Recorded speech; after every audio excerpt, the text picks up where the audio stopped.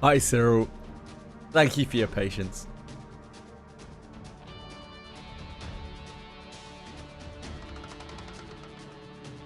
It's been a busy week.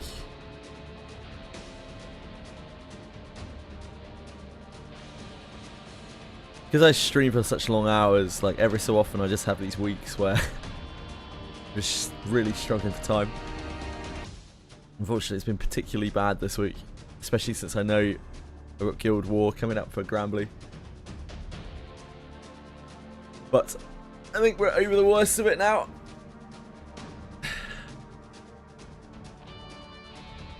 Just had to make sure that I got everything done in real life because I'm probably not getting anything done next week.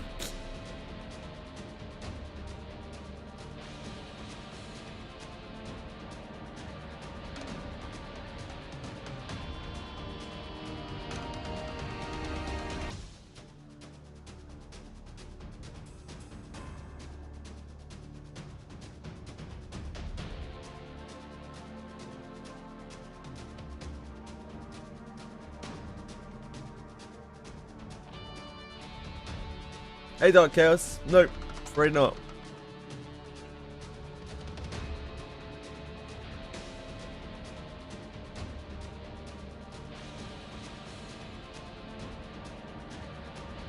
Not today, sir. How are you? Hi, for him. How's it going?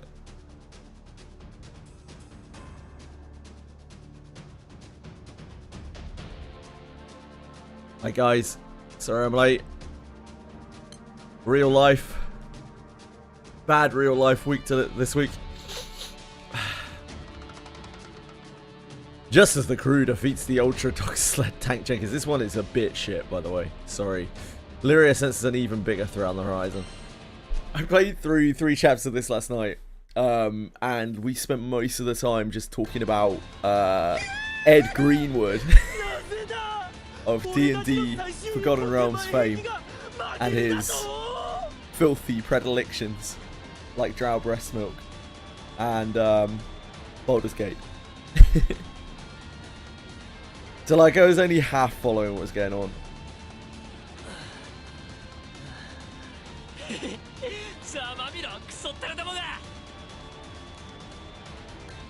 Chaos and the others take down the almighty tank in which the Odaiju Moki had placed so much faith. So like the basic thing is here, these guys, this like gang I guess, owns this island. I don't really know why. I think they have like primal beasts locked away or something. And then Beatrix is here trying to get the primal beast. Fuck knows why we're here. Well, we're here to meet with the society. Skull is super annoying. The characters are pretty shit in this one. Now you need to get M3 grids for your entire roster, Bellico. For the first time ever, by the way, I have all 6 elements built. Like, they're not great, but they are built to the point where I can play them.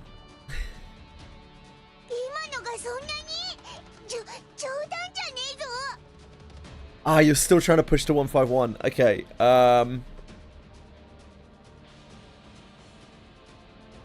There isn't really a quick way. The fastest way is slimes, from what I understand, or Arcarum. Like, it's probably Arcarum, but you don't want to do Arcarum, do you? Not a big Arcarum fan. Just as things look bad for the crew, they take a turn for the worse. Arcarum is probably the best XP, best rank points, but really it's anything. Like, do whatever you want.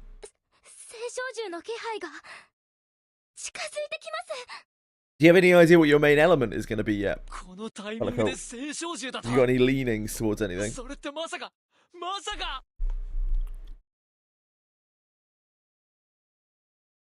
250 days, I mean, it's got 3 figures in it, so it's quite close to a year in that respect. Fire, okay. Have you wait, what? Can you access the like Egyptian raids yet? The Ennead raids? Can you do those yet? Or are those 150 as well? 151 as well?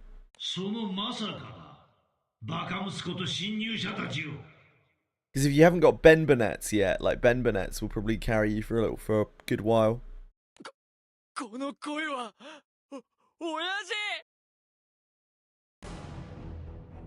That's actually like worth grinding out. Tell me how this turn to face the voice. You'll get a ton of XP in Guild War anyway, Bellico. You're going to get a ton of rank in Guild War. Like, so much rank. There they see the hulking forms of a pair of primal beasts and a man riding on their shoulders.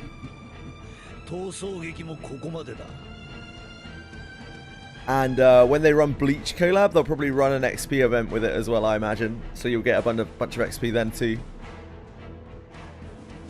Dark Rapture and Limwa. Yeah, that's story gated. Do you have the Enneads? So like Ra, Osiris, that cycle. They know from a hospital say they just reinserted my stem cells. Nurse remarked that your stem cells smell really strong. Dark Chaos, I hope everything goes okay, my man. I'm sorry for or very happy about your strong smelling stem cells. I'm not sure which. 4 Primarchs, that's not what you're looking for. How many stars are they? Let me check.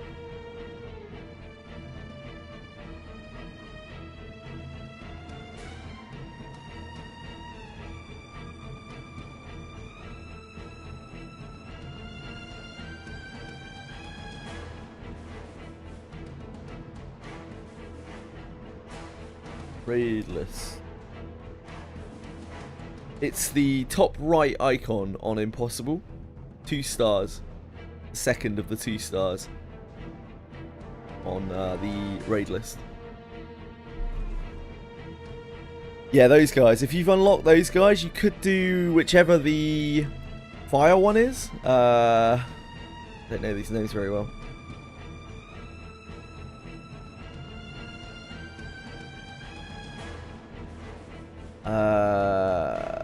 Artem.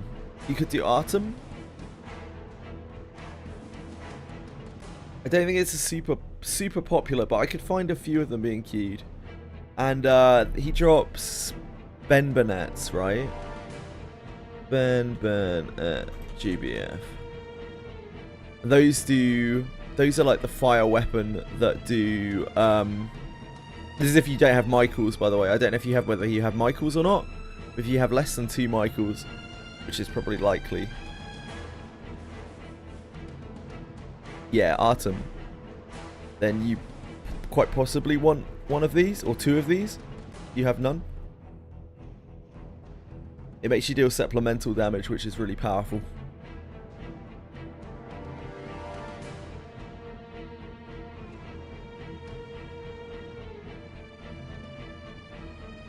So that's something that you could actually farm if you're planning on making your main element fire. Like, that's actually worthwhile your time farming, because that's the problem at the point that you're at right now. If you've done all the side stories and you've done all the main story, and you've done as much of Sierra Carts as you can, and you don't want to do Arcarum, there's not that much that you can do that's actually going to carry over. So that's probably one of the things that you can do. Hello, Quantum. I'm okay, thank you. Just busy today. Well, the whole week. Been a bit non-stop. The crew looks at the towering primal beasts and is lost for words, but not simply due to fear of their overwhelming presence. Like, what you have to understand about Arcarum is, while it is quite daunting, it's just as much of a grind as anything else in the game. And what you do in Arcarum is actually kind of worthwhile. You're working towards unlocking evokers, and the evokers are actually really good. Like, they are super good.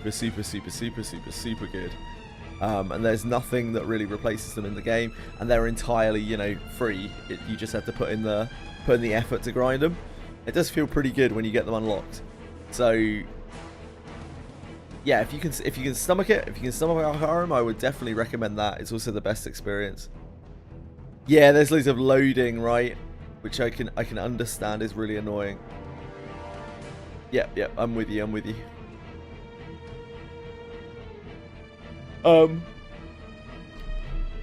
Once you're through, you're not through the regular Arcarum yet, right? Once you get to Sandbox, it's nowhere near as, it should be nowhere near as bad.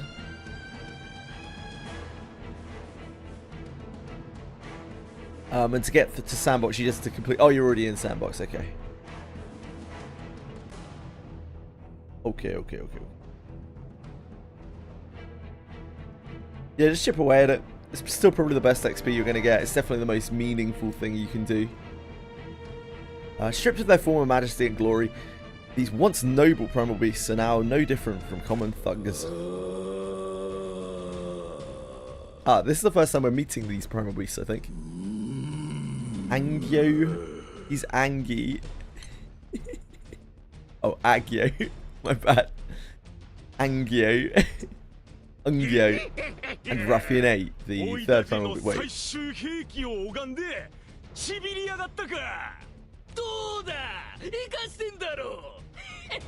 They've been making their way, they've been churning through ruffians in this side story.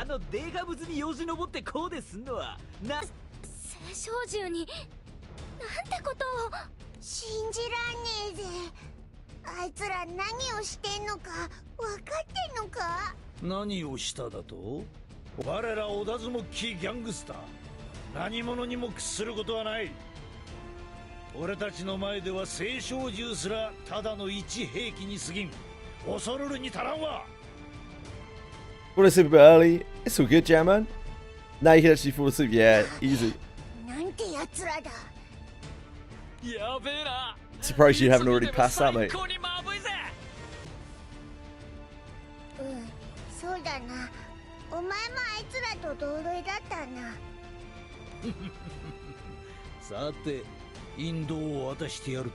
This guy's a classic Granblue fantasy villain. Completely forgettable. Just quite evil.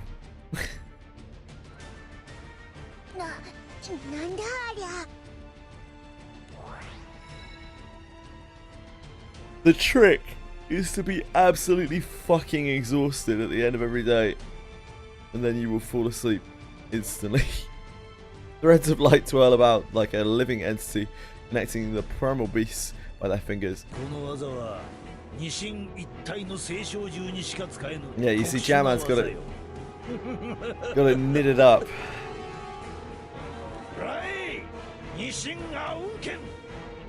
Auken!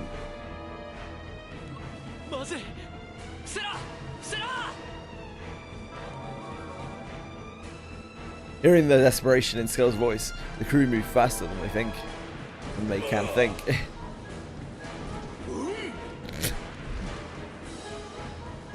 So shit. The primal beast breeze past the crew at an alarming speed. Golden shafts of magical light graze the tops of the crew's heads. When they look up, they see little round chunks where the mountain ahead used to be.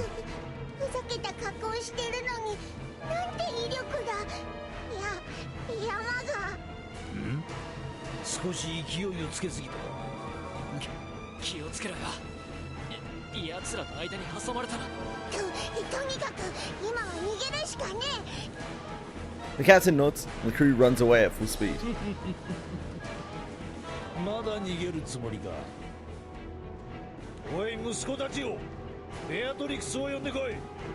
Oh no.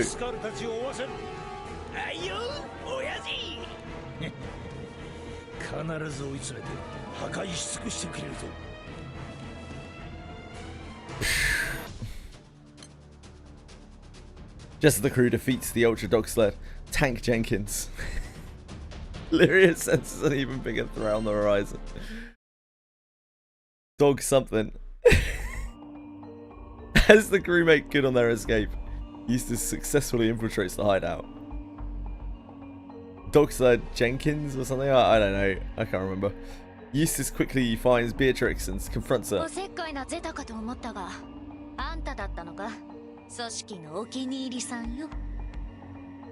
They probably wanted to get rid of Eustace because he's fucking annoying.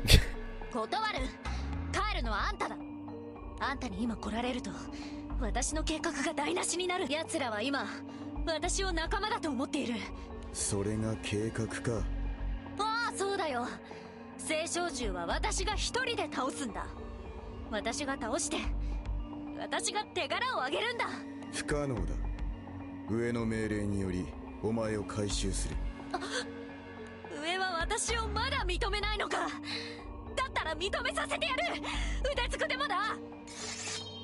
私は上に行かなきゃならないんだよ。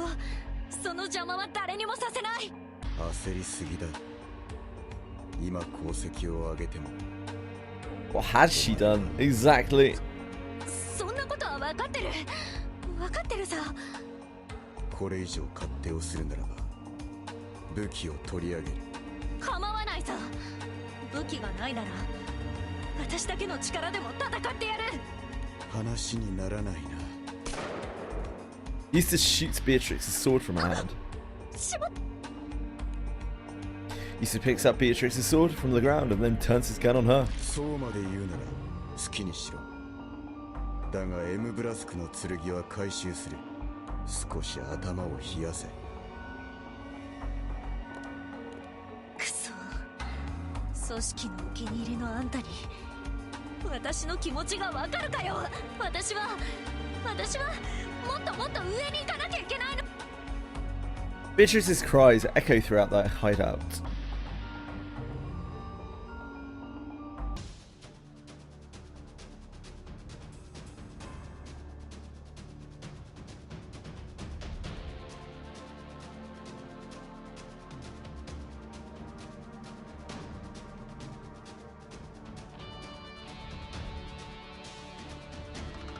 I was lacking a GBF wiki. The Ultra Dog Sled Tank Jenkins. Just for reference there, in case you didn't catch it.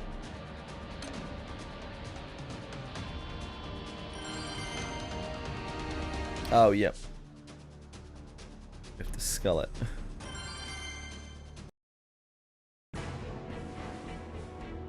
The crew finally escapes from the Odaju Moki gang.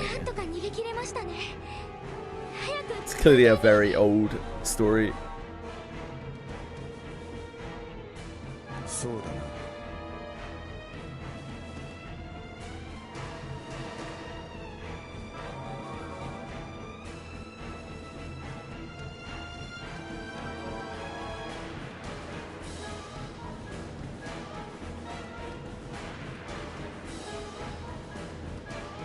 マイキー、てめえいつの間に。ってその剣はあのべっぴんの。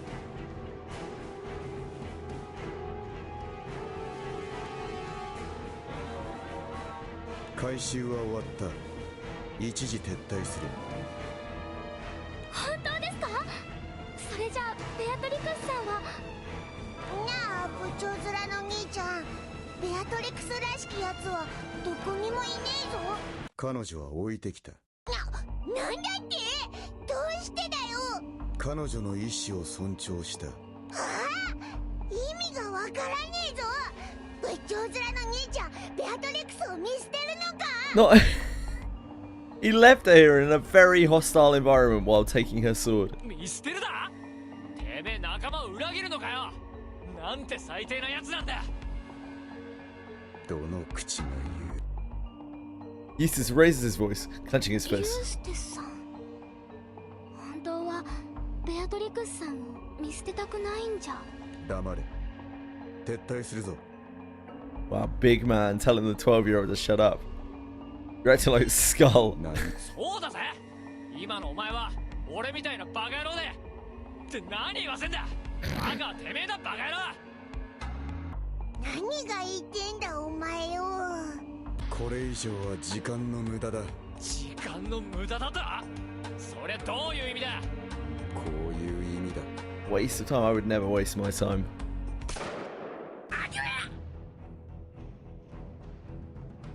うぎー、もう追いついてきやがったのかよ。かあ、しつこいやつらだ。おい、あいつら片付けんぞ。や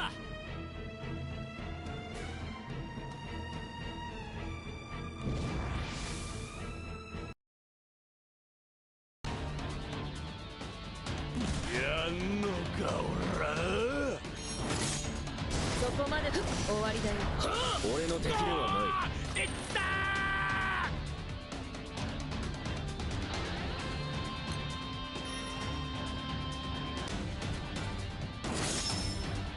やんのかそこまで終わりだよ。俺の敵ではーいったー。許してとは言わないし、言えない。 I was checking my vitamins. Worried I was going to run out.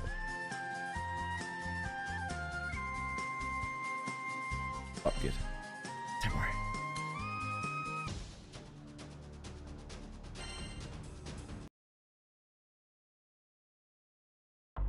Without my vitamins, I'll drop dead. I'm gonna like completely desiccate. While the crew fight off the Udajimoki, Beatrix departs in the dark at the loss of despairs in the dark at the loss of her sword. くそ、こうなったら剣なしで私一人の力で。なあ姉っ子よ。ケンどうしたんだ。気色悪い。その呼び方をやめろ。 Desiccating. Oh, is that the? Oh, it's the Olsen twins, right? Dude, they must be so old now. じゃあなんだ裏切り者って呼んだ方がいいのか。何？どういうことだ？ Maybe they are desiccating actually. おいたちよ、あんたを呼びに来たんだよ。それで来てみたら銃馬持った兄ちゃんと話してやがったじゃねえか。あれはせいざ言い訳する気か。 Ruffian tens on the scene. こっちさ来い。話せ。 That's actually age old. If I was 30, I'd wait.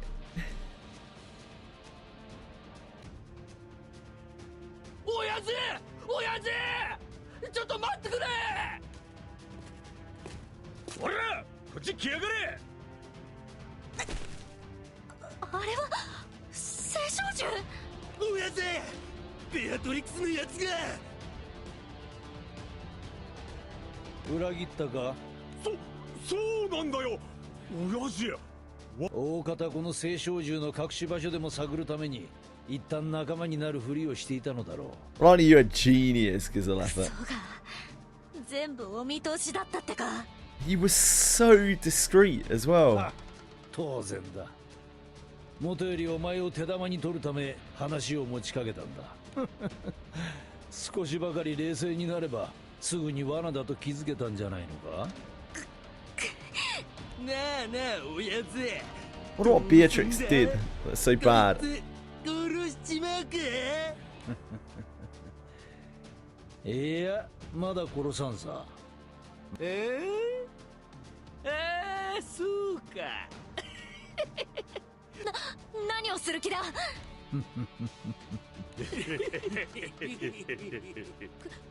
来るなよ。やめ。 She probably should have worn a coat or something. It's cold out there, isn't it?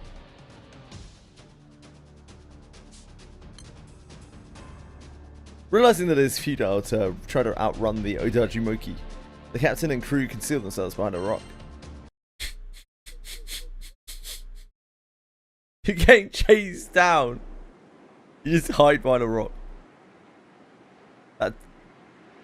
Yeah. Fleeing from the Odajimoki. The crew remonstrates with the party remonstrates with Eustace for leaving Beatrix behind. Just then, the ground begins to shake. もう援軍が来やがったのか。畜生、これ以上逃げても追いつかれちまえ。 Crew follows Skull's suggestion and gets behind a nearby rock. Just after they finish concealing themselves, the Odajimoki begin to appear one after the other. Observing the proceedings from behind the rock, the crew are shocked by what they see on the dog sled tank. ありゃくそくそこんなはずじゃ。んなもんねえよ。おとなしく吊るされての。 Wow, not even a ruffian. He has his own title, chariot driver. おっと縄抜けしようとしても無駄だ This ぞ。 guy's the real deal. きつーくきつーく固く固く座ってやったからよ。Hmm. くそふざけやがって。ありゃめんこいじゃねえか。 Just then, Guzaletha shows up with the two primal beasts. 裏切り者のスカルに侵入者どもよ。おとなしく出てくるがいい。さあ早く出てこい。さもなければこの女の無事は保証できんぞ。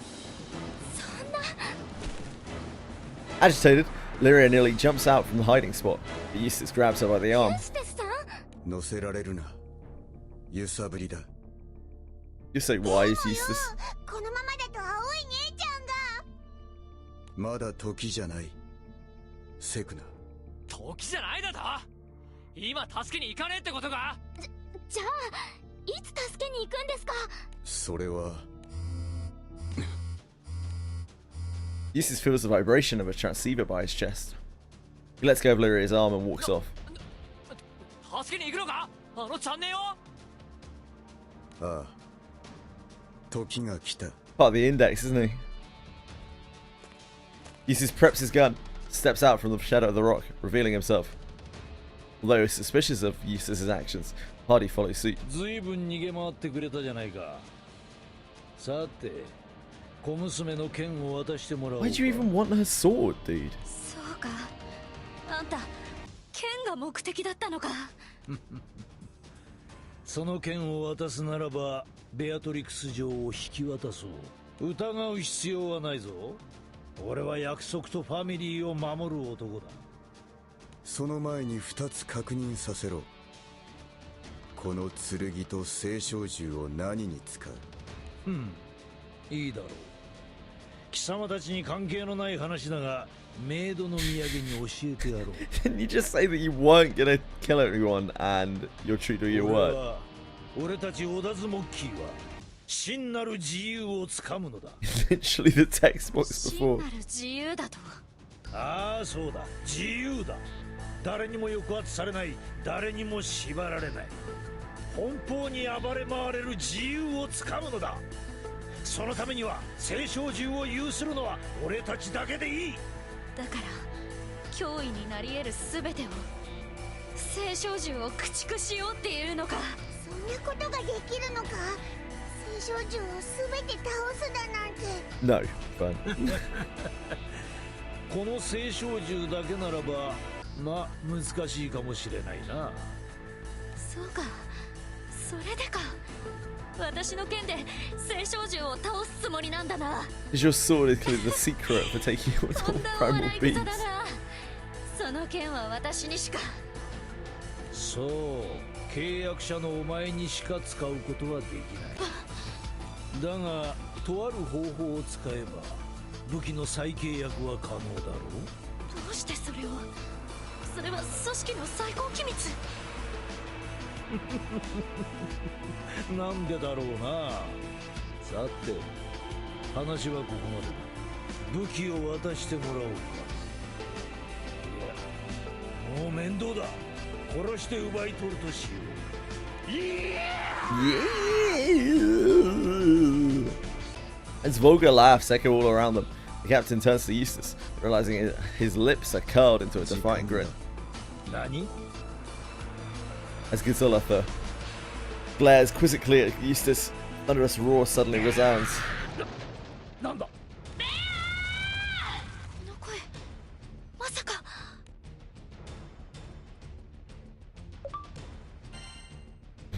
Ultra Tank Dog Sled Jenkins.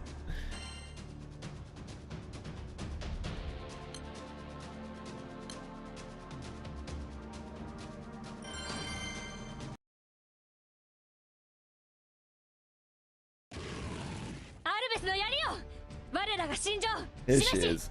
貫くための牙となれ。大釜グロウノス Here he 星の is. 獣の血をすすりその魂を刃となせ。あの武器組織の増援か。何をしている。さっさと取り囲まんか。 Surprised by the sudden onslaught of Zeta and Vasaraga, Gazzaletha turns his attention to them. The opening this creates does not go unnoticed by Eustace. Eustace scores a direct hit on one of the primal beast's right knee. The primal beast loses its balance, and Gazzaletha, perched atop its shoulder, tumbles into the snow. Not one to let an opportunity slip by, Skull runs up to Gazzaletha and pounces on him. スカル貴様。親父、俺はてめえを超えるぜ。世話になったな。くたばれ。 Shoots him in the face. 行けゼータ、道は俺が切り開く。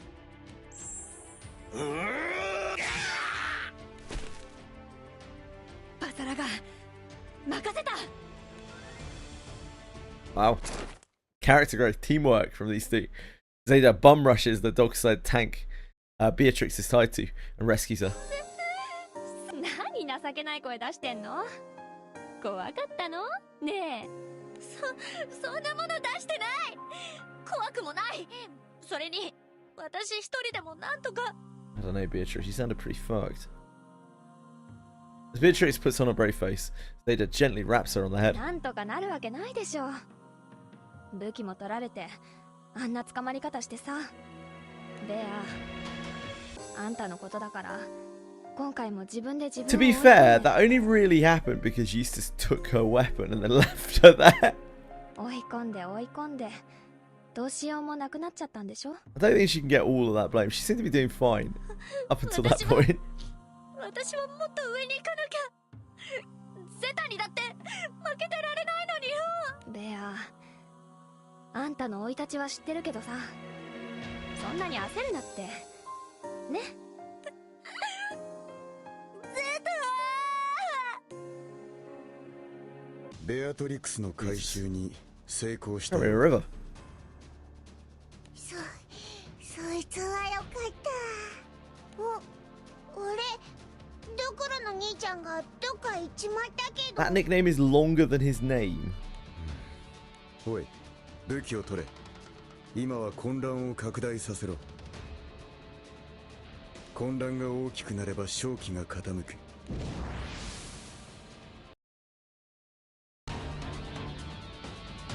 やんのかおら。ここまで終わりだよ。俺の敵ではない。 Give a Lancelot summon at level 100. That'll be from one of the side stories. Well, like all sorts of summons and things from the side stories. 逃がす終わりだよ。俺の敵ではない。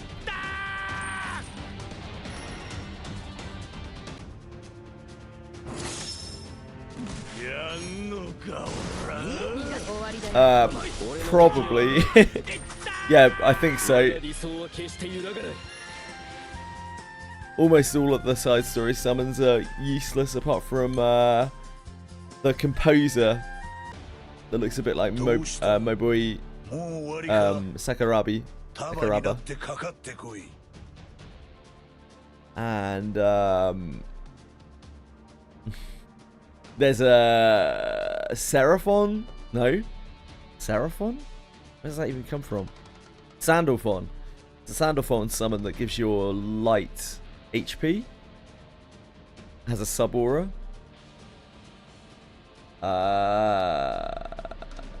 That's about it for the most part. なんだこのデカブツは。ぶん殴ってもピンピンしてやがる。この体は特別性だ。生半可な攻撃で動きを止められると思うな。 Most of the summons kind of suck. It's like very basic. The Ardajo Moki turn their attention to Vasaraga.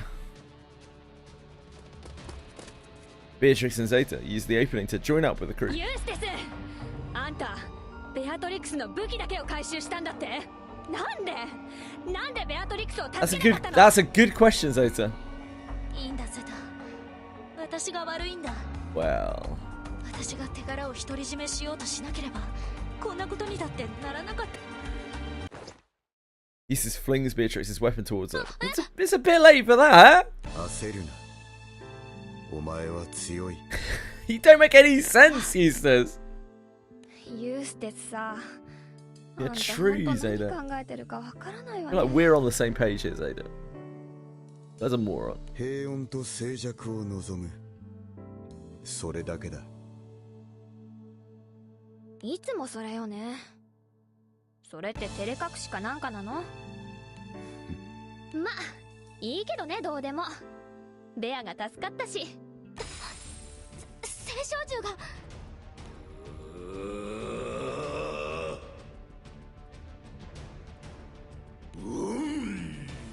ああ、私たちの武器に反応してるのかな。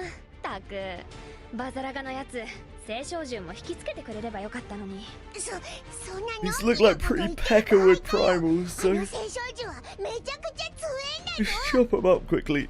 Let's move on. 私が片付ける。 Beatrix readies her sword with determination.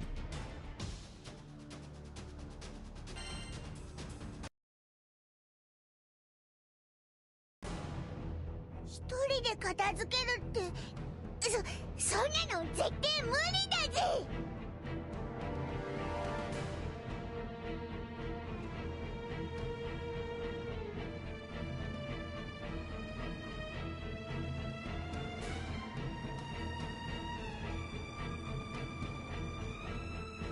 焦りは消えたか。ああ、今の私は。止めねえのかよ。今のベアトリクスならな。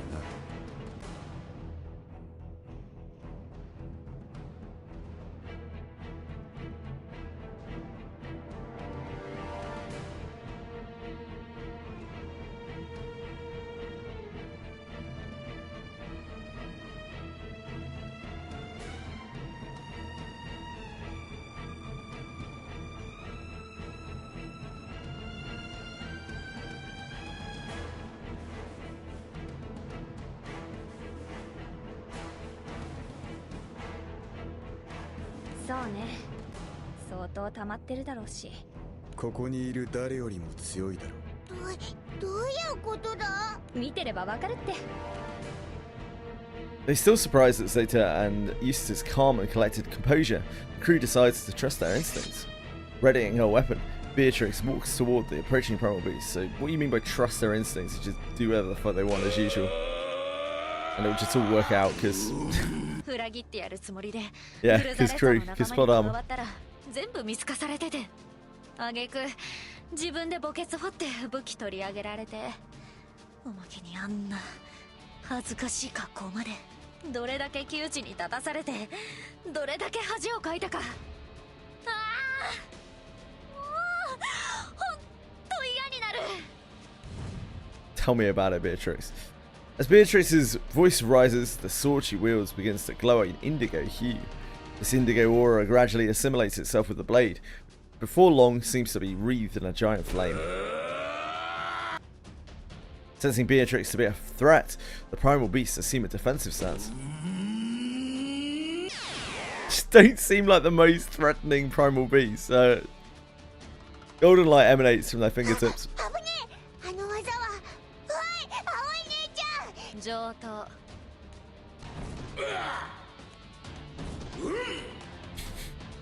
Attempts to catch Beatrix in the shafts of her lights. The primal beast dashed toward her with エムブ incredible ラスク force. の剣よ、我が前に渦巻く因果を食らい、勝利への道を切り開け。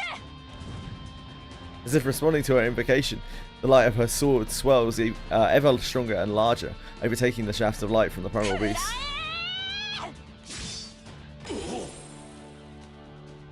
The golden shafts of magic are torn asunder as the primal beasts halt in surprise. まだまだ。 Beatrix swings her blade sideways, cutting across the sides of the primal beast.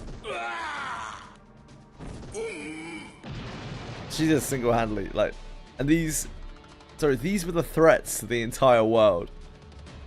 The air seems to explode as the atmosphere is rent, and a flash of light envelops this field of snow. 何が起きて As their field of vision gradually returns, the party stands in awe at the events that have just transpired. The Primal Beast is stooped on one knee, seemingly in pain. くそタフなやつらだ。バカな、なんてことだ。なんてやつらだ。俺たちの最終兵器に Up to Ruffian 12 now. あいつら今の見て心が折れたんじゃない？さいや無理だろう。うわー急に出てこないでよ。奴らの服 How さ did he come out of nowhere? Look at the size of him. 何？くっそー、早く最終兵器を回収しろ。 This is fucking それに ridiculous. まだまだ俺たちの方が数は上だ。バカが数でどうにかなる戦力差じゃないだろう。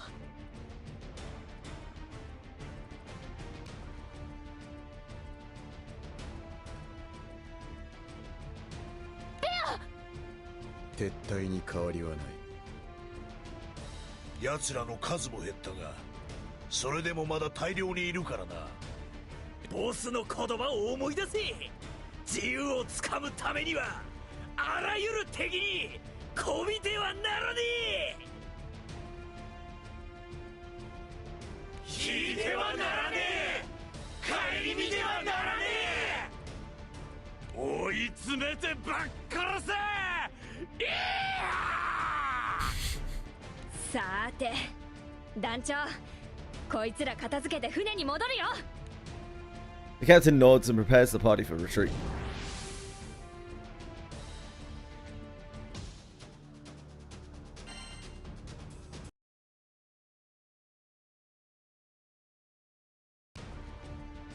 As the party prepares to retreat, Skull faces off against Guzaletha. He's just taking all of his shit off. He's got some kind of like 1990s wrestler outfit on now. 殴りやがったな。ぶっ殺してやれ。なかなかやるじゃないか。そうだろ。おら。 Skull kicks a pile of snow into Gizaletha's face, trying to obscure his field of vision. In the instant Gizaletha dodges to the side, Skull predicts his movement, tackling and pinning him to the ground. 母ちゃんいいんだよ。卑怯なんて言うんじゃねえぞ。 All while uttering a coarse laugh, Skull restrains Gizaletha with his feet and points his gun toward the Allfather's head. 親父、俺はあんたを超えてよ。誰よりも自由になってよ。 Damn for 誰 real. よりもビッグになるんだよ。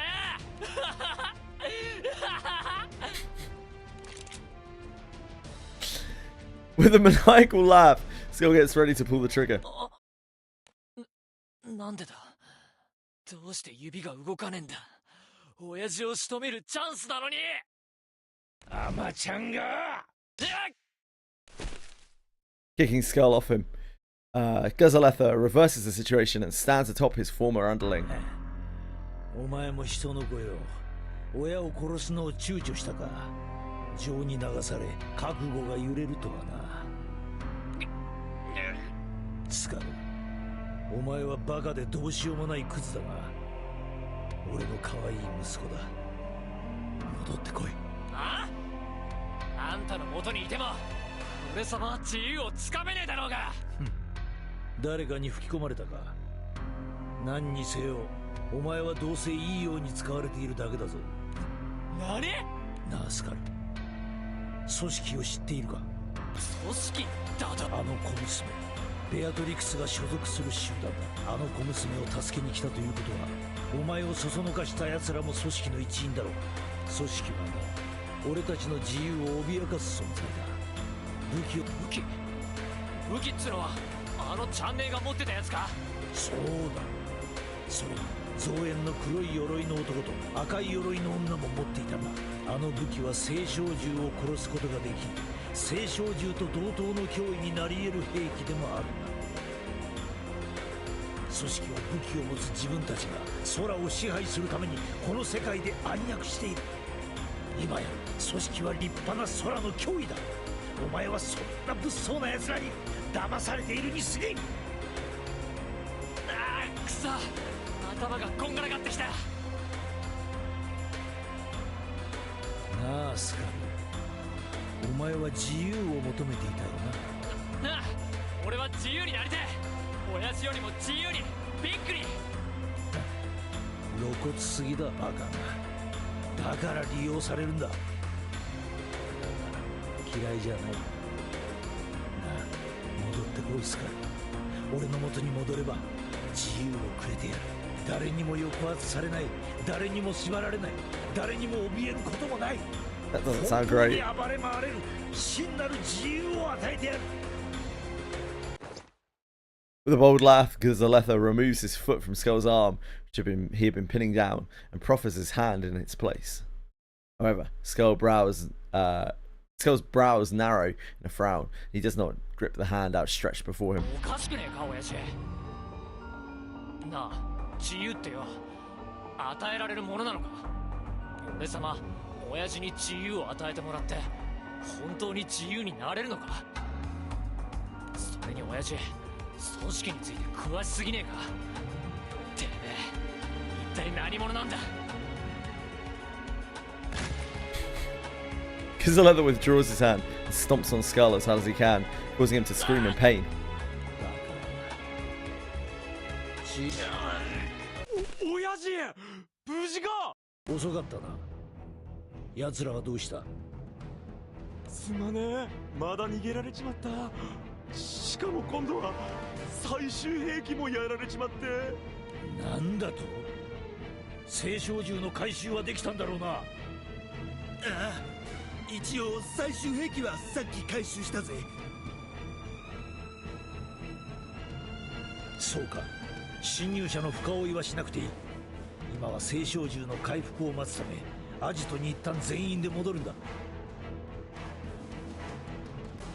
了解したぜ。って親父、何踏んでんだ。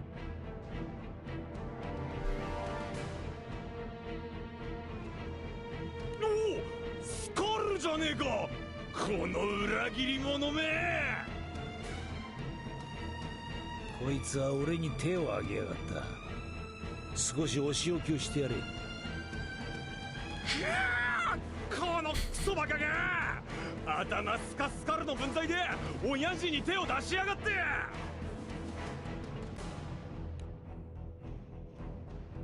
The indignant Ardajimoki start to swarm around Skull, taking out their anger on him.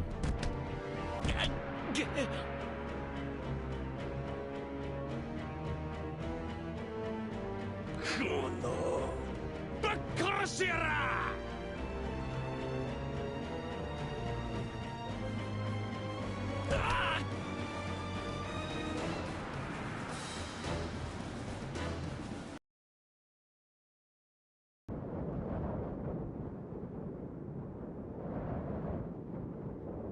Minutes later, Skull is found with his face buried in the snow, his body covered in wounds. 裏切るからこうなるんだよ。頭スカスカルが。スカル、そこでしばらく頭を冷やせ。反省したらまたファミリーに迎えてやる。ま、生きていたらの話だがな。Gazaletta's words echo dimly in Skull's ears as his consciousness slowly fades.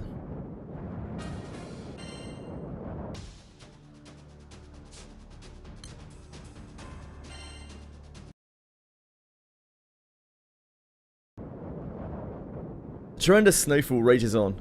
The snow begins to pile up around Skull's heavily wounded body. ざまね、ちくしょう。寒いな。くそ。昔もこんな思いをしたっけな。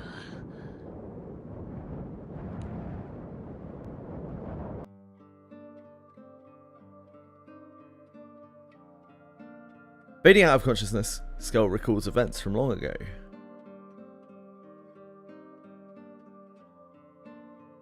Abandoned as a child, it was in a snowfield like this one that he found himself unable to move any further. Hey Deramal! What's up? 目が見えなく。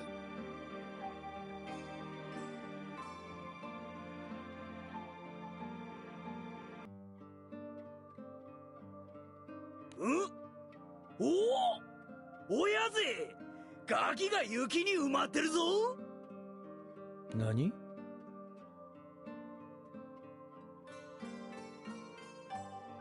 It's Catalina. To remember that if that uncaps our story, Catalina. Need to take advantage of it while I can remember. There she is. Hi, Breadstick! What's up?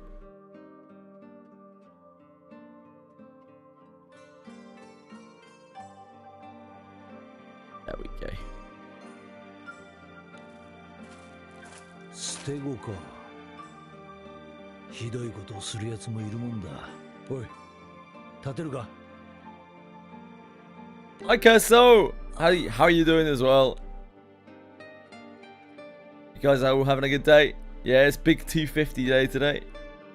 Joel looks over to see where the voices are coming from. There he sees Gazaletha, with a wide smile and a hand held out in aid. 俺と来い。自由を与えてやる。今日からお前 Hi, は Pi. 俺の息子だ。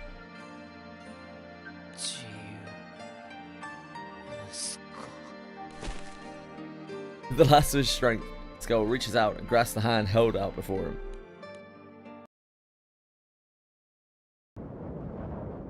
But in reality, it's not Gazaletha's hand that is held out to him.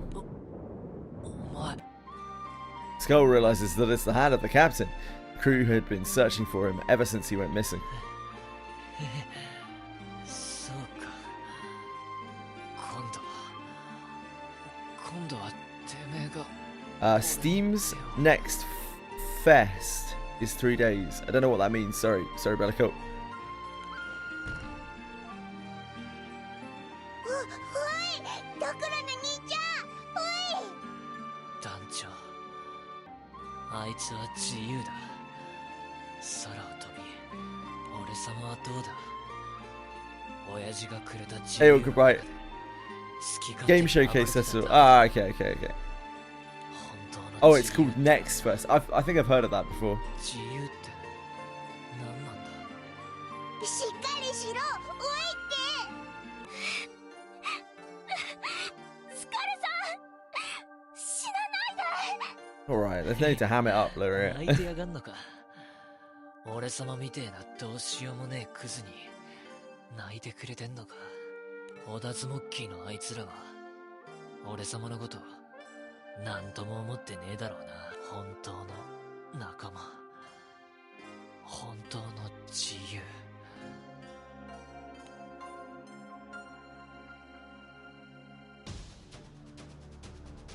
Alone and sapped of all energy, Skull lies deserted in a bitterly cold snowfield. Drifting in and out of consciousness, he sees a vision.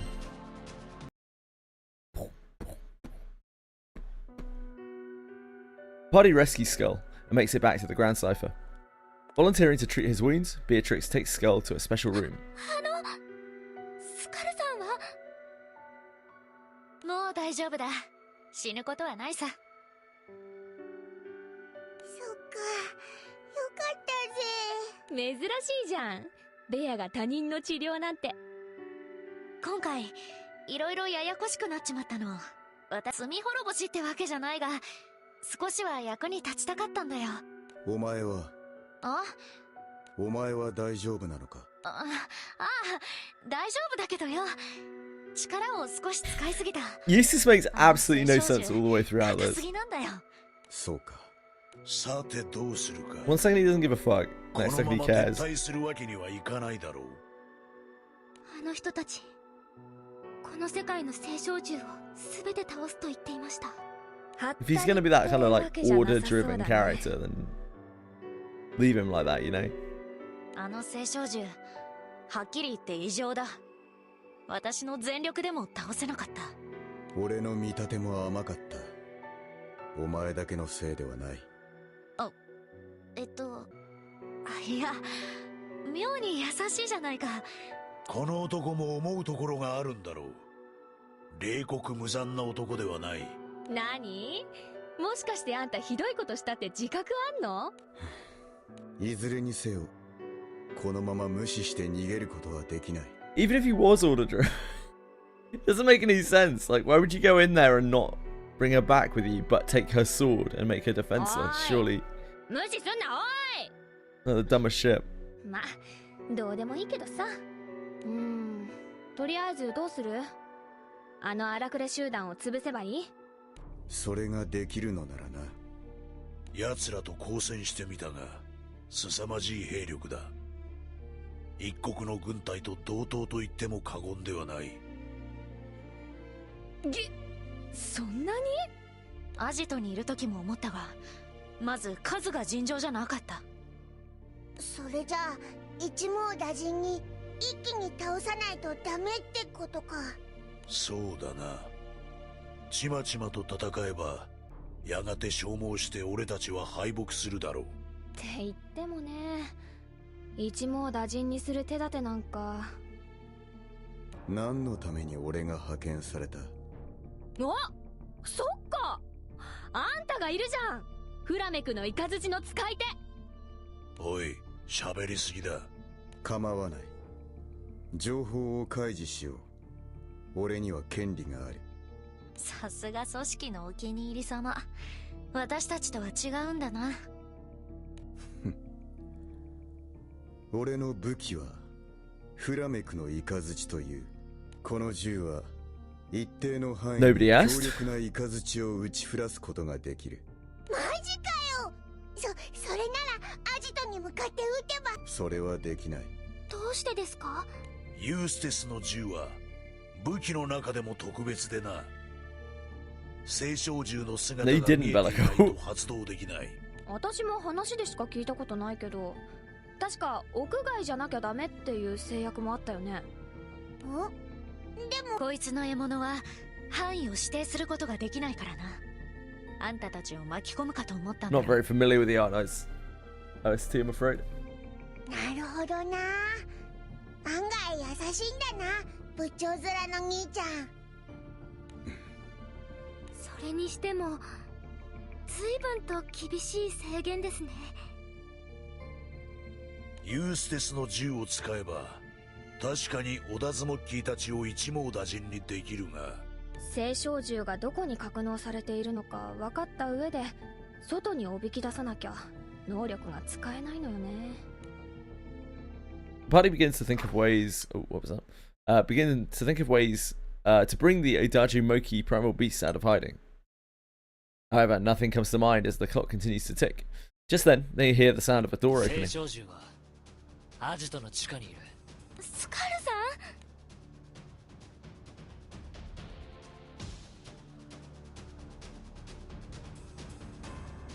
ん。Alone and sapped of all energy, Skull lies deserted in a bitterly cold snowfield. Drifting in and out of consciousness, he sees a vision. お前もう動いて大丈夫なのか？割と平気だ。なあ、青少銃のありかを知りたいんだろ。地下だ。地下に格納してある。その情報本当なのか？ほんとさ、ほんとだともよ。嘘の情報なんかじゃねえよ。俺様よ、考えたんだよ。んで、結論が出たんだわ。団長、あんたを見てよ。あんたは自由だ。でもそれは与えられちゃいねえ。自分で掴み取ってやがる。だから俺様も掴むぜ。親父に与えられる自由じゃなく、本当の自由をな。Bill gazes at the party with a firm resolve in his eyes. 少しはマシな目をするようになった。うるせえよ。俺様は覚悟を決めたんだ。一度決めたら揺るがねえぞ俺様。自由をつかむためには親父やオダズモッキーが邪魔だ。あいつらがのさばれば俺様に自由はねえ。だからよ、俺様も混ぜろや、その話によ。好きにしろ。なあユースですよ、その銃はなんだ？青少銃が見えてる上で外なら撃てるのか？ああ、そっか。 Correct. ならよ、俺様が地下の天井をぶっ壊してくるってのはどうだ？オーダーズモッキーの地下には大量の火薬が貯蔵されてっからな。火をつければドッカンだぜ。ちょっと待ってください。そんなことしたらなーに大丈夫だ。俺様もうボロボロだろ。これ以上もうボロボロになんねえや。うわ、何そのバカ理論。うるせえな。俺様はバカじゃねえよ、天才だぞ。スカリ、やれるのか？足りめえだろ。俺様覚悟を決めたんだぜ。 Skull looks at Eustace with a determined look in his eyes. Eustace returns the gaze with a slight smile. ほん、へえ、てめえも笑うんだな。たまにはな。この作戦で行く。スカリ、待ってくれ。思ったんだけどさ、スカルが忍び込むために奴らの気を引いた方が良くないか。だから私がおとりになる。は？何言ってんの？おとりならこのデカブツに任せなって。あんたより全然タフだから。ゼタの言う通りだ。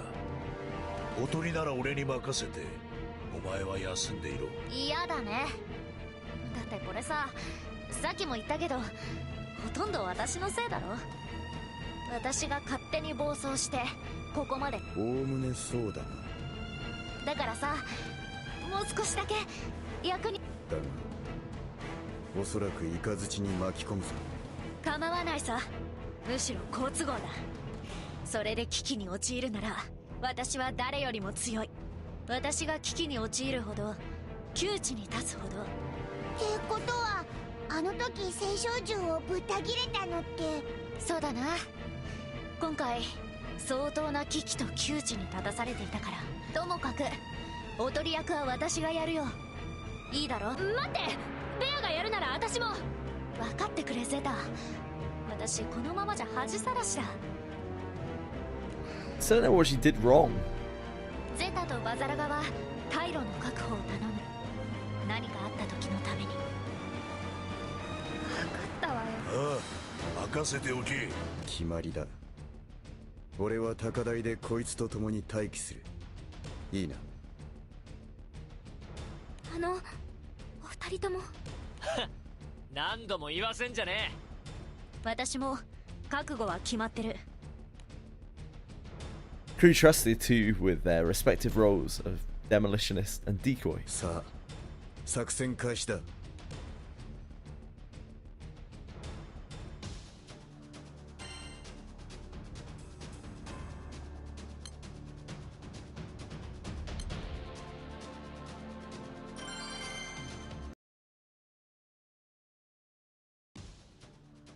え？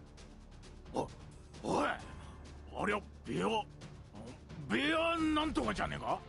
Imagine she'd stand out a bit, you know, considering everyone else at Harvard. なんだと？一体。わからねえよ、おやつ。でもあいつ武器持って近づいてくんぞ。来いよ How 雑 did she 魚ども just は。 get 蹴 in? 散らしてやる。 Uh, 私があんたたちを召してやる。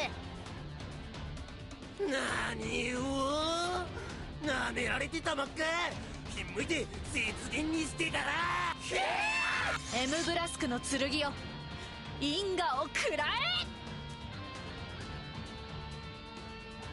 meanwhile, Skull successfully infiltrates the hideout's basement. There, the two primal beasts stand dormant with their eyes closed. え。寝てやがんのか？ま、どうでもいいか。男スカル、派手に爆発してみせるぜ。まあ死なねえがな、多分。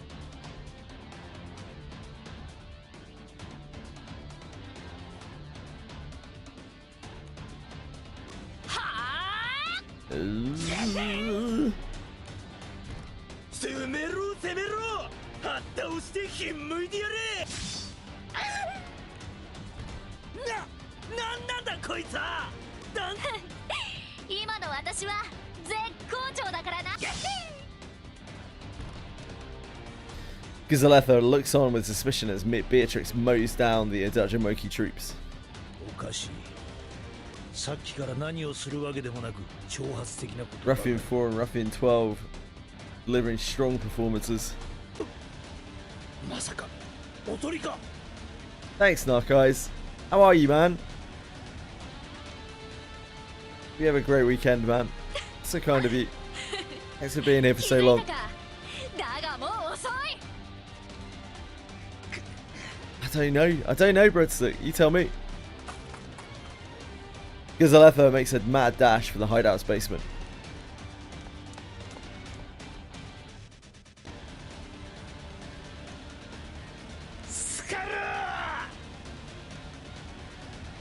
Crashing is going to worse your health, I take it, or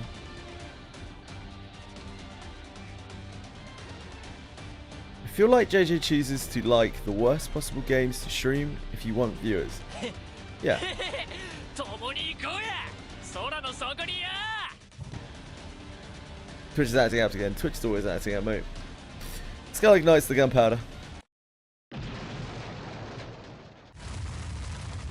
A white hot explosion that seems to rend the very air shoots into the sky. なにアジトがさっき親父がアジトに親父。さあ次は私の番だな。痛いのには慣れてる。さあ来いイエスです。 At the vantage point nearby, Eustace and the captain hear an explosion followed by Beatrix's screams. アジトがドクロの兄ちゃんやったんだな。 With the hideout in ruin, the primal beasts become visible from the crew's vantage point. 二人ともやり遂げたか。 Eustace smiles and sets his gun toward the skies. フラメクの雷を時は来た。共に憤怒を叫び蒼天を焦がせ。 Eustace points his gun sky high and pulls the trigger. Dark clouds begin to gather. Moments later, the clouds rain down bolt after bolt of lightning.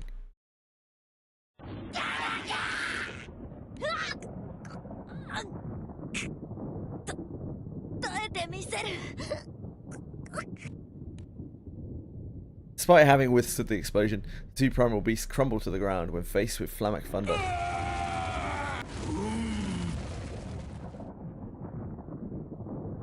Wicked thunderbolts continue to pour from the dark clouds, charring the snowfield black. すげえ。スカルさん、ベアトリクスさん。急げ。 Eustace and the party descend from their vantage point and make their way towards the hideout. Is what Twitch is crashing or something, Narcos? Crew enters the hideout to find Beatrix with her sword thrust into the ground to support herself. すっげえ痛いの。動けるか。余裕だよ余裕。本当はもう倒れそうだけどな。痛い。 You'll be alright, Beatrix. You're named character, aren't you? 強がってなんかねえよ。ちょっとあまりに痛くてびっくりしただけだから。よく耐えられたな。おいらだったらどうなってたか。ただ残念なことにな。耐えられたのは私だけじゃないらしい。 Ruffian 10 still standing as well. And Ruffian 12. タフな奴らだ。楽にしてやろう。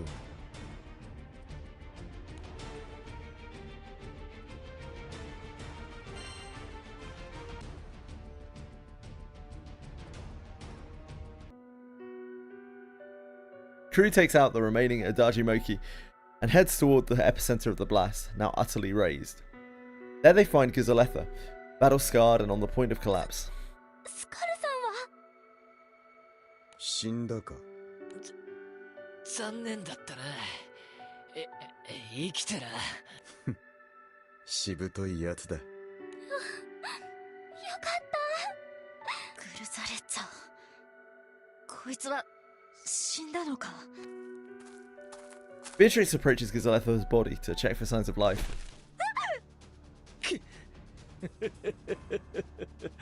存外可愛い声で泣 Why'd く you じ have ゃ to な make い it weird, か。 Gazeletha? うるさい。聞いたよ。爆発に雷撃か。久々に死にかけた。降伏しろ。青少銃を差し出しな。そうすりゃ命は取らないさ。降伏だと。断る。降伏などしてたまるものか。自由を脅かす者にこびてたまるか。Dripping blood with every step he takes, Gazeletha slowly makes his way toward the crew. 俺は自由な男だ。誰にも怯えん。誰にも抑圧されん。何人たりとも俺の脅威になることは許さん。 Good for you, sir. 来るがいい。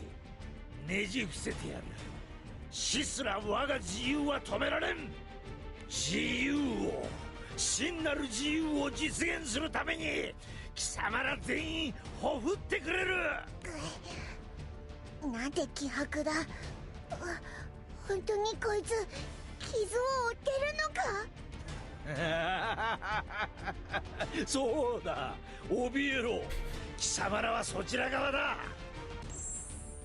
With a fearless laugh, Gazeletha produces a crystal emanating a bewitching radiance and shows it to the crew. なんだよそれ。これは青少銃を制御する能力を持つ組織が作り上げた制御装置よ。組織だと。あんた本当に一体何者なんだ。俺が何者だと？もう関係あるまい。 With a crazed grin, Gazeletha crushes the crystal gripped in his fist. At that instant, the primal beast genuflect. The fuck does that mean? Genuflect. To briefly bend one knee to the ground, usually the right knee, as an act of reverence, worship, or deep respect. Well, the more you know. Genuflect.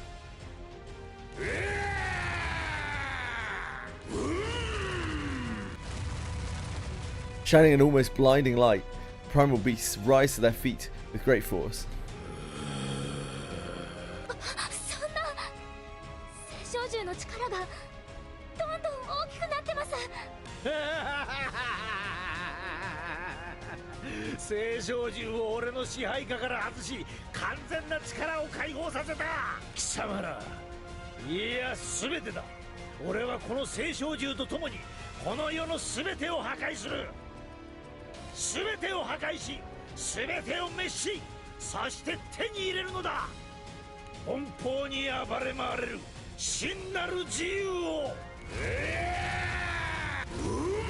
来るぞ。 Like the least intimidating primal beasts ever. All this fuss. There's some Z tier primals.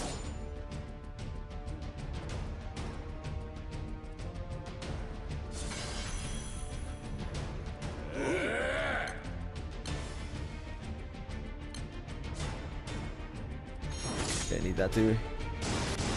I mean, we do.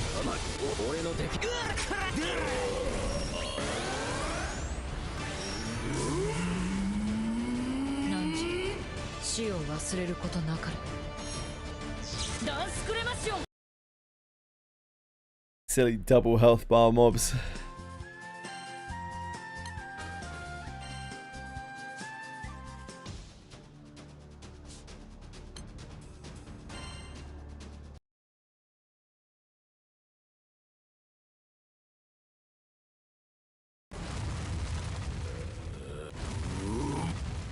Ha ha ha ha!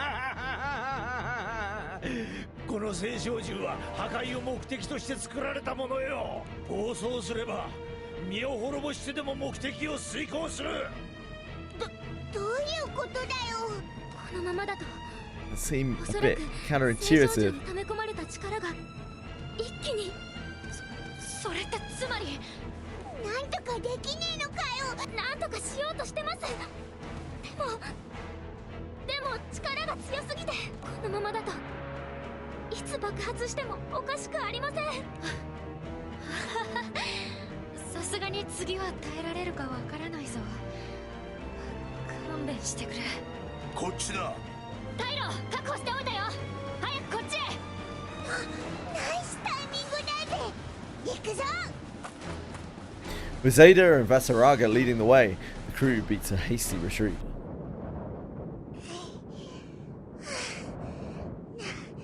なんとか遠くまで逃げて。おい待て、ユーステスとスカルはどこだ。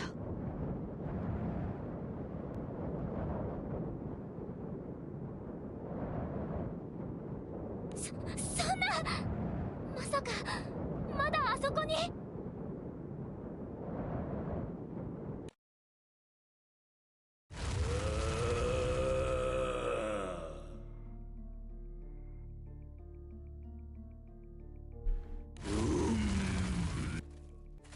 Glancing warily at the primal beast, Eustace approaches the battle-scarred Guzaletha, who's on the verge of グル collapse. ザレッツァ、我が組織を裏切った創始者よ。上の命により処分しに来た。俺の手で確実にな。そうか、そうか。貴様だったのか、ベアトリクスめ。本当にしてやられた。あの小娘さえいなければ貴様にもっと警戒ができたものを。もてなせなくて申し訳ない、組織の犬よ。遺言はあるか。お優しいことだな。そうだな、貴様にいいことを教えてやろう。組織の目的は形骸化している。今やかつて組織は空に自由を与えるため聖少獣を駆逐しようとしていた。だが今はどうだ。今や組織は武器を使い、自分たちそのものが空の支配者になろうとしているではないか。自由を脅かす存在になっているではないか。ああ、その通りだ。なんだと。それでは貴様は組織の腐った思想を知った上で組織に加担しているというのか。平穏と静寂を望むが言う。そうか。ならば貴様に送る言葉は一つ。クソくらい。Eustace narrows his eyes, as if in sorrow, and he gets ready to squeeze the trigger. Suddenly, someone grabs his leg. His eyes widen when he sees who it is. It's just Skull, isn't it? Skull is the one who kills him, I think. 俺のけじめだ。 Skull grips Eustace's leg tightly, glaring at him fiercely. With a smile playing on his lips, Eustace lowers his gun, and leaves the hideout. いや、グルザレッツァ。 Skull utters the name of the person he so admired and wanted to surpass. He cocks his gun. He cocks his gun. あんたに Yeah, he 縛られ cocks て his るん gun. だ。俺様はあんたが生きてる限り自由は与えられるもんじゃねえ。なあ、そうだな。だからよ、俺はあんたの家族を辞めるぜ、クルザレッツァ。俺を殺してファミリーを辞めるつもりか。バカがその引き金を引けるのか。アマちゃんのお前によ。お前は生きがってるだけのアマちゃんだ。引き金なんか引けっこねえ。確かによ、てめえの言う通りさ。ちょっと前までの俺ならな。だけどよ、俺はあいつらに会って本当の自由を掴む覚悟をな。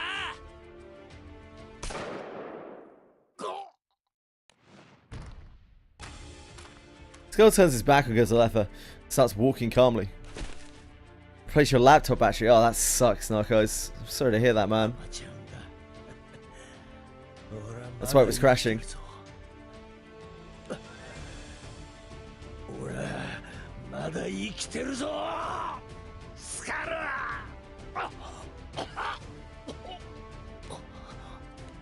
あスカル、お前は俺と同じだ。 I don't think Skull's a very good shot. 自由を求めてよ。 Oh, that was about you. Okay. ファミリーを裏切ったよ。 I'm really sorry to hear that. I'm sorry to hear about both things. お前も自由を求めてファミリーを裏切る。何がファミリーをやめるだ。俺にそっくりじゃねえか。 Don't think I know who Meliodas お is. 前は俺。 Skull doesn't answer the voice coming from behind him, but just keeps walking. 永遠によ。 Ah, I don't know Seven Deadly Sins very well. Nah, Or I don't remember it. お Oh, 前は永遠に Meliodas. Yeah. The guy. 息子だ。 The blonde haired dude. なあ Kinda, スカル。 yeah.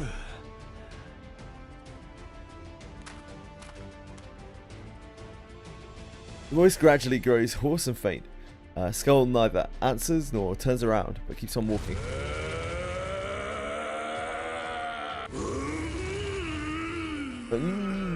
スカルよ。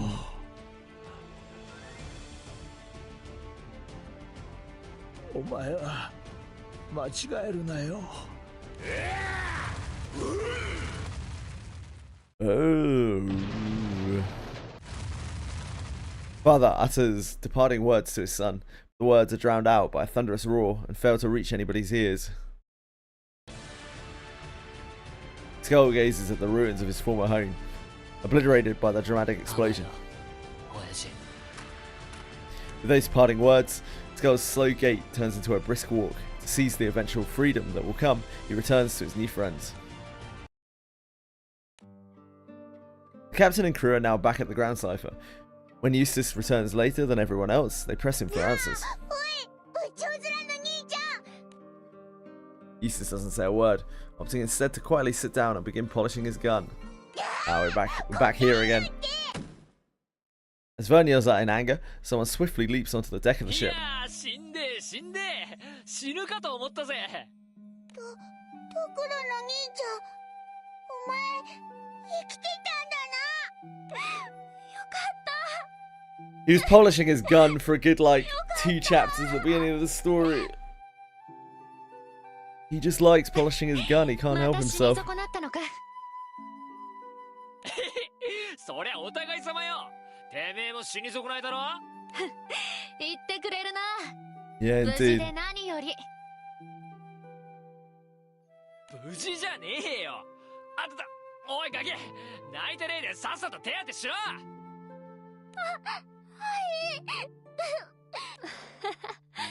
ルリアちゃん泣きすぎ。 Oh, Skull, everyone cares Hola, about you Bea. until あんたもこっち来なさい。 about あん 5たも seconds しよ time. When you're going in the forgettable side character まったく bank. とんだ無茶をしたな。今回ばかりはこいつと同意見。勝手なことばっかしてさ。悪かったよ。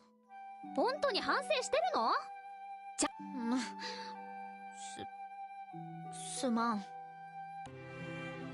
As Beatrix hangs her head in sorrow, Eustace gets to his feet and puts a hand on her shoulder. 助かった。は？ Paying no attention to Beatrix's bewilderment, Eustace resumes cleaning his gun. Great. わからん。なあ、ユーステス。あんた、戻ってくるの遅れたよな。あのグルザレッツァって男、組織について随分詳しかったけどよ。それと何か関係があるのか？ Not anymore. お得意のだんまりか。じゃあ、スカル、あんたでいいや。あ？さあな。忘れちまったよ。バカなやんだと？俺様はまあそうかもしんねえな。 With these words, Skull looks up to the distant skies and spreads his arm out wide. Then, as if trying to grasp the very sky itself, he cups his hands together. この手にいつか必ず掴んでみせるぜ。 Perfectly normal thing to do.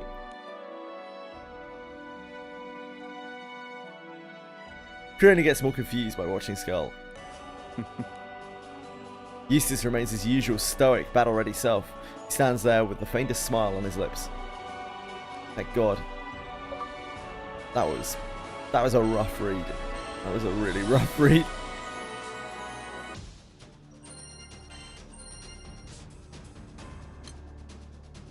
Annoyingly, I think the end boss of this one is a 2-person boss. A 2 health bar boss is what we slide up on. It's alright.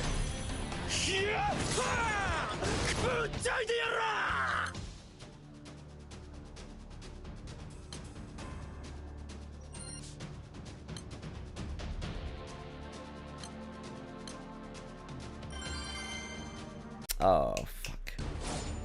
We're using Skull.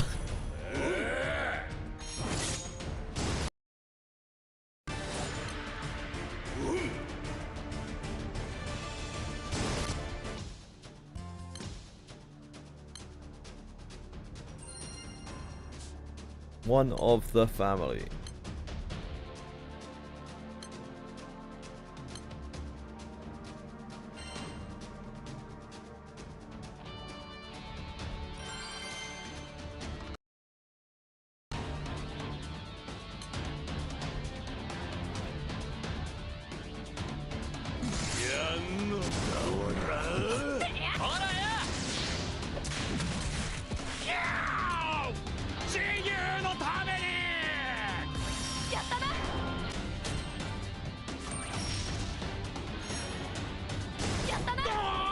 The wrong way around.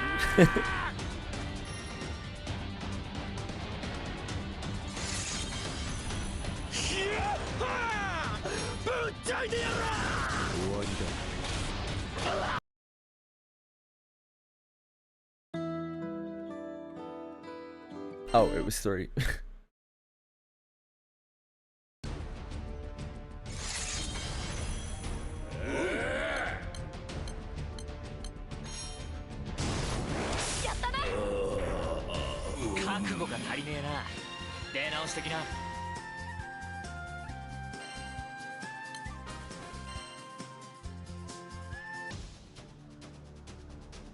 I think this is a normal 110er.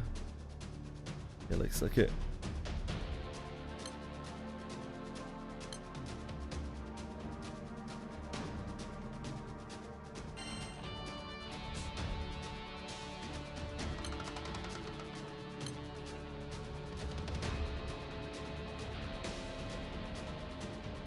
I doubt Michael will make that much difference, but we can hope.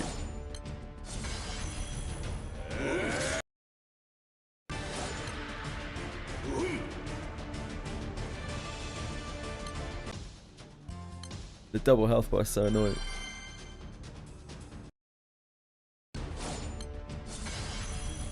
Oh, we get lots of this material though.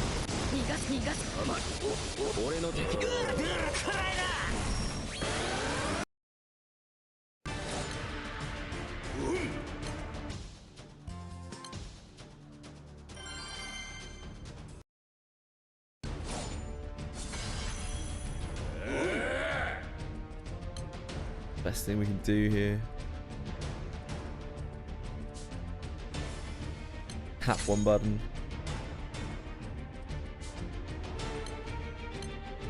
Yes, probably.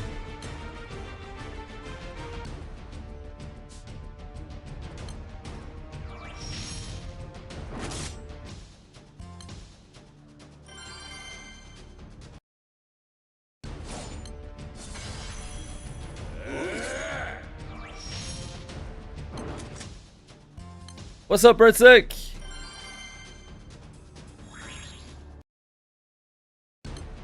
What's the problem?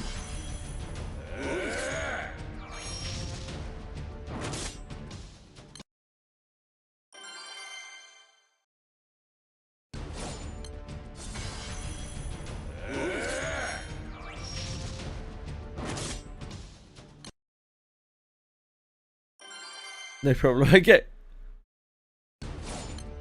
Carry on then.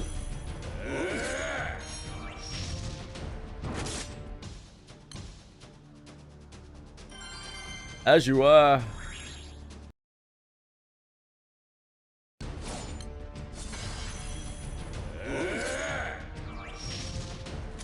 これで終わらせる。 Oh. Meant to hit attack. 神戸を垂れる。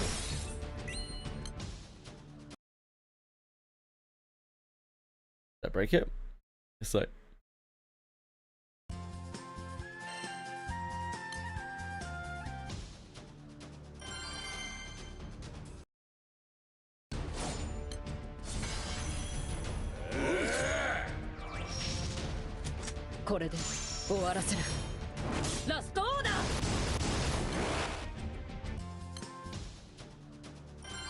That'll happen any bit.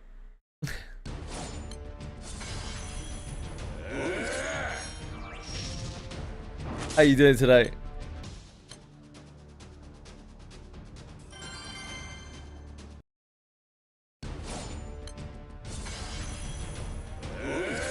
Let me tell the voice some. Rise.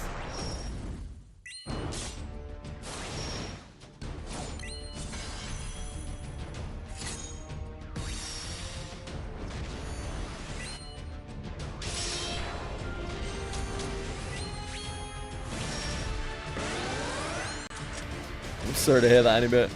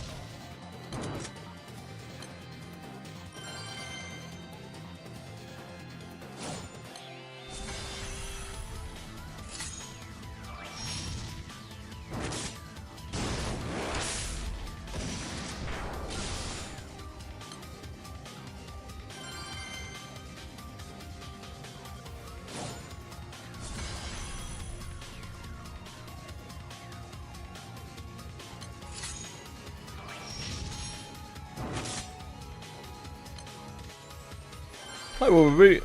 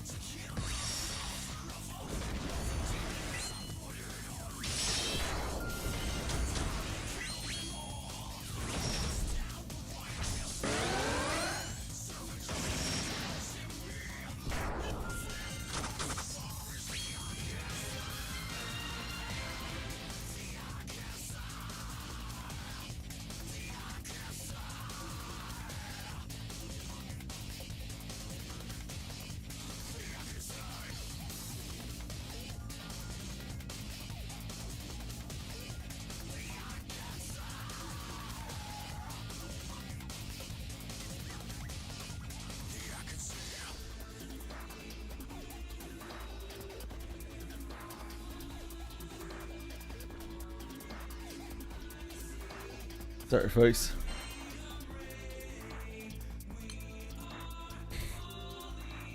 Narcos, can you not spam quite that much? I know chat is very slow and everything, but that's just like a lot of messages.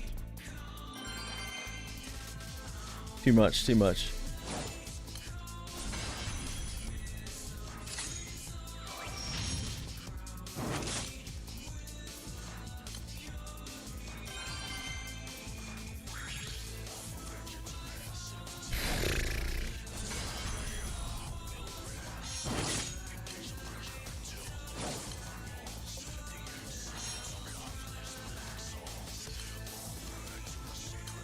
Any plans this summer?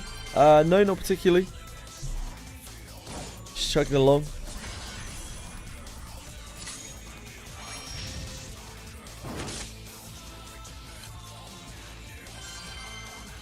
How about you?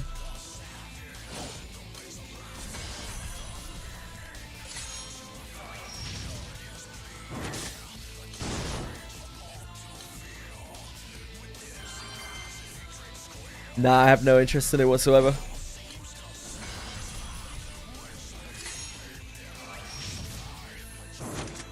I don't watch anything these days. I haven't for, I don't know, 4 or 5 months.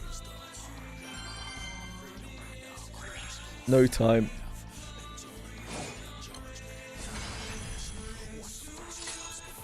Few days off starting next week. Cool.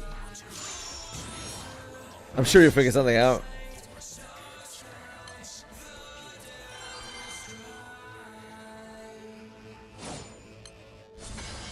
Hello, Quantum. How are you?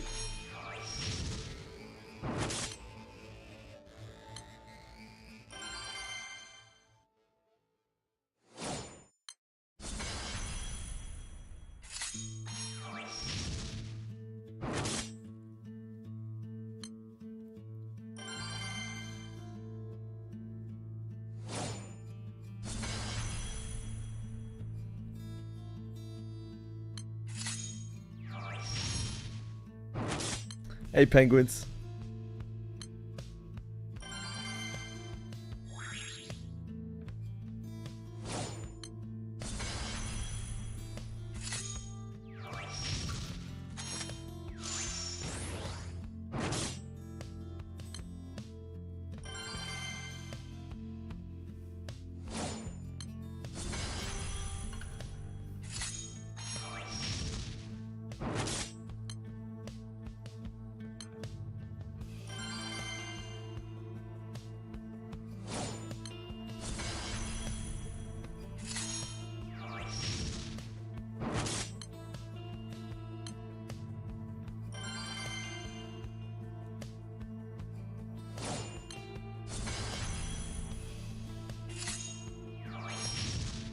Hey, Razil. How are you?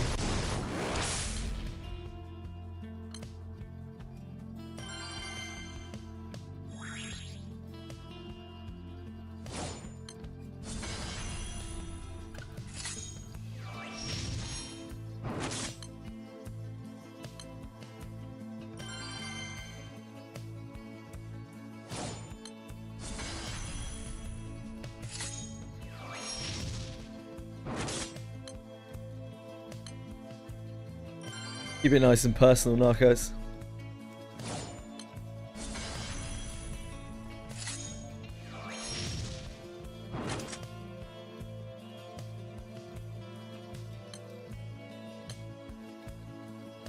Nice, Rizzo. You got much left to do.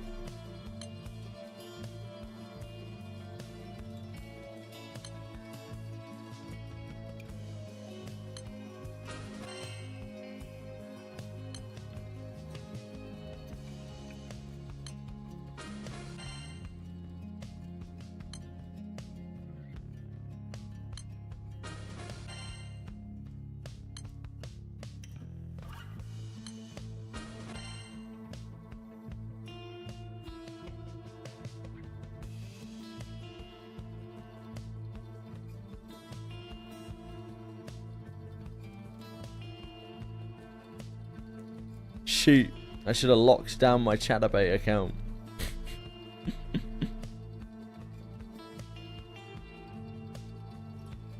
There are actually, there's at least one other person out there who goes by JJWF.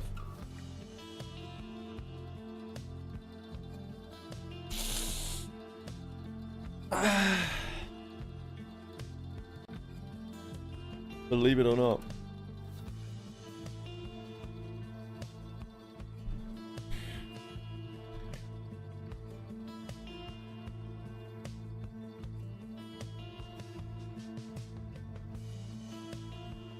Right, let's get back to main story. We're trying to go to 191. 191 is Awakening 10.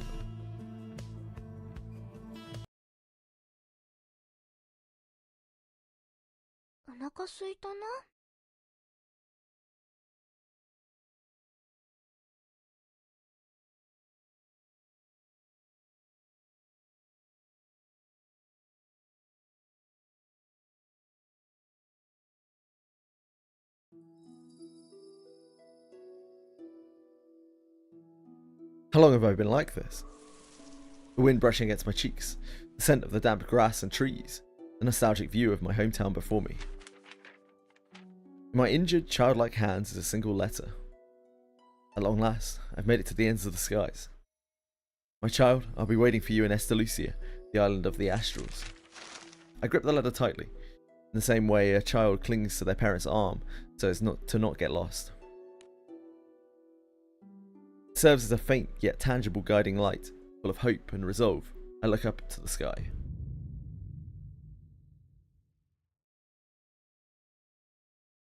Only to be greeted with a vast, azure expanse of sinister darkness that's gradually consuming me.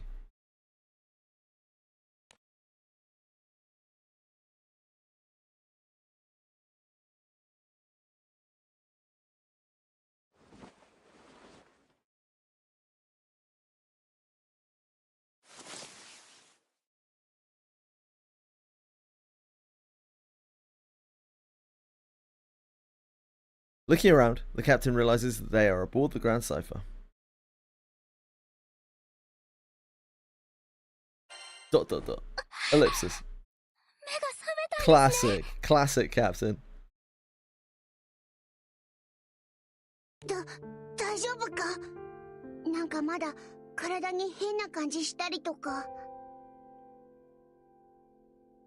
よかった。本当に。Catalina notices the captain struggling to remember what happened and speaks up. 体に異常はないようだが、今は休んでいた方がいい。団長に何が起きたのか。We're actually reaching the end of this story arc now. 正直まだよく分かっていない。The last, what, like 20, 30 chapters? それに。Catalina gazes out the window with a grim expression. Curious the captain. A curious captain follows suit. The sky itself seems to be fractured, as evidenced by the eerie fissure extending across it.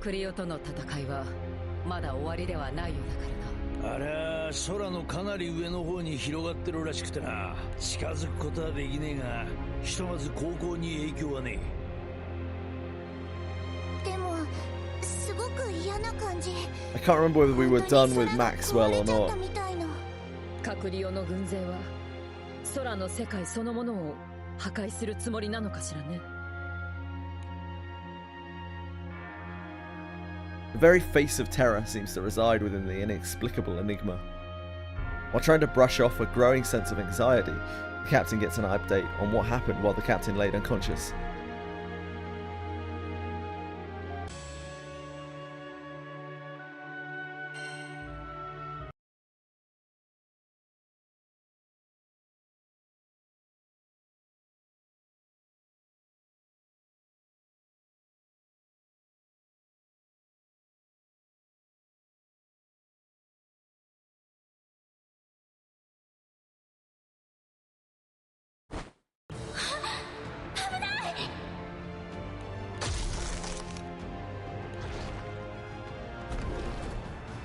The Legion Void pierced the captain's body with its tentacles to access the boundary within. Using the captain as a gateway, the tentacles wriggled about in search of something inside the boundary. Crud! 叩き切るまで。 The Golden Knight, Aaliyah, the White Knight, and Catalina strike at the Legion Void's tentacles. But before those strikes can connect, the tentacles manage to pull out something shiny from the boundary. The next moment,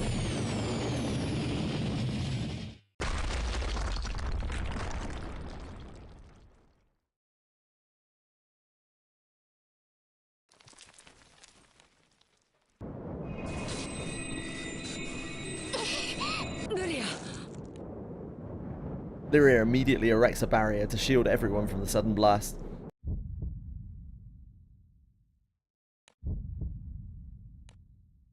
The Legion Void continues pulsating as it gradually consumes the light. Possibly, Narcos. By the time the clouds of smoke clear, the crew looks up to see a giant crack in the sky that seems to extend in every direction. まさかさっきの爆発で余波だけで空にひびを作ったというの？ってことはまずいんじゃないのこれ。さっきの爆 Yeah, if I could 発。 say. こっちを狙った攻撃ってわけじゃない。読めないよこういうのは。避けようがないんだから。どうする？こいつの意識もまだ戻らねえし。しょうがねえ。いっぺん島を離れるぞ。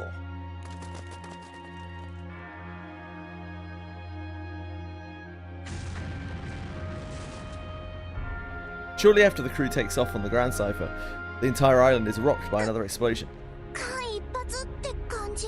巻き込まれずに済んだのは素直に喜びたいところだけれど、あれどういうことなのかしら。 The inexplicable luminescence on Aden Island is especially conspicuous as the Grand Cipher gets farther away.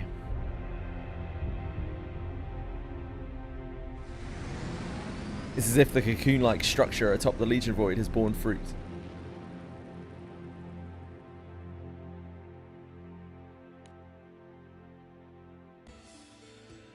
Legion Void 樹上に現れた正体不明の結晶を我々は便宜上隔離用の Seems like a very long-winded convenience. 対象は現在沈黙を保っており引き続き観測を続けています。 Having evacuated from Eden Island, the crew now makes a stop at New Utopia. At the True King's Palace, they try to make sense of the recent series of events. 隔離用の動向が読めないのは不気味ですが、陛下がご無事で犠牲者を出さずに撤退できたのは良好と言っていいでしょう。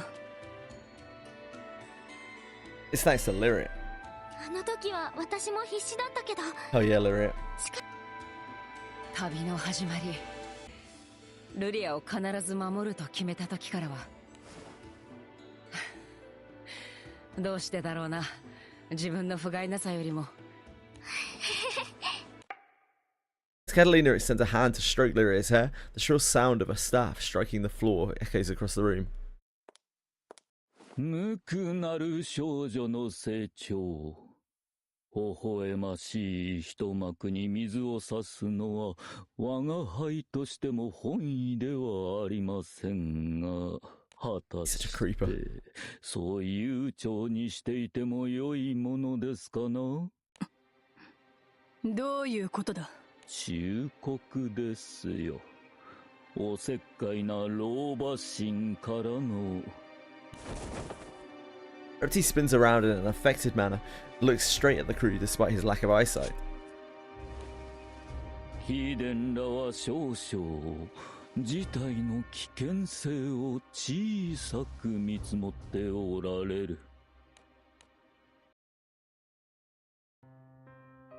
何しろ閣僚が陛下を介し手に入れたのは全知全能。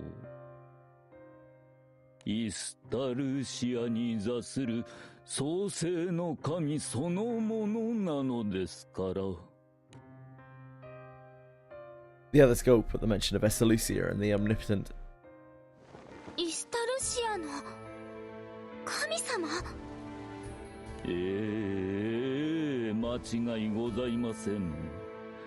下界へと引きずり出されたことで。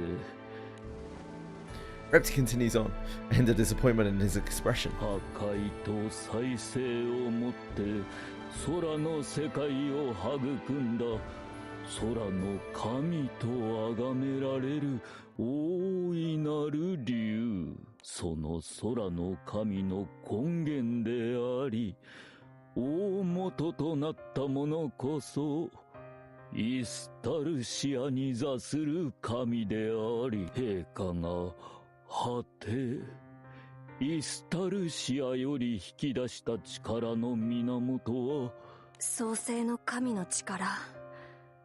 あの膨大な力の本流はそういうことだったんだ。空の神は空のあまねく存在の源。その因子から先祖をたどるように愛なつながってしまったという。カクリオは不敬にもHe's an eternal, 扉として利用し、果て I mean, he is old. I think he's very old. 手を伸ばした。そうして創世の神を引きずり出し、己の内へと He can't see. I think he's blind, right?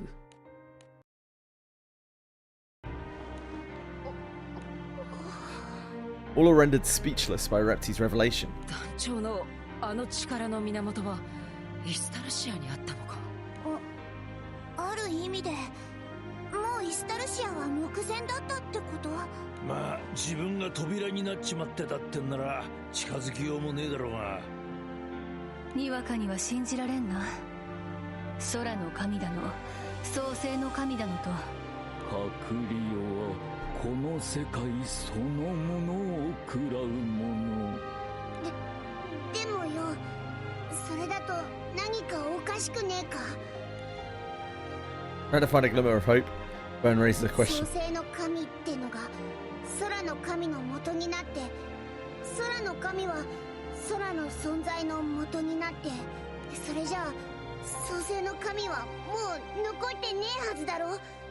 それは我が輩よりも私が神とは偏在するもの。神であるならば分霊を作ることなど造作もない。その恩恵は青の少女だけでなく陛下もよくご存知のはずですよ。 Primal beasts. そういえば聖少獣は契約した島にいても写しみで私たちに力を貸してくれて。それと同じことです。創世の神はその場所こそ果て創世の御座イスタルシアであり、今やカクリオは写しみの創世神を手中に収め、その力を我がものとしてしまったのです。Repti gracefully bows like an actor exiting the stage and ponders a thought. とはいえ、いかな写しみとはいえ、カクリオはどうして創世の神を取り込むことができたのか。創世の神は何よりも尊き存在であり、何者にも決して侵されない。しかし事実としてカクリオは創世の神を取り込んだ。創世の神よりも古い神話にすら語り継がれぬ何かがある。 You're so smart, Repti. そうであるなら、私があのお方のためにすべきことは。 And this harlequin who observes all wears no mask. He continues his plan in secret, his true intentions oblivious to everyone else.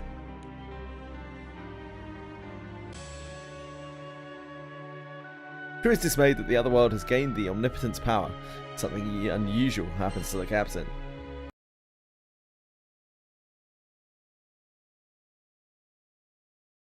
We finally started puberty. Following Repti's soliloquy, Shitori utters in exasperation. より強力な力を手にしてしまったのか。私が果ての可能性を団長に権限させてしまったから。けれどレギオンボイドに勝つには他の戦いの中で私たちはそれぞれ最善を尽くした。そうです。それに私だってキクリの力を使ってお手伝いをしましたし。Just as the captain tries to soothe a self-loathing Shitori, something rather unexpected happens. あんたたち力を貸せ。奴らと魔物をカジノ邸から追い出すんだ。あれ、テレーズさん、ちょっと雰囲気が。協力者がいる。もしかしたらあいつのさらに後ろに黒幕がいるのかも。とにかく今は魔物を倒してそいつを止めるしかねえぜ。俺の背中は預けるぜ。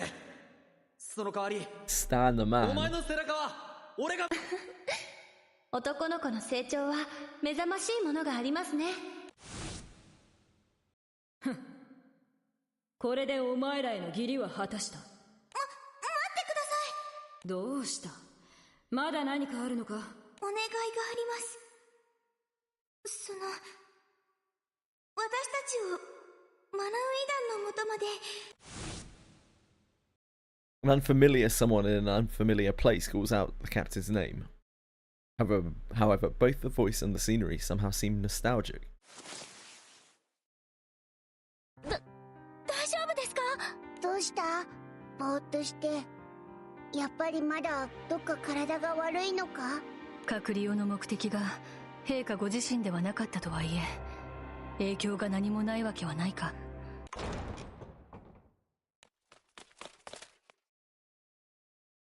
As the crew worries about the captain, a soldier rushes in and whispers something in the White Knight's ear. わかりました。引き続き観測を続けなさい。どんな些細な変化も見逃さないように。After seeing the soldier off, the White Knight calmly briefs the 歌 others. 唱、閣僚の眉が見せる帯同のような光の明滅が徐々に短い間隔になってきています。そこの星の民が語った内容が真実であるなら、もしかすると創世の神の力を取り込んだ閣僚が動き始める兆候かもしれません。神様を取り込んでそれで満足して終わりってわけはねえだろうな。まあね、とんでもない力を手に入れたなら誰だって使いたくなるもんでしょ。カクリオが何を目的としているのかはっきりしたところはわからないが。No one wishes to say it, but surely the otherworld's invasion is far from over. They can all sense that the real battle has yet to take place.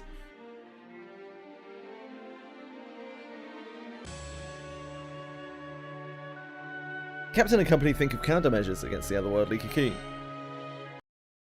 Hey Tweshry, how you doing, my brother?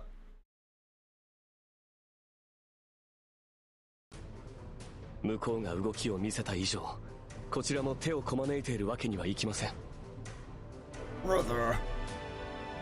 差し当たって考えるべきは石膏、閣僚の前の調査と防衛についてですが、陛下、どうかご判断を。Focus on protecting the people. Captain thinks back to the many individuals they've crossed paths and with throughout their journey thus far. 承知いたしました。残存している戦力を各島に展開し、有事に備えましょう。となりゃ閣僚の眉とやらは俺たちに任しときな。多分これで決着よね。最後の戦い。気負いすぎるのも良くないけれど、文字通り空の世界をかけた最後の戦いになるものね。空を守るために神の力を持つ者と戦うことになるとは What's your problem, Catalina? You don't think? The crew prepares to set out for the otherworld cocoon in order to take back the skies. お待ちください、我が王よ。 My liege. The Green Knight raises a hand in a sincere gesture to 我 protest. が王よ。今やあなたはこの空に残された最後にして唯一の指導者です。 Right, Octavia, I'm a pretty sure one. いかに御自らのご意志とはいえ、おいそれと御身を危険にさらすのは私としては承服しかねます。それはまあね、立場ってものはあるよね。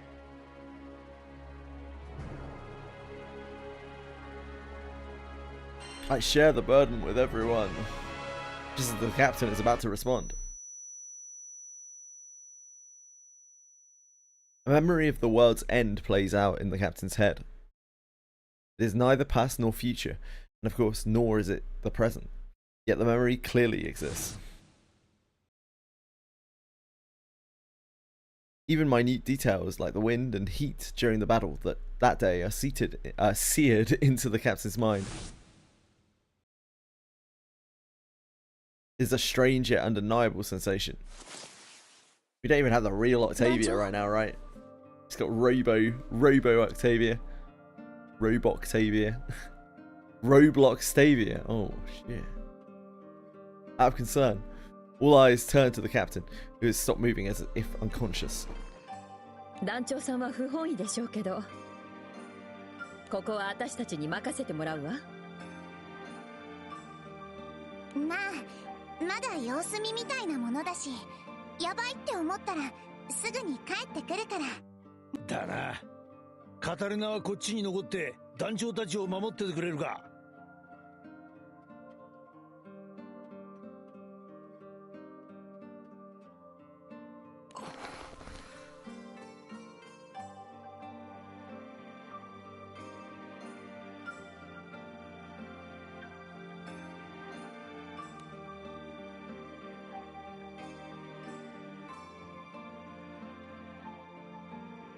The Golden Knight Aaliyah speaks up, hoping to allay the sense of guilt she 我々 feels. は陛下のおそばを離れられないが、ある程度はそちらにも兵を割こ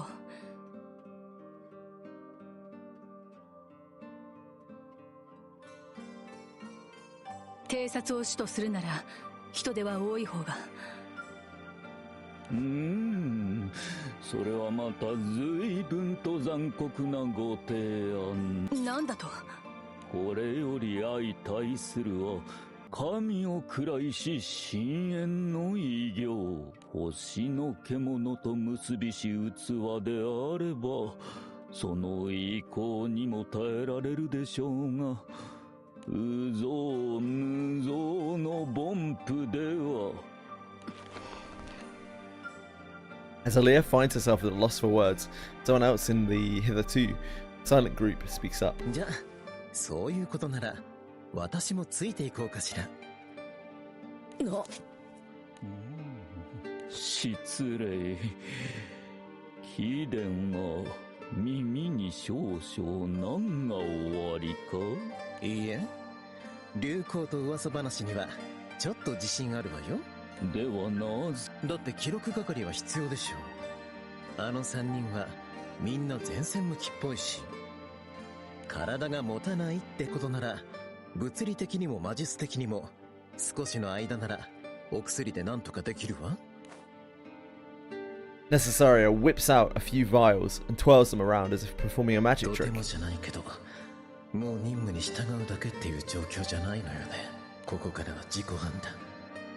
それなら最も得るべき情報は隔離用の眉と呼ばれる存在について、それに組織の一員じゃなくて狩宿でも気空団の一員として今はあの子を一人にしてあげたいし。 Seeing the captain's concern about certain crew members going off on their own, Aaliyah chimes in. 私はあなたと彼らの命を天秤にかけているつもりはない。だが隔離用との戦いには全空をもって臨まなければならない。全空の意志を統一できるのはあなたを置いて他にはいない。私はそう信じている。 Thanks, Ollie. Io shrugs her shoulders in an exaggerated manner. そんな苦しそうに言われたら、こっちこそどんな顔していいかわかん What な useful くなっ comment, ちゃう。 yeah. Thanks for that. 心配しなくても、私たちだってちゃんと強くなったんだから。団長と一緒にいっぱい冒険して、いろんな敵と戦って、そうやって今ここにいる。隔離を倒したらまた一緒に冒険するんだし、そんな不安そうな顔しないでよね。無茶をやってきたってな、別に今に始まった話じゃねえ。レギオンボイド相手じゃいいところは団長に持ってかれちまったからな。まあここは見せ場を譲るとでも思っといてくれや。ねえ、団長さんが心配をしてくれるのは私もすごく嬉しいわ。けれどこういう状況だからこそ、また一緒に旅を続けるために今は少しだけ別々の場所で頑張ることにしましょう。 Come back in one piece. 祝杯で開ける酒でも用意しといてくれや。団長さんたちもどうか無事でいてね。ひよちゃん、オイゲンさん、ロセッタさん、絶対だからな。絶対戻ってこいよ。団長たちは必ず守るとこの剣に誓う。 Io responds to Catalina's confidence with a hearty smile. With Nessaria in tow, Io's group makes for Eden Island, where the otherworld cocoon awaits.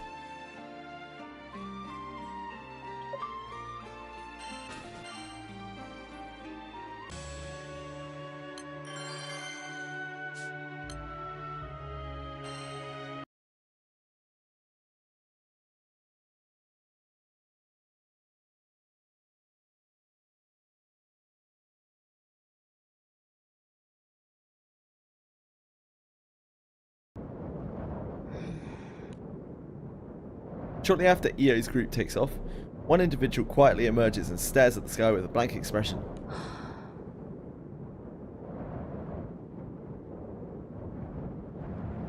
That is important, Audacity. How have you been? Watching him far from behind are three other figures. いつまでああしてるつもりなの？さあな、同族が死んでからこっちいろいろ思うところでもあるんだろう。ロキはそんなやつじゃねえ。そういうやつじゃなかった。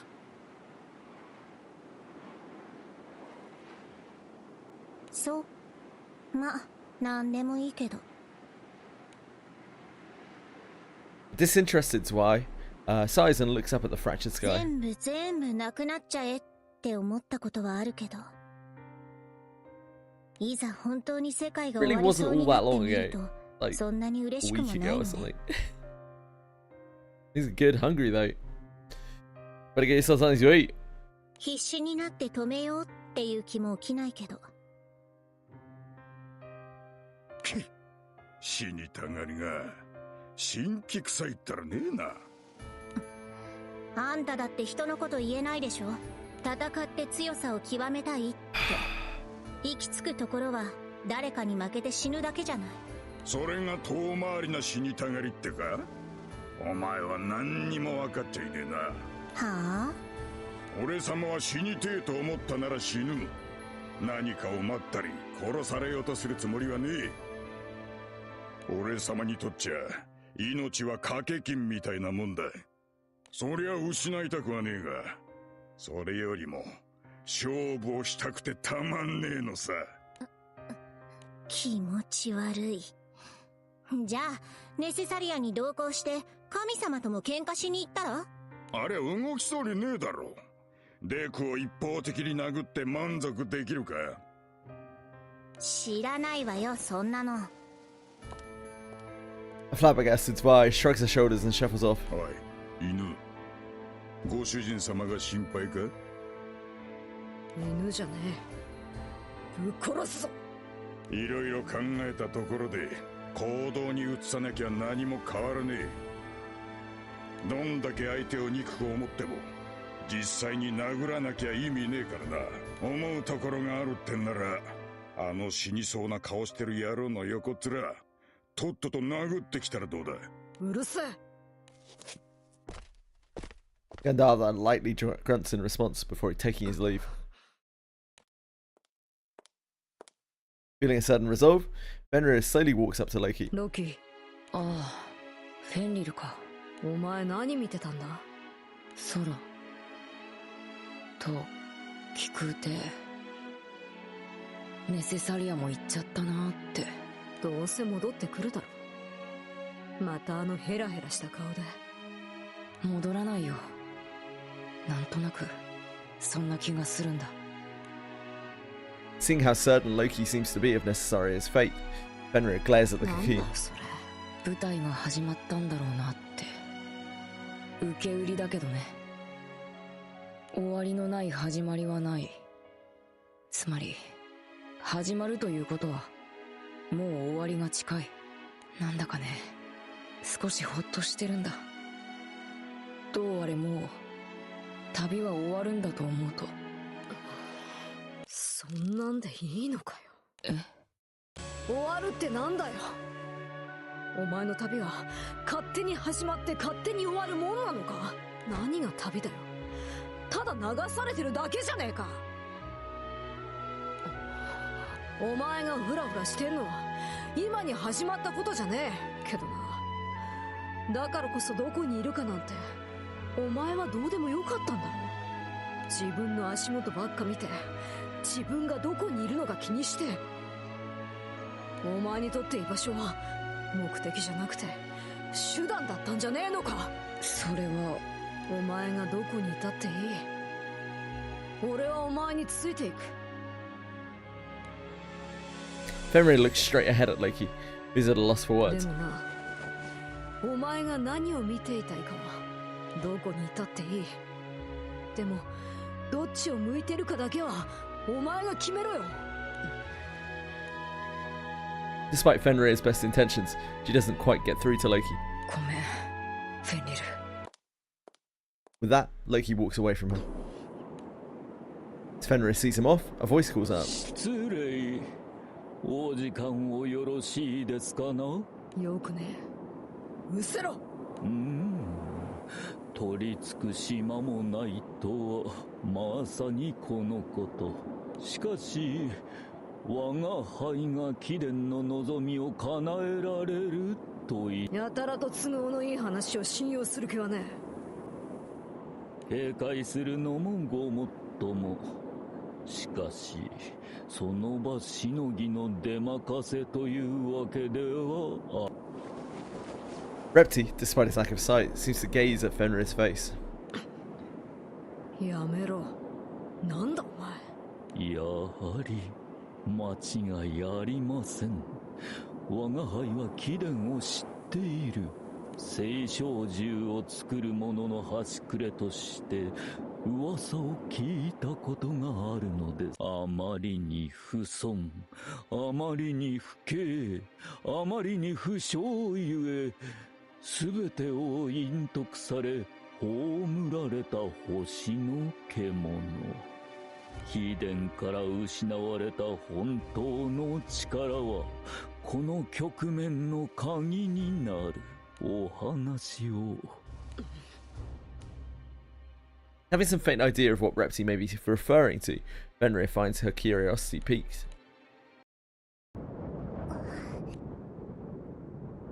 Eo's group has landed on the barren Eden Island with an Istavian Kingdom airship.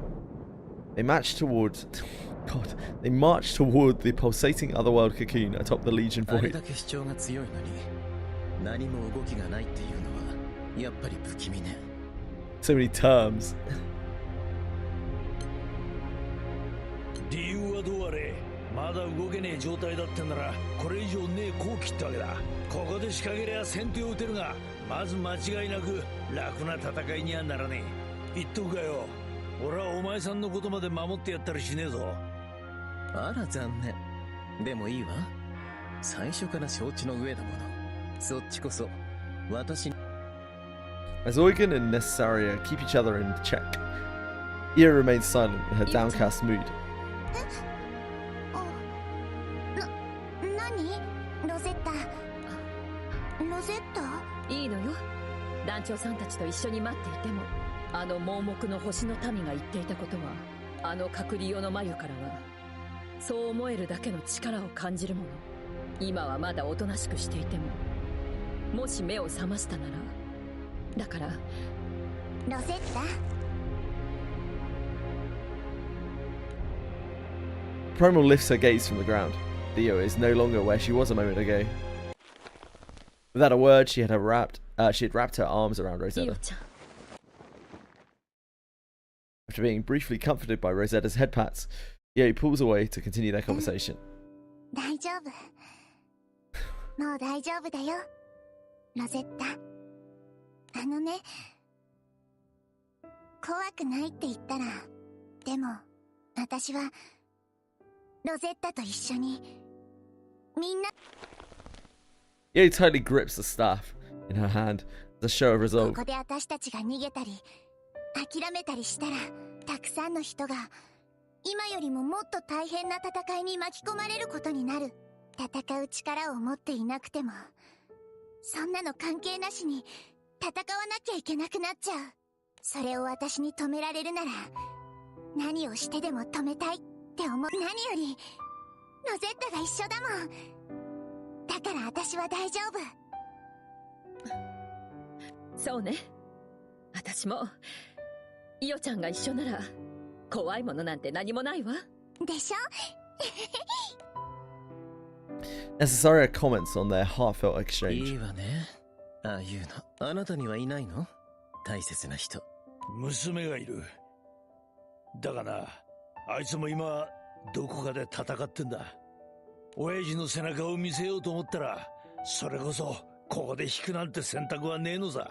背中で語るなんて不器用で古臭いと思うけど、嫌いじゃないわ、その考え方。むしろ私としては理想の父親像かも。そういうセリフはあいつから聞きてえもんだな。おい、聞かせてもらったらいいじゃない。この戦いを終えたら存分にね。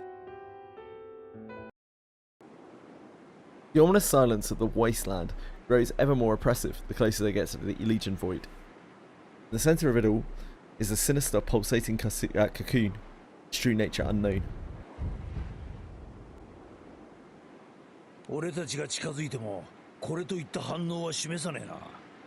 けれど膨大な力が脈打つのを感じるわ。今にも爆発しそうな。創世の神様って話だものね。閣僚が取り込んだのは、例えるなら消化に時間がかかってるってとこ。そういうことなら私たちにとっては好都合よね。完全に取り込ませなんてさせない。ここで私たちが倒しちゃうんだから。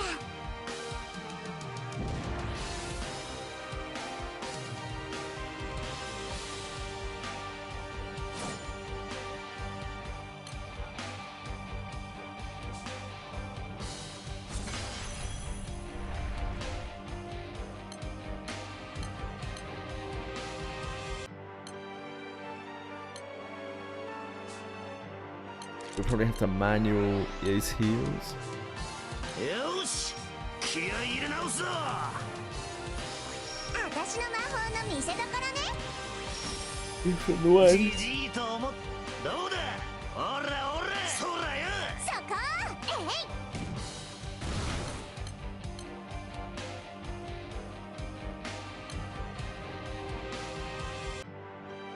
私の魔法を見せてあげる。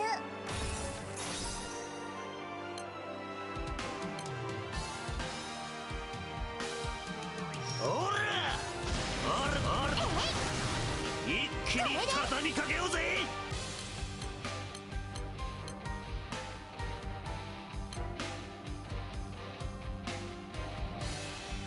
とっとと終わらせちまおうぜ。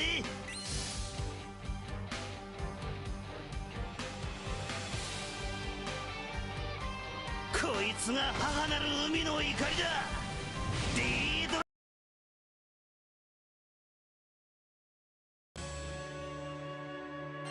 Oh. It's multi-wave or something? What the hell happened? Oh, did we kill it? The story afterwards. Ah, yeah, that must be it. おいおい、どうなってんだこれよ。 Try as they might, EO and company's attacks on the cocoon core seem to have no effect.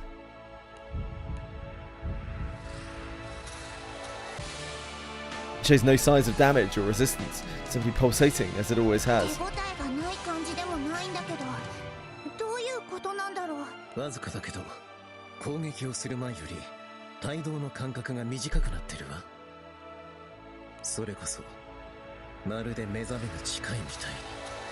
私たちにとってあまり嬉しい知らせじゃないわね。けれど影響が全くないわけじゃないなら攻撃を続ければ少しは。確認。今誰か。何？空と星のつながり、転用、創生の断り。礼を言います。空の Yes, hey! 星の What's up?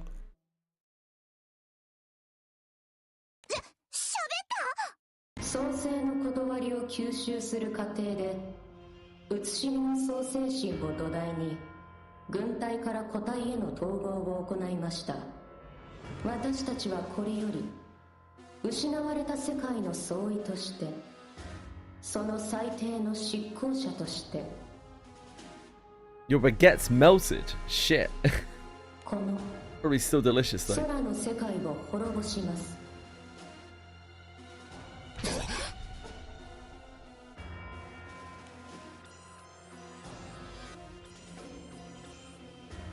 EO and company gasp at the cocoon's crystal clear declaration of belligerence. 会話は成り立つみてえだが、やめてくれっつうのは聞いちゃもらえねえか。これは正当な権利の行使です。世界は正しく生み直されなければなりません。 Damn, that's hot. あなたたちの幸福も Not in a good way. 不幸もあなたたちという命もすべてすべてすべて私たちのものだった。空の世界の人とは空を滑る霊長の座は本来私たちに与えられるはずだった。 You guys are having a bad time. それを月から使わされ Over on the mainland. 私たちを捨て新たな世界を生み育んだ。それが全ての Sounds not the best. Not the best. 過ちを犯した神の力は私たちの手中にある。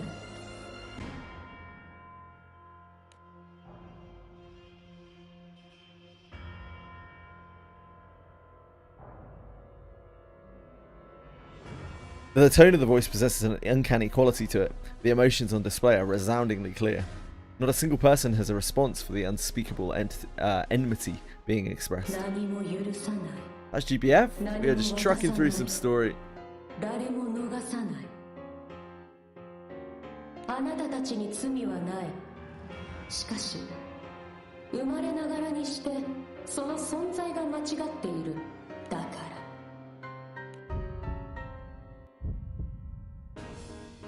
何？隔離用の眉の力が返してもらいます。世界を。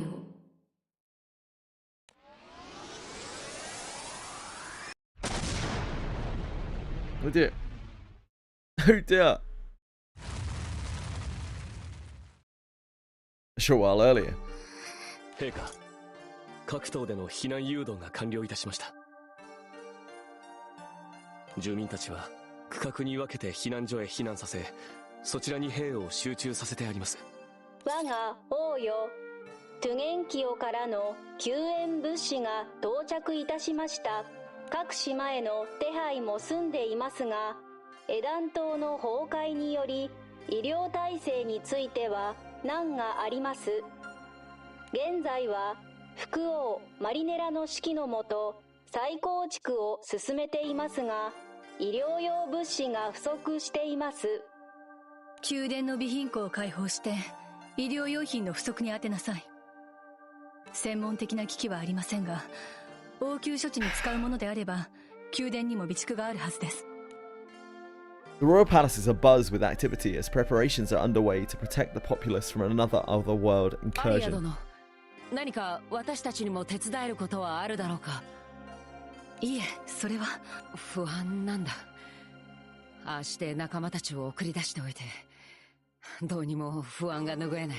何か手を動かしていれば少しは気が紛れると思ったんだが。わかりました。それでは備品庫にあるな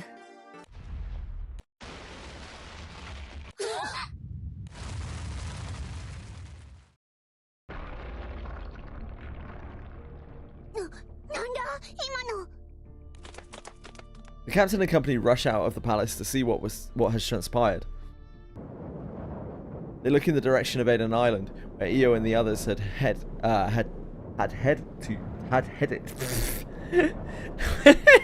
They look in the direction of Aden Island, where Io and the others had headed to find it covered in a massive cloud of smoke.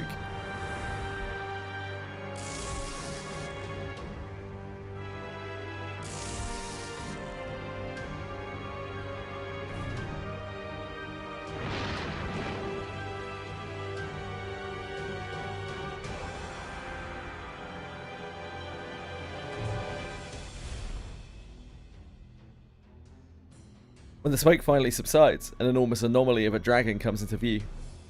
The countless otherworld brings under its command. The countless otherworld beings under its command glare at them with emotionless eyes.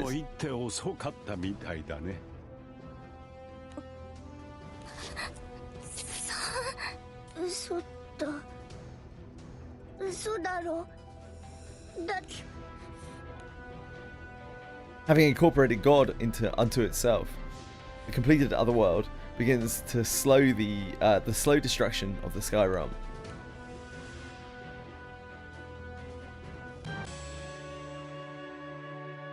The otherworld forces begin their invasion from Aden Island, pushing the crew into a corner until help arrives.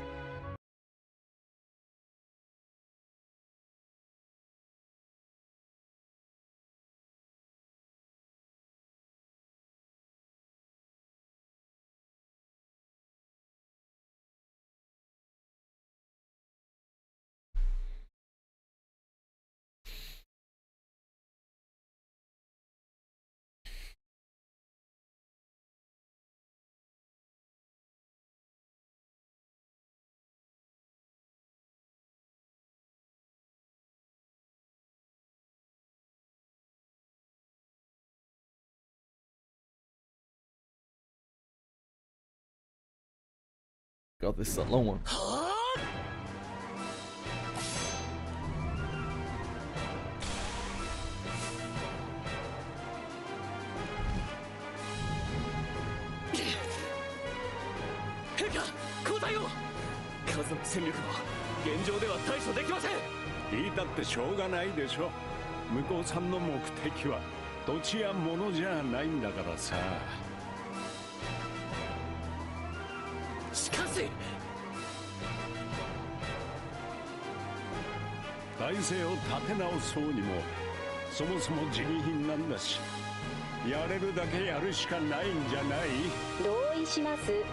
戦線を後退させても好転する予測は立てられません。今のこのままでは。この数の暴力は前座だろう。本体はあのまがまがしい竜。この戦い。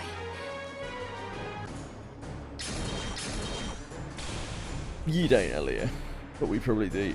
We've got that plot armor, don't we? 潰しても潰しても湧いてきやがる。こりゃうさばらしにはもってこいだな。そういう態度やめてくれる？ちょこちょこ取り逃がしてるのこっちで処理してるんだけど。そうか？じゃあその調子で頼んだぜ。はあ？ああもう。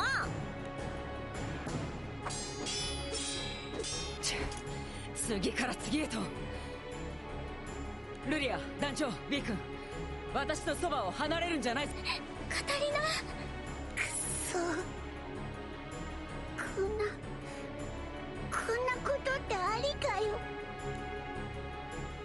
Believing that their dear friends are no more, desperation sets in. 心配しなくても私たちだってちゃんと強くなったんだから。まあここは見せ場を譲るとでも思っといてくれや。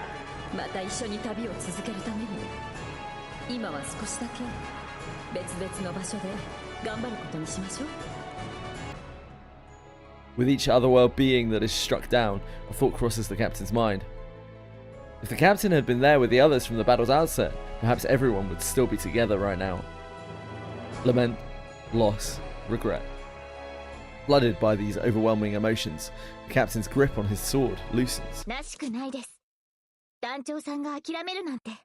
It's Licia. こういう時こそ立ち上がる。それ Licia. が貴公の強さだと思っていたんだがな。お前ら。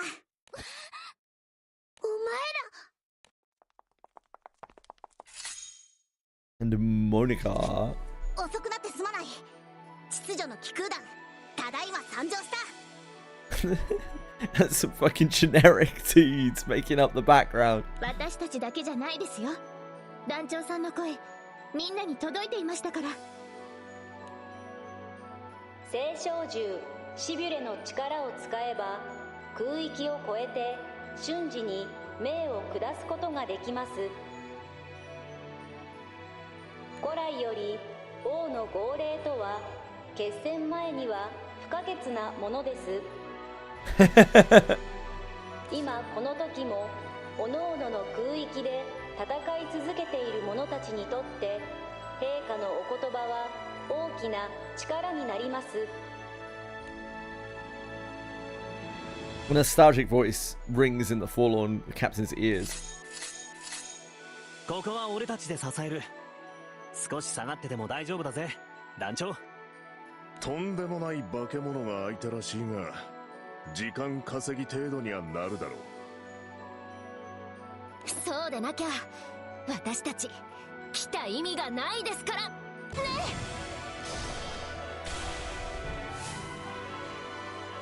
団長さんの声を聞いた後、各島の駐屯所に連絡を取って同じく団長さんの声を聞いた人を集めてきたんです。とはいえまだナルグランでもファータグランでも閣僚からの侵攻を受けてる。全戦力を連れてくるってわけにはいかなかったんだけど。あんた待って、今はとにかくすまないな。理解して。 Oh, she's got her armor back on. 今は世界の Now we're talking. Things are heating up. 足引っ張らないでよ。あと私の視界には入らないで。ありがとう。気をつける。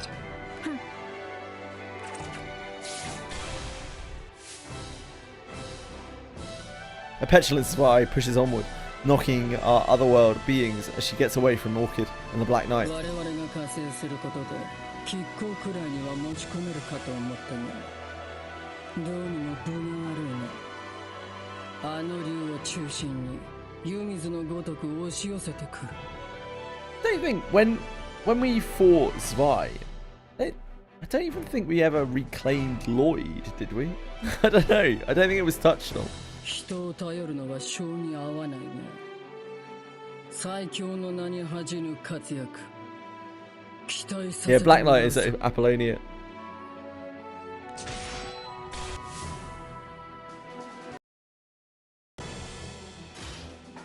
さすがの Oh, he's 私 the も big boy. 万全な状態とは言い難いのですが。 That's okay, Asa, don't worry. どうやら寝ぼけている場合ではないようですね。目覚めて早々戦場に連れ出したのは Ooh. 私からも The rare Blue Knight Wolfred. しかし眠ったまま閣僚に全てを奪われるよりはいくらかマシというものだろう。 We got rid of Lloyd, and I know we made a cash ago. I didn't remember us getting Lloyd back. 眠気覚ましに世界の危機と戦えとは、秩序の気空団はなかなかに手厳しい。 As Wolfred flashes a wry grin, the sword comes swinging in his direction. 君は本当にぶれないな。こっちは一遍お預けを食らってるんでね。それに世界が終わるってんだろう。ならその前にお前をぶっ殺しておかねえとな。 You're not gonna kill Wolford. It's what? 届いたか、王の声が。陛下が各地で紡いできたものがここに結実したと言えるでしょう。それにこれ結構珍しいんじゃないの？全員が一堂に会するなんて。ここで敗北を喫しては七葉の名折れということか。 Your reputation as a Lumary Knight means naught anyway, Elliot. その通りだ。 Makes a difference. The White Knight cuts down an approaching critter, then leaps up to higher ground to make an announcement. 陛下に代わり白騎士シーザー・クレイグが告げる。七葉の騎士は今ここに集った。全空の最高戦力としてふさわしい戦果を陛下に捧げよう。 Yeah! Let's! 言われなくてもいいね。気合入るじゃないの。今こそ我が王に。私が戦うのは団長のためだ。七葉の立場など知ったことか。私も団長には恩がありますからね。どの立場であれ、ここは引けぬ戦場だ。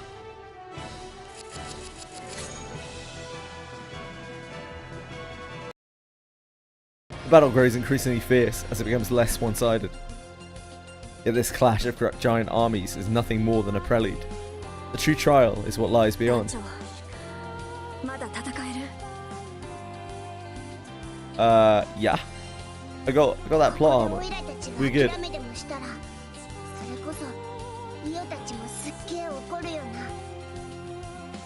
な。 I know. こういう時こそ弱気になっている場合ではなかったな。戦おう団長。後悔も弔いも全ては生き残ってこそだ。 Stirred by the fire in Catalina's eyes, the captain responds with a firm nod. なると問題はあのでっけえのをどうやって倒すかだよな。可能性があるとすれば。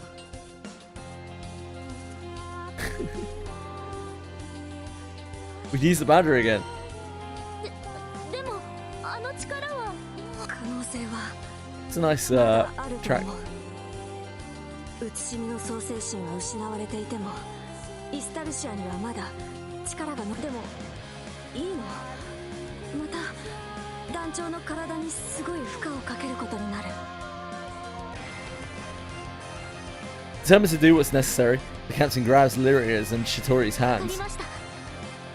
でも本当にそれじゃあ行くよルリア団長。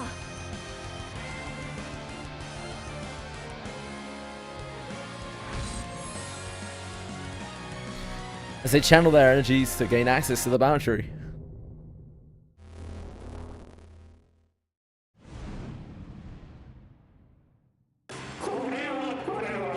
Is this thing not dead yet? マクスウェル。 Ultra shit villain Maxwell.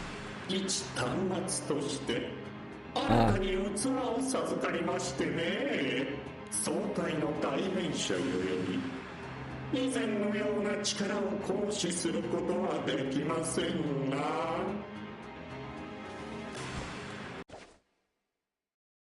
Maxwell suddenly disappears, only to reappear behind Shitori. 閣僚の悲願を叶えるため。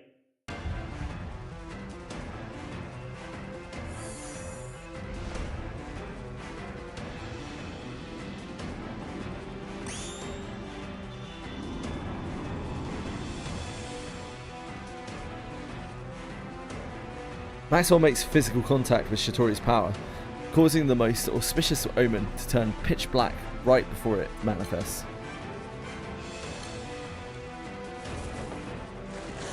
お前何をしたんだ。我々閣僚が望むのは反転。霊長と異形の立場をひっくり返し、空をあるべき姿に返すこと。 あなたたちが引き出そうとしていた吉兆をそっくりそのまま反転させていただきます。As if having seen through their plan, Maxwell mocks their will to continue fighting. あなたたちに戦う術など与えません。身も凍るような協調。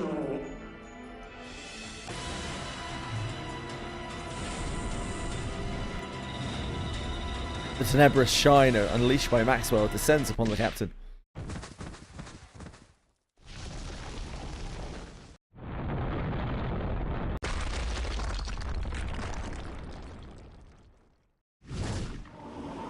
Right before it lands, someone knocks the captain away and takes in the omen. 残念だったな。これは俺がもらうぜ。大いに結構。狙いは外れましたが。いや、これでお前らはおしまいなんだよ。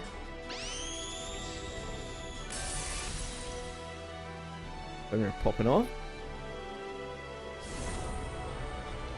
Fenrir undergoes a transformation, enshrouded in a brilliant light. どういうことです？なぜ力が増していく？フェンリル。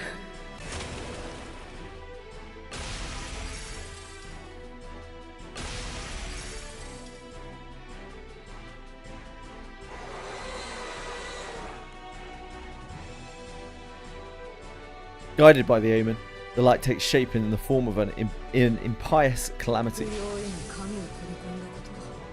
たっぷり後悔するといいぜ。 It's RE things.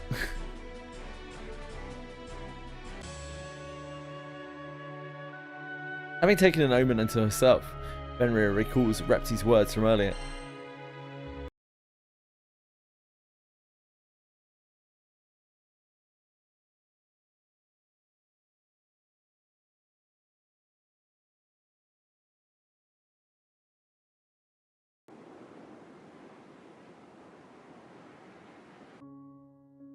自分が何のために生まれたのか、自分は何をするべきの兵器として作られる聖少獣にはどいつもそれがはっきりしてる。目的のために作られ、目的のために力を与えられ、つまり聖少獣にはまず始まりに目的がある。俺にも作られた目的があった。だがどうも俺は生まれたこと自体が間違いだったらしい。結果俺は早々に廃棄処分が決まり、存在を隠すように偽りの力を与えられ、収容区画を Hey folks! How are you today? This is a more reasonable time for you to get up. What, 9? 9 there, yeah?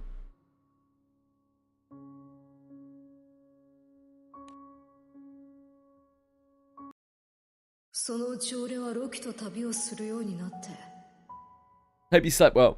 I hope work went okay last night as well. フラフラしてるあいつを見てると、自分の生まれた本当の意味なんてとっくに思い出さなくなってた。あの星の民と話すまでは。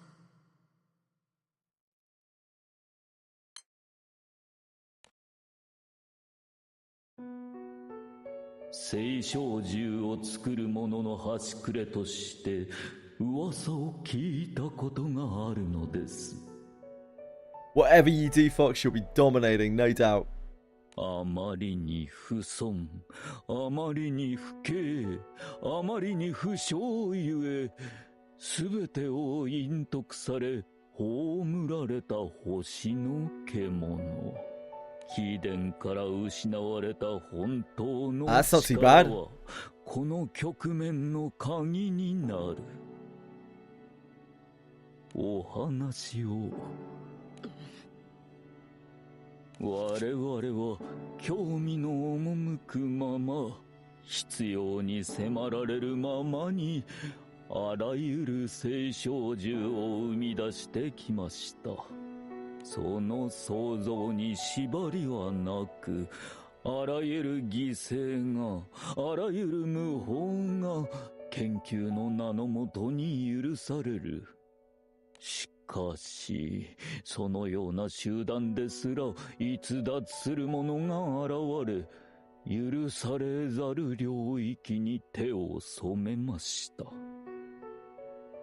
そうして作られた祝福されぬ You're a Repty fan, Bretzy. 星の獣。さあな、覚えてないね。旅を始める前のことなんさ。それに期待してるとこ悪いが。I think he's alright, yeah. 収容区画送りになった失敗作の聖少女だ。It's a bit different. Oh. お前が考えているような力は持ってないと思うぜ。Repty's smile grows wider, despite Fenrir's mocking tone. そうでしょうとも。貴殿の作成が成功することなど決してあってはなりません。どれだけ実験を重ねようとも世界が完成を許さないのですから。貴殿は星の獣として完成を見ぬまま満たされぬ上に支配され今日まで生きてきたことでしょう。その境遇に同情こそしますが。I was outside today. My nose is playing up. Pollen. 貴殿という存在は我が輩にとっても許しがたい。ああ、そうかよ。それじゃ何の用だってんだ。申し上げた通りです。今我々には貴殿の本来の力が必要なのですよ。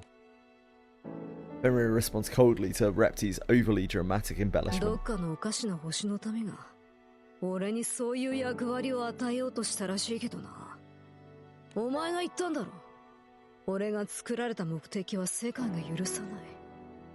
だからその世界が神が今やどうなっています？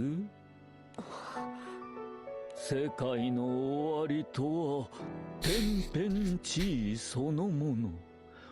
終わる世界に道理などなく、そして何より我々が打破しなければならない相手が一体どういう存在か。それでも無理だ。少なくとも今の俺にはその力は引き出せない。時は必ず来ます。Nah, I haven't seen it, but like 我が輩があらかじめ指示しておきましょう。展開を読むのは作家の得意分野ゆえ。そうではなく、我が輩が求めているのは世界が神が許さなかったように貴殿の体は己の本来の力に耐えられはしないでしょう。しかし貴殿はこれでひとときとはいえこの世界に疎まれた哀れな星の獣として賢明な判断を期待していますよ。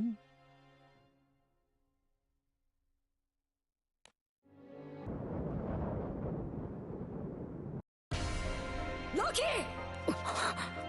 お前は分かってるよな。俺と契約しているお前なら俺のこの姿の意味だ。契約を通して君のことは僕自身のことのように伝わってくる。ロキ、お前だけが俺を縛る鎖だ。だから命じてくれ。俺とはこの力に。Loki shuts his eyes, takes a deep breath, and makes a bold proclamation. 食らい尽くせ、フェンリル。神々は黄昏の時を迎える。神殺しを司る星の獣として。いいぜ、上等だ。こうなった以上神の眷属じゃ俺には勝てねえ。お前らの親玉は神様の力を手に入れたんだったよな。More like bottom bitch.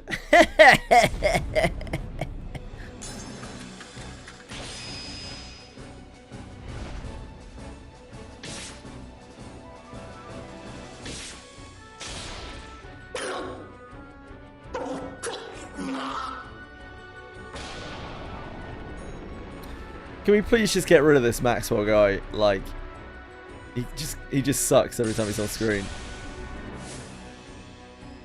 Can we not have him come back?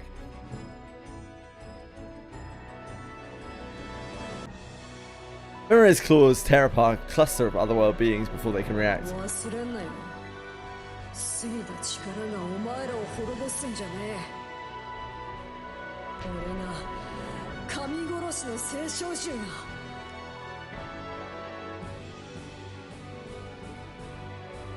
Thanks, Fox. Appreciate you, brother. Mirror makes quick work of the otherworld beings. The otherworld dragon, however, is a different story.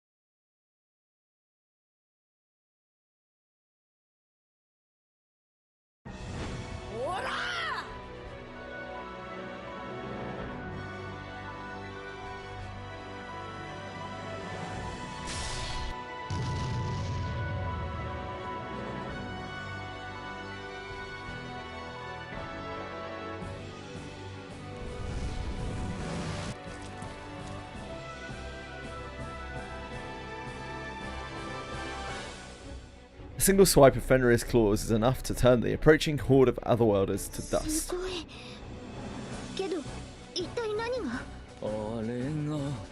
あれこそが神殺しを司る聖少獣。どこかの星の民が不遜にも神を殺すことを計画し、しかし神とは世界そのもの。そこで隔離をのもたらした協調。神殺しが権限するという神に世界にとって最悪の可能性を引き出したというわけです。凄まじいな。これなら我々にも勝機が。ダメだ、伏せろ。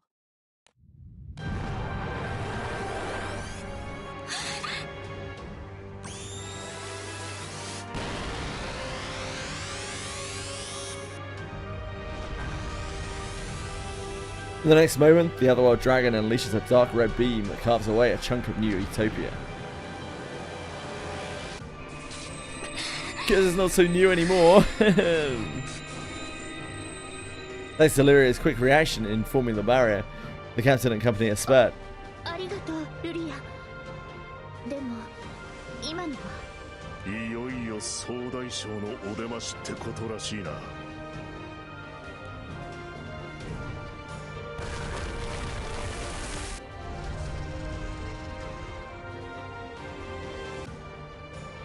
A massive, god-infused otherworld dragon descends upon New Utopia. これ威圧感とも違う。なんだか嫌な寒気がする。どうあれこいつを倒せば我々の勝利だ。貴様ら閣僚が滅ぼしたエクセグランデの生き残りとしてここで決着をつけさせてもらう。ダメじゃないの。一人で突っ走っちゃ。閣僚に因縁があるのは君だけじゃないんだからね。巻き込まれても知らねえからな。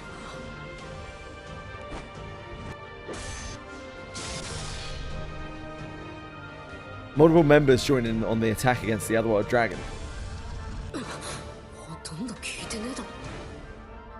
力の規模が。まあうすうすそんな気はしてたけど、ここまで無反応ってのは。The otherworld dragon swats at its surroundings. The resulting shockwave alone is enough to knock back everyone in the vicinity. そんな虫を払うみたいに。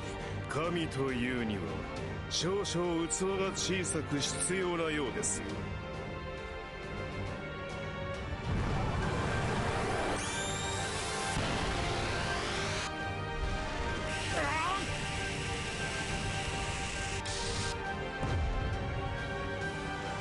Baragona deflects the beam with his sword, but is still knocked off of his feet by the impact.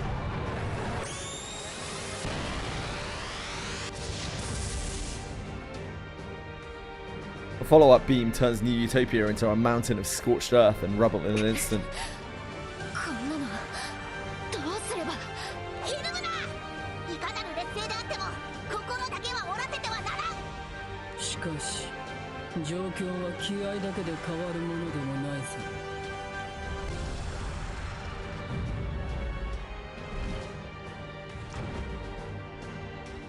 As if affirming that statement, the otherworld dragon produces lesser creatures from its body. 単体の戦力でも向こうに軍配が上がるか。いや、奴らを軍として見るのはやめた方が良さそうだ。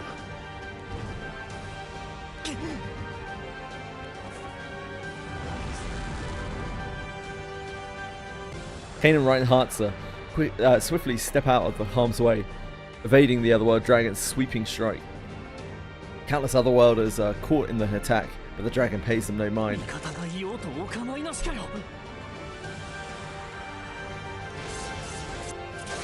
Although Fenrir's awakening did turn the tides briefly, the otherworld dragon's active participation quickly puts a stop to that. 我々が一堂に会してこのざまとは。これ以上正気の糸打ちすら見えんのはさすがに楽観的には捉えられんな。 And challenging this onslaught of seemingly endless otherworld forces and the almighty dragon, where a single moment of carelessness proves fatal. One ally after another succumbs to the enemy. これじゃあもうどうしようも。それでもお前たちを決して許しはしない。ダメ、逃げて。 All are prepared to meet their doom. Meet your doom. The otherworld dragon reels back as if it's been struck. あいつ苦しんでるのか。 Who is it this time? 苦しむ。神の力を持ってるって何か。何か思いもよらぬ事態が起きているようだね。 The following is a memory of the final battle of Io's group on Eden Island. 返してもらいます。世界を。 Let's not call it Io's group, shall we?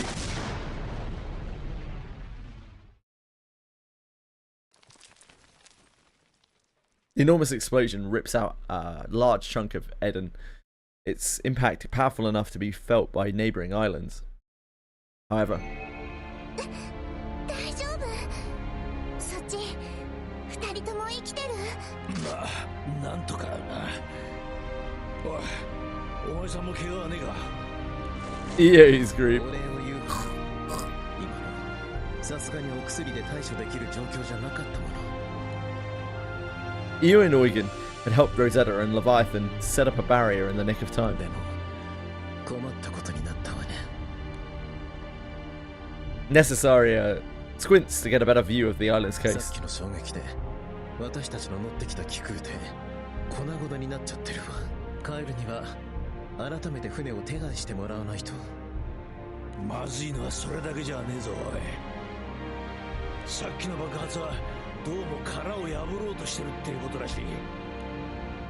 The otherworld cocoon quietly changes shape. 向こうはもう準備万端ってこと。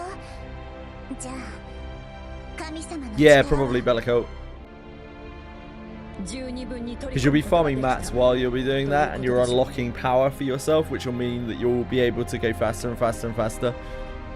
Unlocking the codexes, the codices, or whatever the hell they're called, is a pretty big deal in Arcarum.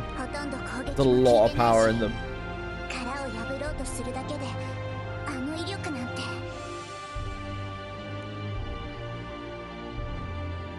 The overwhelming difference in power cannot be understated. Victory no longer seems to be within the realm of possibility. もう手出しはできないとしても、完全に覚醒する前の今なら何かできることはあるんじゃないかしら。そいつは島を出る手段を探すよりここで一矢報いようってことか。そう。でもやろう、ロゼッタ。だって私たちはそのためにここに来たんだもん。イオちゃん、この後団長たちがこれと戦うことになってもみんな絶対に諦めないと思う。だったら私たちも私たちにできることをやっておかなきゃ。強いのね、イオちゃんは。当然だってロゼッタが一緒だもん。じゃあ私ももう迷ってるわけにはいかないわね。たけ、肝の座り方は大人顔負けだな。おい、そういうわけだ。引き返すんなら自分で船を探してくれるか。あら、付き合うわよ。もともと命がけの任務だもの。任務？ロキから何か命令されてたの？違うわ。もうぶっちゃけちゃうとね。でも朗報よ。あなたたちにそのつもりがあるなら、私たちはこの戦いを勝利に導く最後の鍵になれる。Necessary shows his palm to reveal a spread of particles. 何それ？砂に似てるけど勝手に動いてるし。封印武器メリルノート。この機械細胞は蘇生を組み替えることでどんな相手にも効く毒になるわ。ただし使えるのは一度きり。その上私の手元を離れるとその代わり効果は絶大。原理上物理だろうと魔術だろうとどんな体制も無意味だわ。そいつは神すら殺せるってか。殺してみせるわ。この子にとって最初で最後の晴れ舞台だもの。Necessari's smile reveals all. He's prepared to give everything for this cause. メリルノートの射程距離はほぼゼロ。だから私自身が相手に接触。今回は取り込まれた方が早いかしらね。そういうわけでそこまでのお膳立てお願いできるかしら。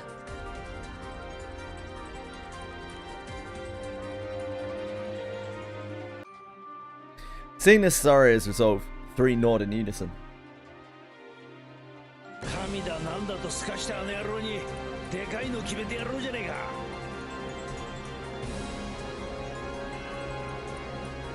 やることがはっきりした以上、あとは手を尽くすだけだものね。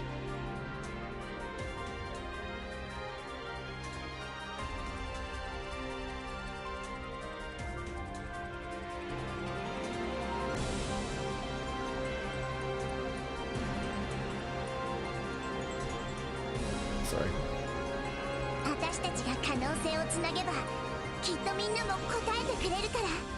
だからあとは頼んだからね。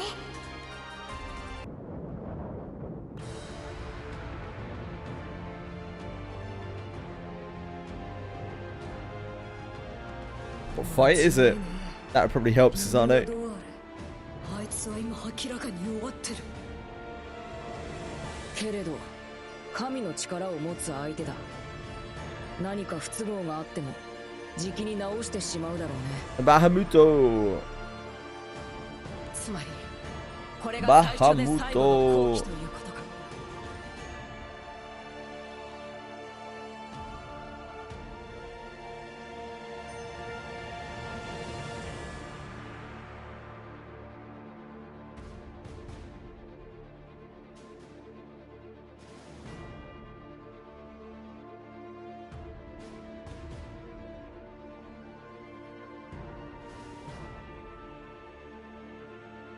Ah, it's already dead.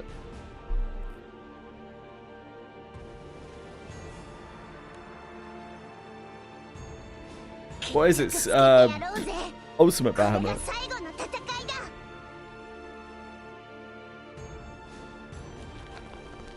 Lyria tightly grips the captain's hand. この戦いを隔離との全てをかけがえのない空の世界と空に生きる全ての人たちを守るために私たちは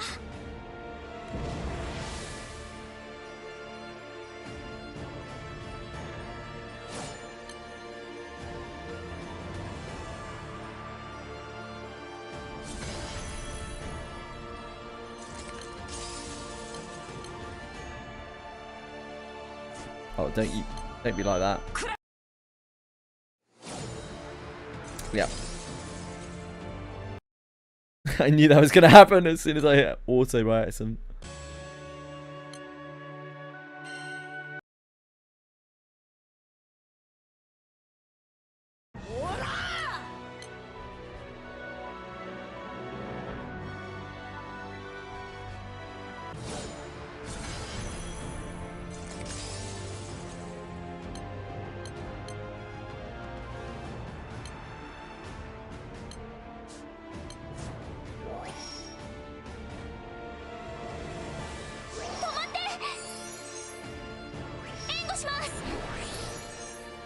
Yeah, I'll just hold my back. 冷静に行こう。流れを変える。我が誓いにもはや迷いはない。くれ、ここだ。私も。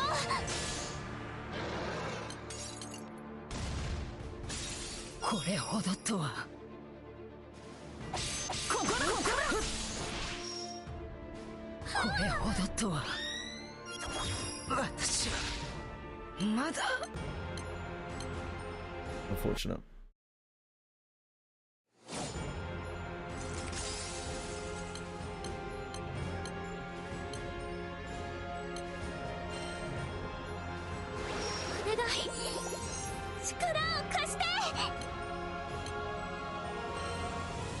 Koここからだ。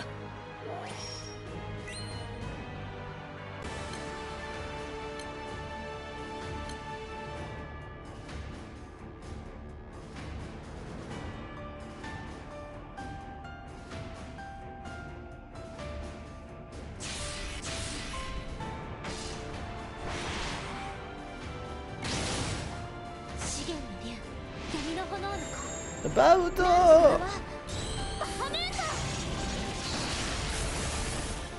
これが採用の技の極致、ビジョンディバイン。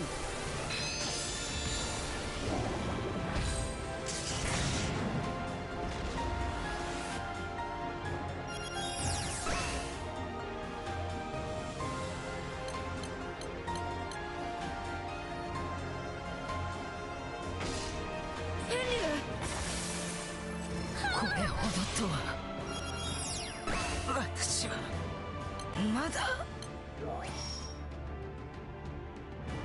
They have healing. So.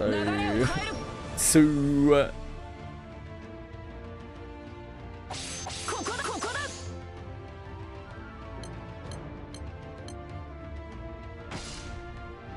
己の権能のすべてを捧げよう。上等だ。俺がお前らを滅ぼすんだ。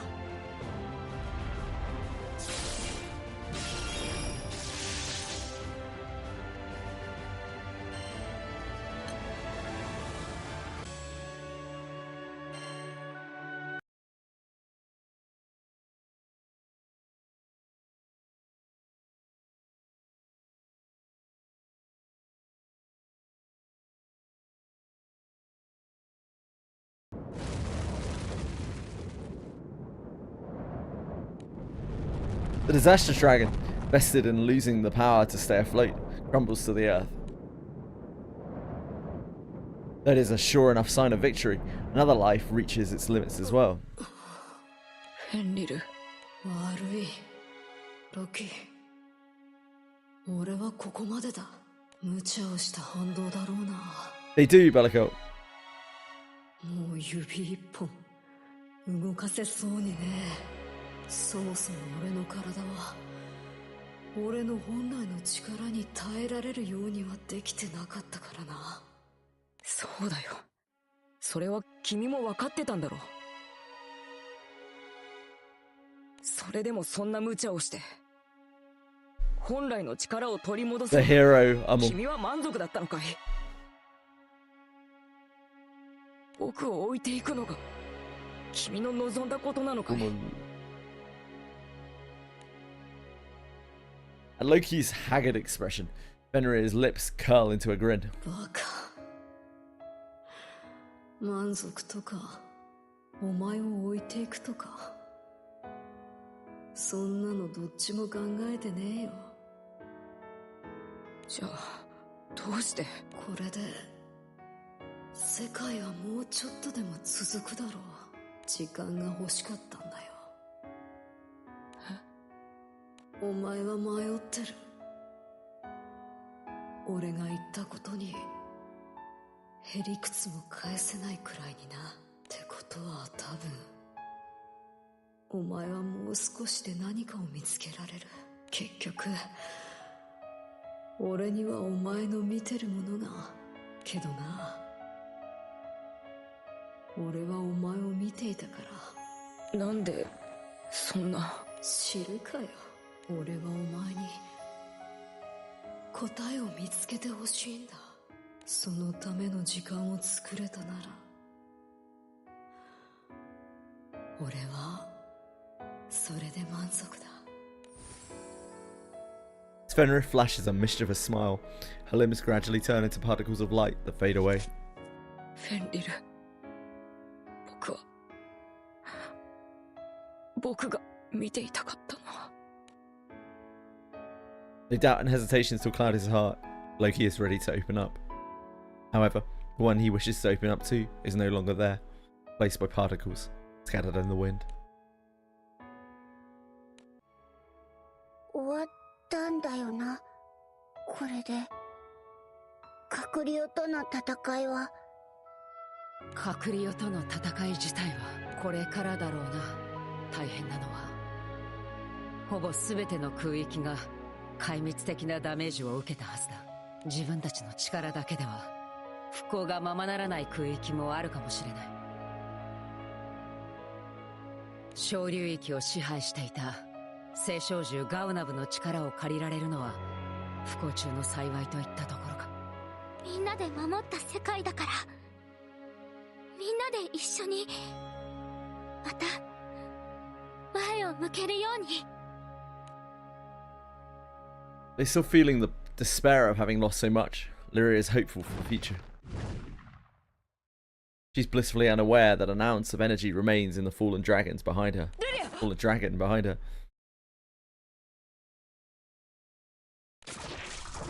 Purple skills. Debuffs? What purple skills are? I don't know off the top of my head. Oh, it's field skills. Okay. The beam unleashed is neither a means of resistance nor revenge, simply the last vestiges of energy leaving the body to accompany the dragon's death throes. Yet it is potent enough to kill any mortal. Catalina, having taken a direct hit, finds a large hole where her stomach should be.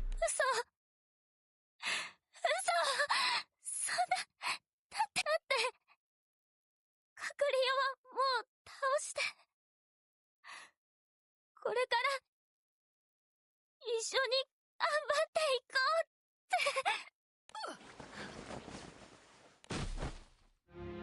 うって。ウリア、団長、リーク。やだやだ。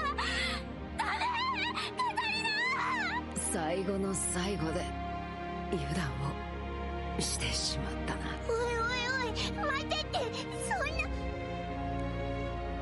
The crew makes a desperate attempt at first aid, but it's impossible to stop the bleeding from such a large wound. ユウたちを失った時点で私も覚悟はしていた。犠牲を出さずに終わる戦いではないとそんな予感はしていた。カタリナ、大丈夫だ、大丈夫だルリア。君はもう一人じゃないんだ。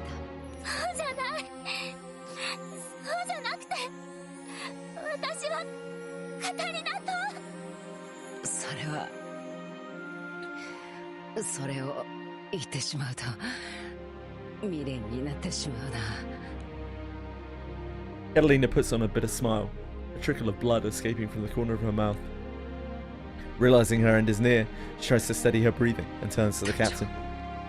すまないな、こんな最後になってしまって。 You're gonna be alright, don't worry, Catalina. Fine. 言わなければならないと。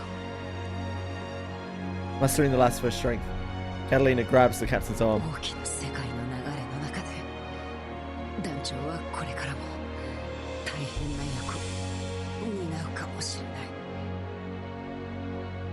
しかしどんな世界になろうとも私は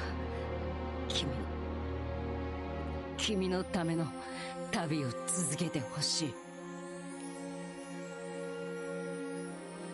君を故郷の島から連れ出した時からずっと心残りだった。世界の求めに応じるだけじゃなく、君は君の旅を続けていいんだ。覚えていてくれ、団長。君は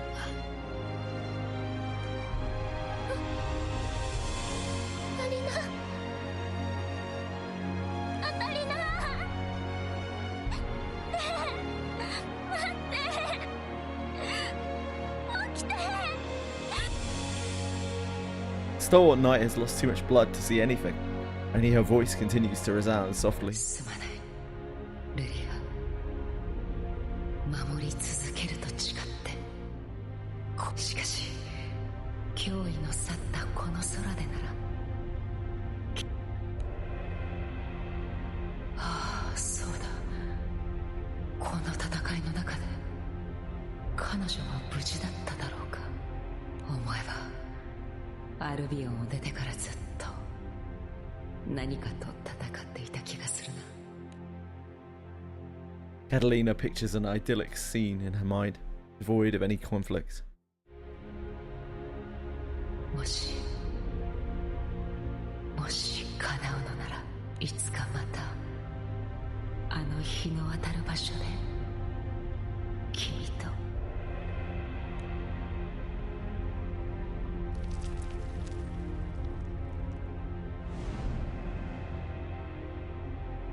At the same time, that Catalina's last ounce of strength leaves her, and she closes her eyes. The otherworld beings turn to dust. With this great battle concluded, the crew has restored peace in the skies. However, this peace did not come without a substantial cost.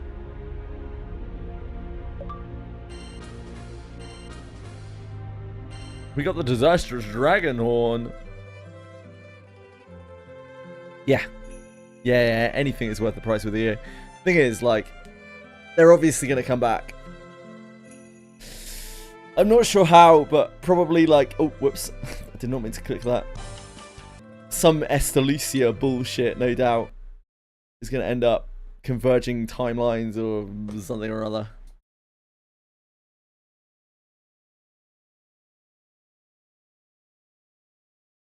Somewhat have you.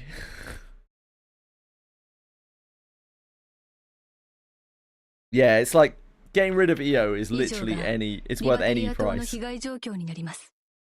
If we had to die to make sure that EO went down with us, then it would be worth it. 比較的被害が少なかったため、一部は以前の生活を取り戻しつつありますが、エリアコンフォルトを中心に街の治安が壊滅状態になりつつあります。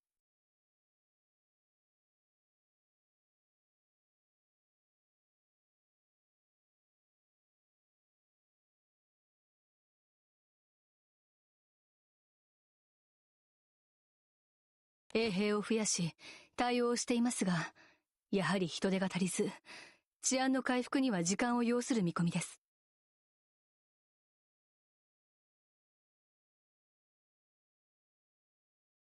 続いてマグメル島の仮設校舎建設の件ですが、Vera's not going to be happy, is she? That came at the cost of many sacrifices. The Sky Realm is now free from the otherworld threats, thanks to the captain's crew. As this Darvian kingdom's true king, the captain, true king, the captain, devotes all efforts to rebuilding the world. またトゥゲンキオ島の食料生産量についてはおよそ4割減の状態となっております。島だけでなくドライアドへのダメージも大きく、 Your Majesty, no, please call me the captain.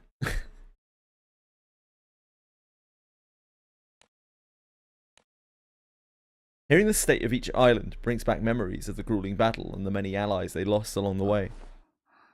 陛下、今日はここまでにいたしましょう。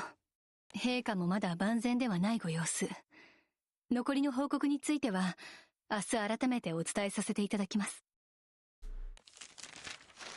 Leah tidies up the pile of documents and gestures to the Green Knight. 陛下を寝室までお送りしなさい。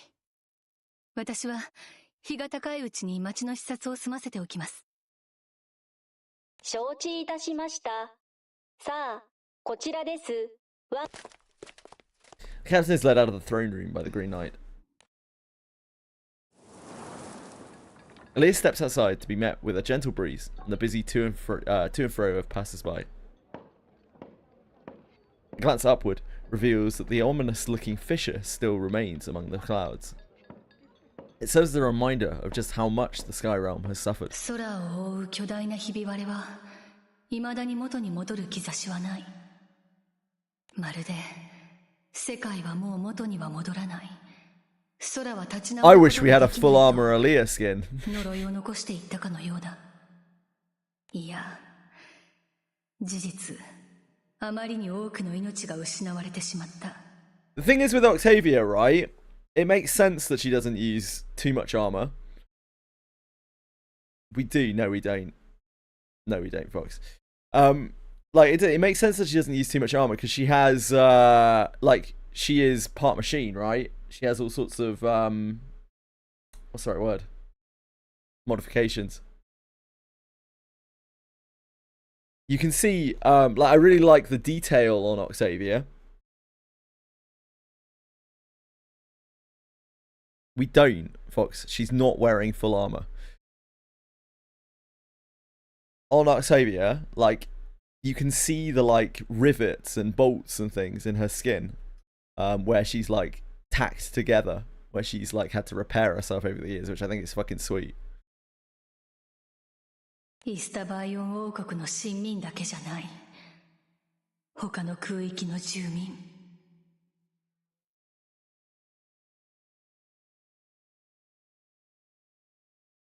そして彼が率いる騎空団の仲間たちさえ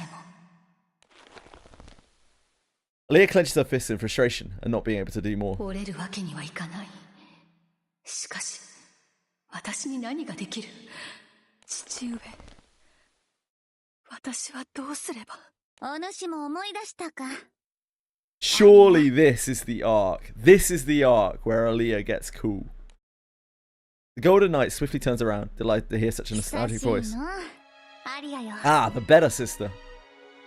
姉さん。お姉様じゃ。怪我こそないようじゃが、少々疲れた顔をしてお。Being too emotional to speak at the moment, Aaliyah tightly wraps her arms around her sister. さすがにちと苦しいんじゃが。姉さん。よかった。怖かったじゃろうな。すまんな。大変な時にそばにいてやれず。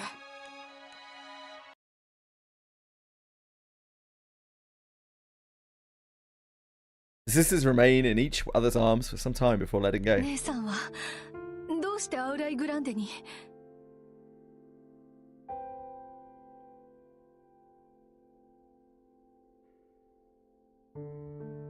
That's not armored, Fox. 団長の声を聞いて駆けつけたんじゃが、途中隔離用の連中に足止めを食らってな。多勢に無勢で手こずってあわやという状況だったんじゃが、 Some kind of sexy knight cosplay. どうやらちょうどその時団長が親玉にとどめを刺したらしくてな。それで隔離用の連中は塵となって助けに来たはずが、 Who needs armor when you have 救わ plot れてし armor? まったというわけじゃ。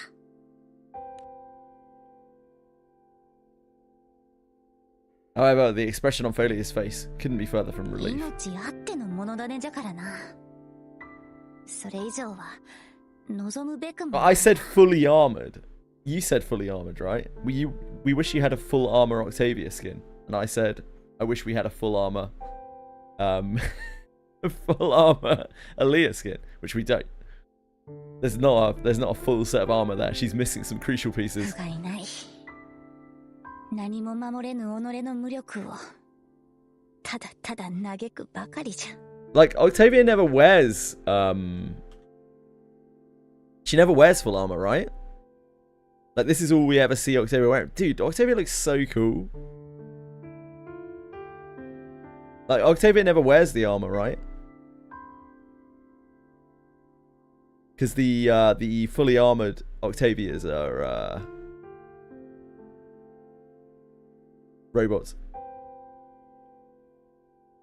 She looks so sick, dude. Like you can see the rivets and shit where she's just tacked herself together.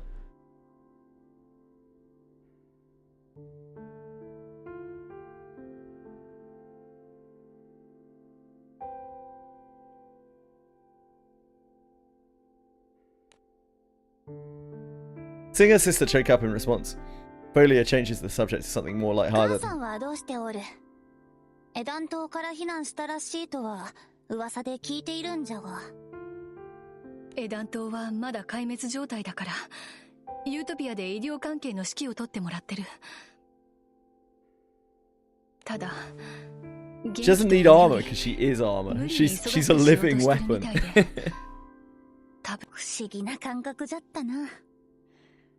隔離用の連中が消えた途端、忘れていたということに気づいた。隔離用との戦いの中で、あの男、タウルークに何があったんじゃ。それは。 Leah describes to her older sister how their father went out fighting. あの男は、そこまで、未だにあの男のことを、父と呼ぶ気にはなれんが。 So you don't see Folia bitching about it, do you? She suffered her whole life. この She's 世 just に like, 同じ血が流れているの fuck は it. 多少は誇らしく思えるな。それは父親への感情というより、英雄や偉人への敬意のような気もするけど。そういう男じゃろ、奴は。父でいることよりも世界を選んだ。 Oh yeah. クソ親父の大英雄じゃな。Despite the front that Folia is putting on, a manner of speaking does help Aaliyah to lighten up a 隔離 bit. 用の連中が消えたことで、消されていた存在は取り戻せたようじゃが、それで、あの男は、イースタバイオンに帰ってきたのか。 Aaliyah quietly shakes her 父 head. 上のことは、私も含めて皆思い出したようだけど。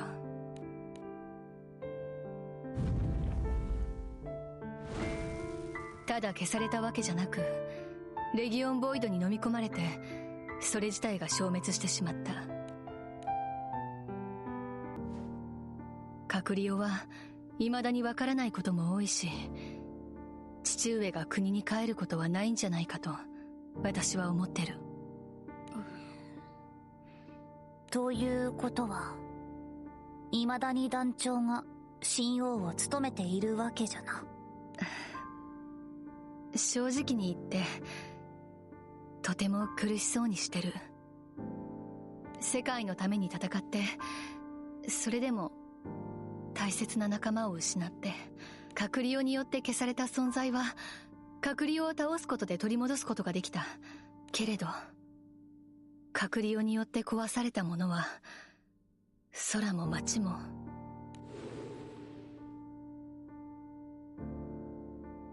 A grim-looking fissure in the skies, a town reduced to mountains of rubble, surviving denizens bereft of friends and family.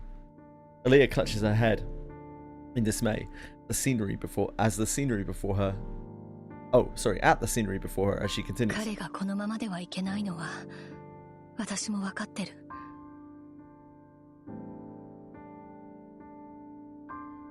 でも今のイスタバイオン王国が王を失うわけにはいかない。いくつもの島が町が壊滅し、民も大勢失って、ここに王までいなくなったら。Aaliyah has already relied on the existence of a ruler more than anyone else. Folia, being a former sovereign herself, offers her younger sister another point of view. 国には様々な形がある。政治体制の話ではないぞ。王と民との関係の話じゃ。王が全てを一身に背負い、たった一人その足で民を導いていく。そういう国もまああるじゃろう。そのありようを否定する気はない。しかしな、王が民を支えるのではなく、民が王を支えることがあっても良いのではないかと。王は王であっても人は人。時として玉座にいられないこともあろう。安心して王が背中を任せられる、そういう関係を目指しても良いのではないか。 Least popular element in this game, I don't know. Earth, maybe?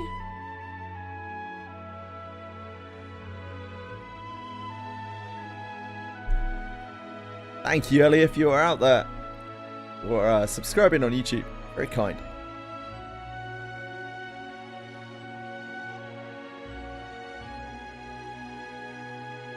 I'm sure you will get those daggers eventually, Susanne. Don't worry.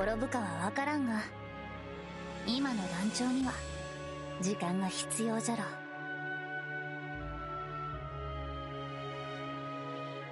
Probably fire or water, from what I've seen. それだけ団長が失ったものは大きい。 Aaliyah takes a deep breath before looking into the horizon. 確かに。いつの間にか私は彼に頼り切っていた。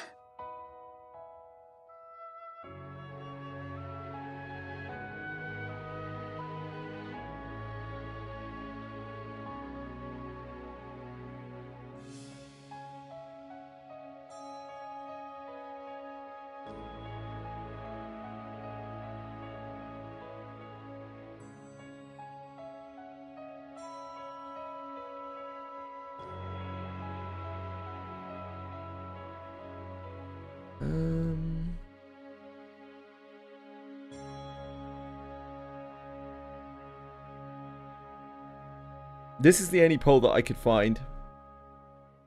This is 2021, so this is quite some time ago. Interestingly, what element are you most confident in? Light, 32.7%. Dark, 24.4%. Earth, 14.8%. Water, 9.9%. Fire, 9.2%. Wind, 9%. But I imagine this is quite outdated. This was 2021, so this is 5 years ago. If anyone can find a more recent poll, please do let me know.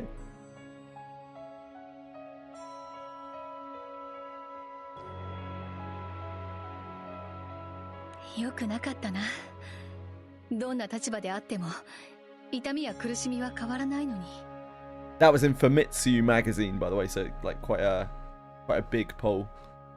Japanese, of course. 婚約者との関係も互いに頼り頼られが理想的と聞くぞ。まあ、これは実体験がないから。 I think things might have changed vastly over the last 5 years, judging by what I've seen at least. それは Yeah, I don't think. なのか。 Lion Dark, are tricky for newer players at the very least, because they're not part of the tetra element rotation. So like earth gets you water gear, and water gets you fire gear, and fire gets you wind gear, and wind gear gets you earth gear, and it's all in a big chain, right? And since you basically need every element in this game, that sorts you 4 elements. But light and dark are their own thing. They just kind of cross over to each other. They also take super effective damage from one another, which doesn't really help. So by building light or dark, you're only really helping yourself get light and dark gear. You're not being part of the cycle. It seems a lot harder for a new player. Also, light has a lot of like stuff that you need to get. Yeah, they have no weaknesses. But like the whole weakness thing doesn't really matter that much, because you can't really do most of the content in the game without bringing something that is super effective against the thing that you're fighting. I guess there's like null element stuff that does multi-element damage.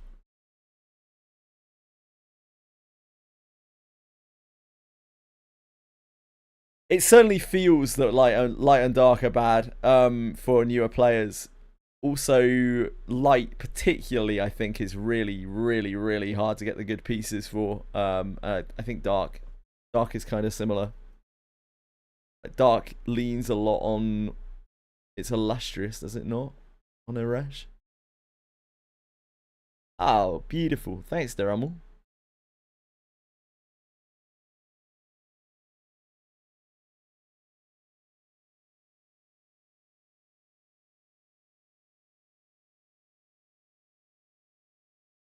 Who's uncapped the most Optimus and Omega summons?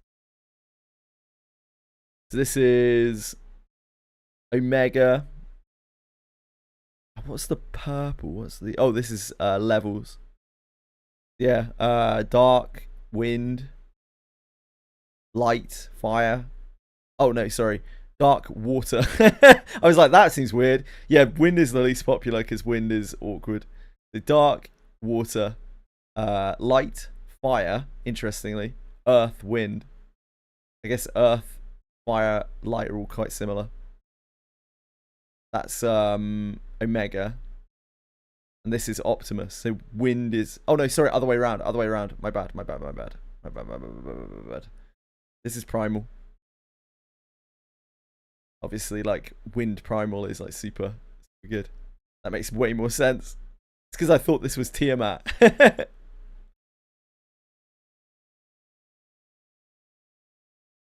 And then, this is Omega. Wind, light, dark, earth, water, fire. Colossus, of course, being really useless for charge attack stuff, right? And fire. That gives us like a kind of breakdown, but it doesn't actually give us a sort of element chart, right?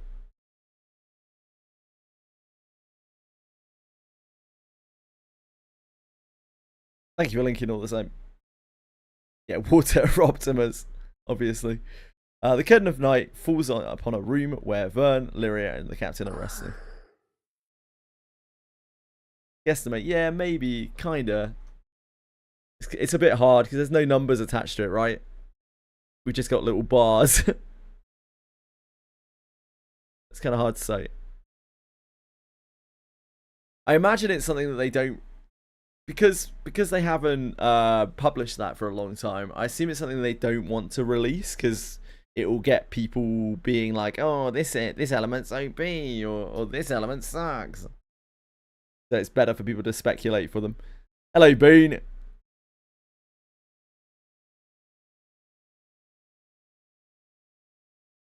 Memes so much for a decade, there are a lot of misconception and prejudices, sure. I didn't mean that the Wind Primal was bad, by the way. What I meant is that the Tiamat is extremely good, but as far as the Omegas go, right? Like it's just very, very, very good, like very strong. I'm sure the Primal is still absolutely better.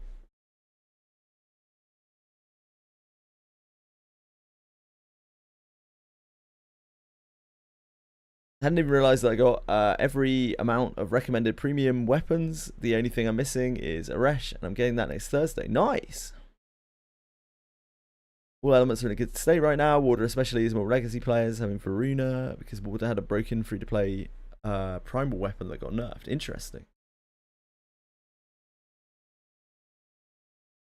I see. The three would normally be asleep at this hour, but thoughts of what happened in the battle against the otherworld kept them awake. Burnout is a question they've asked of themselves time and again.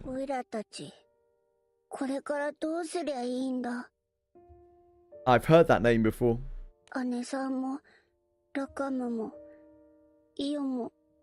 That got nerfed, wow.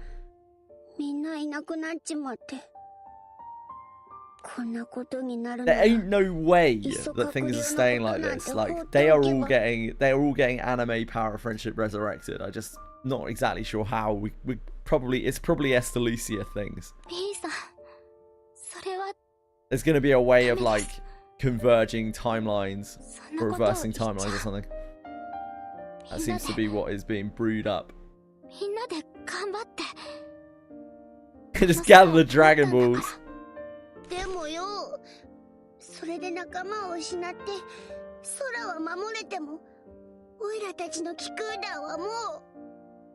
The fact that they like clean swept the crew, there's no way. There just ain't no fucking way.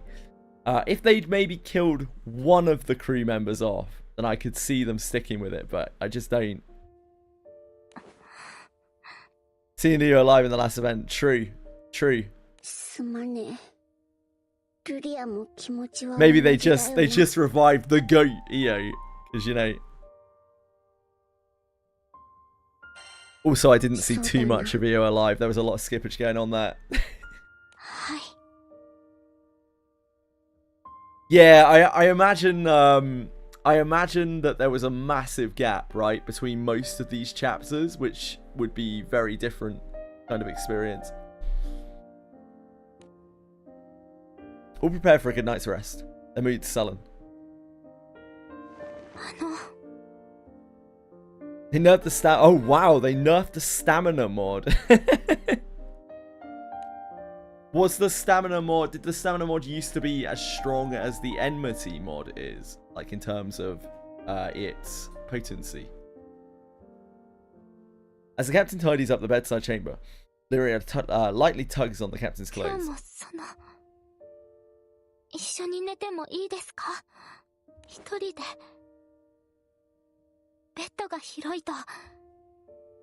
I'm sure you'll get it in time, as is Susanoo. Don't you worry about it.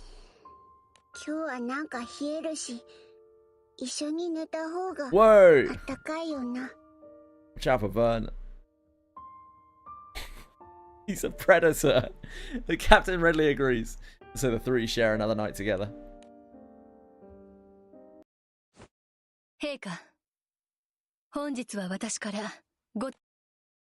The following morning, the captain is accompanied by Vern and Lyria in the throne room.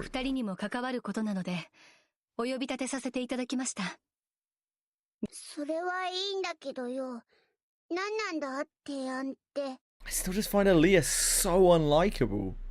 Aaliyah clears her throat and launches into an explanation.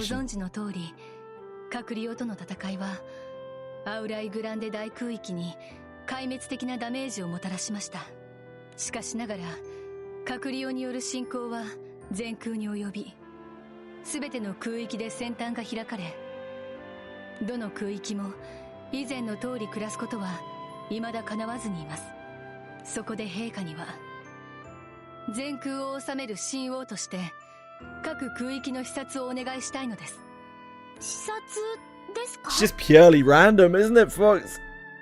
I've seen people just bust out like all of the ones that they're going for instantly. Like Akuben had, what was it? Was it Canes or something? I don't know which thing it was, but he got like 5 or 6 or something in like 30 minutes of farming. It was something absolutely insane. I think it was Canes.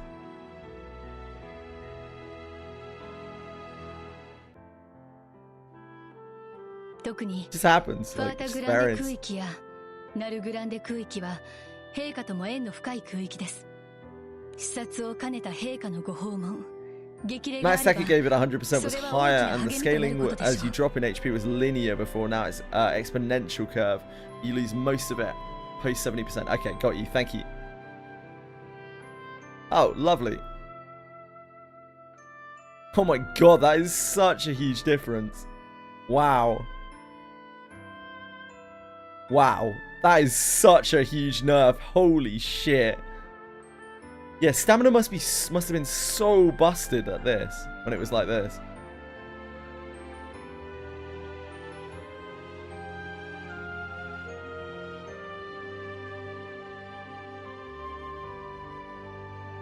Yeah, crazy. Thanks for linking, Daramel. Aaliyah closes the documents in her hands and bows deeply at the captain.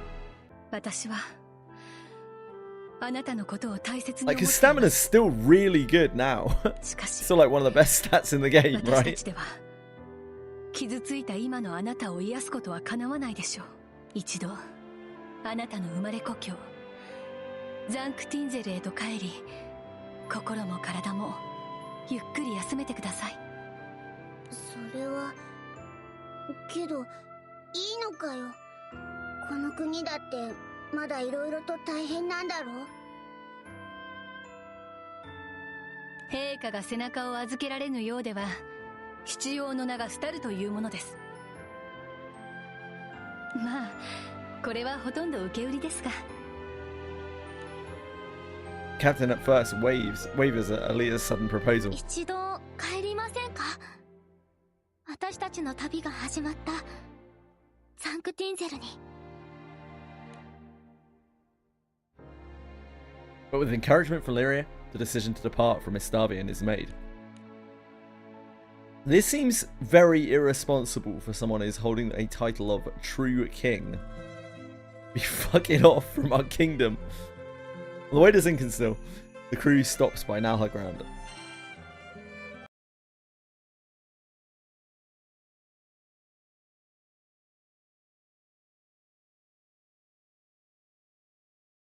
The captain, Lyria, and Vern decided to return home to Zinkenstill to rest their weary souls. Honestly, Mizako, I feel like our brain probably barely grasps like 1D chess. I don't get the idea. We just have plot armor. Like, that's our superpower. Our superpower is plot armor. It's not intelligence or ability. It's just we are the chosen one. It's with great difficulty the three of them alone managed to pilot the Charon Cipher. The crew stops by Nalha Ground as Skydom as a midway point. It's not as bad as some Gachas, Wonton Bear. We do show moments of weakness. We're not infallible, but yeah, like a lot of the time we are kind of Gacha chosen one. Just the way it is. Each island they visit has been visibly scarred by the Otherworld invasion. Survivors are all trying to make the most out of a difficult situation, hopeful that life will return to normal one day. 団長、どうしたんだ突然。まだイスタバイオンも大変な状況だろ。オイラたち一旦ザンクティンゼルに帰ることにしたんだよ。アリアさんが各空域の視察がてら故郷に帰って休むよう提案してくれて。その途中でイデルバにも立ち寄ってくれたってわけか。団長も随分仲間を失ったもんな。確かによく休んだ方がいい。会の方はどうなんだよ。もう忙しくしてるみてえだけど。まあな。Kane responds to Vern's query with a resigned ナ smile. ルグランデの件で色々あって少しは変わったつもりでいたけど、今度は全空が閣僚に滅ぼされかけるなんてさすがに考えもしなかったからな。今はまだ受け入れられないっていうか、いや分かってたはずなんだ。閣僚との戦いが命がけのものになるってのは。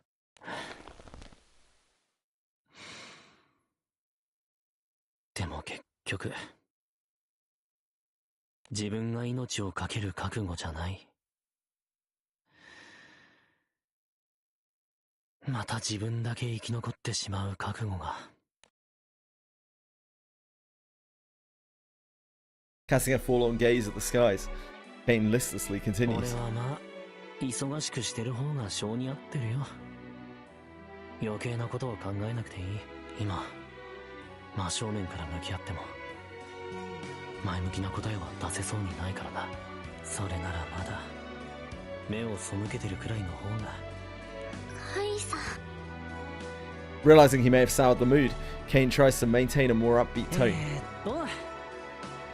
ここから今度はザンクティンゼルを目指すんだろ。まだまだ先の長い旅になるだろうし、今日はイデルバでゆっくりしてってくれよ。国を離れたとはいえまだ顔が利くし、泊まる場所はこっちで用意しておくからさ。By Kane's good graces, Cruz spends the night at Volkshield Palace, the palace that Folio once called home. Though it is lively enough with people coming and going for repairs, a strange sense of emptiness lingers in the air.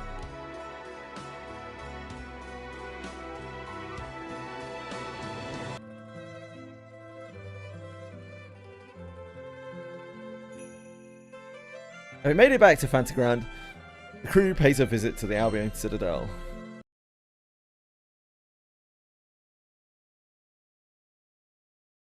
Sounds good, Susano. You're rocking out, mate. Crew gives thanks to Kane before departing from Nalhagrand. Nalhagranda. Anyone needs good light units? Mate, what are you talking about? My light units are great. We've got Ariat. She seems alright. I think. I don't know. We got Sandalphon. We got Delafie. What more could we possibly want?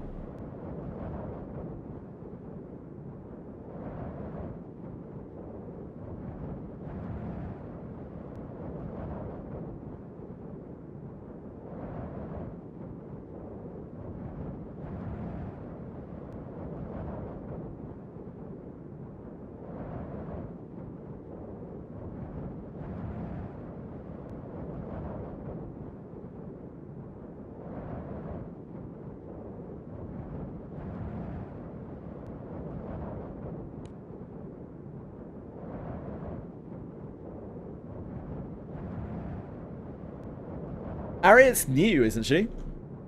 Like, Ariat's quite a new unit. I think she came out this year. Although the Otherworlders have been vanquished, the terrible mark they've left on the Sky Realm is indelible.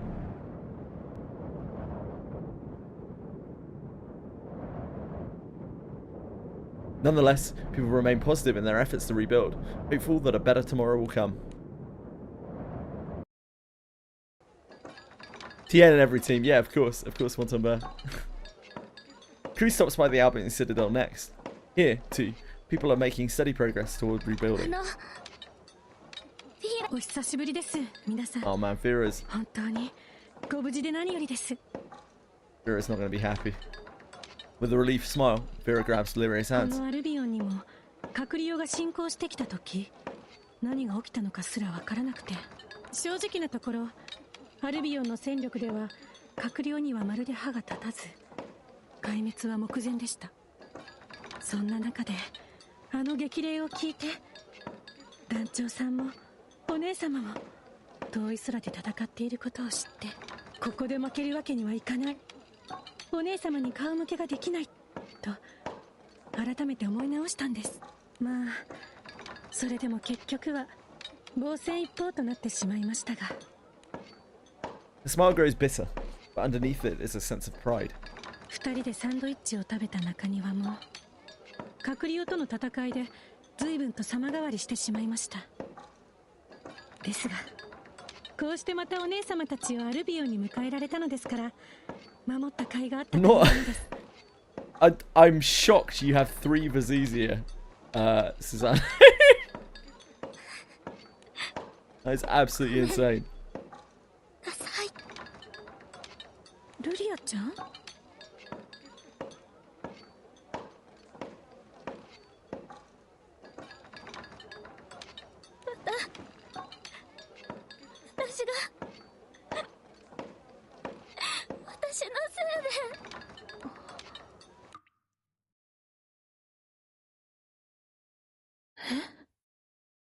ごめんなさい。ごめんなさい。カタリナ、ヒナさん。 Well, this is gonna be the saddest. どういうことですか？お姉様が何かお怪我を？お姉様はまだグランサイファーにいて港や積み荷の手続きをしている。そうですよね。 Vera looks in the direction of the ship. Catalina is nowhere to be seen. 姉さんは閣僚との戦いの最後、ルリアをかばって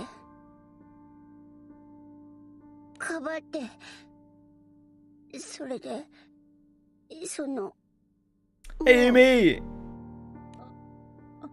Oh, she's gonna be so fucking sad. She's gonna snap. The captain feeling responsible as the crew's captain for what transpired as deeply before Vera without saying a word. そうですか。お姉様は閣僚からルリアちゃんを守り抜いたのですね。大切なものを守る一人の騎士として。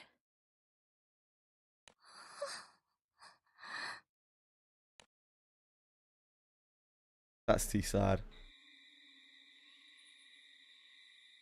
The crew takes up Vera's offer to rest up in Albion Castle. That night, the captain hears a faint voice from the office.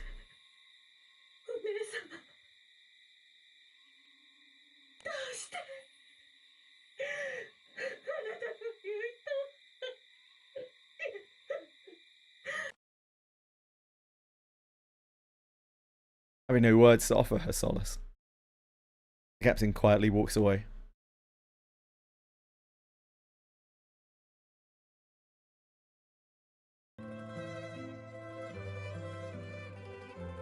That's much sadder than her dying. Sadder than Lyria's response as well. It's just, yeah, it's much more raw, I think. It's fine. We're gonna bring them all back because we can't have the whole crew sacrifice. So like, I'm sure we're gonna go to Estalucia and bring them all back. The captain made it back home after numerous stops, as all hope seems to fade away.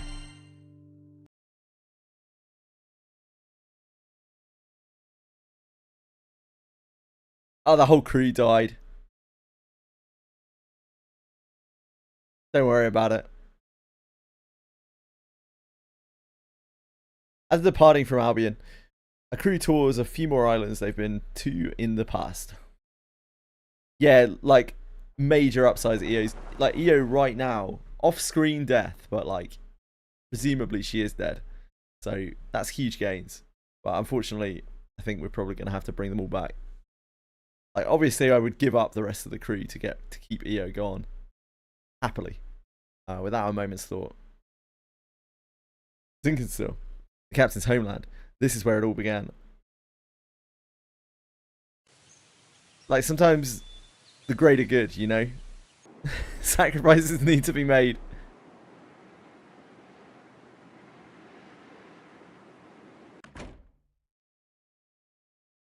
They sit down in the captain's empty house, taking in the stillness of the surroundings.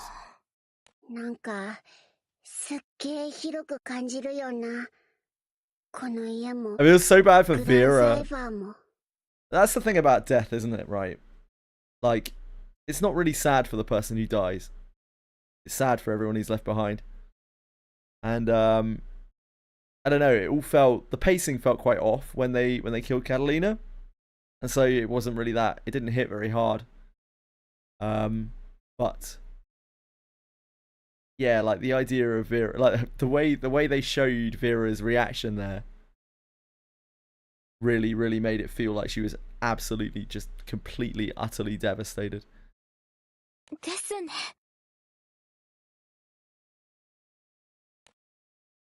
Two seem completely drained as they blankly stare at the ど ceiling. の空域のどの島も閣僚の被害を受けてたけど、でも諦めてるやつは誰もいなかったな。なあ、おいらたちもここから前を向かなきゃいけないんだよな。you already have 3 copies of Bahamut, 3 copies of Yatima. And 3 copies of Vazuzia, Susanne. Damn. Done some of the side stories with Vera. Yes? I think so. We've done most of the side stories at this point. I can't remember which pieces of content were which. Susanne pulls a lot. Yeah, that must be it. Vern speaks with little conviction, gazing at his own tiny paws.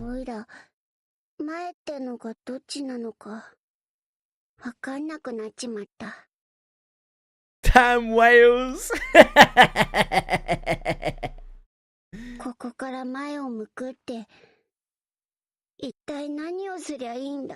Boone looking down from his F2P ivory tower. 私はまだどこかに向かうことはできそうにないです。まだみんながカタリナのことが。I am sad about Illyria and Catalina because like their relationship is one of the best relationships in the game. But I don't know, there's something off about Catalina's death. It just wasn't, the pacing felt all wrong. It felt like it was shoehorned in. And there wasn't enough build up to it. It was like they were just like, let's kill Catalina off. And they were like, alright. Unable to watch Lyria struggle to hold in her tears anymore, the captain steps outside for some fresh air. As refreshing as the breeze is, the fissure remains in the sky. There is no return for many lives lost. With practiced hands, the captain ruffles through a pocket and whips out the very letter, folded along the same lines countless times, that prompted this journey. The captain takes a good look at the words contained within. At long last, we've made it to the ends of the skies. My child, I'll be waiting for you in Estalucia, the island of the Astrals. Those guiding words almost seem like a curse now. If only the captain had never acquired a thirst for adventure and set out from it sinking still, perhaps the captain would not be plagued with this tremendous sense of loss right now. 君を故郷の島から連れ出した時からずっと心残りだった。世界の求めに応じるだけじゃなく、君は君の旅を続けていいんだ。覚えていてくれ、団長。Catalina's dying words. She wished for the captain to remember what the journey was all about in the first place.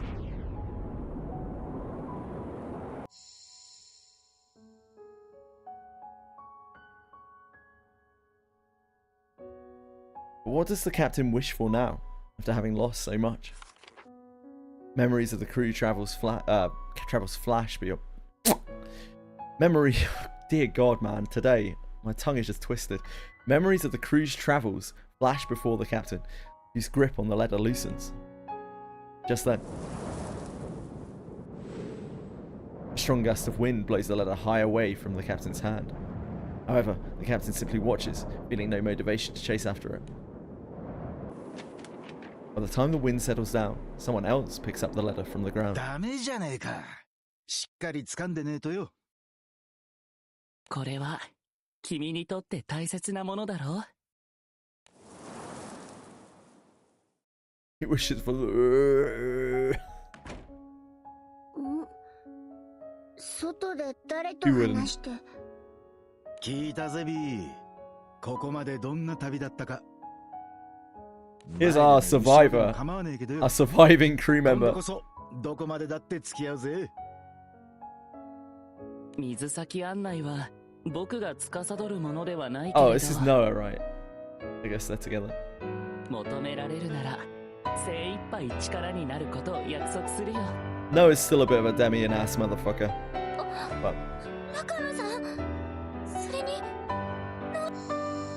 he can have a pass. He doesn't show up on screen too often. He doesn't ask us to draw him sheep. Just as the captain is about to give it all up, two friends erased by the other world show up at their door. Yeah, I'm sure it did, Umakin. Yeah, absolutely. I was talking about that before. Apparently this part was like genuinely 2 years or something after. Was this the like 500 and something days? 530 days? 660 days? I don't know. Between chapters. No. That's still coming, okay. This faint rekindling of hope marks a new beginning for the crew.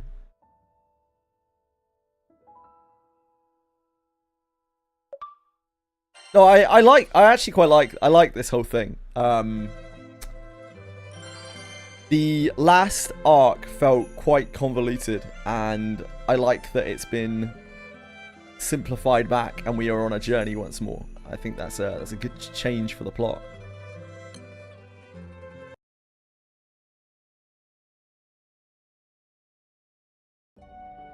It seems like we got a little bit lost in the source. Lost in the 8 to 10-year-old source. The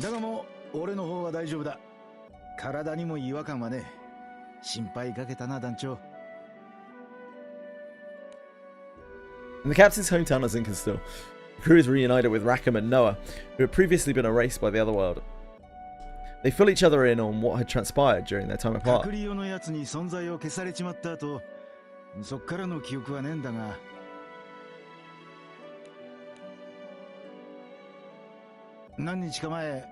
They did foreshadow this as well, saying like they brought back the people who'd been forgotten had come back, right? First thing I remember is suddenly coming to you in Port Breeze a few days ago.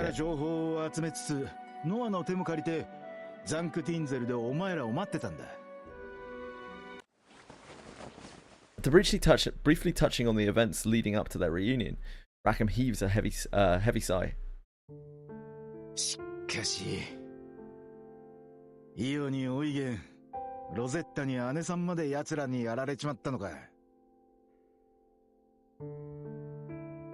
The way that is phrased makes it seem like he's like, yeah, you and you, Eugen. But Rosetta and Catalina. What a player.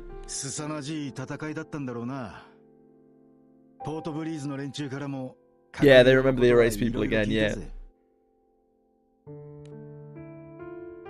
Recalling both the harrowing battle and devastating losses that they'd suffered, the captain and company lower their eyes. よかったぜ。ラカムが帰ってきてくれてよ。隠れように存在を消されちまってた奴らは、ちゃんと取り返せたってことだもんな。そうですね。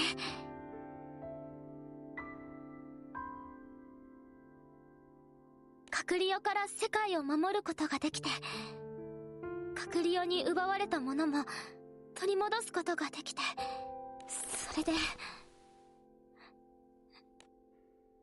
Lyra desperately tries to convince herself, all the while biting her lip to keep from trembling. めでたしめでたしというわけではないだろう。存在を消されていたものが元に戻ったとはいえ、カクリオが奪った命はあまりに多い。カクリオから全てを取り返したとは、とても言うことができないはずだ。I'm interested to see exactly what we do to resolve this. It's gonna be some time fuckery, or like... お前、そうは言ってもな。parallel universe fuckery or something. みんなもカタリナも From what I've seen people talking about with Murcielago, it looks like Kengo is really good for it for like a number of reasons. 受け入れるしかないじゃないですか。そうやって I don't know whether it was designed with Kengo in mind, but a lot of the things seem to line up with it. Again, I'm not exactly an expert. I just read a little bit about it because I'm thinking of getting Murcielago. Noah simply stares into Lyria's eyes, neither denying nor affirming her words. Hey, conviction!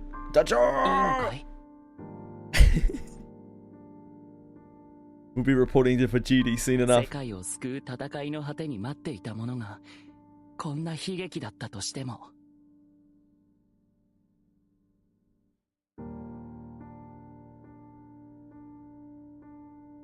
Nah, I'm not.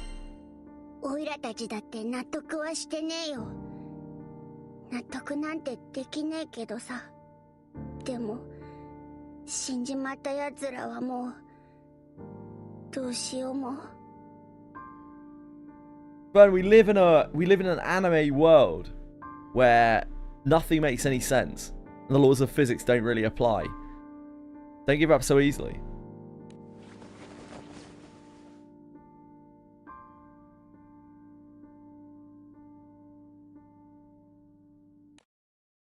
Pausing for a moment to consider their responses. Noah takes a deep breath and continues.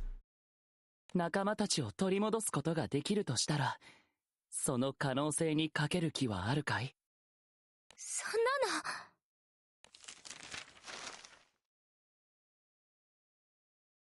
From what I've read, like, people are saying that Kengo... I mean, Kengo is obviously a very strong class, as it is. It's just an extremely powerful class, right?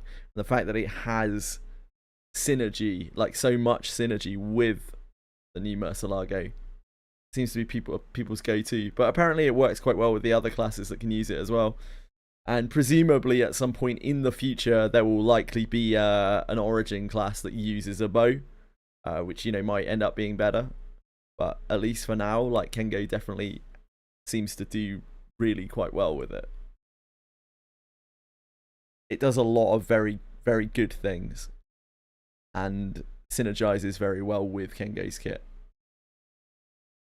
Before Lyria can continue, Noah pulls out a familiar sheet of paper. それこいつがもらった親父さんからの。イスタルシア。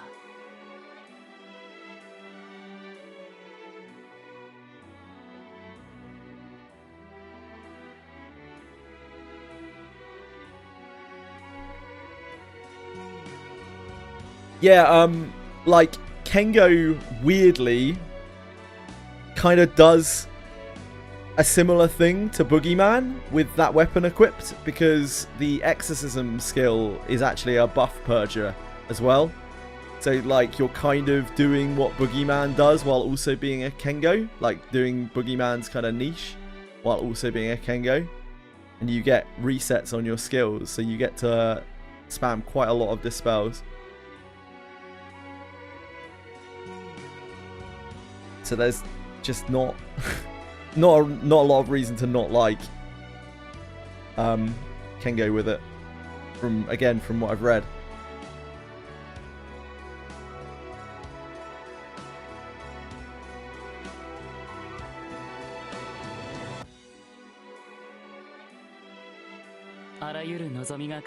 Hey Ryu! How are you, sir? Again, disclaimer, I'm not an expert. I've looked into this weapon specifically because I like the weapon. And also, from what I read, it's still, despite Murcielago being a lot better than it used to be, it's probably still not a particularly safe choice out of, you know, if you're going to spend a load of gold moons on a weapon or you're going to spend real life money on a weapon.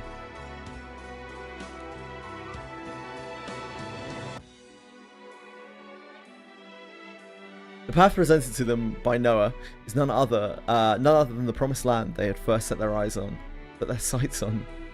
Reading comprehension is so bad today.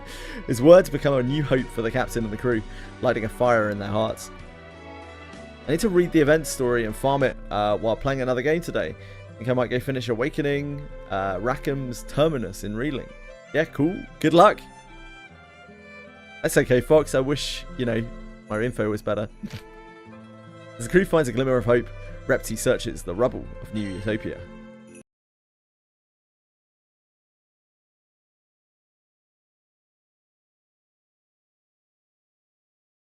Double striking is pretty great, I guess.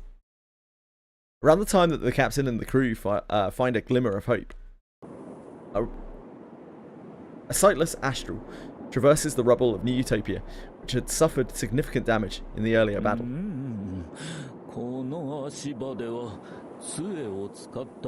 Here he is, creeping about.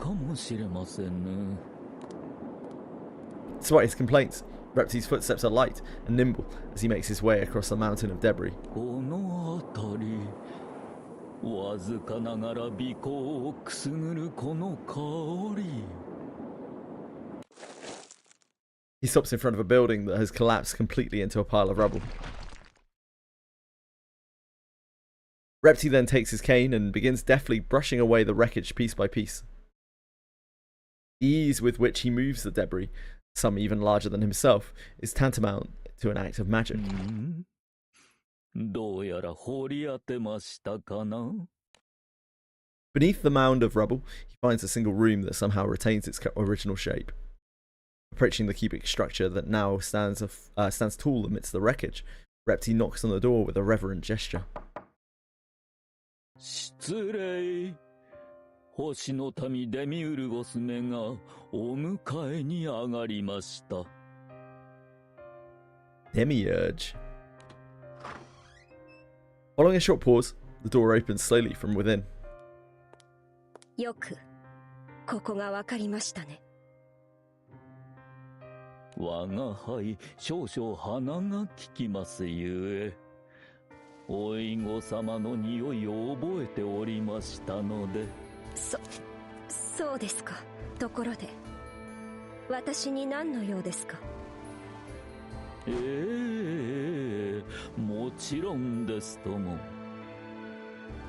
次の幕が迫る以上、あまり悠長にしていられません。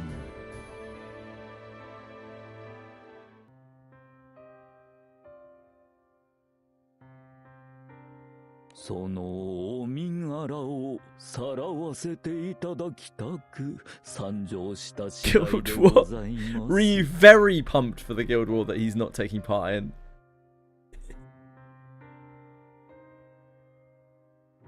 私の力はあなたも知っているはずです。存じ上げておりますとも。特別な力をお持ち。It's the only thing I understand. 戦う力はお持ちでないことも。I understand that you're a beautiful gentleman, Ree. 手荒な真似は本意ではありません。Guild War. 我が輩と一緒に来てい You た know だ what? けますね。 The end is actually in sight in regards to the story in this game. Like we're kind of getting there. Probably got what, like somewhere between 15 and 20 side stories to go, and we're actually like reasonably close to being done with the main story. Though posed in the form of a question, his words are a clear threat intended to elicit her compliance. Rack top 100. Why though? We want to sandbag a bit. If we're like doing okay in tier 8, we actually want to sandbag a bit so we get easier teams to play against. With this, the curtain rises on Repti's final act.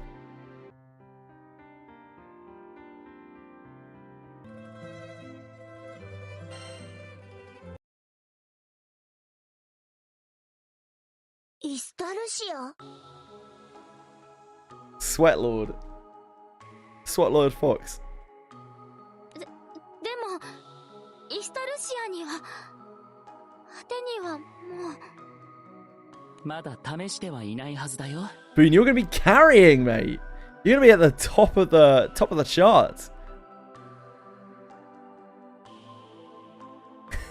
果てから Fox sweat AP potions delicious. Carry what's up into the bin. Get in the bin, mate.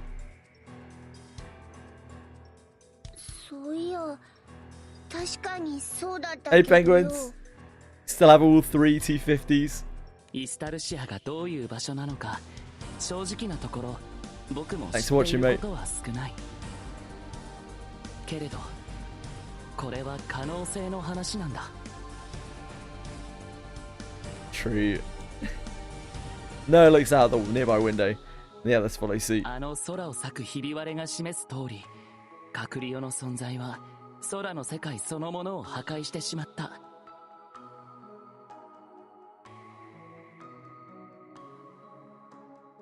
つまりカクリオの存在は空の世界という枠組み自体に干渉する力を持っていたんだろう。その閣僚によって失われたものを取り戻そうとするのなら、同じ領域の力を使うしかない。そしてイスタルシアとは創世の神が写しみを安置していた場所だそうだね。ということは、それは空よりも星よりも上位の場所ということになる。 2 unscheduled streams. I mean, there's going to be 9. There's going to be, what, 7 unscheduled streams, 6 unscheduled streams next week, probably. As my stream times are all over the place. 空や星よりも上位の領域の力なら、閣僚によって破壊された世界を修復し、彼らによって奪われた命を蘇らせることができるかもしれない。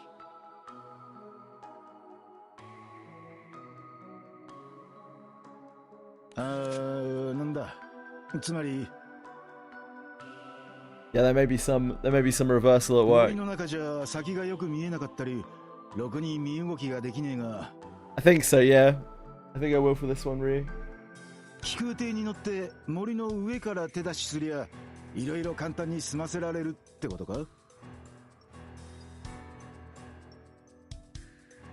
Less than 48 hours? Less than 48 hours in regards to what, like, sorry. In that there's less than 48 hours until the Guild War? Yeah. It's soon. It's soon. ただ、イスタルシアという場所が上や下という考えで表現できる場所かはわからないけれど。 This is gonna be my last resort. Cut my life into pieces. That's all I can think of all of a sudden. Cut my life into pieces. This is my last resort. Wizardry Weekly reset. Ugh. Hearing Noah expand upon the possibilities, light begins to return to the eyes of the captain and the crew.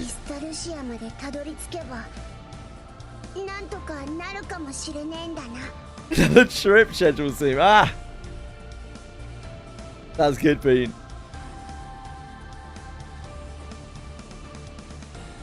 Yeah,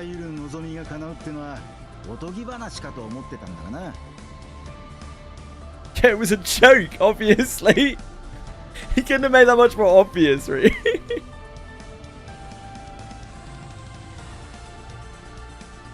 Oh, that's odd, penguins. おとぎ話だったとしても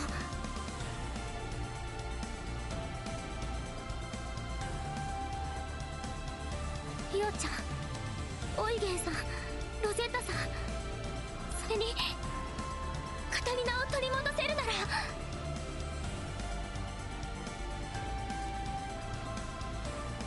私はその可能性を信じてみたい。 I don't know exactly what we're going to find in Estalucia. But we're definitely going to bring the crew back. Let's go to Estalucia! At the captain's words, the others nod determinedly. Their journey to fully reverse the destruction caused by the otherworld is about to begin.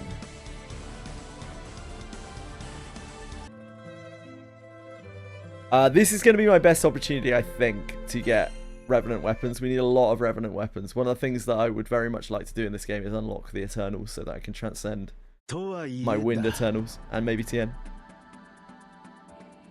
So, yeah, this is probably the best opportunity we're going to get to just endlessly farm Revenant weapons. 確かイスタルシアに行くには全ての空のクーズのかけらを集めた完全なるクーズが必要なんだよな。今手元にあるのは Our original goal, I don't know, man. Our original goal is to find our father, right, in the realm of Estalucia, but like, it's pretty shit, to be honest. Our dad's a deadbeat, dude. The guy's a scumbag. Now we actually have a real purpose, for maybe the first time in the entire game, which is to make everything right again, and that's kind of cool. Fuck our dad. The guy's a scumbag. He's a waste of air. I hope he's dead.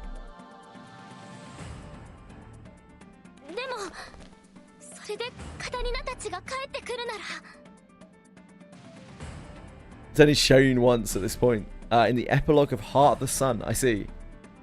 Time before this event released. I see. In the face of the crew's renewed resolve, Noah alone appears uneasy. その成功法についてだけれど、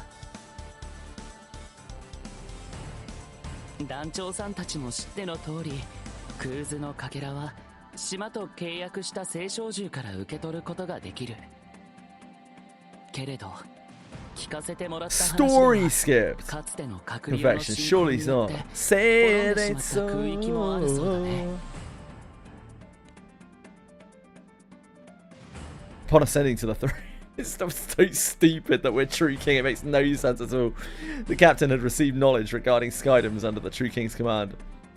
The Exagrander Skydom had in fact met a devastating end due to otherworld invasion a decade or so prior. 島と青少獣。 You can't この cook a どちらが phoenix 欠けてもクーズのかけら They は are 手に immune to 入らないん fire だ。 because they're made of fire. 滅んじまった空域でも青少獣だけは無事ってのはちょっと考えにくいか。イスタバイオンの連中は青少獣も自分たちのいいように利用してやがったからな。 I mean, I guess what a phoenix would taste like is fire. Weirdly 島と enough. 青少獣が無事なら壊滅なんて判断はしねえわな。それじゃあ青少獣の力でイスタルシアに行けたりしないでしょうか。 I imagine if he follows the rules of most fantasy, he is completely immune to fire as well. But he's a red dragon after all. 残念だけれど、それも望みは薄いだろうね。青少獣を使ってイスタルシアに手出しができるなら、すでに星の民が征服していそうだし。I don't think you could freeze it because it's made of fire, and like it doesn't.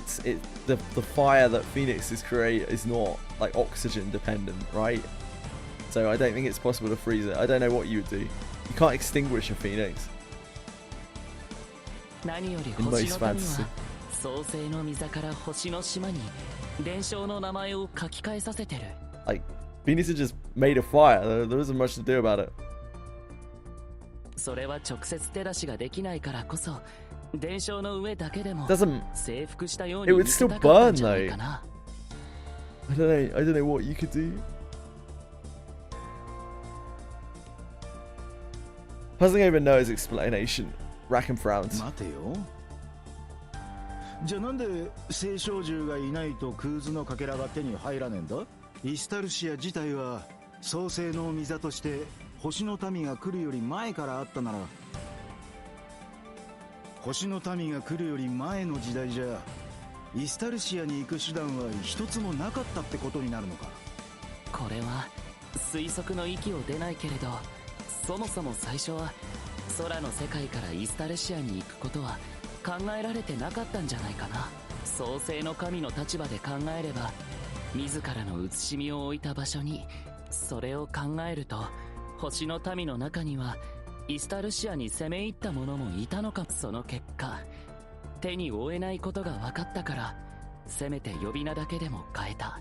こっちが創世の御座から星の島へと名前を変えた真相なのかもしれないね。星の民。 This is probably the last part of the story that I'll play before finishing all the side stories up to 191. As Vern utters the word, something seems to click in his mind. なあなあ、要するにイスタルシアは空とは別の世界なんだよな。Deramal, we're talking about fantastical magical creatures. So yeah, they create flame from their body with no need for any kind of oxygen. No need for anything. they just generate flame because they're fucking magic. So yeah, they break every rule of thermodynamics. それなら空から見て同じように別の世 Like 界の most magic. 星の世界から来た星の民なら、もしかするとイスタルシアに行く手がかりを In many fantasies, they don't even have a tangible body themselves. They are literally just firebirds. just look like birds. They're made of fire entirely. 空の世界と別の世界を I hate magic breaking physics! 確かに近いものがあるかもな。They're fuel. Nothing! It's fucking magic! 星の民といえども、皆が皆、イスタルシアへ行く方法を知って What いる did とは限らないけれど。 But what did Gandalf use for his fuel? For his spells? 手がかりを得るという点では、星の民を頼 Yeah, like maybe you'd have to use some sort of magic, some sort of magical means to extinguish a phoenix. I don't know if magical water would do that, probably not.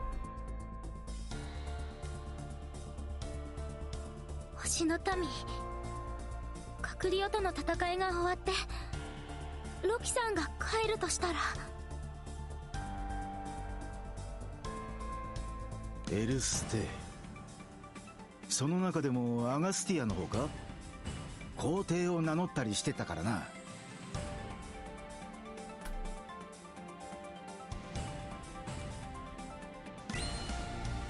っしゃ、そうなりゃ早速アガスティアに行ってみようぜ。 Having finally found a concrete goal to pursue, the crew quickly springs into action. With its helmsman back at the wheel, Grand Cypher sets a course for the former imperial capital, Agastia.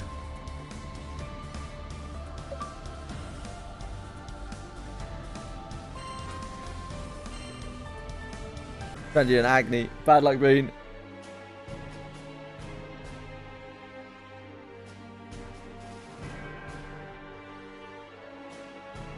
Beyond the skies!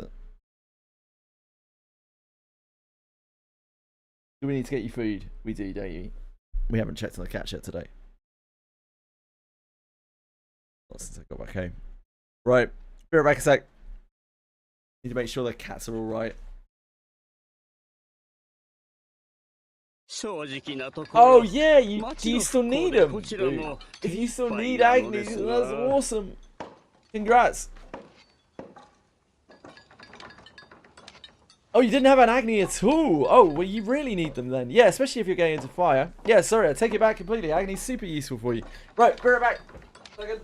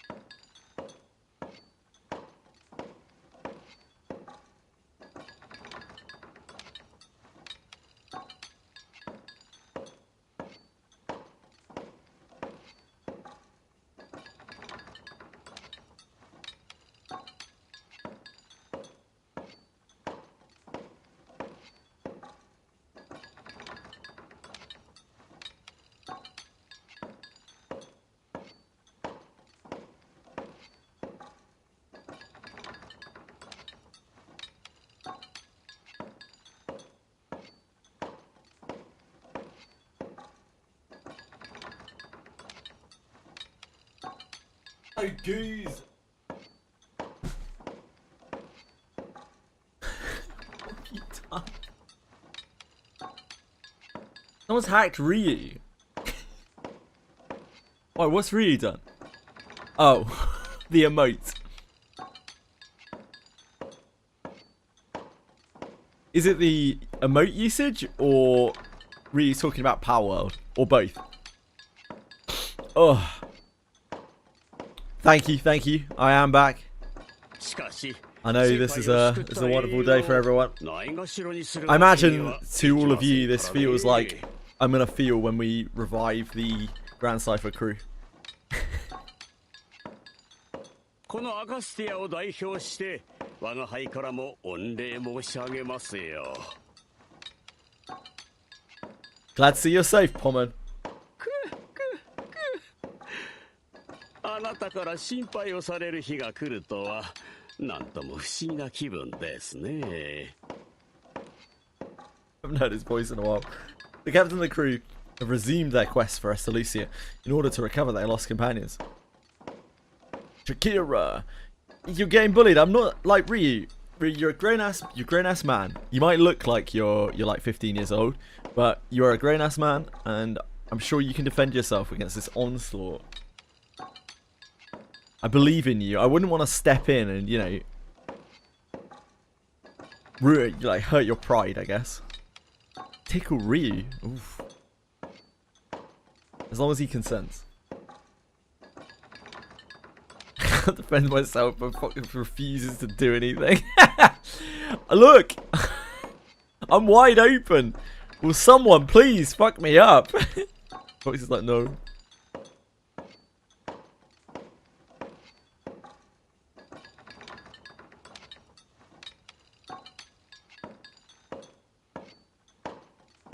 So tanky. 事情はもろもろ聞き及んでおりますよ。まさかあのカタリナ注意まで犠牲になってしまうとは。とにかく今はロキの行方でしたね。ある程度調べはつけてありますよ。 In July, I'm gonna have to start thinking of making up the list of games, single player games that we need to churn through. Anyone remember? やはりこのアガスティアに来ていたんだね。 Yes, list of variety games. The end of July is probably variety game territory. Yeah, Relink's on the 9th, I think. It's not Chrono Arc, folks. Chrono Arc Live. What were the horror games we bought way back when? Quarry, right?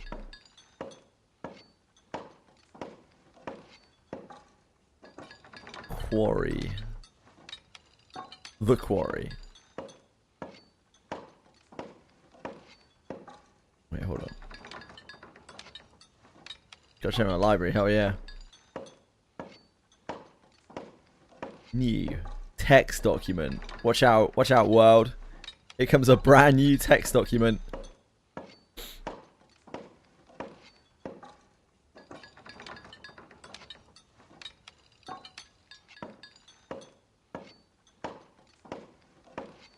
Better not show the one that was packaged with my 2D hentai game.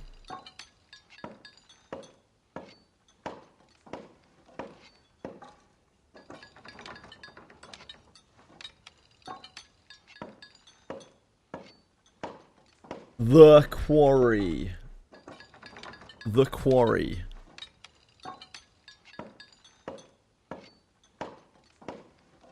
Yeah, apparently well, no, you get banned, but you get unbanned as well. Well, you know, if you're rich and successful, I guess.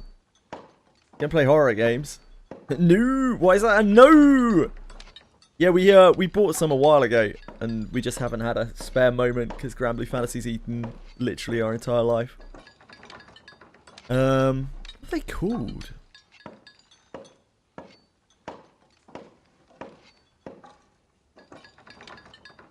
The Dark Pictures Anthology.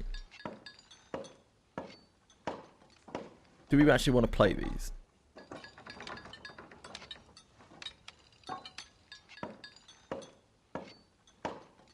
Nah, not Resident Evil.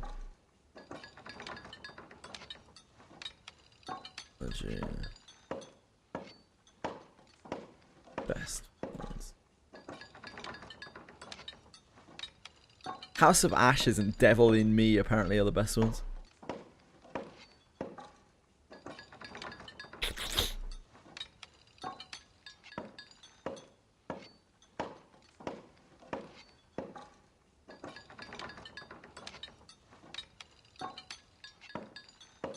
To me, as you can't stand horror games as a spectator. Yeah, that's understandable. I'm playing other games as well. We've got a bit of a backlog of games. What else do we have here?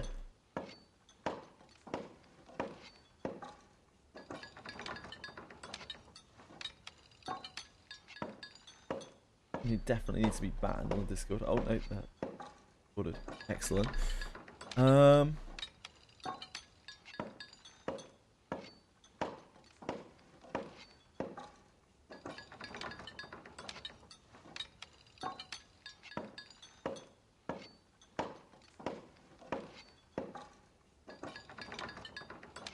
So I said I'd play Paper Lily. I am really interested in playing that game, and that also has a prequel to it. Or actually, I think it's actually a prior game called The Life of Cat. I think.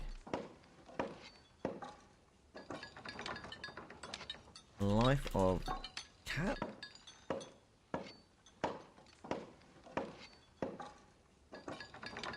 Project Cat? Is that what it's called? Project Cat. Project Cat. Project Cat. Project. Yeah.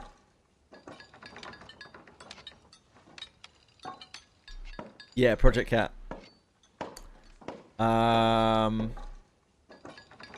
Being chased around by a Biz4 invisible boss was stressing you out. Yeah, I'm not surprised. I think they fixed that now, didn't they? I also said I'd play Bad End Theatre. It's something that I meant to play for a really long time. Never got around to it. I think those are all like fairly short.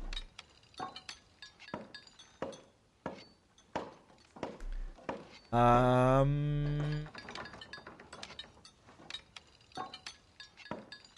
then the Dark Pictures Anthology. There are like 8 of them. So I don't know. Any D&D type game? Yeah, I want to play Baldur's Gate 2 or Baldur's Gate Trilogy in August, September, but that's a whole thing. That's a real whole thing. So we'll see. It's a little bit further down the line. And I think Rubinite comes out in July as well. Rubinite. Steam. 23rd of July. Oh, I need for that. Any more to play? So, Relink is 9th of July. Rubinite is 23rd of July.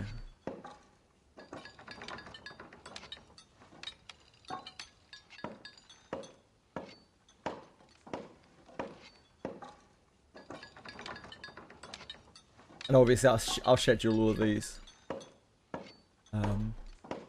So people don't miss them. But yeah, this is for after we are finished with Granblue Story. This is the first moment where I feel like in God knows how many months. How many months has Granblue Fantasy been out on Steam now? I don't know. Like 4, 3? I don't know. It's the first moment where I've been like, holy shit, we might actually finish the Granblue story. We might actually get there.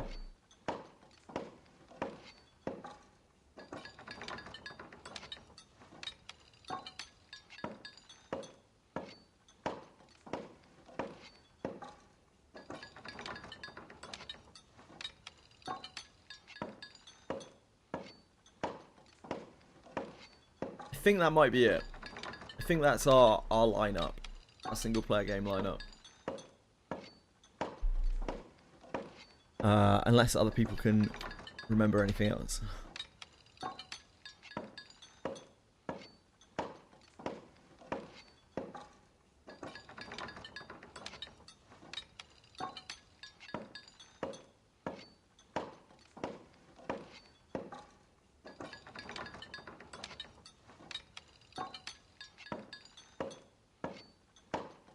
Dream games.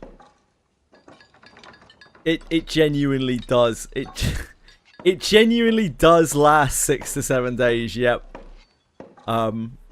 Unfortunately, that is actually true.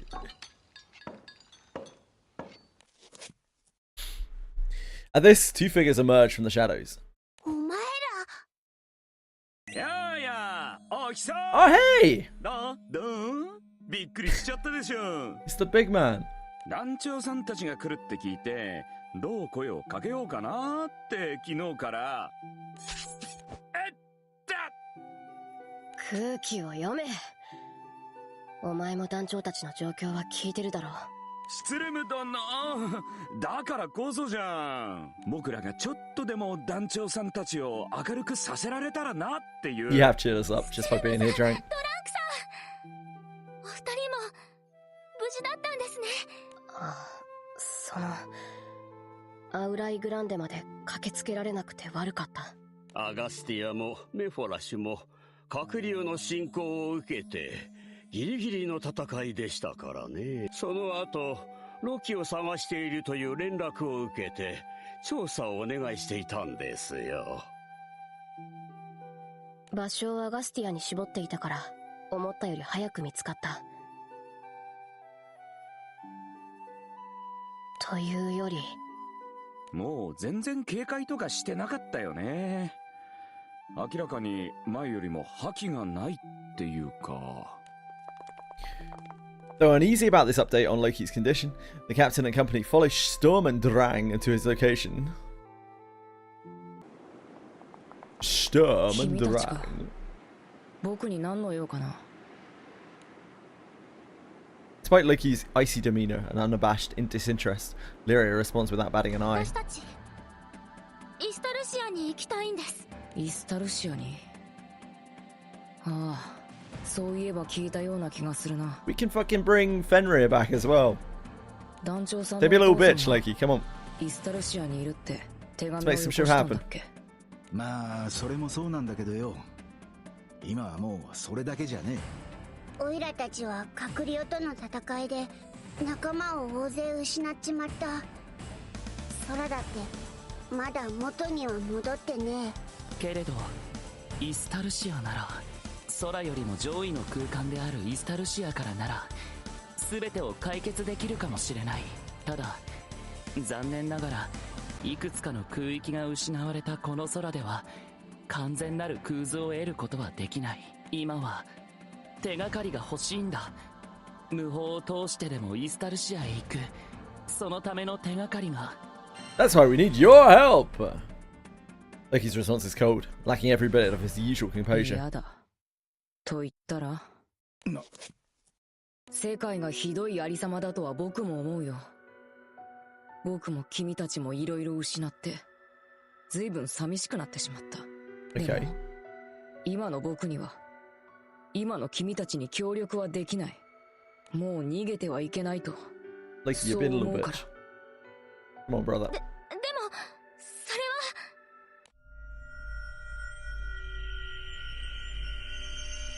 Just as Lyria speaks up in a desperate attempt to persuade Loki, the captain's vision suddenly grows distorted.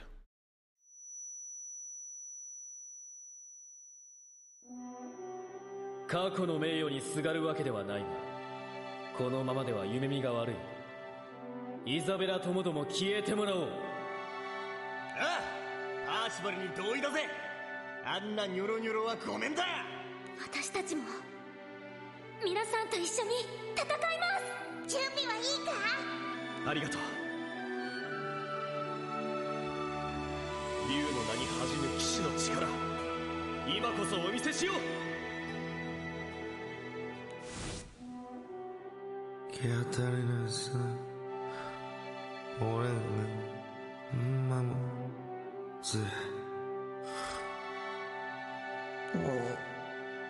グラサイ見えた。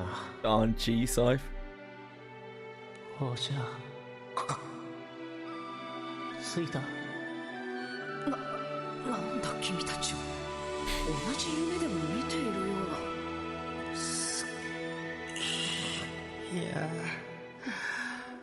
な。やだりなさ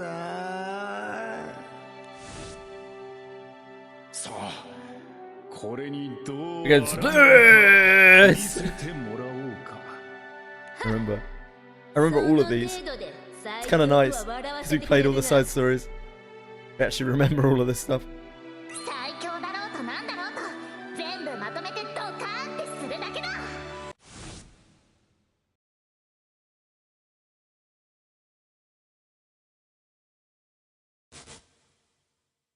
Dokkan! 今どうなってんだ？ Eyes fraught with worry, the pair grasped the captain's hands tightly, in an apparent attempt to reassure themselves. この感じだと今のは団長さんの新しい特技 Yeah, a vision of a stranger falling over is like, who the hell is this guy? Why are these three people dreaming of Catalina? Like, what the fuck's going on? そんなわけあるか。お前、体は大丈夫なのか？ Seeing the captain's clearly bewildered response to their inquiring gazes, Rackham clears his throat. よく聞いてくれ。ほんの少しの間だったん I'm だ。 really liking this new arc a lot more. 団長、お前消えてたぞ。まるっとこの It's 場 like でいなくなってた。 they cut all the chaff from the previous arc and started fresh. 団長さんの体に何か、もしかすると良くないことが起きているのかもしれないね。This unforeseen occurrence only serves to deepen the anxiety and confusion of the crew. A cruel, harsh path looms before them on their journey to seek out the boundary for the sake of their friends.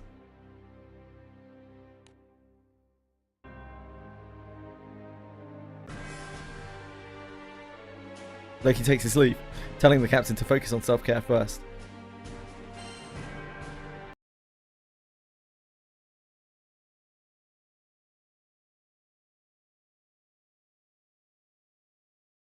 Whatever gets you there, 失ったものを取り戻そうとするのは結構だけど、まずは自分の体の心配をするべきじゃないかな。With this, Loki trudges away. In search of a path to Estalucia, the crew had come to Loki, an astral, for clues. But something unexpected had happened to the と captain. りあえずロキの足取りは後でまた追うとして、どういうことなの？さっき手品みたいにパッと消えてたよね。どういうことって言っても、お前にも何が起きたかわかんねえんだよな。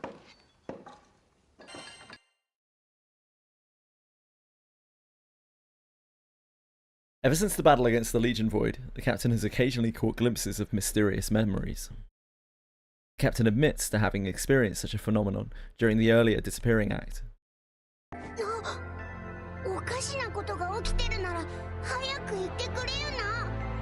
まあ身に覚えのない記憶を見るだけで体に異常はなかったから言いにくかったんだ。レギオンボイドとの戦いからこっちずっとゴタゴタしてたらしいしな。でも何かあったらすぐ言うようにしてくださいね。ルリアの体には何も起きてないのか？私は何も。確かルリアと団長は一心同体なんだろう。それなら団長に何か起きてるならルリアの方にも影響はないのか。言われてみると。ということは命に関わる事態ではないか、もしくは二人をつなぐ力を上回る何かが関係しているのかもしれないね。怖いこと言うんじゃねえよ。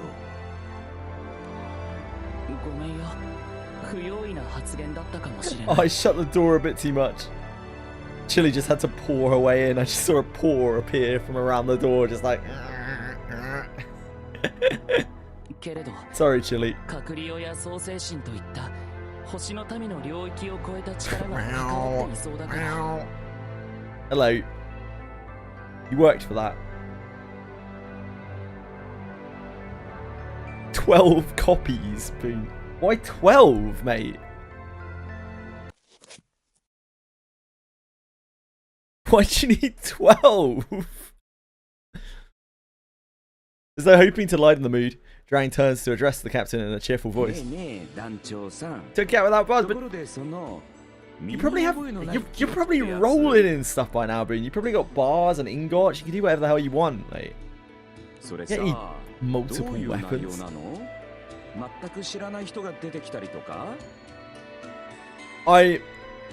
With the relink launch, I've got to source 3 sunstones to raise up the Beelzebub.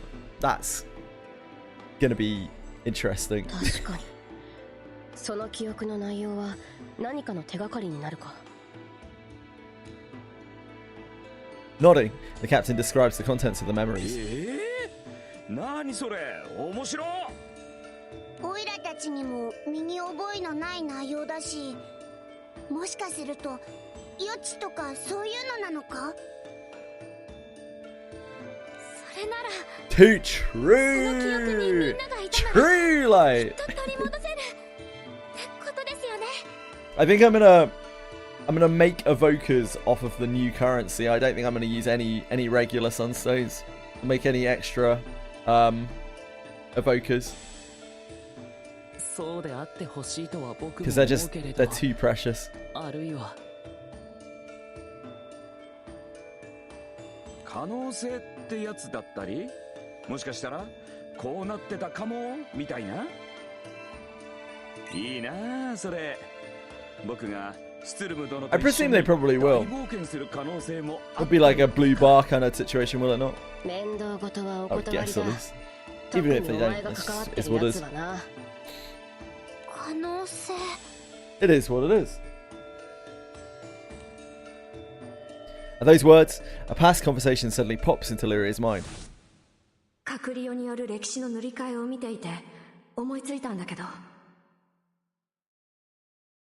私が契約してる聖少獣エビスにもその得意な性質から異なる世界、異なる歴史を渡る力がある。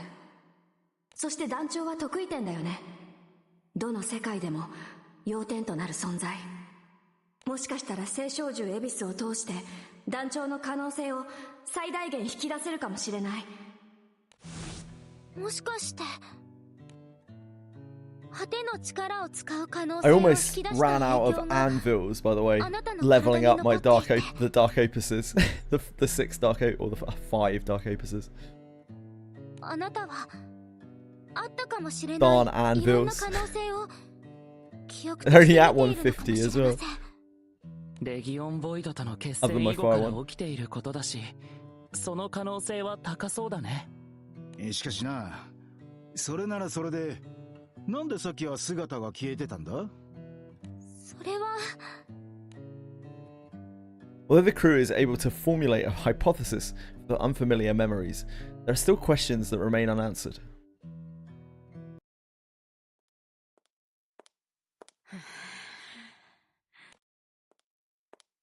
何してんのあんた。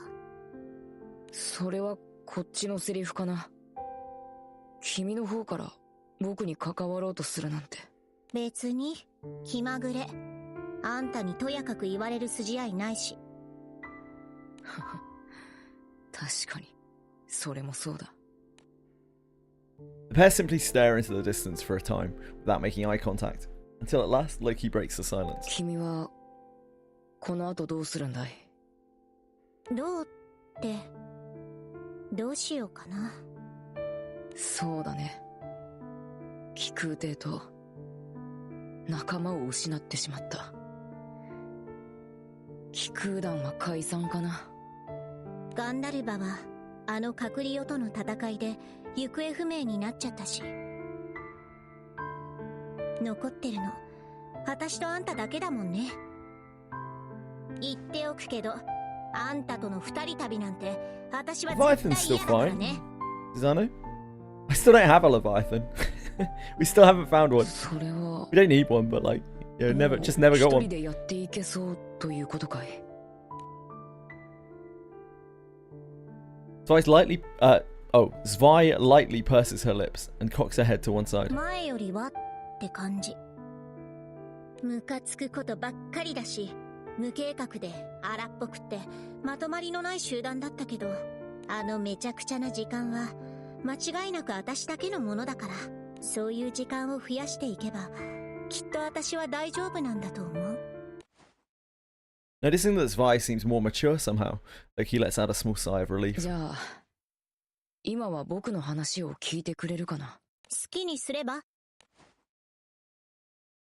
Brushing off Zwei's exasperated shrug, Loki begins to 始 speak. まりはそうだね。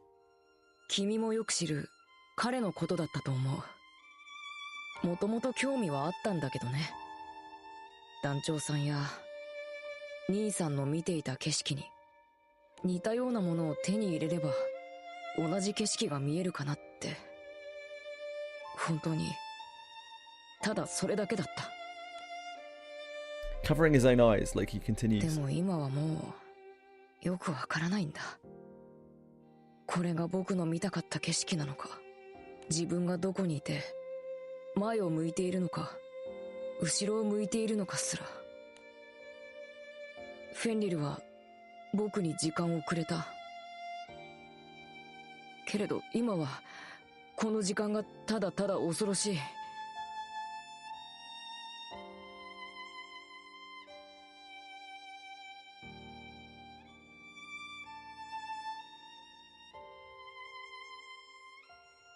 僕が止まっていても時間は動く。まるで僕を責め立ててるみたいだ。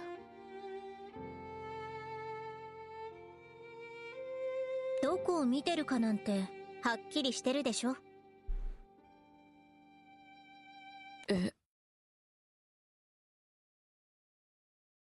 あんたはずっといなくなった人たちのことを見てる。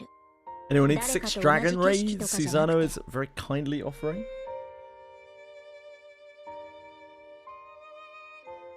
そんなことも分かってないから。だからそんなにぐちゃぐちゃなんじゃないの。それを受け入れなければ待つのは破滅だけだぞ。 Looks so excited. Bless her.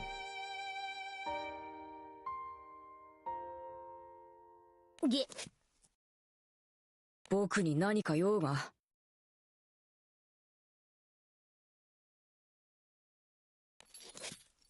そう邪険にすることもないだろう。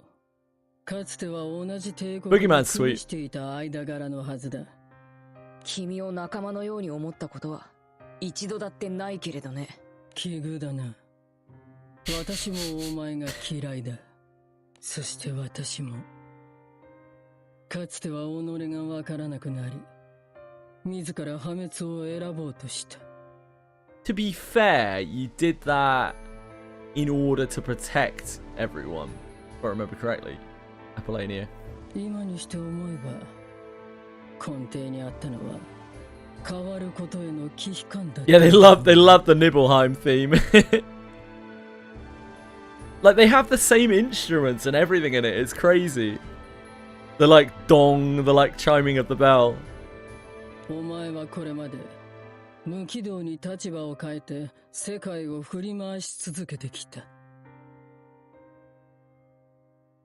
The dragons die super fast, yeah, Susano. だが立場が変わり続ける中でも決して変わらなかった And you start letting people in. 変化の兆しが訪れているのだろう。お前が何に執着しているのかは知らないが、変わらぬことに固執すればその先には破滅しかないぞ。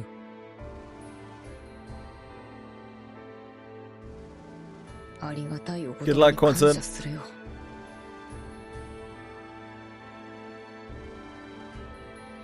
でもどうやら今の僕には確かに時間が必要らしい。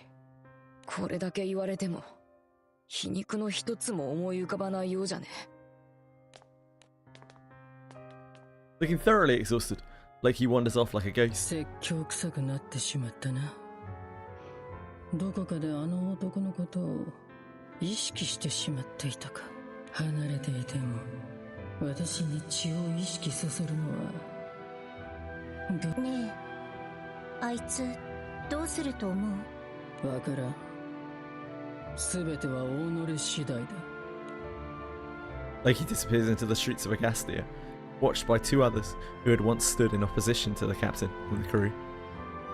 The ruined cityscape around him appears to reflect the uncertainty consuming his heart.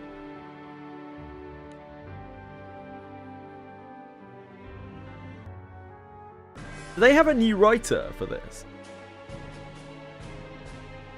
Next day, Loki returns to the crew with a question. Storytelling feels very different already. Following day, he finds the captain and the crew confronting Loki once 君 again. たちの話で一つ気になるところがあってね。イスタルシアに行って君は何をすると言っていたかな。オイラたちは閣僚との戦いで失っちまった仲間を取り戻してんだ。 Same rider since Libertaria Island. Yeah, since like 140 something. I don't know whether he just got to do his own thing here more or something. It already feels really, really different. Despite their obvious grief, Loki appears somewhat disappointed. それなんだけど、やってもいいことだと君たちは思っているのかい？やってもいい。誰かが病で亡くなったとしよう。それはとても悲しいことだ。悲劇とも言えるかもしれない。では彼、もしくは彼女をおいそれと蘇らせてしまってもいいのかな？ Absolutely not. Like, philosophically, absolutely not, Loki. However, we can't just do whatever the fuck we want, because, I don't know, that's just what we do in this game, so these laws and morals, they don't apply. 分かっていて目を背けているんだろう。かつての君たちなら世界の摂理を曲げようとする者をきっと止めに入っていたと思う。そこにどんな悲劇があったとしてもその人が前を Who lead the third fan club? Yeah, true. Loki's tone is genuine, without a hint of mockery. 君たちが変わったというのならそれはそれで構わない。僕は僕のために僕が歩き出せるように君たちが見ているものを知りたいんだ。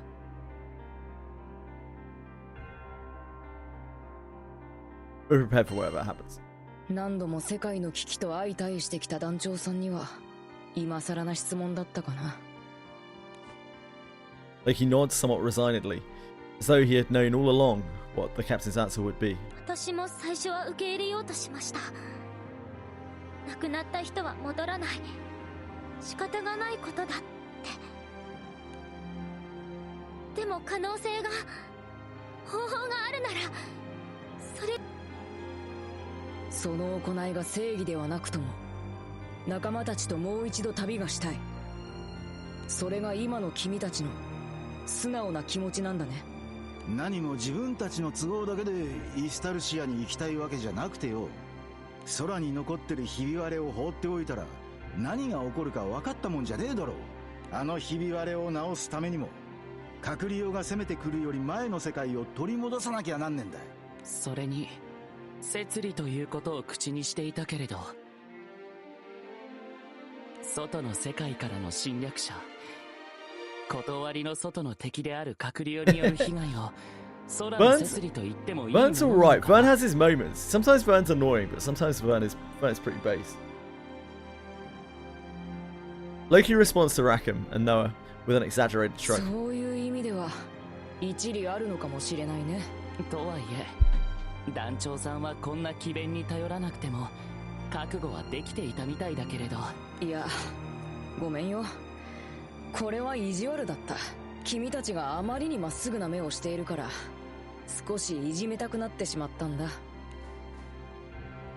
Acting a little more like his old self, like he takes the captain's 向 hand. こうはどちらかといえば僕たちが好むやり方だからね。なんとかたどり着いてみせようじゃないか。すべての望みが叶う場所。 Hell yeah! イスタルシアへ。 Let's do this!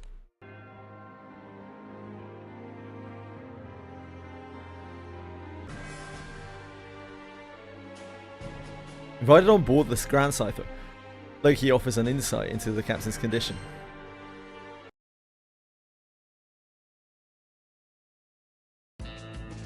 ところで、団長さんの体の異常については原因は分かったのかな？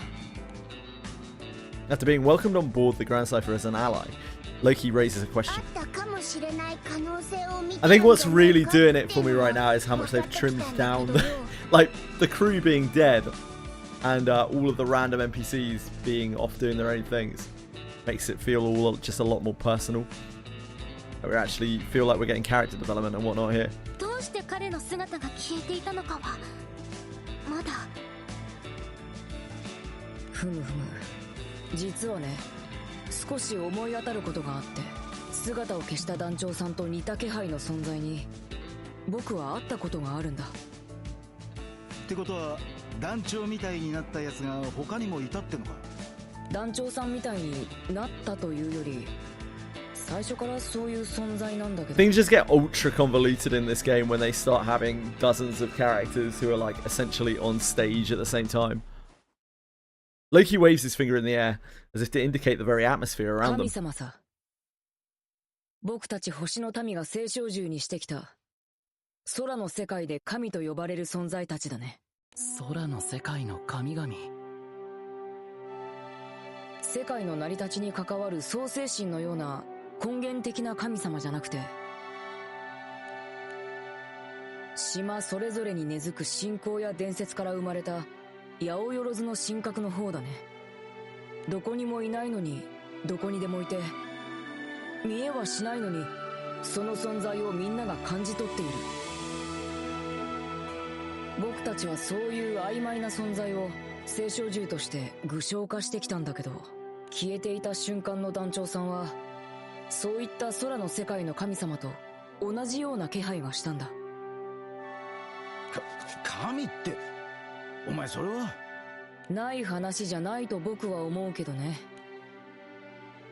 団長さんは戦いの中でこことは別の世界の可能性を無理やり体に下ろした。そのことが引き金となっていくつもの世界のいくつもの君が一つになりつつあるんじゃないかな。It is this, sure. この世界ではない。Because we were getting that from the blue hair shit, weren't we? And from which I can't remember which side story it was. There's another one that was touching on like alternate universes and characters coming over. 彼らとの物語は確かに存在してい So I て、 guess that's what's gonna happen here. We're 物語 gonna の数だけ君がいる。そしてその全てが君 converge 自身 realities or something. Loki stares into the captain's eyes as though speaking to the depths of them. 結果、団長さんは子としての存在が限界を迎えてしまい、広くあまねく存在する神のように強力だけど曖昧な存在に近づいている。 That does sound like me. 複数の世界を股にかける神格のようなものを得てしまったという。そう。空と星の関係という意味での得意点じゃない。無限の世界、無限の物語を貫く軸、得意点として団長さんは覚醒しつつある。ずいぶん規模のでけえことになってきてねえか。それで彼の体は大丈夫なんでしょうか。さあ、それはわからないけど、でも全ては必然だったのかもしれないよ。団長さんがここまで旅をしてきたから得意点となったのではなく、君がいくつもの物語を知る得意点だったからこそここまで旅を続けられたのか。 It's plot armor. I've been telling you this the whole time. We're just extremely heavily plot armored.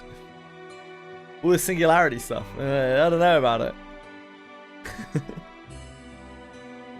As Vern, Lyria, and Rackham take in Loki's words, Noah places his finger to his chin in も thought. しかすると、いや、でも、これは。どうした？えらく難しい顔してっけど。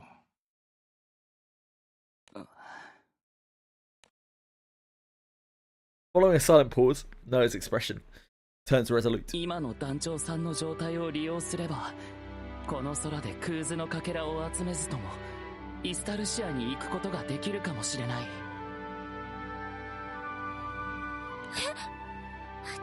The rejoining.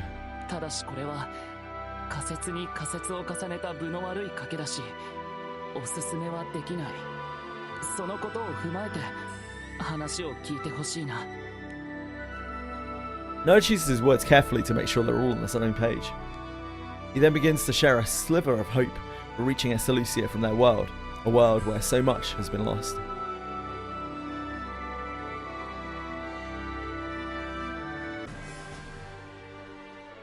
Its crew filled with resolve, the Grand Cypher sets sail for Estalucia. Estalucia. The Grand Cypher has set sail with but one destination in mind, Estalucia. On its deck are Vern, Lyria, Rackham, Noah, Loki, and the captain. 本当にいいんだね。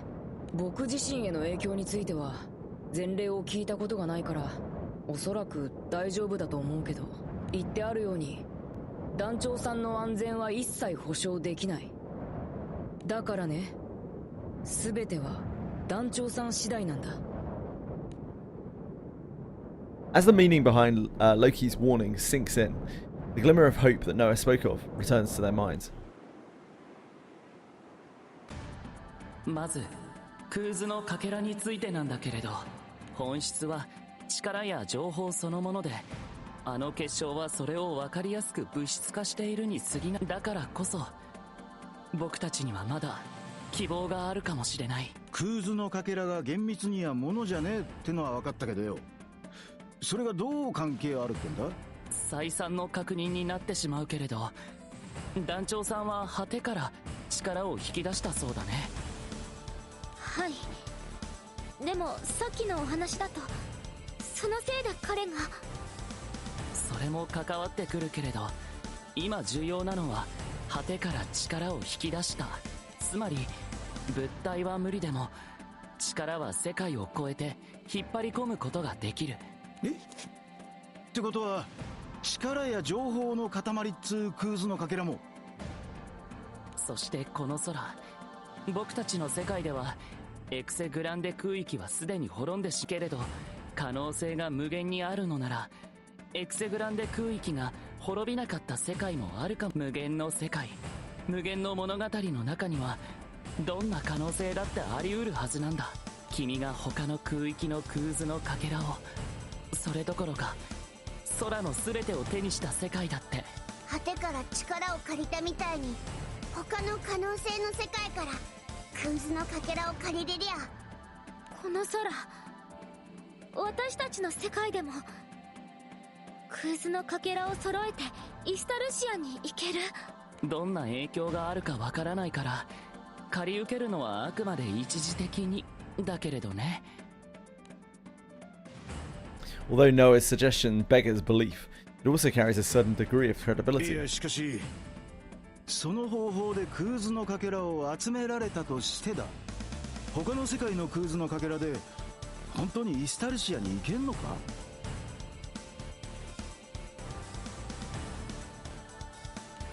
賞賛はゼロではないと思うよ。そもそもイスタルシアは世界の枠を超えた場所だ。それにこんな方法で完全なる空想を手に入れることは想定されていないはず。ただそれでも確かなことはほとんどない。これはあくまで賭けになる。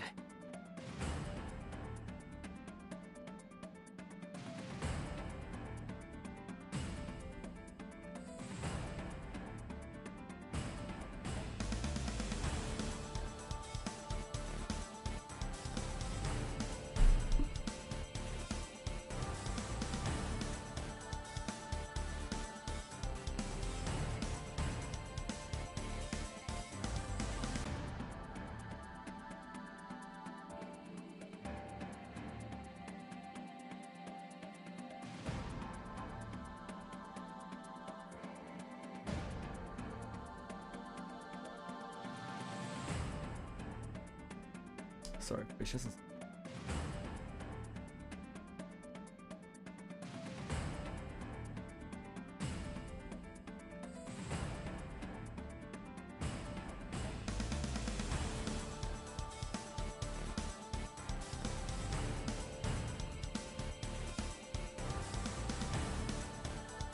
それにこの方法を実現するには一つ問題があるんだ。Noah delicately expounds upon the issue to his companions, as though hoping to temper their 団長さ enthusiasm. んが他の世界の影響を受けていたのは全て意図しない瞬間だったんだろう。 Captain nods in response. つまり影響は偶発的なものであり、団長さんの意志では他の可能性の世界に干渉はできない。団長さんには今間違いなく他の可能性の世界に干渉する力がある。でもその力を制御して使う瞬間や干渉する先を自分で選べなきゃ。それに関しては僕が請け負うよ。僕を信じて委ねてくれるのならね。どういうことだ？何する気なんだよ。簡単さ。団長さんを疑似的な青少獣にしてしまえばいい。曖昧な神格から青少獣になれば力を持ちつつ個が確立される。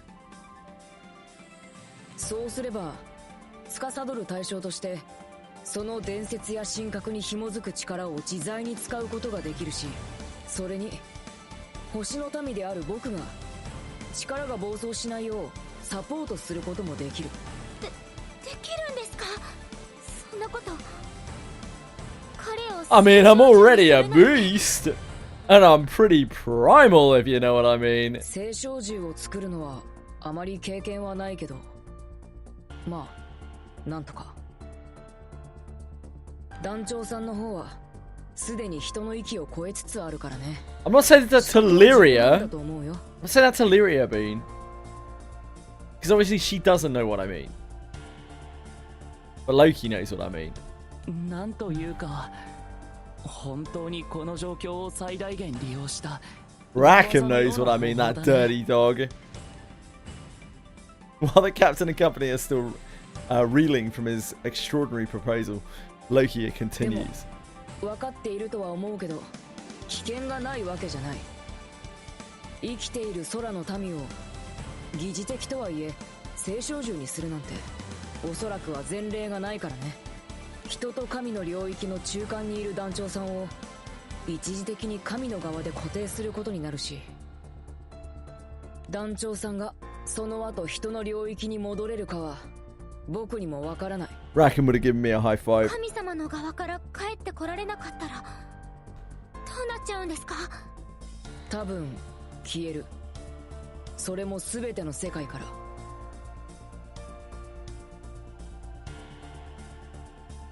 青少獣として具象化されない限り、神が命や体に縛られないように個というものを失うだろうね。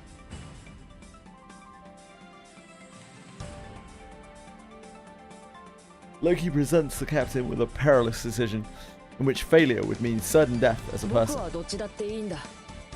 最初は協力を拒んでいたくらいだからね。さあ、どうする？団長さん。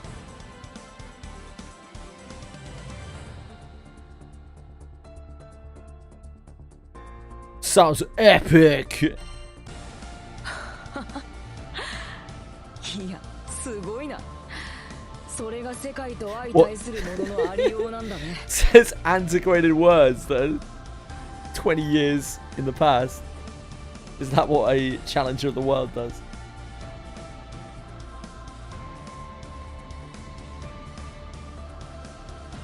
What kind of answer is that? What are you talking about, B?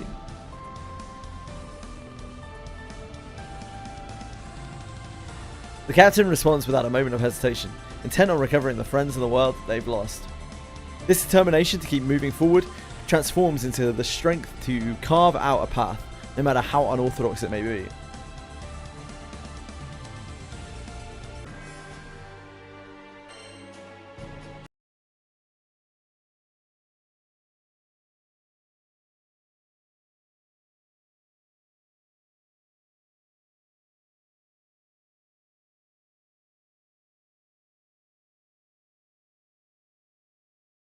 Captain Primal Beast raid. We'd just lose, wouldn't we? No one can beat the captain. よし、こっちは準備できたぜ。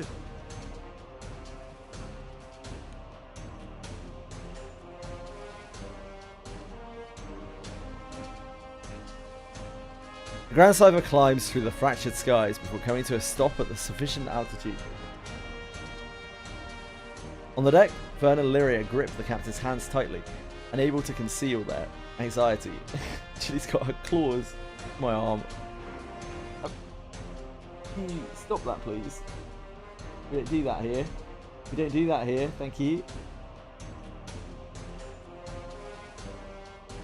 Don't do that here. Thank you very much. Little rascal. Little rascal. Little troublemaking rascal. On the deck, Vern and Lyria grip the captain's hands tightly, unable to conceal their anxiety. If you enter battle, immediately take 100% of your HP as plane damage. Yep, that does sound reasonable.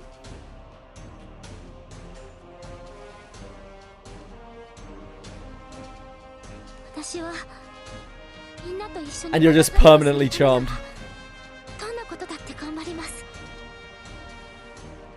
You somehow do make it through. もう大切な人を失いたくありません。嫌なんです。大切な人を目の前で失うのは。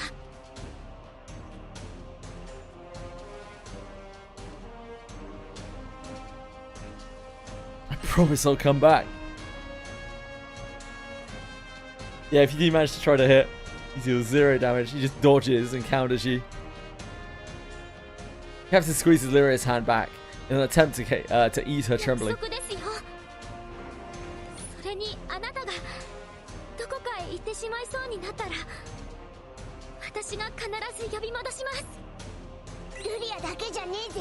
オイラもいるからな。オイラ。オイラだってもうあんなのは二度とごめんだ。だから絶対に戻ってこいよね。オイラ、オイラ。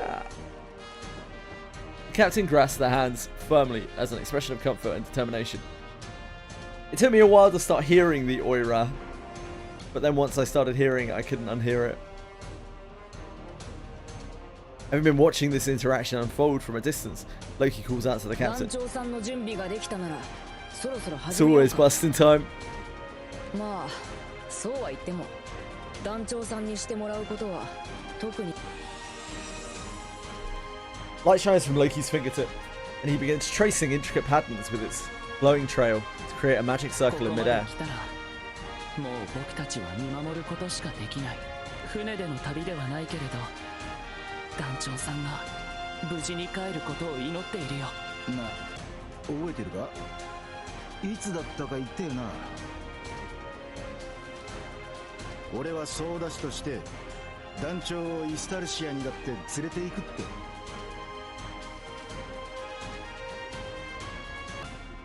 あの時とはもう事情が違えし、船も随分寂しくなっちまった。けどな、それでも俺はこの気空団の団長を導く総出しだ。絶対に戻ってきてくれよ。そして俺に団長との約束を叶えさせてくれ。 Captain nods firmly in response to Noah and Rackham. After completing the magic circle, Loki slowly walks over and holds his palms in front of the captain's eyes. それじゃあ始めるよ、団長さん。まず疑似的で簡易的なものだから、行使できる権能は必要最低限に絞ろう。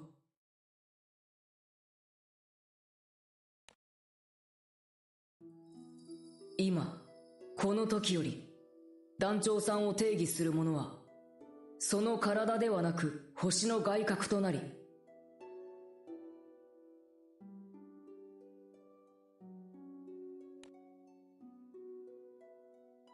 団長さんの核にあるものは、命ある魂ではなく、空にあまねく、無限の可能性にあまねく彼方へのしるべとなる。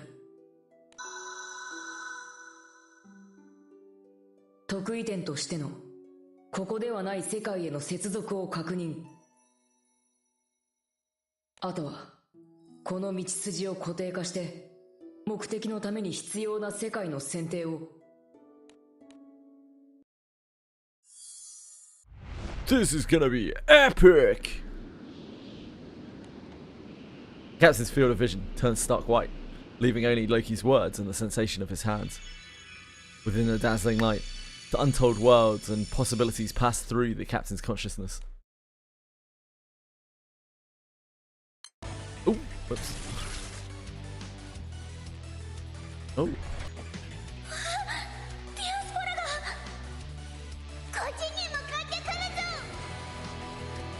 直接対決ってわけね。望むところだわ。I haven't seen this one. Presumably this is from the society quest line. この分じゃユーステスが来る前に終わっちゃうかもな。 God, that the one that I did earlier or last night and today was really bad. Holding freedom. Ugh. It was so bad. Captain has never before laid eyes on them. Yeah, they're somehow familiar. 世界にはあまたの命が存在する。I don't think I'll have done this one either, but obviously we're quite familiar with Zoe. 時に対立し、それでも自分たち自身の手で解決の道を探し、進んでいかなければならない。それ Did we do this one specifically? 私たちの生きている、これから生きていく世界なのだな。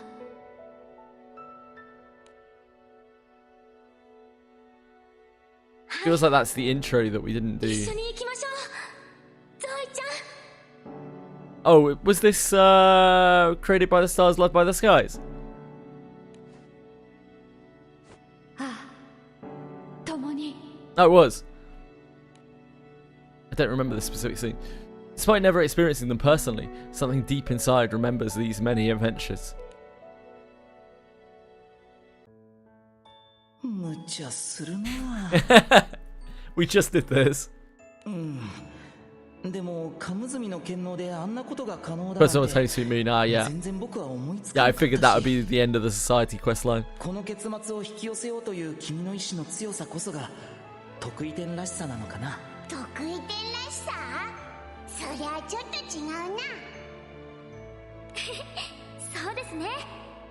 あなたらしさですよね。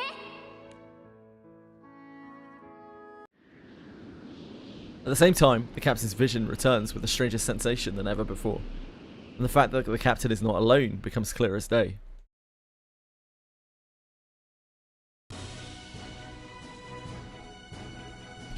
The superstar! With his thrusting. Not to mention, the friends along for the same long journey, bringing with them a sense of competition and camaraderie. In the divine realm, the captain is able to understand and appreciate their existence, when otherwise they would remain unknown.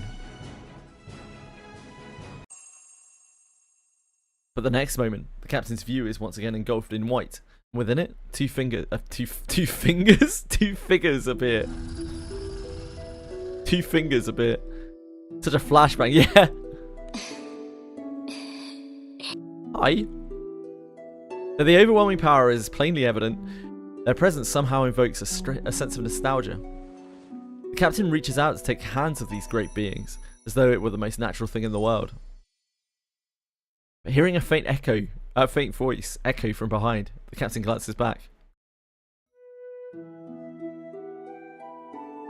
There stand the captain's most precious and irreplaceable friends in all of the skies. Upon seeing them, the captain turns away from these great beings and takes off running back to all the crewmates who are waiting for the captain's return.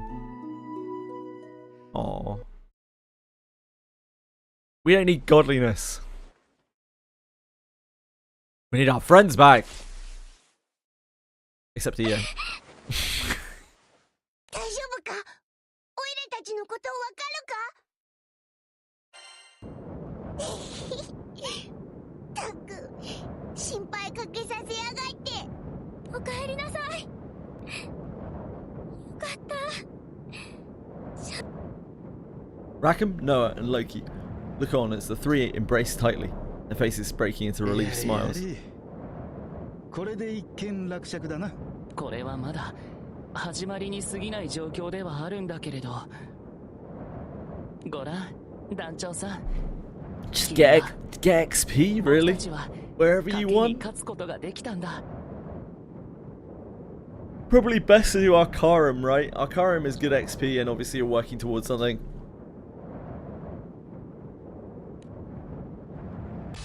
Spam ultimate Bahamut raids, apparently.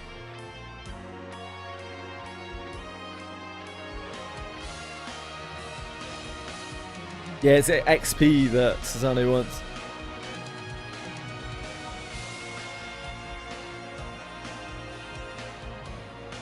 Arcarum is very AP negative, yeah. But it is progression positive. Captain looks up to see sky map pieces coming together in the form of an enormous pattern in the skies above. 完全なる空前。これで僕たちはイスタルシアに行くことができる。これも団長さんの無限の世界から助けてくれた団長さんたちのおかげだね。一応僕も求められた仕事はこなしたんだから褒めてくれてもいいんじゃない。 Captain says to offer a heartfelt thanks to Loki, who appears rather tired. 協力の対価じゃないけど僕もこのままイスタルシアに連れて行ってもらうからね。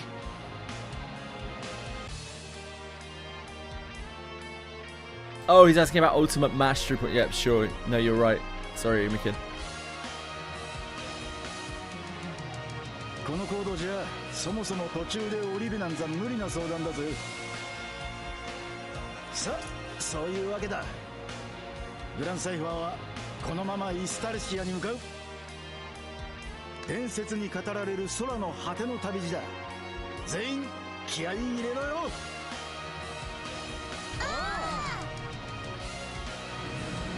At long last, the captain and the crew set sail for the island of the Astrals and holy seat of Genesis, Estalucia. Whatever awaits them at the end of that journey, they will have no regrets.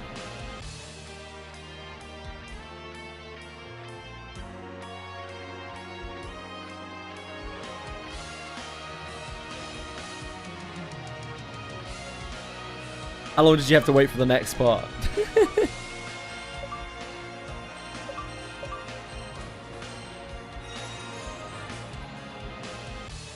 This was it. This was the 553 days. Jesus. Jesus. Yeah, I'll have to wait. I'll come back in 2028 so I can get the full experience.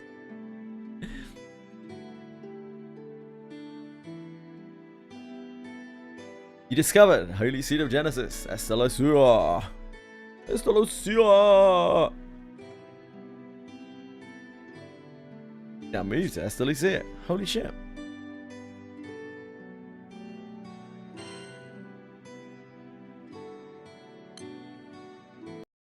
We made it! Man, the 553 days went by quickly. It all began with a single letter. I love that they're going to have to do an entire recap of the story because it was like going on 2 years since the last story part. Though no more than a simple sheet of paper, it held a precious clue to a long-lost family member bound by blood. The hand that once clutched it would soon take up the sword in its place, fueled by dreams of a journey yet to come. Yearning, loneliness, apprehension, courage. Without even a moment to sort through these emotions, the adventure cascaded into motion. It led to countless islands, countless battles, mostly against enemies that would come at the end of every chapter for the first 100 chapters. And countless friendships forged along the way.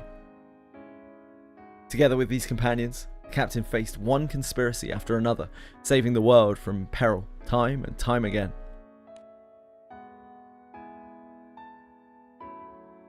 From chasing legends to ultimately living them firsthand, the crew has at last arrived at the end of the skies. But their purpose there now transcends mere longing. The distortions accumulating in the skies since creation and the losses suffered against the otherworld have become far too great.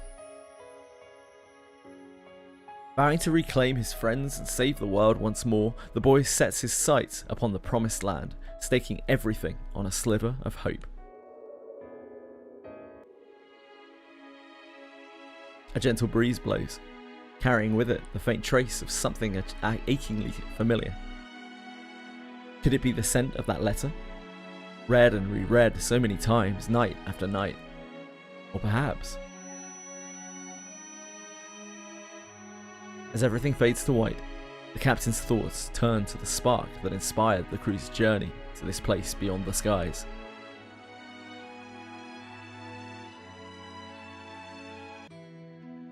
Oh, this one's shaping up good.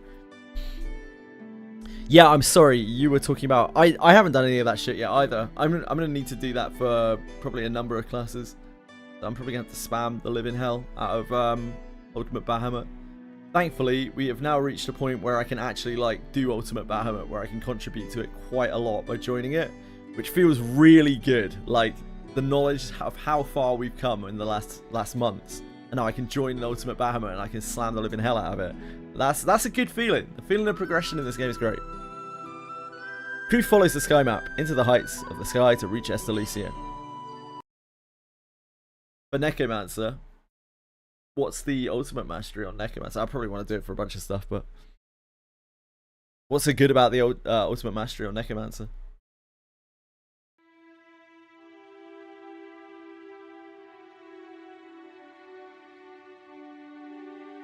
This place.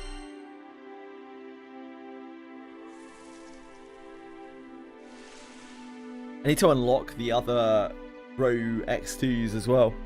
I've been waiting on pendants and we have some now, so I should probably do that.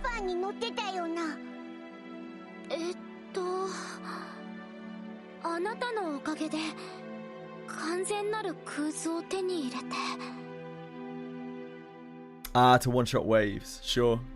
完全なる空図が示す先、遥かな空の高みにイスタルシアは確かにあった。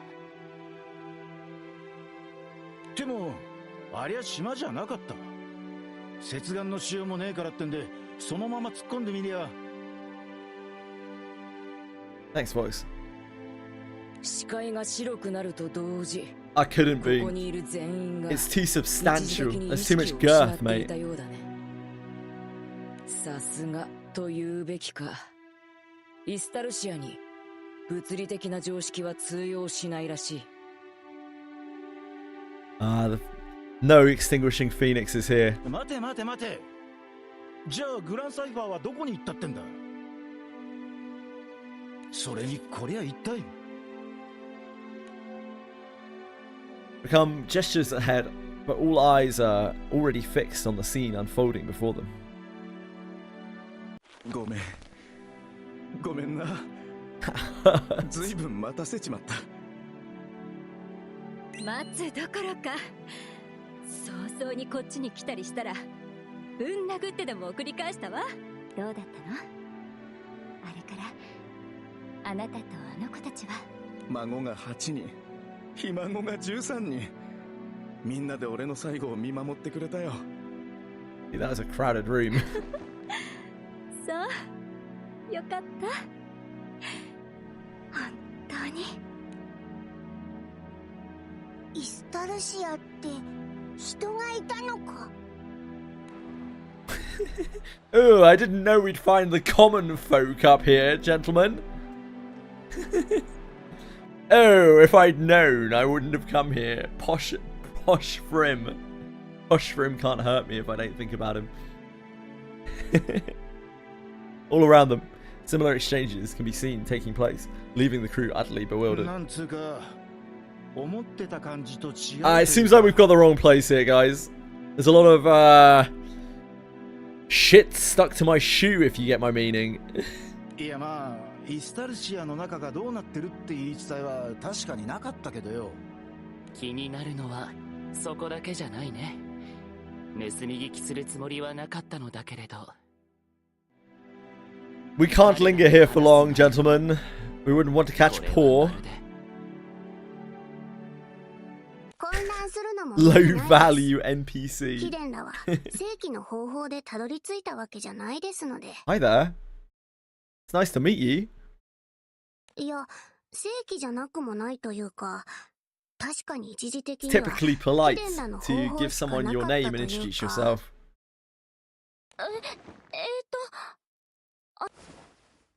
Lyria's question is met with a polite bow from the figure, whose features are neither distinctly masculine nor feminine. 申し遅れたでございますね。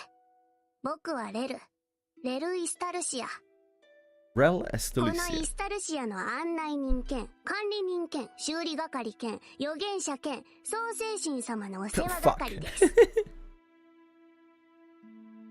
なんか忙しそうなやつだな。ねえ、急にです、急に。ちょっと前まではやることなんてあの男が壊した箇所を直して回るくらいだったですけど、正しく繋がったと思ったら狙ったようにあっちもこっちも変な動きを始めて、もう目がぐるぐるです。ぐるぐるですよ、ぐるぐる。Ross sighs wearily, fingers twirling around in small spiraling motions. 案内人ということならちょうどいいや。教えてもらおうじゃないか。ここが本当にイスタルシアなのかを。Unfazed by the skepticism in Loki's voice, Rel answers イ calmly. スタルシアで間違いないです。ここはイスタルシアの第一点ビロン。言うなればイスタルシアのエントランスみたいなとこでございますね。エントランス。やはりそういうことなんだね。そういうことでございます。 Nice theme. 待て待て、勝手に分かり合うな。ノア、何がそういうことなんだ？君たちも思ったんじゃないかな。周りの人たち、そのやりとりを見て。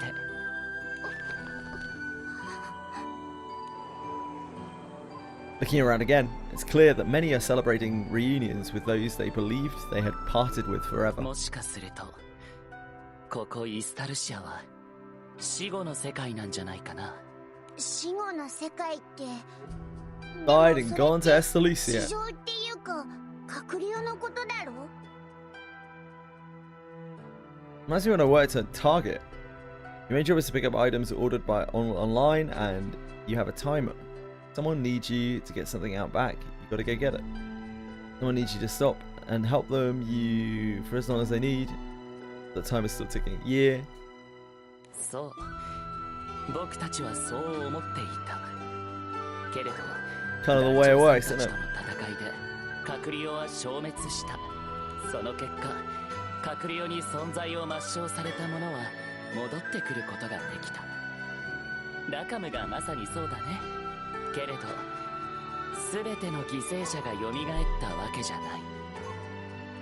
そうなると今彼らの魂はどこにあるのかな。どこって確かにそういやどうなってんだ。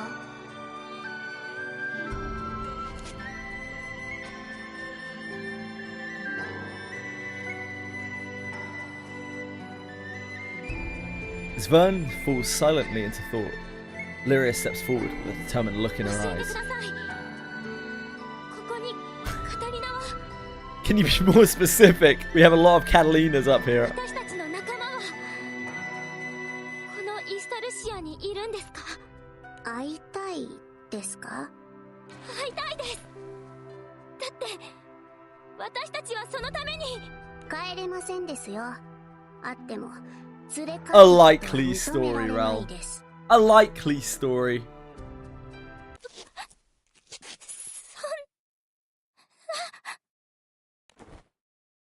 Lyria's legs give out from the shock, and the captain quickly moves to support her. Isn't there any way? 方法の問題ではないのです。世界の仕組みとして認めることが Turns で out きない。 I'm the singularity, so like rules don't really apply to me, and I've kind of got plot armor and kind of main character, so we'll just take him and call it even or something.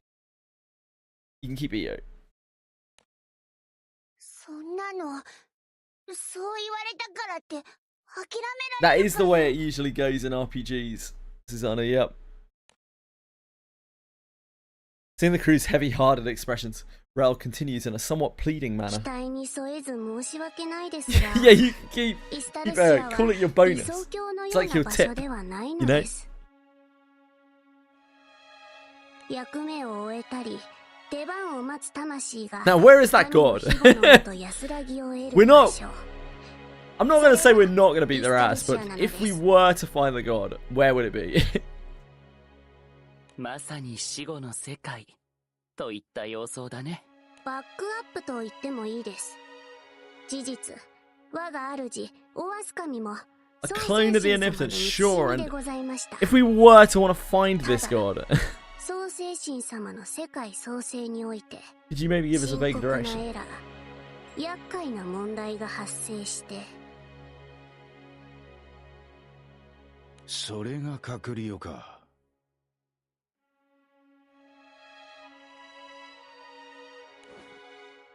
Rel nods in response to Rakken's words, brows furrowed in frustration. 旧世界の残滓、隔離を地上に残してしまったこと。 Yeah, but there's got to be like a clone of a clone of a clone of a clone or something up here, Darren. Come on. そして浮島という土地が限られた環境ゆえに There's always more 死者を地上 god に clones. 葬る風習が生まれ、空に住まう者たちにとって死後の世界とは地上であるという、その結果死後の世界の多くが地上の隔離用に取り込まれてしまっていたです。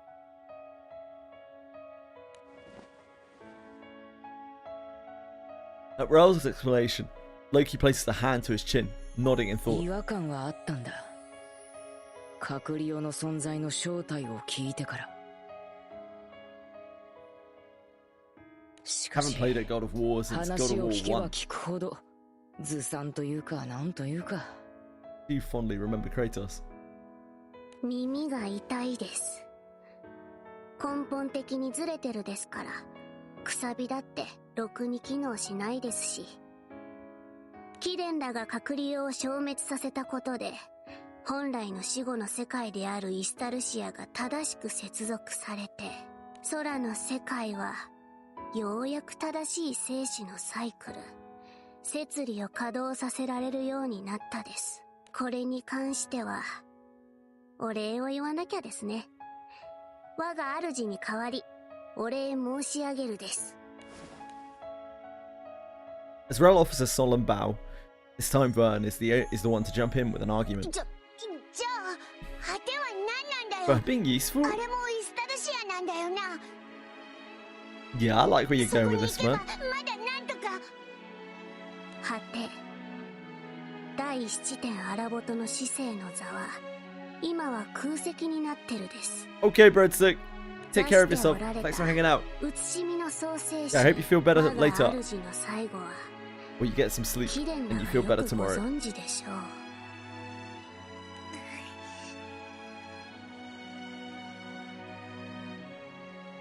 このことについて僕は責任を問うたりするつもりはないです。 Sweet dreams, oh great Breadstick. というか創世の折に関する責任をただの人である貴殿らには求められないですね。 Rel's words are calm yet definitive, carrying the weight of an ultimatum. イスタルシアの死後の世界の管理人として僕が言えることは多くないですが。 Good stuff, Breadstick. Take care, mate. Much love. 死は平等です。そして兆しなく訪れるものです。僕はきっと貴殿らよりは多く人の死を見てきたでしょう。いろいろな死といろいろな生がありました。不幸な生も幸福な死も。僕に下腹の判断はできませんが。 Yeah, you can, Fox. You don't have to do Arcarum, you know, mate. ですが共通して完璧な別れと Never mind, I have a chocolate bread I need to finish up. その瞬 I 間 hope you enjoy your chocolate bread then. 突 Let's 然 say. で眠るような最後でさえその日を分かってた人はいないです。 That's basically like sleeping. 会うことはできるです。でも会えばきっと Chocolate croissant, 別れは delicious. もっと辛く What, な like る a ですよ。 pain au chocolat? Or, an actual croissant?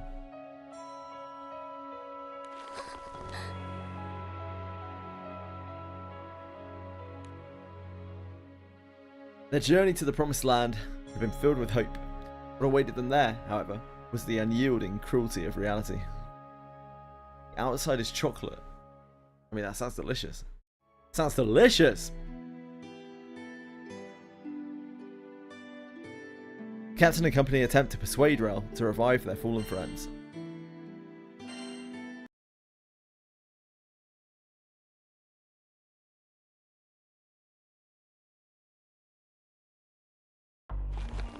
Kuso.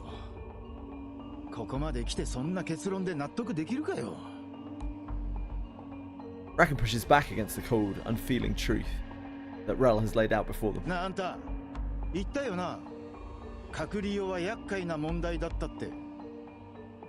俺たちの空は、俺たちの仲間は、その隔離用と戦って失われちまった。俺みたいな隔離用に消されたもんを取り戻すために、必死に、文字通り命がけで戦ったんだ。隔離用の存在がお前らの不手際だってんなら、俺たちはお前らの尻拭いをしたってことになるんじゃねえのか。貴殿らは神の尻拭いをしたと。ああ、そうだ。だから神だろうが何だろうが通すべき筋ってもんがあるだろう。 Watching the relink beta yesterday, I gotta say I can't wait for the summons. Doing Lucilius with 4 Sandy, who will have Lucilius summoned. That to be a Paradise Lost wet dream. Cool. In response to Rackham's provocations, Rel heaves a deep sigh, for the first time showing something resembling emotion. おこがましい。あ？神と対等に取引をしようとはおこがましいにも程があるです。神が通すべき筋と人が通 Not すべ really き筋 too は much 全 longer く for a 違 relink う now, で is す。 it? About 3 weeks? それを Bit less? いいね。神様らしい傲慢さだ。でもそれならなぜカクリオが侵略を始めようとも神は世界を放っておいたんだい？我が主が手を下してもよかったと？神に助けを求めるのなら神は服従を求めるです。それが神の通す筋なのです。そんな神様ってのは困ったら助けてくれる存在じゃねえのかよ。Come turns his back on the impassive Brel. His patience clearly wearing thin. 話にならねえな。行こうぜ団長。もともと写しみの創世神がいたっつう死生の座ってのがあるんだろう。なんとかしてグランサイファーを見つけてそこまでたどり着けりゃ何か。ダメです。神は手出ししねえんじゃねえのか。私たちは仲間を、空を取り戻したいんです。それがどんな方法であっても少しでも可能性があるのなら諦めたくありません。だからもう私たちには。ここから先世界を救うのは神の御業です。なんでここなんだよ。助けるならもっと早く助けてくれりゃ。子供が怪我をするまでは見守るけれど大怪我を負う前に助ける神の領分であっても、お前らに任せてもオイラたちの仲間は帰ってこねえんだよな。神がお救いになるのは世界です。誰かが救われることはあっても誰かを救うことはないです。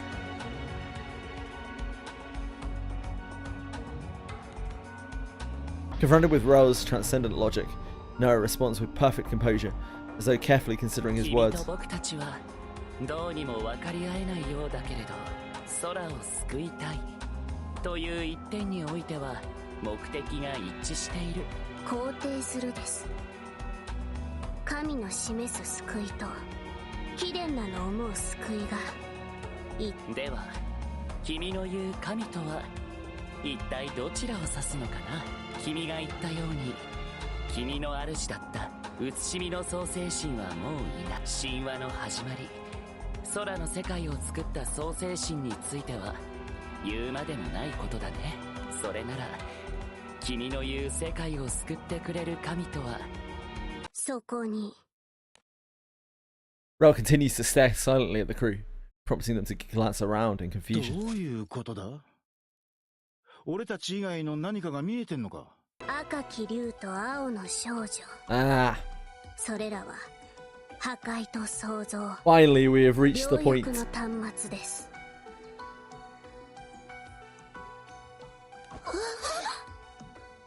そもそも神が消えることはないです。神は万象に宿り、因子もその力も空でも星でもない。このイスタルシアであれば核となる両端末から創世神様に再臨してもらうことができます。 I won't let you touch them. 僕も交渉をするつもりはないです。 We're gonna have to battle.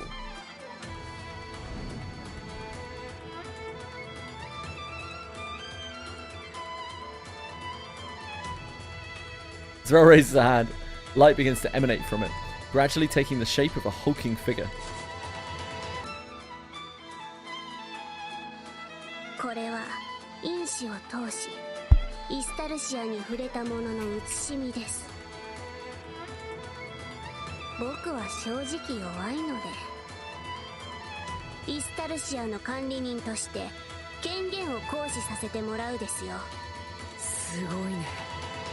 まるで意志を感じられないのにものすごい威圧感だ。渡してもらうです。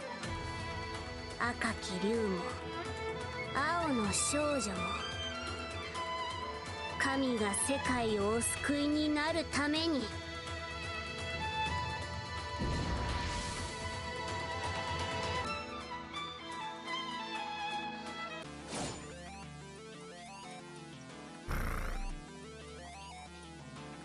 We battling it, are you?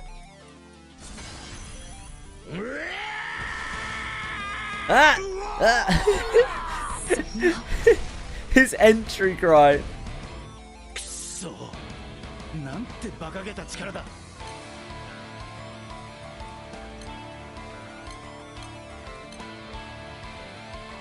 Okay.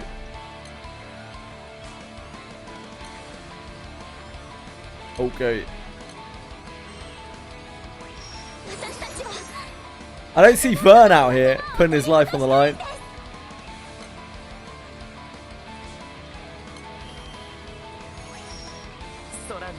Yeah, reload spam, yeah.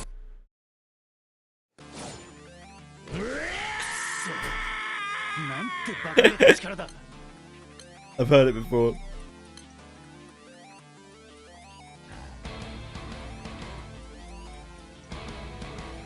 Good luck. Be safe driving home, Susanna.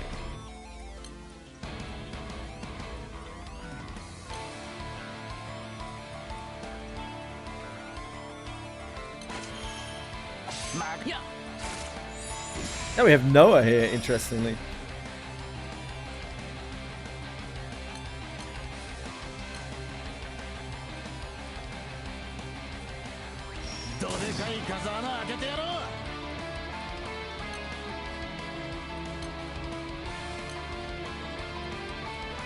I like the distortion on him. It's cool.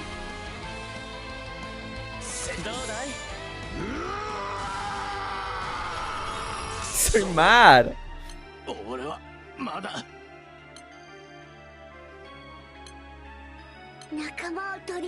Now we got this.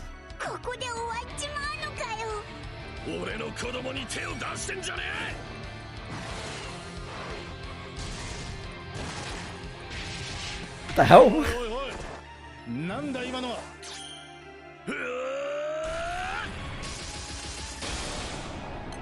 Some good pop off. The simulacrum summoned by Rel is suddenly defeated by a mysterious figure. Who could it be? Who could it be?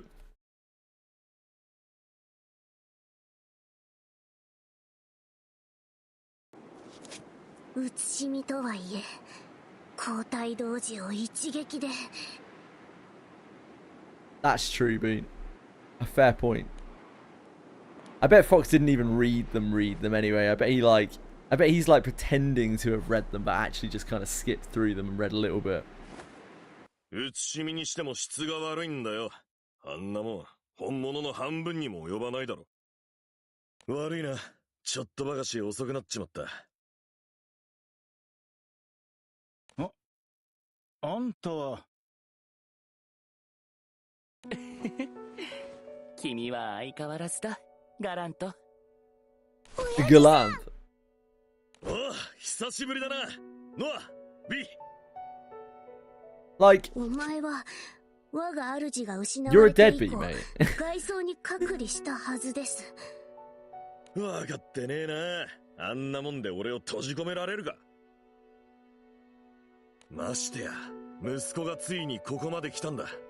出迎えるのが親ってもんだろ。With a broad grin, Galanth ruffles the captain's hair, unable to contain his joy.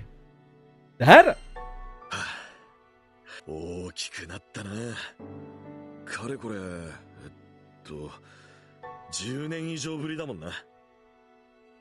If you give me your potions, I'll do mine on my account, Fox. How about that?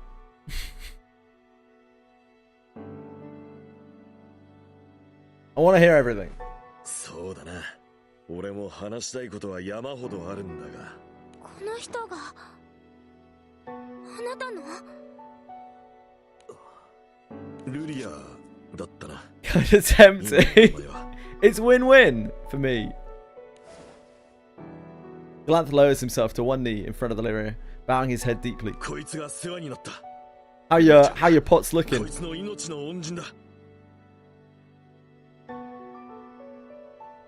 Pot's looking good, Fox.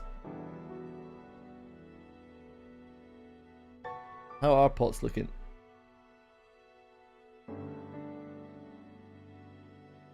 We're a little shy of 2k. Not too bad. Not too shabby. About 1100 soul berries. 1400 soul bombs. 長い間放っておいてとは思うかもしれないが、親として礼を言わせてくれ。本当に感謝している。ありがとう、ルリアちゃん。You're rocking out, Rizil. You got nothing to worry about. そんな、私は Avoiding Akarama doing boxing, yeah. It is, it's tough clawing it back. 率直に言って、あの男は得意点を発生させまいとしていた。Still stuck his dick in something though, didn't he, Wilfred? だからこそ、リーはザンクティンゼルに残し、ルリアは別の場所に眠らせていたのだ。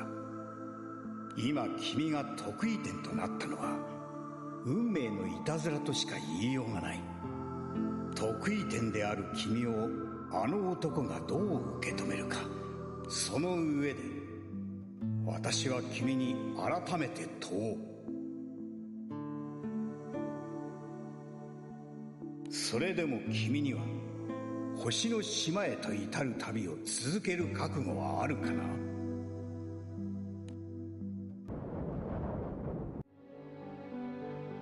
The warning once issued by Galanth's own comrade replays in Lyria's mind, crushing her beneath its weight. 教えてもらえますか？私を見つけた時のこと、そしてどうして得意点が発生しないようにしたのか、得意点となった彼のことをどう思っているのか。積もる話になる。だが話さないわけにもいかないよな。とはいえだ、まずはゆっくり話せる環境だ。親父に全部任せとけ。まるっと俺が型をつけてやる。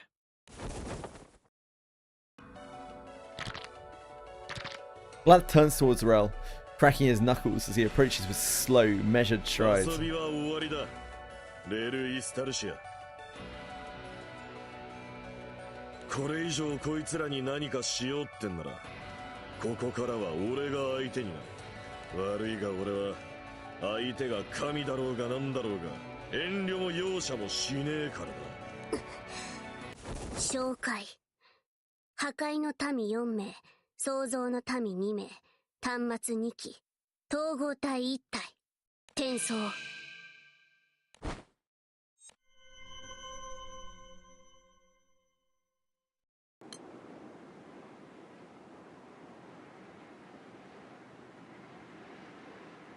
Four beings of destruction, 2 beings of creation, 2 conduits, 1 integrated entity. Conduits being Lyria and Vern. We're the entity, I guess.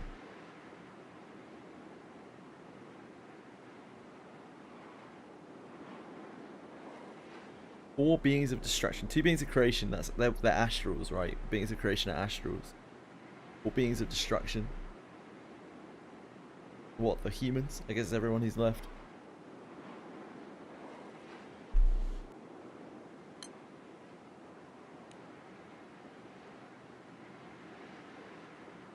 Noah and Loki are creation. Yeah, because they're astrals, right? Oh wait, no. Noah's a primal beast. I thought the primal beasts were beings of destruction, and the... Oh, maybe not, no. Maybe that doesn't make sense. Yeah, I guess they're both. I guess primals are being of creation as well. Yeah, they're made by astrals. Yeah, I know they're made by astrals. I thought there was somewhere in the story it was referred to that the beasts were beings of destruction, but I don't know. So what does that make the beings of destruction? Just like Skyfarers, humans, mortals. When the sudden blinding light subsides, they find themselves in the captain's hometown of Zinkenstill. Sky dwellers, yeah, I guess so. オイラたちイスタルシアにいたよな。なんだっ Lyria's gone. て？そういや、ラカムとノアとロキも。レルめ、あいつは困るとすぐこれだ。心配しなくていい。ここはまだイスタルシアだ。このザンクティンゼルはそれぞれの魂が作り出した場所で、夢とか精神世界とかそういうのだな。イスタルシアは本来命を終えた魂が眠る場所だ。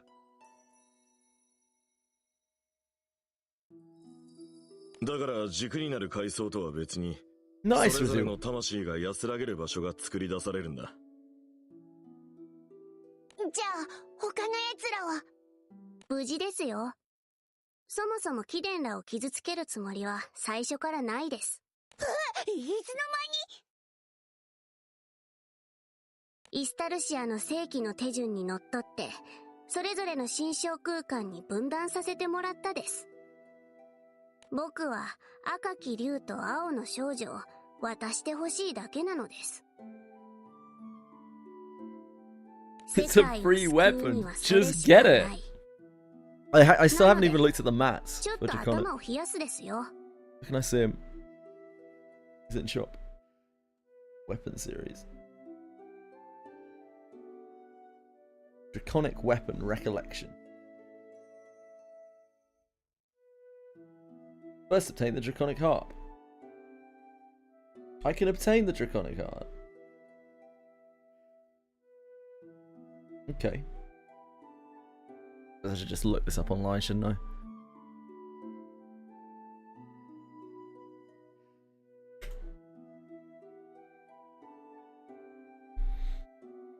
A Draconic harp.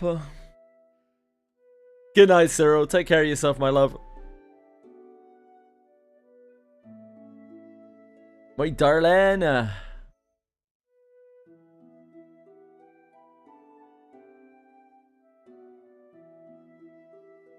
My darling. That's a lot of dragon scales.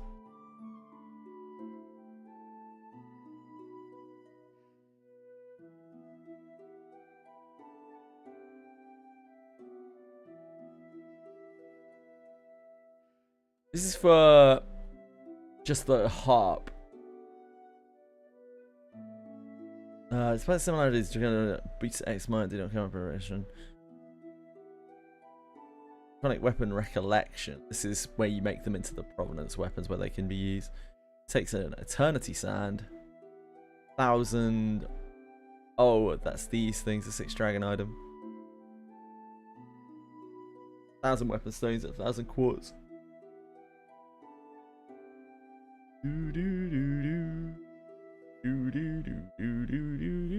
Oh, you don't even have to level this up.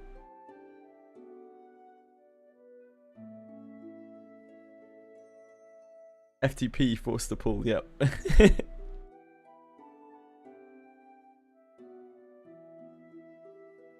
Amazing, the crystals for Hexa. Which are the crystals from Hexa?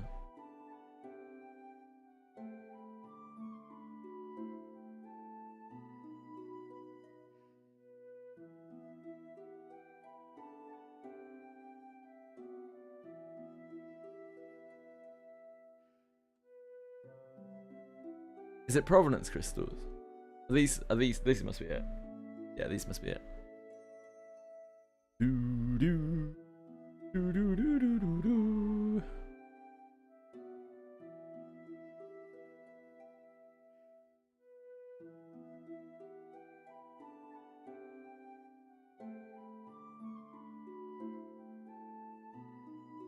How many hexes have we leached?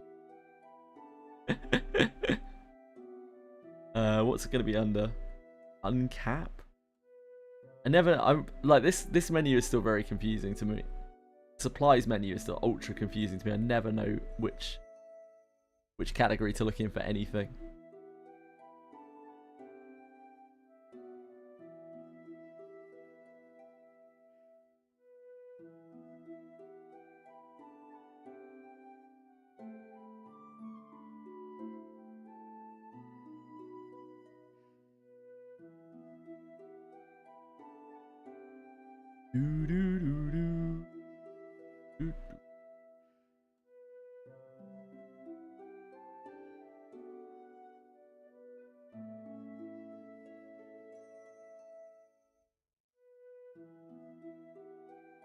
Be Arcarum, isn't it? Other?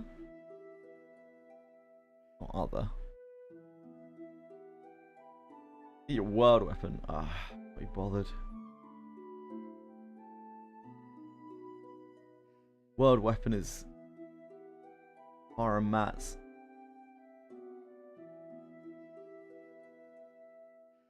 I'll do that for wind when we get wind properly sorted.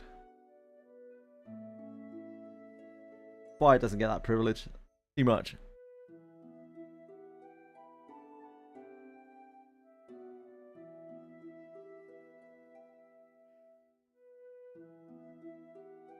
Where the hell is the, like, where are the hexa thingies? Does anyone know where I can find them in my supplies?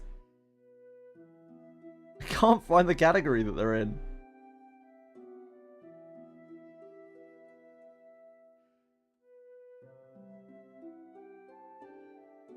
Primal.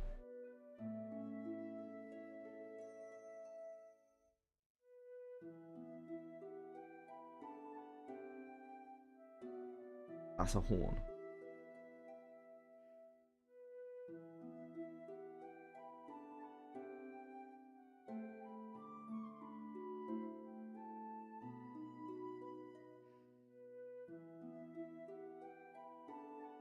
Ah, here they are. Yeah, we have 23. 23 provenance crizzies. 23.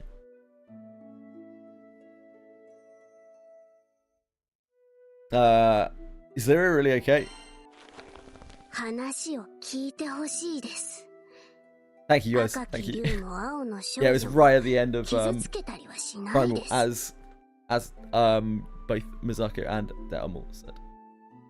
端末を傷つけて機能に支障が出たりしたら本末転倒もいいところなのです。でも僕も弾けないですから。少し時間をあげるのでよくよく考えるですよ。As Rel turns to leave, Galanth calls out. こんなもんで分断できると本当に思ってんのか？さっきと同じように空間を何発かぶん殴りゃ。無理ですよ。ここはお前を縛る場所ではないですから。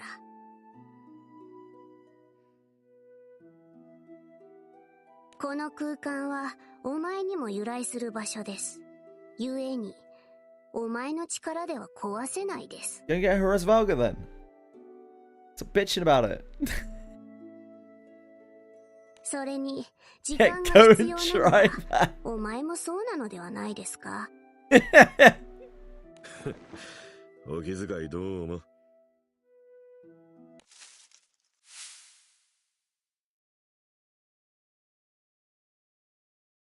Just do it.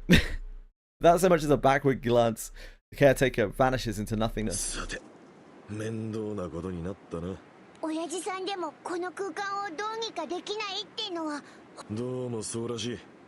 壊すべき境界がどうにも曖昧だ。レルの言ったように、俺自身もこの空間を作る一部だし、俺たちに害のある空間じゃないからだな。頭を使うのは苦手なんだが、どうしたもんかな。Noticing the captain's silence, Galanth speaks in a reassuring tone. 大丈夫。ルリアちゃんや他の仲間が無事なのは間違いない。レルは嘘をつける性分じゃないし、仮に強攻策に出ようと、あいつ自身の体力は子供にも劣る。だからひとまずは。He lowers himself slightly to look the captain in the eyes. 俺、父さんにこれまでの旅のことを教えてくれるか。長い間お前を放っておいて悪かった。これからは俺がいる。だから話をさせてくれ。Sight of Galanth's awkward grin brings a sudden flood of long-forgotten childhood memories rushing through the captain's mind.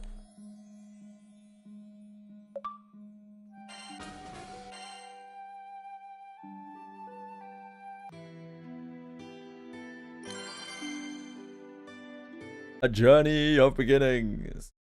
I'm really liking this arc so far. My favourite, I think, of all the main story arcs. The captain and the company have been separated into their own individual mindscapes by Rel, caretaker of Estalucia. The captain, Vern, and Galanth find themselves trapped within their hometown of Zinkenstill.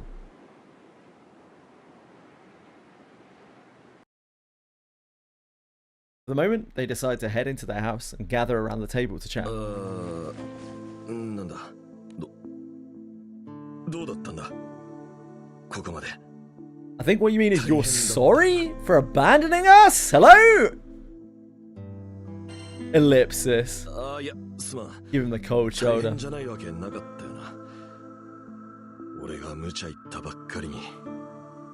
Yeah, damn right you're sorry. Scumbag. 会話が続かねえ。そういや親父さんって改まるとうまく話せないやつだったな。なあ親父さんは何してたんだ？イスタルシアに着いてからぼんやりこいつを待ってたってわけでもねえんだろ？ああ、ちょっと創世神と殴り合いしててよ。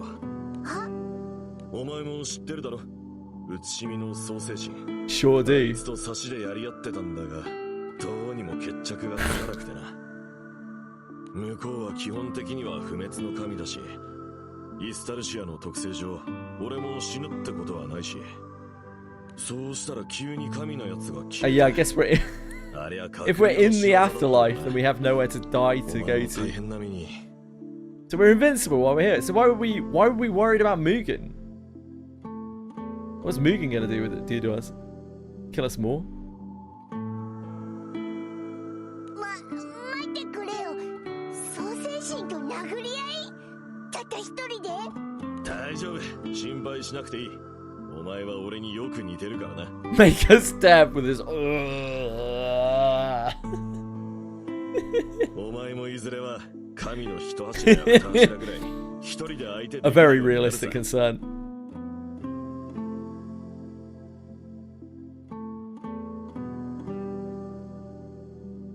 I don't know about that. 慎重だな。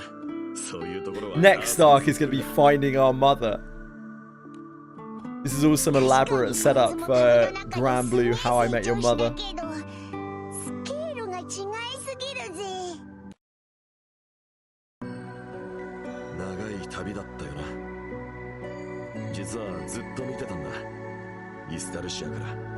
そうなのか？だったら声をかけたりしてくれても。いや、それはできなかった。何度か試したんだけどな。Elaborate. 聞いてると思うが、ここイスタルシアは死後の世界みたいな場所だ。No, I don't know anything about verses. It's like I don't mind knowing stuff about verses if you want to share. 世界に干渉することはできない。断りそのものはそんな俺でも壊せなくてな。Is the story bad? あればぶん殴れるんだが。とりあえず何でもぶん殴って解決しようとするのかよ。ちょっと待て、違うぞ。そんな乱暴者じゃないからな。Oh, spoiler free, okay. ちょっと荒れてた時期もあったな。昔から俺に I see. Thanks, Garrett. しかなかった。そんな俺をちゃんとした人間にしてくれたのがお前の母さんの両親で。Wants to turn me into a decent person with your mum's face. Yeah, sure. リーン、お前の母さんとはそうやって家族同然に育ったんだ。The unexpected mention of her name, Captain reacts with a jolt. Why'd you leave me behind?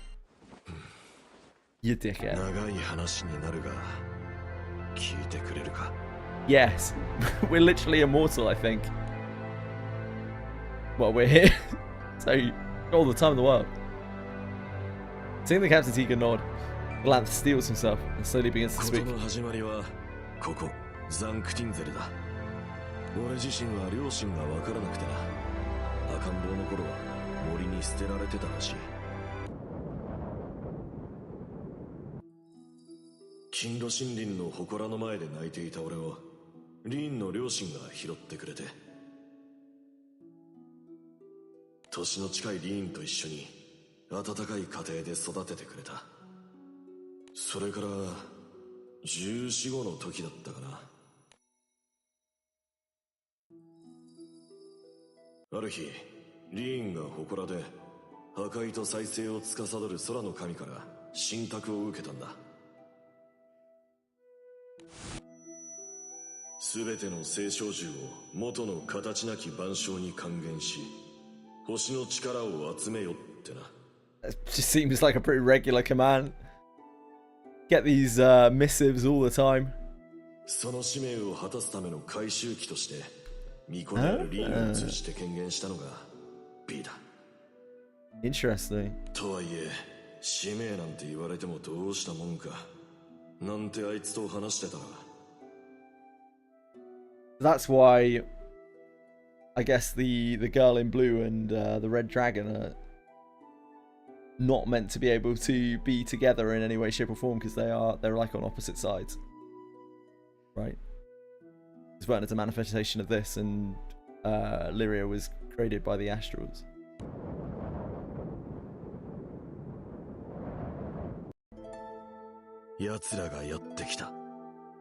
Manifestation of this. あの時俺は弱かった。弱い俺じゃだから親父さん。 Having lowered his head to painful reflection, Galanth suddenly looks up at the sound of Vern's voice. すまん。イスタバイオン王国が攻めてきたとこまで話したか。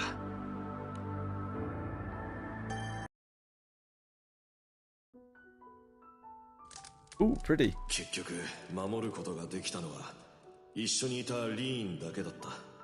神王は何もかもをぶっ壊して生まれたばかりだったリーンの妹をさらっていった。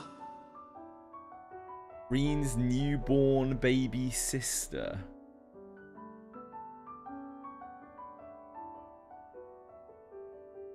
Hmm.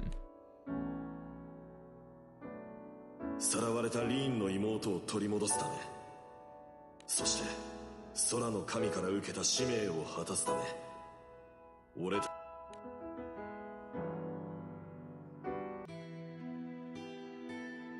Years ago in August, Galanth defeats a primal beast alongside Wildfred.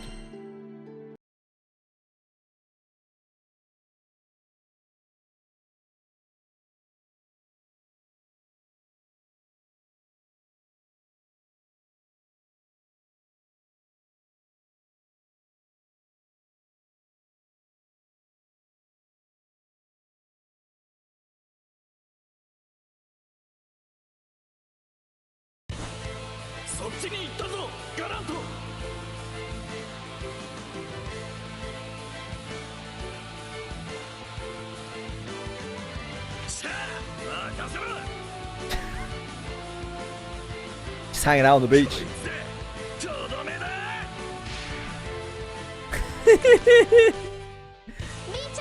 Go put down that albacore.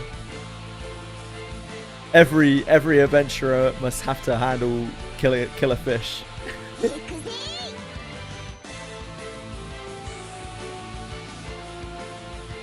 Apparently Reen was a Pokemon trainer for Vern as well. 君たちの力は凄まじいね。どうやら僕たちの出番はなさそうだ。すごいのはすごいけれど。He'll be a Charizard in no time. ビリ野蛮に感じるわ。リーンちゃんはあいつらに染まったりせず、可愛いままでいてちょうだいね。私はガラントと一括りにされるとは心外だ。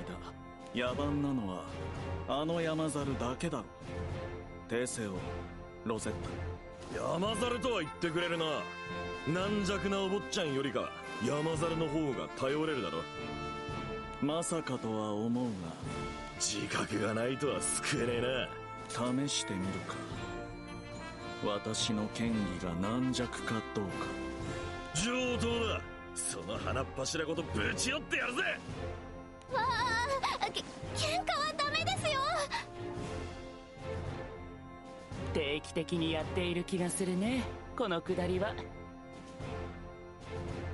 ほんとこういうところが野蛮だって言ってるのに。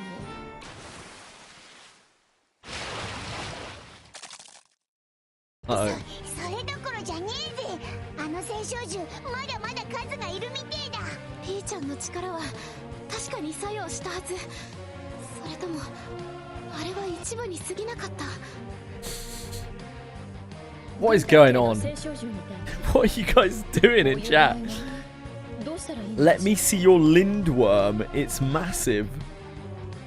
大元は持たず並列な個体で群れを形成するタイプのようだ。そうなると対策はできる限り数を減らすという Pretzik is still awake apparently. そうだね。 That chocolate croissant.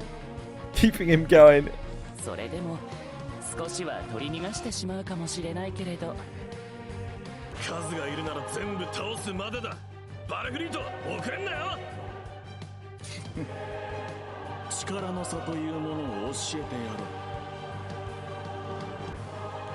待って、それなら先に加護をかけ直すから。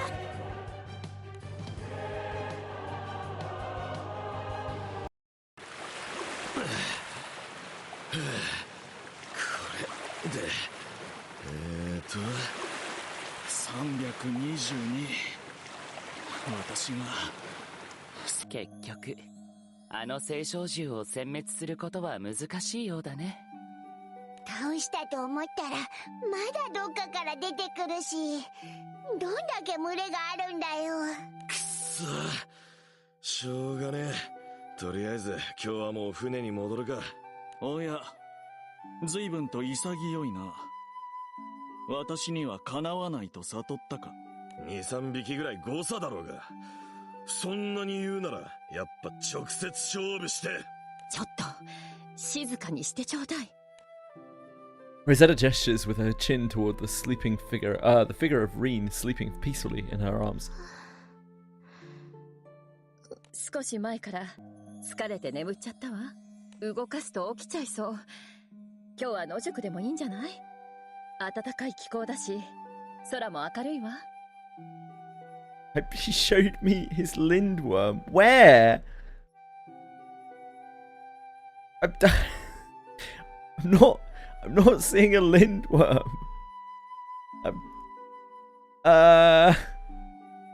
Okay, yeah. See you soon, breadstick. Love you, dude. Right. Sorry, I thought you were talking about the Granblue Fantasy enemy, Lindworm. But you were actually talking about your penis, which is considerably different.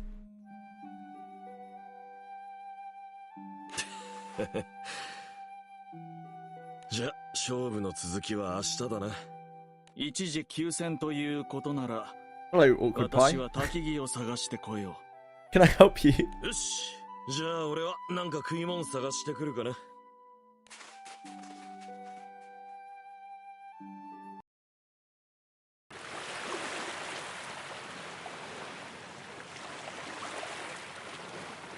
Galant and his companions spent a peaceful evening around the campfire, gazing up at the canopy of stars overhead. ワルグリート、寝たか。寝させろ。見張りの交代はまだのはずだ。この旅が終わったらお前はカルエス・グランデに帰るのか。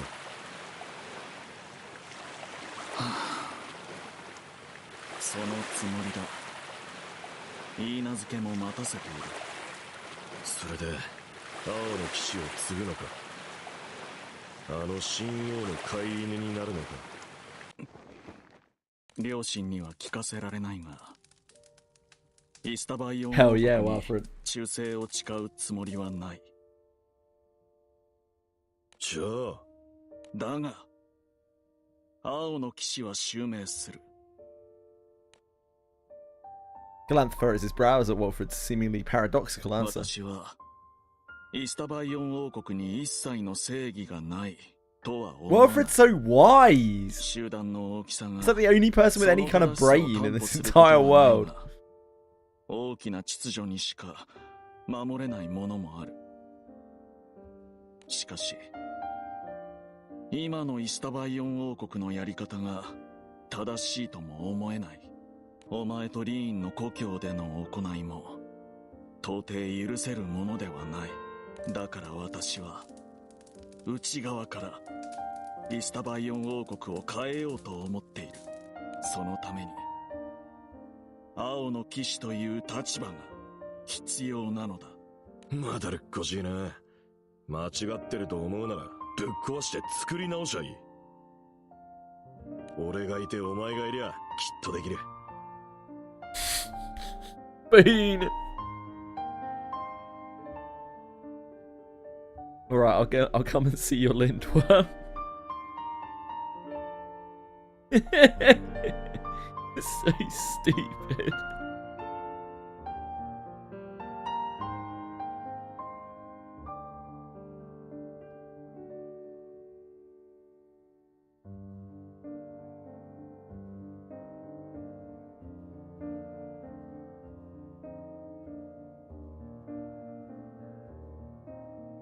What? It didn't work. Is this fake? Oh, I've misentered it. That's why. I'll type on my phone. It's still fake. Oh no, it's still mistake. Phones are hard, okay?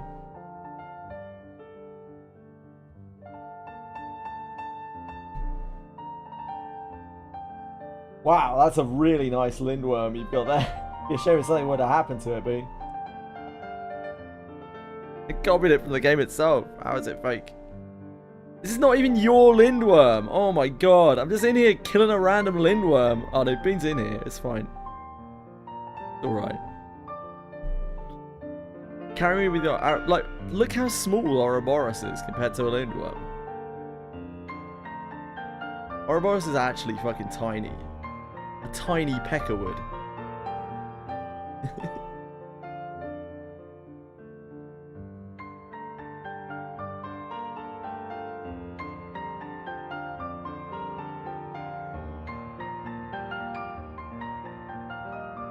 You guys are gonna kill it before I even get to my attacks. Too strong.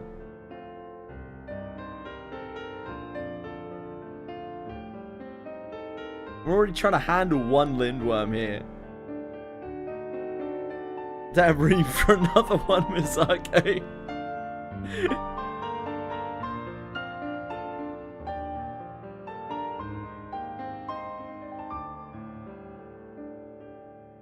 I can't handle that.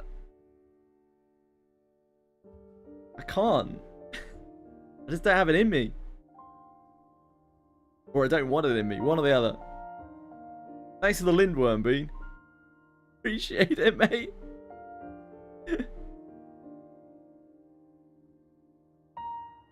Thanks, Senna. Thanks for handling the giant lindworm. The menace that was plaguing our society. Oh, it was a hexer. Oh, okay. I'll go and join the hexer. Sorry, everyone.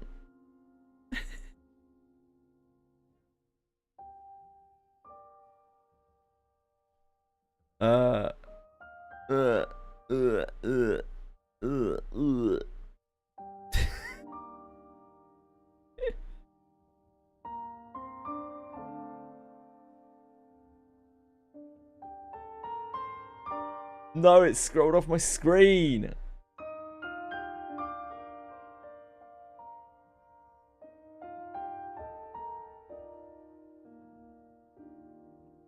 It's okay, I scrolled up. Thank you. It's very kind of you. What's a hexer? Nah, you won't get a chance, Senna. You'll die instantly. With hexer, yeah, you need to salute, or you won't count as having contributed. The deal with hexer is you have to join when the lobby is created, or you will die 100%. Like, everyone will die in your party. There is no way around it. You will just die. You have to be part of the host to be able to take part. But you can still just join and salute and count as, you know, participating in terms of getting the base rewards.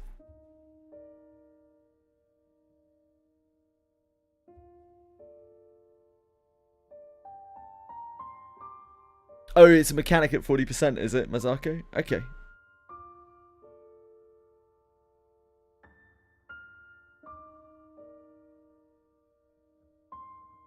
Rarely you may find this raid below 40%. In these cases, the host is soloing the raid, giving out free mats to anyone who joins. If you enter these raids, the boss will immediately knock out your party. Ah, okay. Okay, so it's below 40%. Interesting. Thank you. Thanks for linking. It's hardly soloable if someone joins before, I see.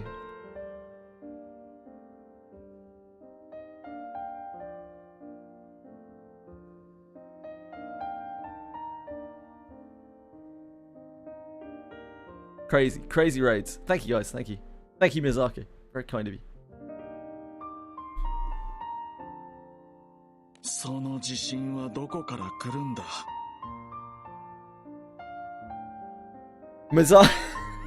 Mazako almost single-handedly has fed my like dark opuses and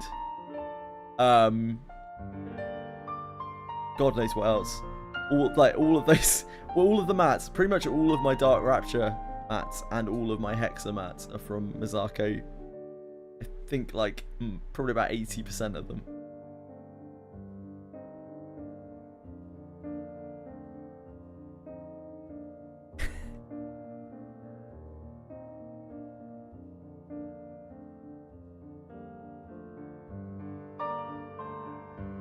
Umi's always making Lindworms pop, Bean.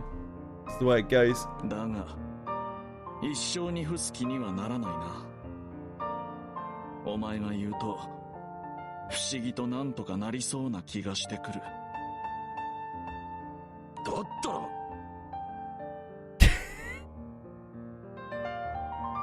We've all been there, Umi. Yep. 悪いが考えを変えるつもりはない Sometimes your Lindworm just prematurely pops. What can you お前 do? であろうと無事では済むまい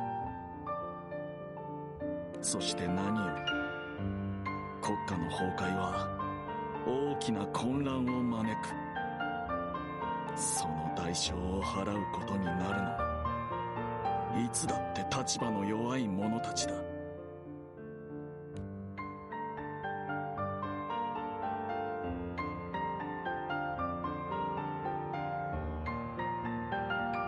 She's timer vision. Glanth frowns, clearly displeased by Wilfred's stance. There are plenty of people out there who appreciate you not overstaying your welcome on Lindworm.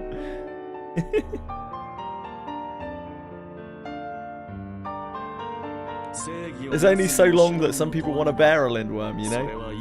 スタバイオン王国と何ら変わりない傲慢と思ってくれて結構だいや俺はやっぱり自分が許せないものは許せないお前みたいに自分の感情を隠して正義や秩序のために生きることもできないでも俺はお前のことも好きだからなお前が秩序を守ろってんならそれを応援したいと思うだからその時が来たら恨みっこなしだそれでいいよなバルフリートもちろんだお前がそのつもりでいてくれるならこちらとしても剣が鈍らずに済むしかし国を内側から変えるなんてそんな悠長なことやってたらそのうち予想もしないことが起きてなるようにしかならなくなったりしてね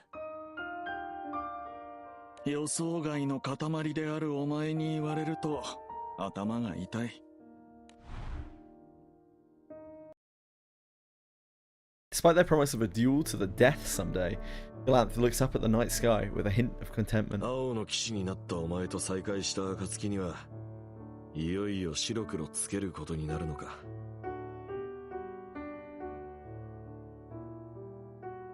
その時まで欠かさず剣を磨き完膚なきまでにそりゃ楽しみだ俺も今よりもっともっと強くなってやる。でもまだその時じゃないよね。私たちの旅はリーン、悪い、起こしちまったか。聞き耳を立てていたのはガラントが柄にもないことを話題にするから気になっちゃったのよね。ガラントはよっぽど後先を考えないって思われてるみてえだな。あ、計画性はないな。そういう自覚は確かにある。胸を張って言うことじゃないと思うんだけど。 Why is their crew so much better than ours? 私たちの旅は本当に You don't see an EO with them, do you? たまたま一緒にいるだけのものかもしれない。でもこの旅が終わってしまうその時までみんなでいろんな思い出を作りたいな。 Green lowers her gaze to the waves lapping at the shore, her expression contrite. 旅を楽しんでる場合じゃないっていうのは分かってるつもりなんだけど。ずっと張り詰めた気持ちでいても長くは続かないと思うわ。それに君たちの年齢なら日々を楽しんでいたとしても咎められる言われはないんじゃないかな。 If you're Earth team. Thanks, Amy. That's so helpful for Fox. だからこそリーンの妹をさらった Poor Fox forgot about the element pie for a second. とはいえ It was so nice of you to remind him. 明日は物資の補給も兼ねて町の方を見て回ってみるか。 Talk about a public service.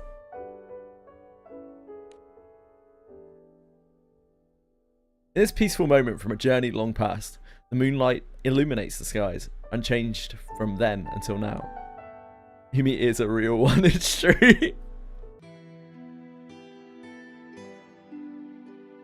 At least he's pretty. Who, Fox?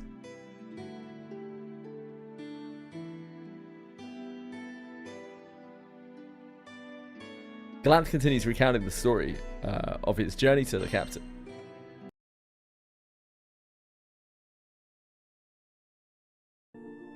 とまあそんな感じで俺たちは旅を続けてたんだ。だからお前がイスタバイオンの王位を継いだ時はさすがの俺も唖然としたな。 Not a mod for his element no capability, yeah. We keep him around for the pretty face.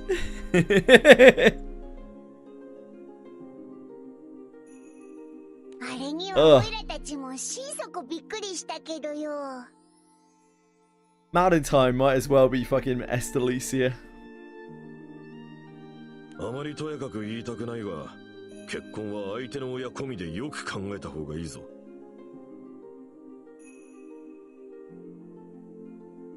Family advice from you? それはそうだな。本当にすまん。長い間放っておいて。Mate.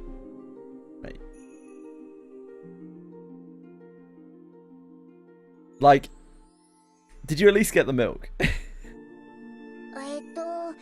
確かロゼッタやノアは旅の最後までは一緒じゃなかったんだよな。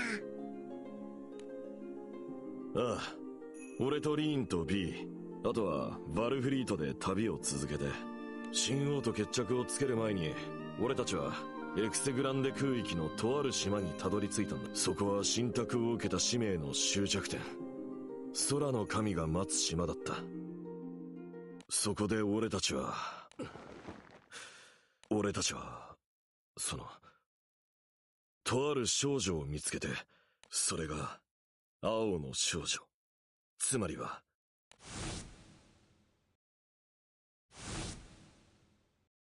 With this revelation, the captain recalls the warning once given to the crew. He's trying to avoid a singularity. そうだ、バルフリートから聞いたんだよな。 Thank you, Mazako. Very, very kind. Too kind, possibly. Potentially too kind. That's some permafrost earrings. だから俺たちはルリアちゃんをザンクティンゼルから離れた場所に隠したんだ。Need help putting together an Earth team for the mighty Diaspora raid. You can place.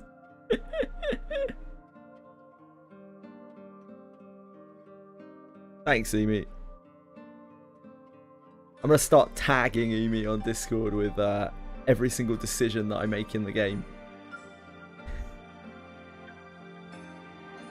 Too kind. Must be removed.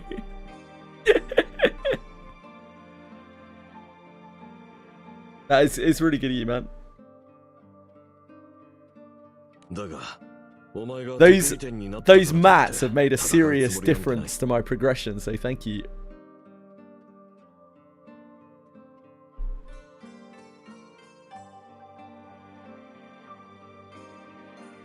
Wow, Senna, look at that preferential treatment! Umi just, you know, is still, she's a student in many ways as well. She's a student of the Yay discipline. She still has a lot to learn. Senna's the only teacher out there. 守るったって何から守るってんだ?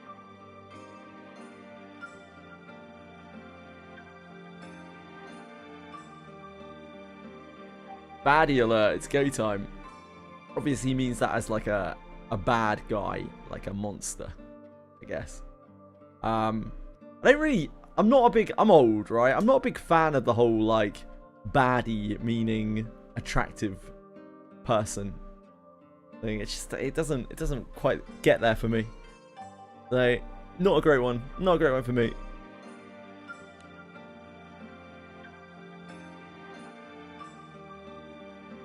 How many chapters are playing through today? Not that many. We finished off the end of Gripping, what was it called? Holding Freedom? Gripping Freedom? Which was a really awful side story. And then we've gone from 172 to what, like 179?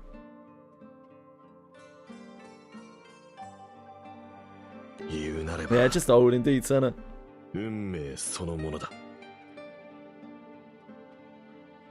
Almost done. Not really. Kinda. I'm trying to go to 191 at the moment. Then we have, like, there's a bit more, and then there's the start of the new arc. We still got about 15 to 20 side stories to go. But yeah, we're getting there.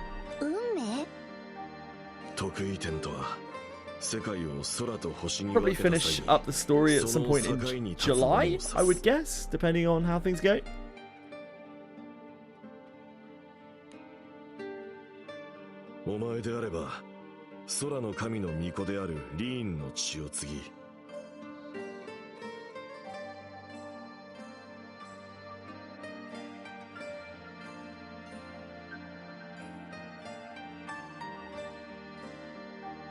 I've never really liked any of those words, Senna. I've never been a big fan of it. In this country, it's always fit, right? Oh, she's fit, mate. And that just, I don't know. I don't like it. I never liked anything like that. I don't think I've ever said that to anyone. I've told girls that I think they're pretty, or that they're beautiful, or that they're gorgeous. I've never used I don't think I've ever used a slang word. Really don't care for it. Like, eh.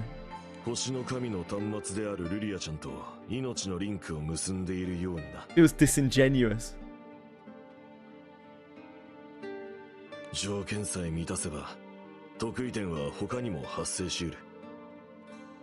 Even hot, I don't really like.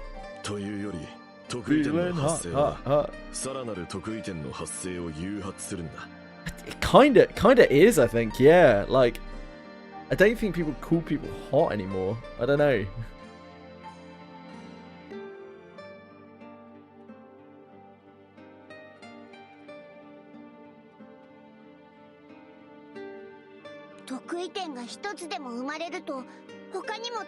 Banging, mate. 得意点の発生は連鎖する。そうして世界は原初の姿へと徐々に回帰していく。New Monster Memories invites going out. 原初の姿？創世の力だ。空の力と星の力を兼ね備えるということはそういうことだからな。ここまではいい。ここまでは創世神の断りのうちの話だ。問題はこの先、創世神がこの世界にとって祖となる異物であることなんだ。You used to describe someone with the utmost sincerity. Dude, you're fucking hot. Yeah. No, that's fair.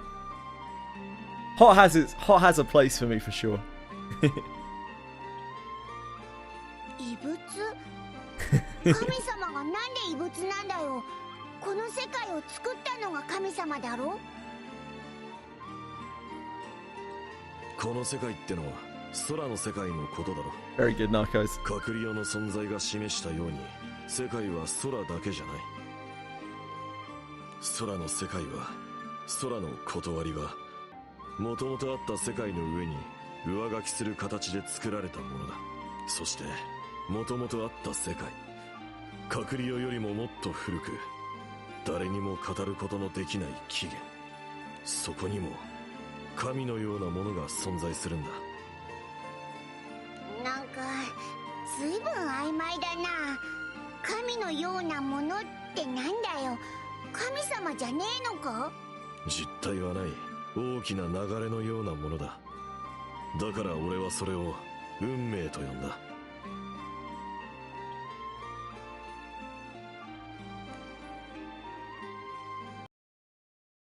その神のような何かは創世神による世界の創生を嫌った。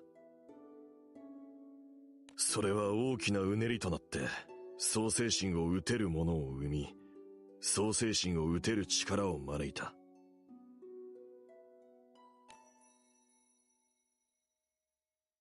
具体的に何かが暗躍したわけじゃない。個々の出来事は全て偶然だ。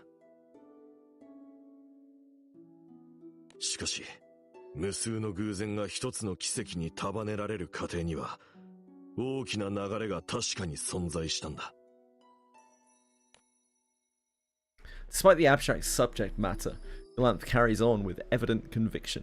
神、世界の流れ、運命、集合的無意識。どう呼ぼうと、それは確かに存在する。そしてそれは創生を嫌っている。つまり得意点は、それのターゲットになりうるんだ。そんなのありかよ。運命自体が狙ってくるって。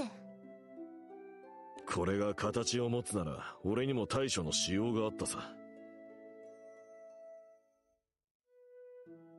でもそれは何かや誰かではなく、ただの流れなんだ。流れる水を壊すことはできない。そして何より、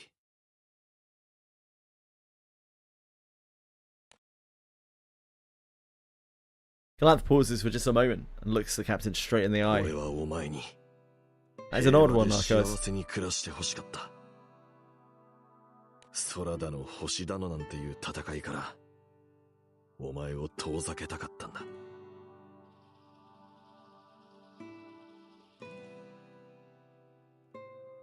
No thanks, I'm alright. Let's see. I'd rather not have a mountain of crippling debt. Thank you though, thank you for the offer. Thank you for the kind offer.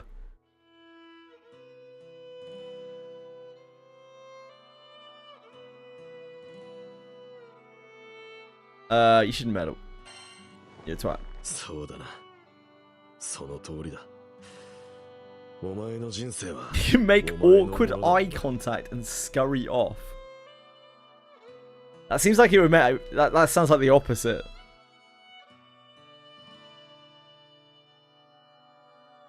Just steal his car, it's fine. 平穏とは言えねえ毎日になっちまったけど、旅に出たことに後悔はねえよな。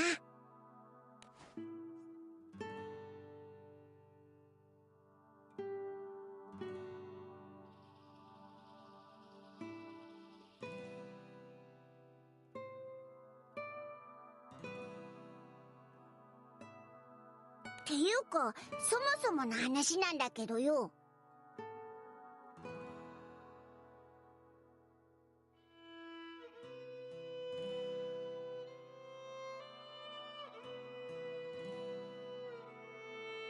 Outside, I went outside today, and my nose got pollen.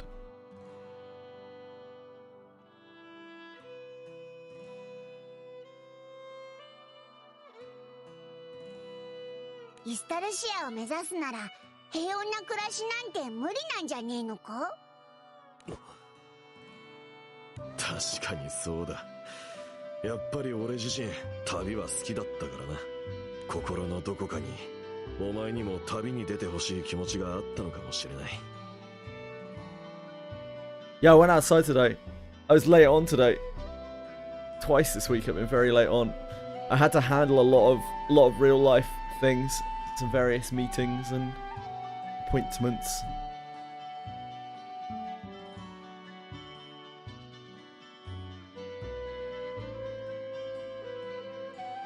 Did I die?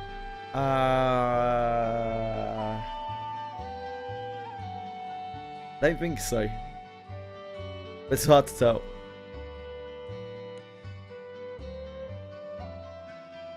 Let's scratch the sheep pretty sheepishly. やっぱりそれは嬉しく思うよ。俺に似たのかなって嬉しく思う親心と平穏無事に暮らしてほしい。 Fox is like Hodir, he's from the mountain. どっちも間違いなく俺の本心だ。 難しいな、親ってのは。 Behind Galant's clumsy demeanor lies the unmistakable resolve of a father trying to make up for precious lost time.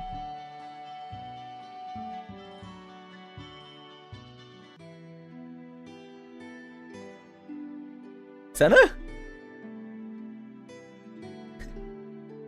What is this? Who am I? My lord? What?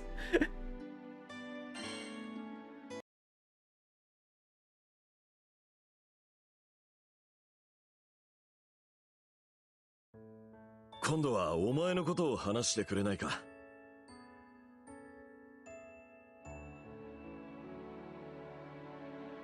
これまでどんな旅だったのか、誰と何と出会ってどんな景色を見てきたのか。 I don't know what you're talking about, Senna. You're talking crazy talk. Must be some old person there. I wouldn't get it.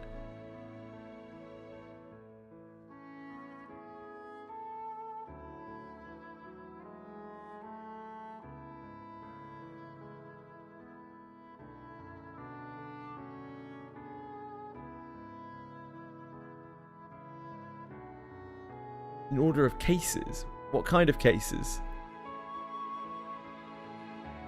でもさっきの話からするとオイラたちの旅がどんな感じだったか大体わかってるんだよな。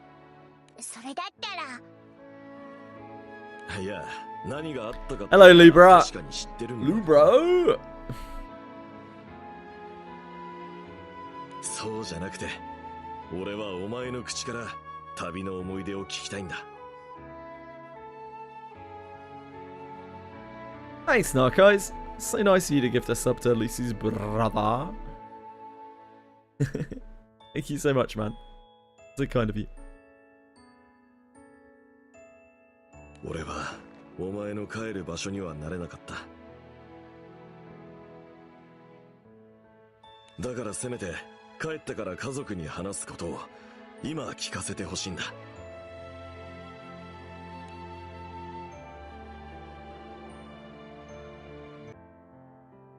Captain and Vern finish recounting their many adventures on their way to Estalucia.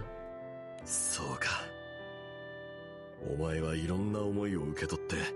I've had the team on my back, Dad. どうしてこう世界の命運なんてのは何の前触れもなく降りかかってくるんだろうな。でももう大丈夫だ。ここからは俺がいる。何があろうと俺が必ずお前を。と話し込みすぎちまったか。お前も疲れてないか。なんでこんなに眠いんだ。いや、もう相当遅い時間なんだ。イスタルシアじゃ日が落ちることはないからな。イスタルシアに時間の概念はない。だから夜になることはないんだが、それでも体は疲れてるんだ。そういうことかよ。幸い家だし、今日はもう休んだ方がいいな。Burns EP EP。一眠りしてからルリアちゃんたちと合流する方法を探そう。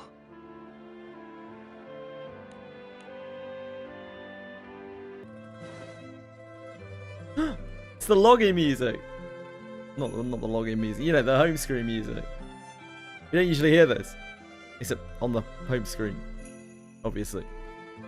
Agreeing with Gallant's suggestion, the captain and Vern crawl into bed in a dimly lit room. おやすみ B。 ああ、おやすみ。あったかくして寝るんだぞ。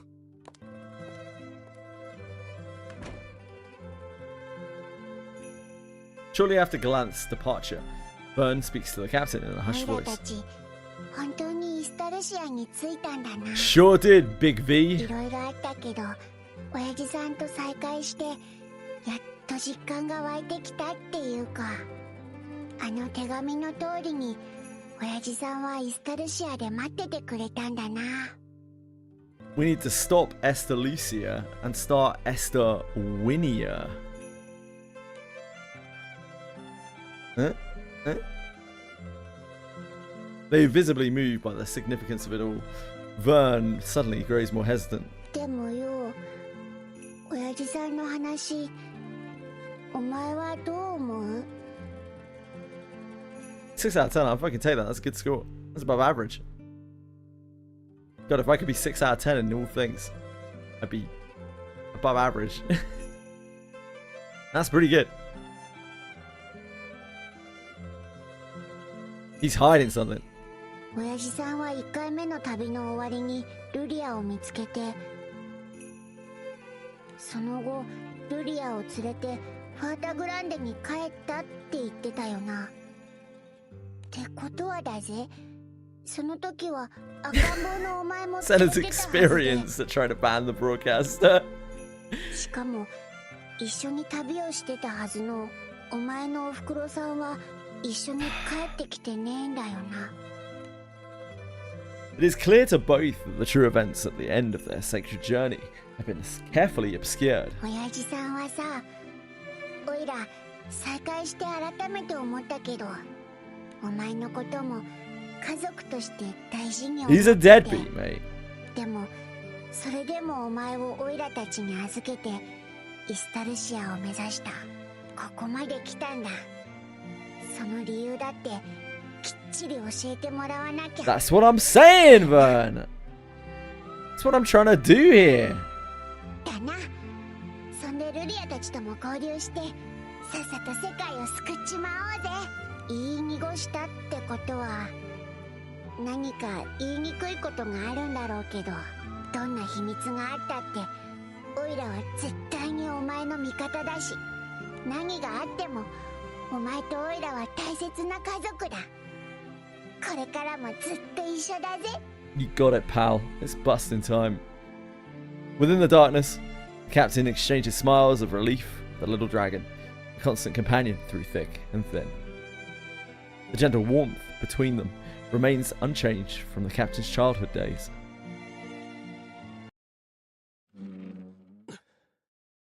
すまん。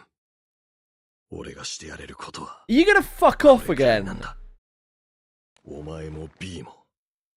俺は家族を絶対に守り抜く。 Literally brain dead. そのためなら。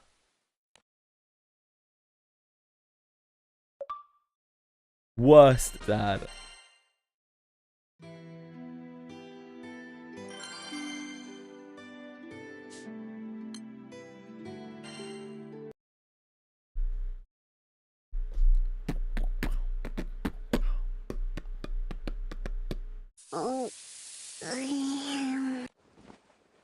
Savory smell of cooking oil drifts through the house, tickling the noses of both the drowsy-eyed Vern and the captain. He's always in need of some milk or some smokes. He just loses track of time. この匂い、親父さん、飯でも作ってんのか?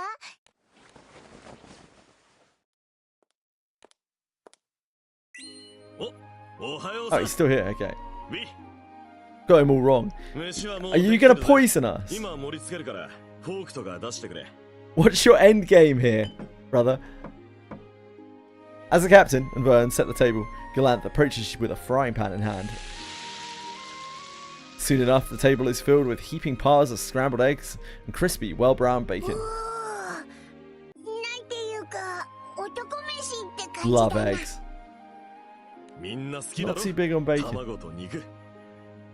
Criminal, I know. What happened to nutritional balance?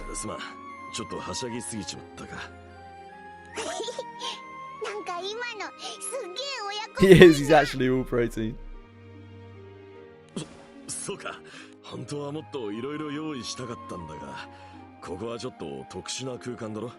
Where did you even get this bacon and eggs from exactly?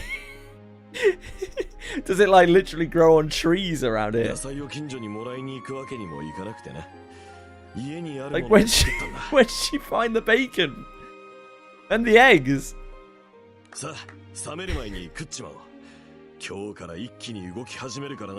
Doesn't matter, doesn't matter.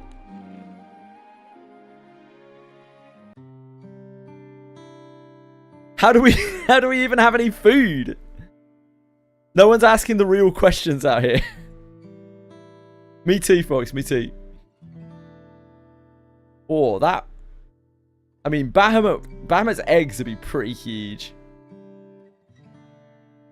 Realm Mindscapes are like 5-star hotels. Yeah, it must be that. It's got to be that. Though there isn't much in the way of lively conversation, Bree managed to share an awkward yet warm meal.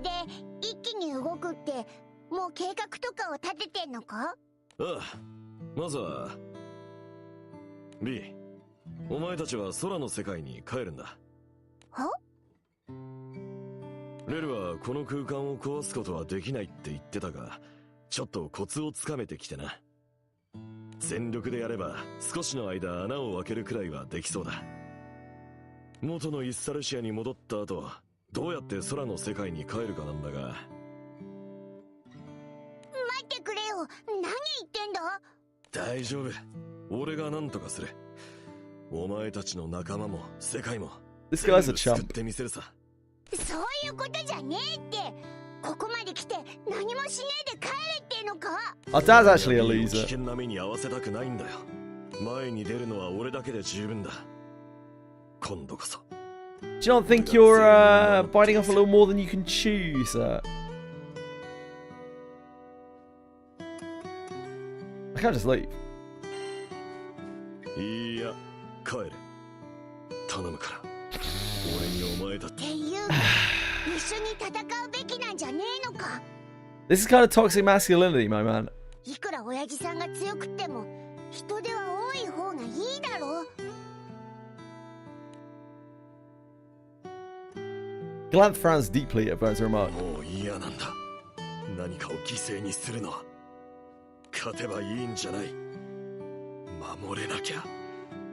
So, I'm guessing that Reen died, right? I'm guessing here. Something really awful happened to Reen. Hexa!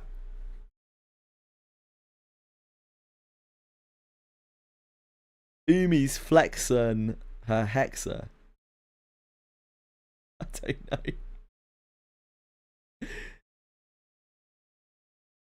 Hexa!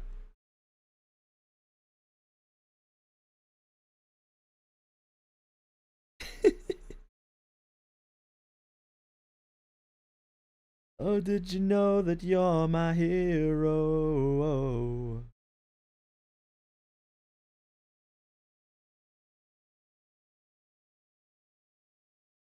Didn't even bring the right team. Wow, extra flexer. Insane flexing from Umi. I don't even need to bring the right team to solo Hexa.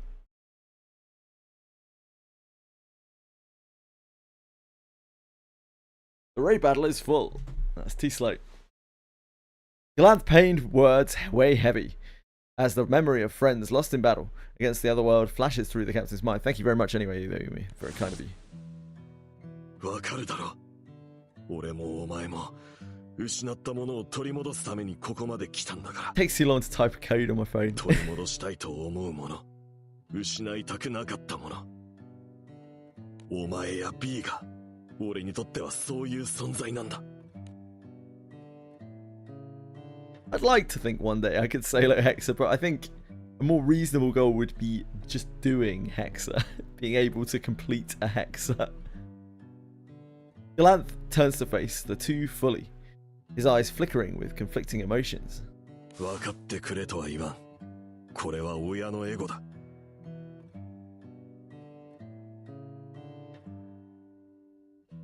だがな、全てを犠牲にして誰かを救おうとするお前も Naughty, naughty. 親にとっては I would 失 never いた do くない that. 存在なんだ。今度こそ俺は失敗しない。だから I refuse. それにオイラたちはまだ親父さんに聞かなきゃなんねえことがあるんだ。こいつのおふくろさんのこととか、どうしてこいつを置いてイスタルシアを目指したのか。それなら俺も父親としてやるべきことをやるまでだ。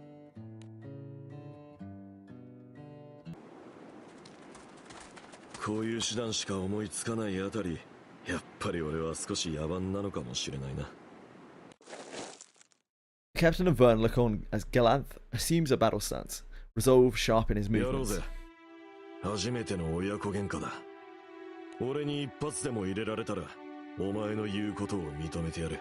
もちろんリーンのことも。旅の終わりに何があったのかも全て話す。ただし俺も手は抜かない。全力で来い。力の違いを教えてやる。Just need to go blue, don't we?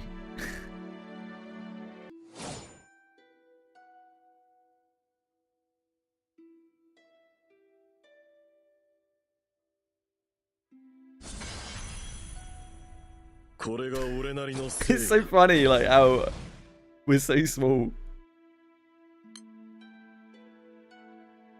The child who needs protection.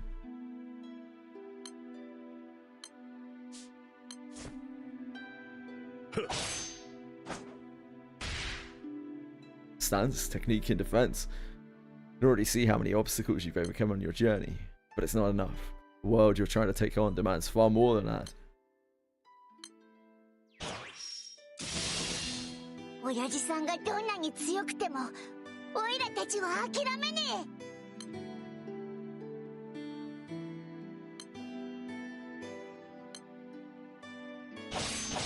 歯を食いしばれ。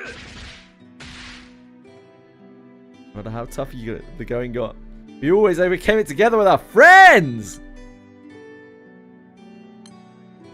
Galanth don't know. He's forgotten about the power of friendship. He spent too long being jaded and trying to do everything by himself.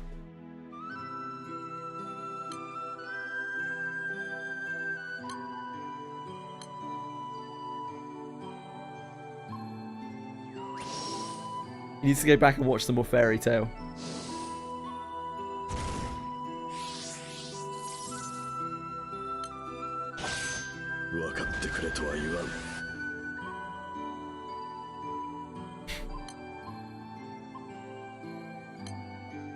I'll protect you by beating you up.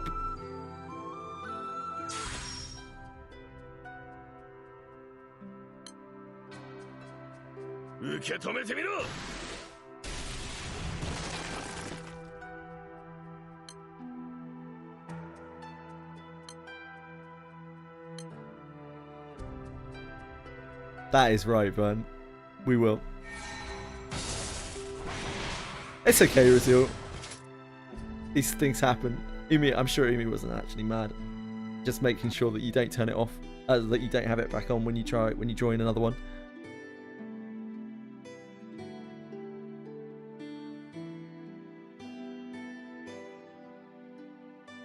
Following a parent-child spat, Galanth gives in to the captain.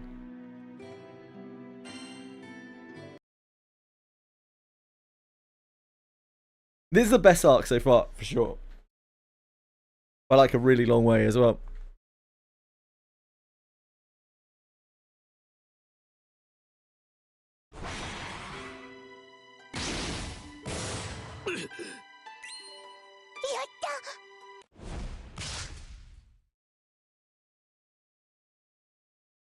The moment Galanth falters, Captain throws a right hook at full force.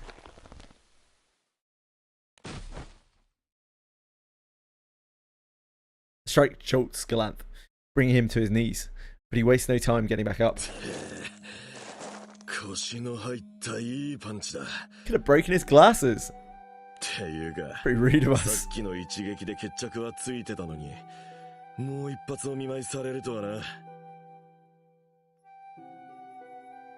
To vent years of pent-up resentment.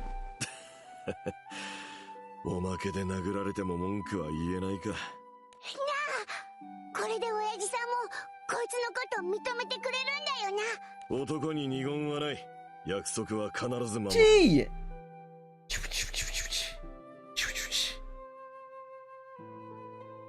Sorry, my cat's here. That wasn't obvious.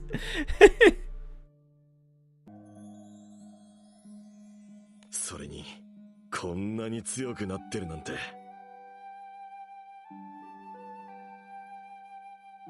すごいな、お前の仲間は。俺もお前の大切な仲間たちに会ってみたくなったよ。 We got some great people on the crew, and then there's EO. Galanth honors the captain's journey and growth, recognizing the bonds forged with steadfast companions and the remarkable deeds they've accomplished together. 一緒に戦おう。B、お前たちは頼れる立派な貴空士になった。 It's reset time. It's reset time.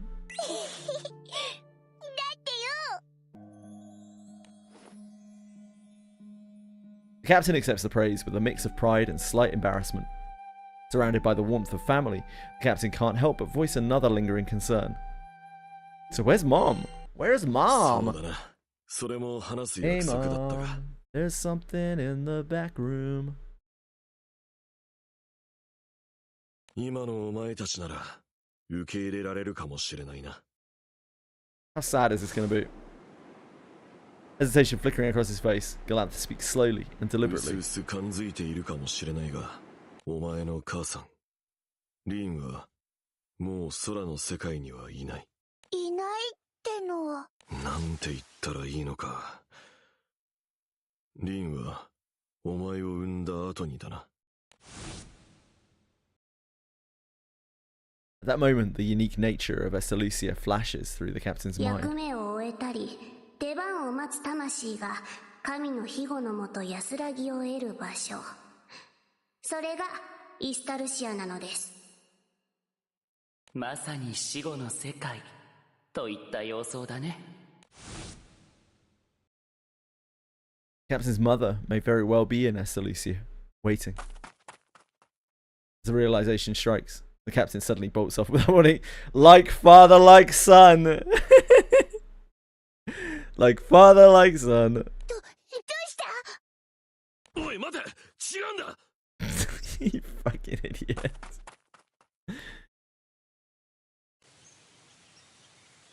Yeah, like I shouldn't really be too mad at like the captain's dad, because the captain's also really, really stupid. Like an absolute complete dumbass. Totally unfit for any kind of leadership role, or really any role. Guided by a yearning for motherly affection, the captain runs into a tranquil, sacred forest where mysteries still linger.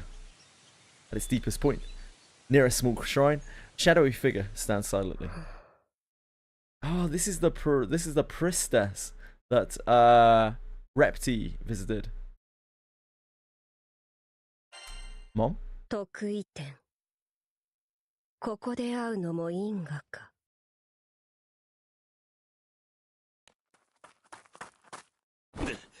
リンはイスタルシアにもいない。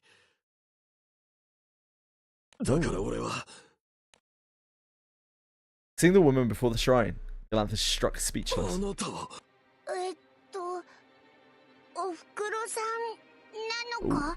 That's not good music. いや、でも懐かしい感じはするけど。いや、違う。この人はこいつが Oh, this is the sister that was taken by the True King.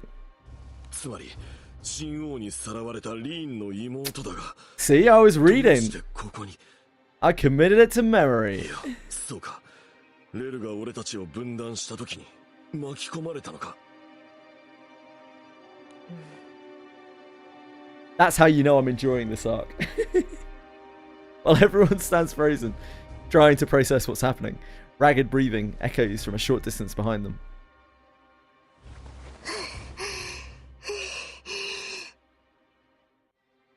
なんで貴殿らは家にいないですかね。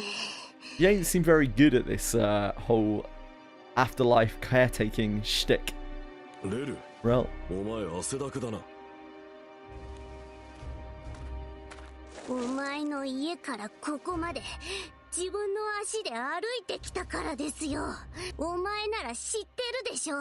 僕は体力が全然ないって。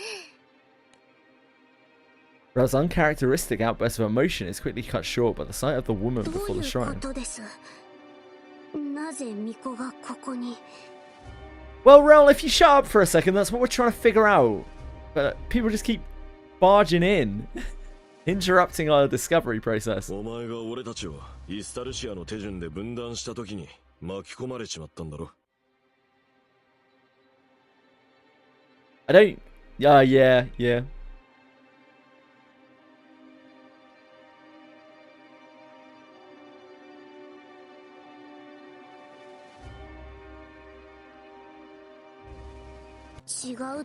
Everything Lucifer related is actually completely cursed in this game. Although Lucifer was better in created by the stars, loved by the skies.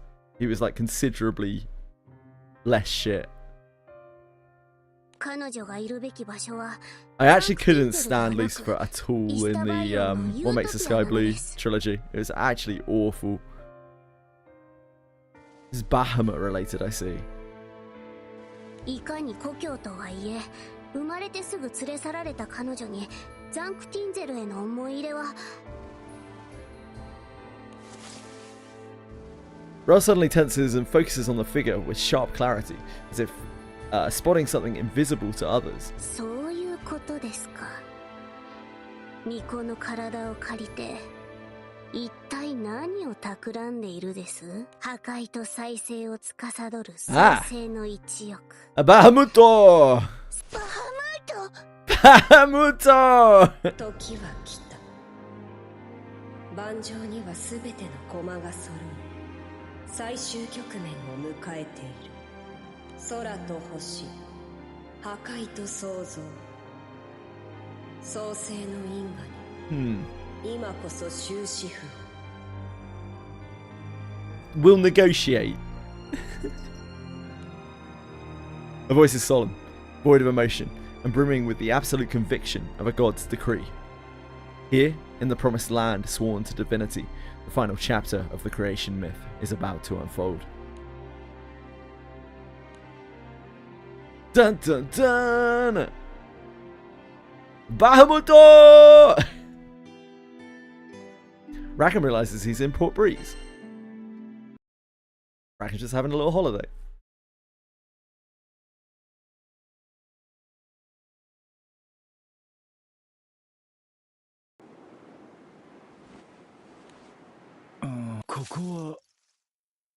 Port Breeze か。って待て待て。団長たちはどこ行った？ If only one of them had gone to the Daidoroitol Bento. We could have heard that another 56 times. Confused, Rackham traces his memories and recalls Rel's actions just before he was enveloped in light. 破壊の民4名、創造の民2名、端末2機、統合体1体。転送。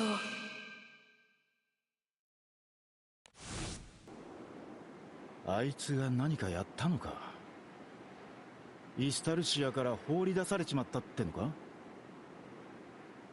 参ったな。結局グランサイファーもどうなったかわからねえし。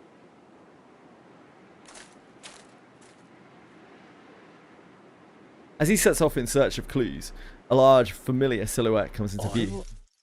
まさか。 There she stands, the wings of promise that Rackham once watched over, day in and day out. グランサイファー、どうなってんだ。なんでここに。 It's all about that scythe. Rushing over to touch the ship's hull, Rackham furrows his brow. これは今のグランサイファーじゃねえ。動力部を移植した跡がねえ。細かい傷も明らかに。間違いねえ。これはあの頃の、ここに座礁していた時のグランサイファーだ。俺は夢でも見てんのか。それともここは俺の記憶の。 As he mutters to himself, Rackham turns to glance back at the streets of Port Breeze. 懐かしいな。この辺りで団長たちが帝国に追われてたんだったか。たく、ボロだとかなんだとか好き勝手言いやがって。おい、そこのチビ、俺の船に何しようとしやがる。おい、あいつ不時着したオイラたちにいろいろ言って去ってったやつじゃねえか。 This was just after. This is just after Catalina like crashed the airship. For some reason, we let Catalina drive the airship. I think maybe we just didn't have any other choice. And she was like, "I can't drive this. I can't pilot this." And then she just crashed it. ああ、そうだ。町が危ねえって知って、ようやく帝国と戦う気になって。やれやれ、とんだお人よしだな。とはいえ、俺もそのお人よしに救われたわけだ。Been a while since we heard this theme. こうなりゃ俺も腹くくるぜ。お前の目も気に入ったしな。それじゃラカムさんも？ああ、帝国なんぞにこの町を潰させてやるもんかよ。こうと決めた以上、帝国の奴ら返り討ちにしてやるぜ。その後嵐が来たんだ。町の奴らを避難させるには俺が操縦するしかねえってのに、うじうじしてたら。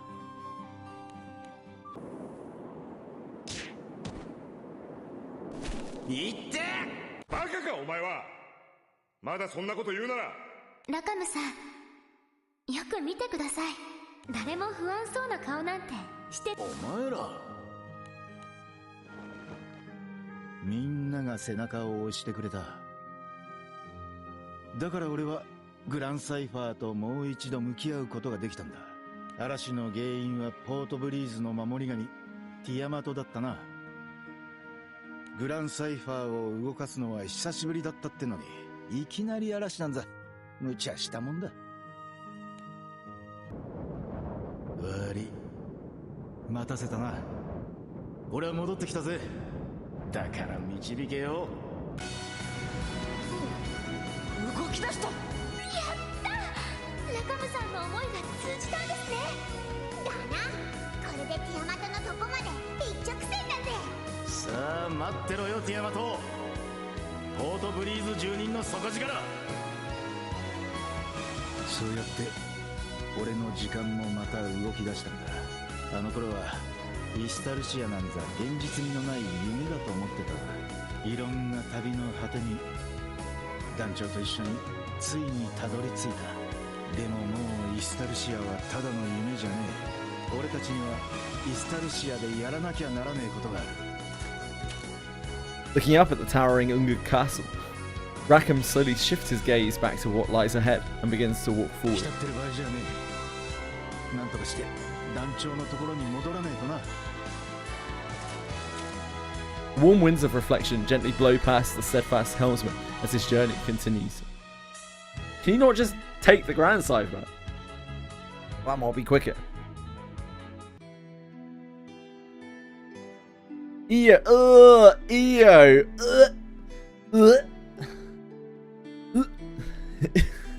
Io wanders around an empty vault statue.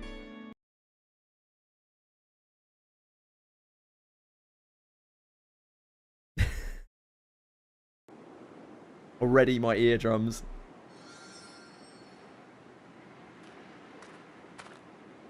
Io, more like EU. Am I right? これどういうことなんだろう。私なんでバルツにっていうか、バルツはバルツなんだけど、歩いても歩いても誰もいないし、もう一体何がどうなってるのよ。 Fucking hell. Her voice echoes vacuously into my eardrums, scorching them like sand. But in letting her emotions out, Io regains her composure, if only for a moment. こういう時こそ落ち着いて対処しないと大人のレディーとは言えないわよね。そうなると Thoughts drift back to the battle with the otherworld cocoon. さあさあ、隔離用の眉を倒すために団長たちとは別行動をして、オイゲンとロゼッタ、あとネセサリアって人と一緒に隔離用の眉と戦って、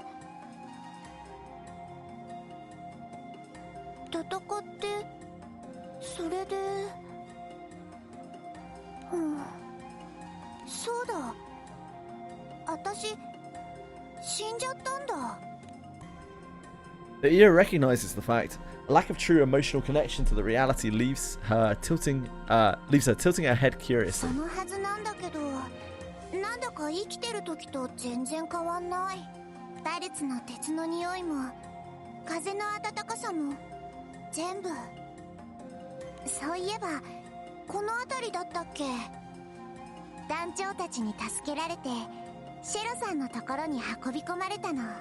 Actually, he's hunting something or someone. I don't know whether it's another cat or something. Someone's about to get it. イオ、名前はイオだよ。あなたたちは何なの。私ルリア。イオちゃん、よろ Not しくね。 nice to meet you, Io. 俺はラカムだ。で、こいつが俺たちの団長だ。さて、でどうしてイオちゃんはこないだから俺たちの後をつけ回してたんだ。実はさ、街で偶然あなたたちの会話を聞いて、太閤様は私の魔法の師匠なんだ。師匠の行方がわからなくなって、私いても立ってもいられなくって。あの頃私は行方不明になった師匠を探してて、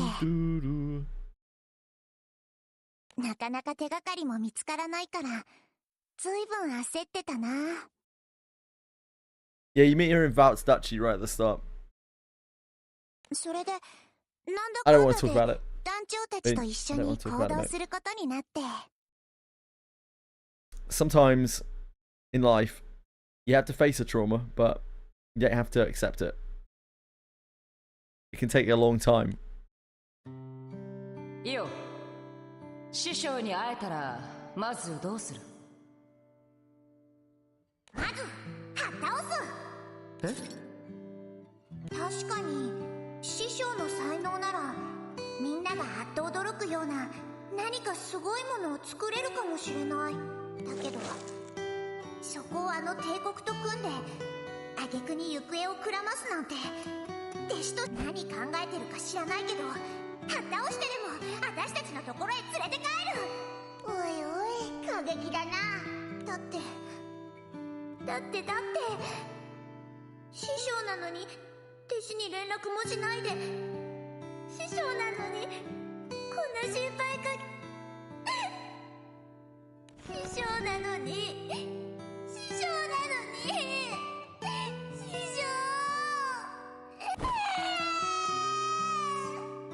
おい、泣くなよ。カタリナ、ルリアちゃん、なんとかしてくれ。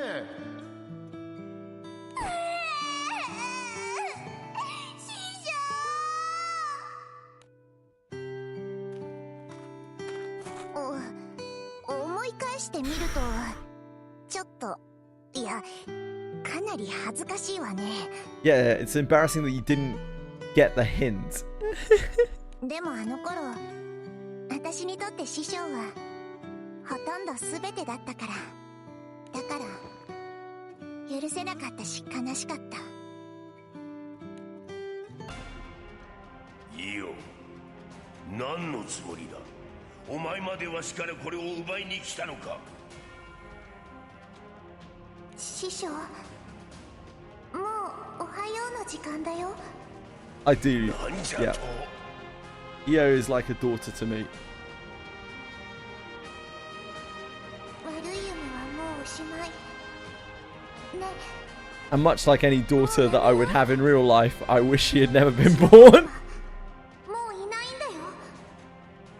これは悲願なのじゃよ。無念に命を落としていった同胞たちの夢なのじゃ。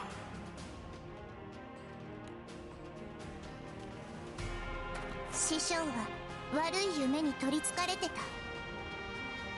I'd rather have Io than Sanafon. What? Why would you say that, Misako? Wait, what have I done to deserve that? もっと複雑だったけど、でも師匠は笑顔を忘れてたから、私が取り戻してあげなきゃってそう思ったんだ。I'd rather deal with Io than Sanafon. ねえ、師匠は教えてくれた。 But I'd rather deal with Sanafon than Aaliyah. If it makes you feel any better. 笑顔のためにあるって。師匠の夢かもしれない。古の悲願かもしれない。だけど倒すよ、あの巨人を。I'd rather deal with any of those characters than Barawa. And I'd rather deal with Barawa than the idols. Who I can't name. だって師匠笑ってないんだもん。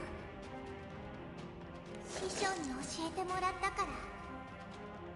師匠が教えてくれたから。見ててよ、師匠。笑わせてあげる。師匠仕込みの最強に最高な魔法で。Skull's like a 3 out of 10 character. He's not that bad. Maybe even 3.5 out of 10. 身近な人の師匠の笑顔を取り戻すために始まって、ずいぶん遠くまで来ちゃったな。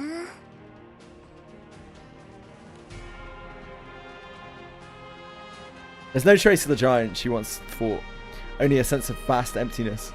It gazes upward at the sky, lost in thought. 師匠、元気にしてるかな。師匠がそう簡単に死ぬとは思えないし、私不幸者。でもね、師匠、たくさんの人の笑顔のために魔法を使うことができたと思う。師匠は褒めてくれるかな、私のこと。 With no lingering regrets or sadness, Io closes her eyes, but suddenly she furrows her brows as if struck by realization. ダメだよ、こんなの。今の私、あの時の師匠と同じだ。みんなの笑顔のためって言って自分の全部を犠牲にして。 Roulettes, baby! こんなの同胞のためにって怖い顔してた師匠と同じだ。 Reflecting on her bonds and what she's learned, Io begins walking again. まだ大人のレディーになってない。やりたいこともたくさんある。食べてみたいもの、やってみたいこと、ロゼッタと一緒に行きたい場所だって。こんなところで終われない。待ってて、絶対すぐに戻るんだから。 With her usual fiery determination restored, Io bounds up the stairs of the ancient workshop, her steps filled with energy and purpose. Oh, and she tripped. Oh no. She's broken every bone in her body. Oh no. Oh no. What a shame.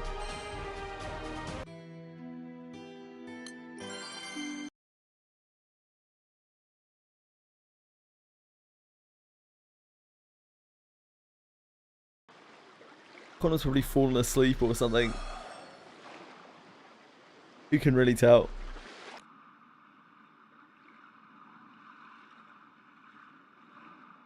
Yeah, we're yapping to the crew. We did, obviously, main character, and Vern, and then we did Rackham, and then we did EO, and now we're doing Eugen. I guess we're going to work our way through them one by one. Eugen has been sitting on the sandy shore for quite some time, simply gazing out at the sea. 長かったような短かったような待たせちまったなアルテミシア最後の旅が思ったより長くなっちまったよ悪いもんじゃなかったぜ Message him. Message him and tell him he's doing a dungeon with you. 初めて会った時は夢ばっかでかい青臭いガキだったのによ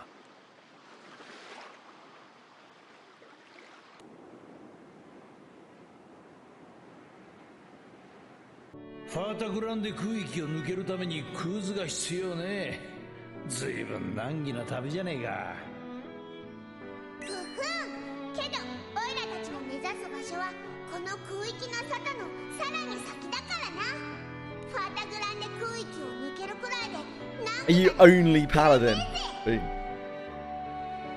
あファータグランデのさらに先だとってどこだったかな違うんだオイゲン目指す空はそんなところで収まってはいないオイラたちの We 目 all 的 need 地は this. 空の果て星の島イスタルシアだぜイスタルシア大きく出るじゃねえかてめえら星の島か Paladin Samurai, Black Mage. Like Red Mage again soon. Paladin Mage, sure. Oh yeah, I remember you playing a bit of Samurai.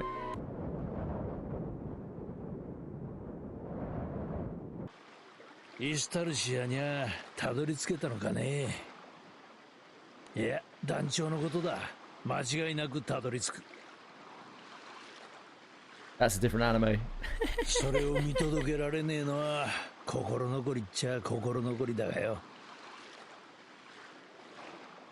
でももう十分だ老いぼれにはもったいないくらいあいつらには世話になった団長がいなきゃこの海だってどうなってたかわからねえ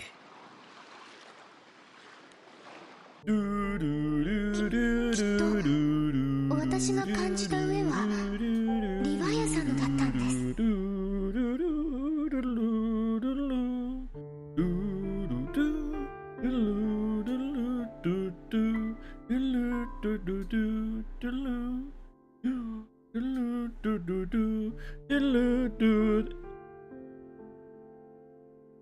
だからきっとリヴァイアさんが船を食べたんだ Yeah, now you don't need to go to Limsa.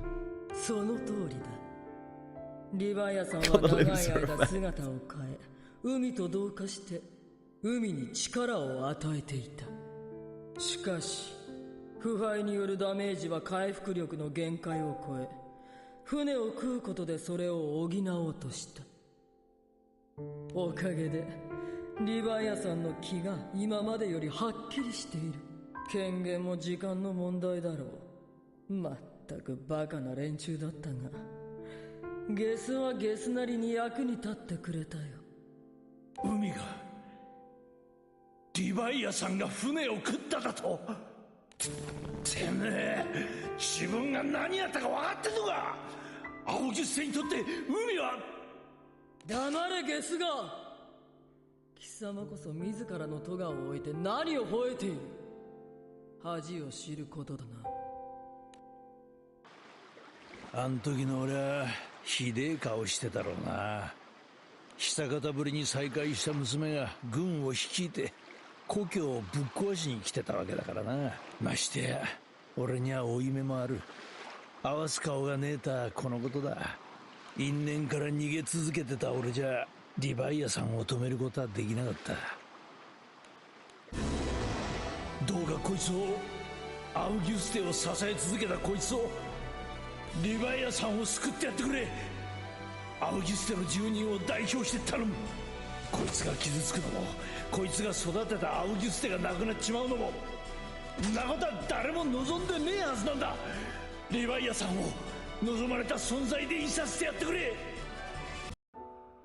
救われたのはリヴァイアさんだけじゃねえ。Captain, you've got to help. Leviathan's out of control.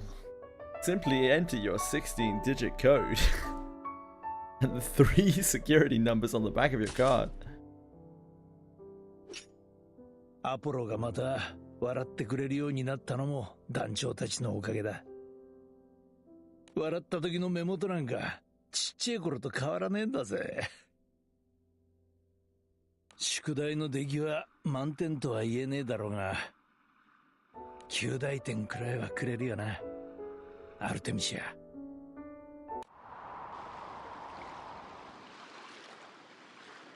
Augusta sea breeze sweeps through, seemingly stirred by the unspoken weight of Eugen's musings.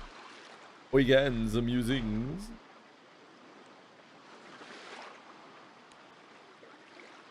As they're communing with the silent breath of the wind. Again, different game. Eugen murmurs in quiet reply. なのか。まだ俺はそっちに行くには早いってことなのか。The disappointment flickers across his expression. Eugen's face soon brightens with newfound clarity as he rises to his feet. そうさな。やっぱこんなとこじゃ終われねえ。俺は団長たちにでかすぎる借りがある。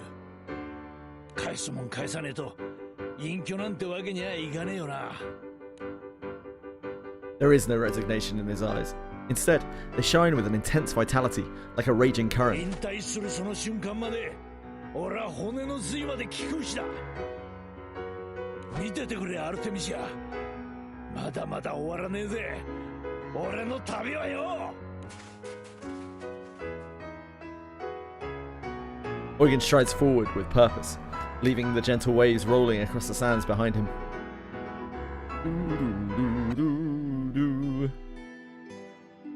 Rosetta rests deep in the Weald on Lumacy Archipelago.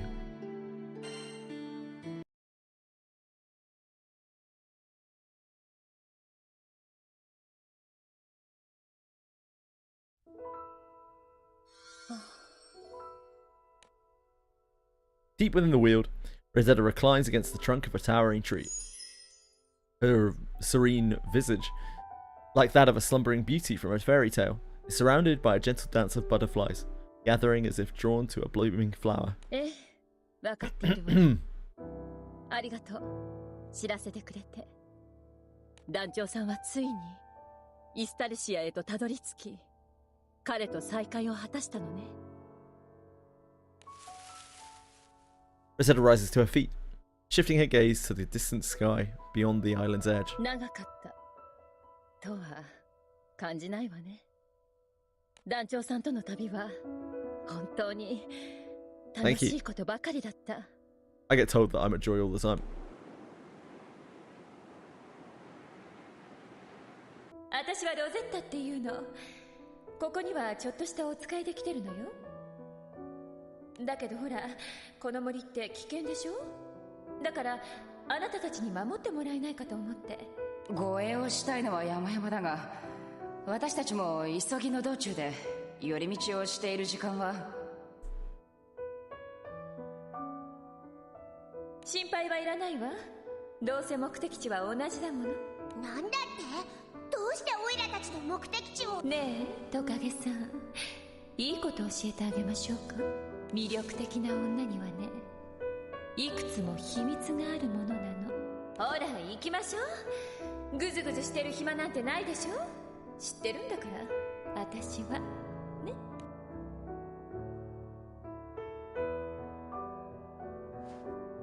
出会った頃は少しはしゃいでしまっていたわ。彼が見たら笑うかしらね。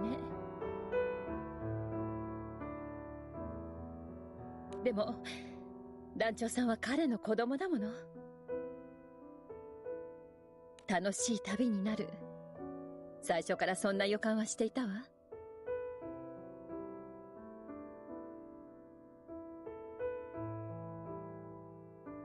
けれど同時に多くの試練が待つ旅になる。そのことも私には分かっていた。またとない機会だ。この空の頂に立つ武人に全力で挑んでみようじゃないか。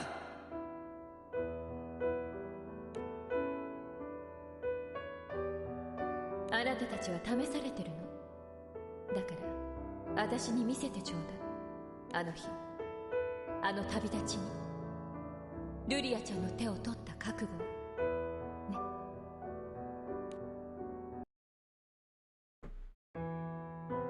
私は観測するつもりでいたわ。一歩引いた位置で。けれどこの旅は私にとっていつしかかけがえのないものになった。秘密よりも約束よりも団長さんたちの仲間でいたい、そう思うようになった。きっとあなたなら空の果てにだってたどり着ける。でもね、だからこそ知って、きっとこの先あなたは空と星の狭間で何度も苦しむことになると思う。だけどね、覚えておいて。どんな苦境もあなたならきっと超えることができる。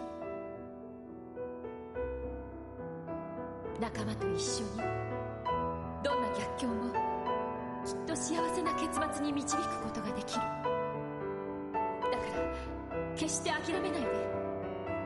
諦めなければきっと道が開けるわ。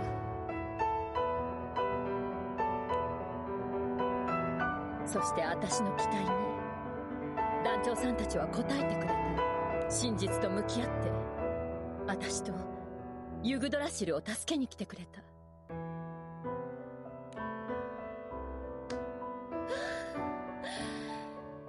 さすがね、団長さん。やっぱり私の目に狂いはなかった。いいえ、それよりももっと昔から決まっていたのかもしれないわね。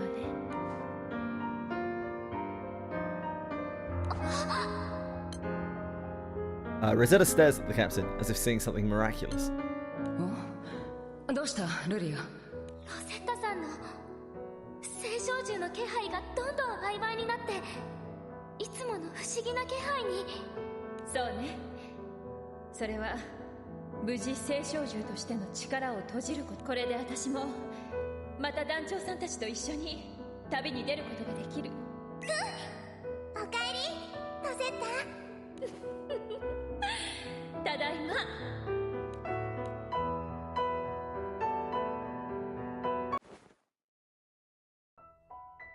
あの時私は本当の意味で秘密はドレスのようなものだと思っているけれど、自分をさらけ出すことで秘密を脱ぐことでしか得られない安心もある。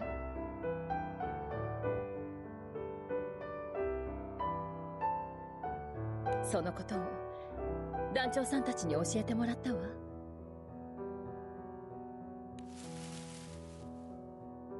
You guys do a dungeon. You dominated a dungeon. Basking in reminiscence, Rosetta chuckles softly under the verdant canopy of the wield. The どんなに wield. 楽しい旅もどんなに愛しい旅も必ず終わりはやってくる。これでも年長者だもの。最初からその覚悟はしていたわ。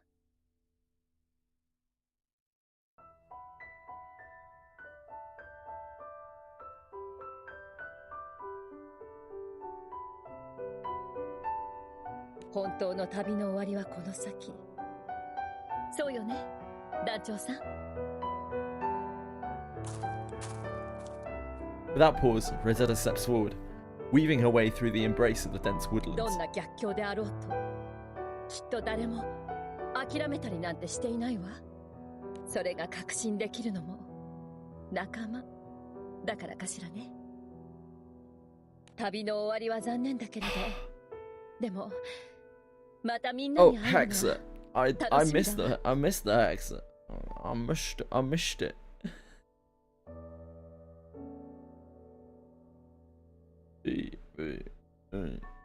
Oh. 8, 9. Oh no. Oh no.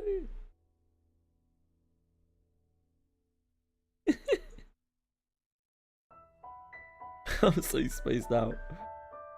I'm in. Thanks, Mazako.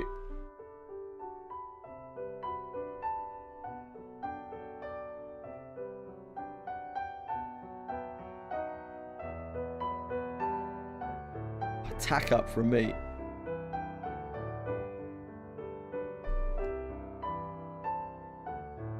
Thank you, Mazako. Very, very kind of you.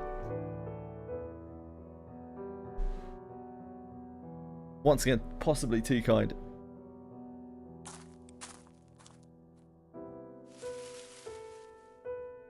I just want you to know, Mazako, that I love you for more than your Hexa. Leaving behind a faint, delighted smile, Rosetta disappears into the sylvan depths, before melting into the fragrant air like a passing dream. I know a person or two who'd like to get into Rosetta's sylvan depths, if you know what I'm saying.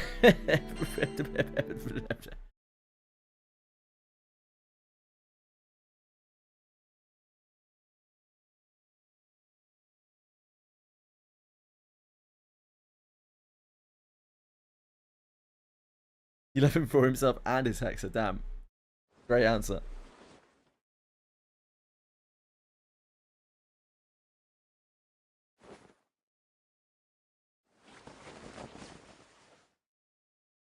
In the courtyard of the Albion Citadel, a woman slowly opens her eyes while seated on a bench. ここは眠ってしまっていたのか。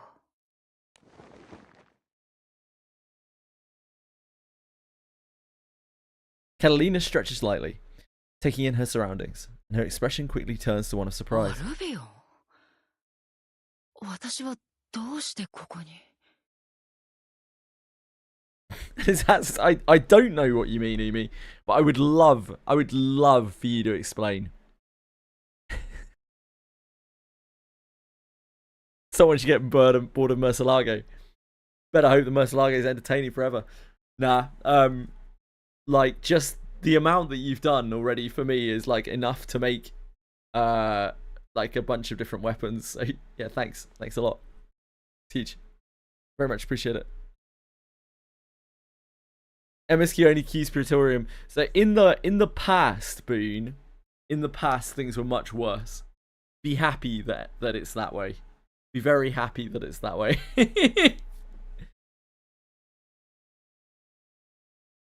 I don't know about Mazako's Fat website. I would love to know about Mazako's Fat website though.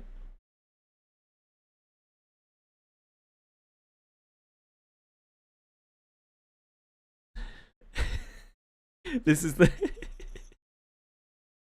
this is the site where the words don't work properly. the like way it's typed makes it look like FAP, right? I can't even remember what it's called. I should have changed the acronym. You should have changed the acronym. It's like, okay. Yep.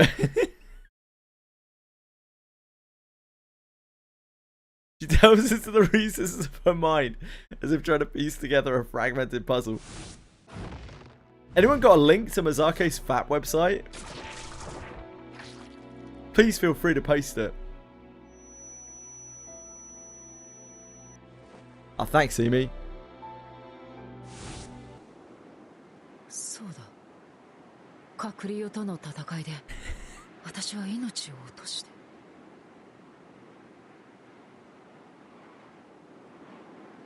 Get that pinned, you know? Wouldn't want to miss out.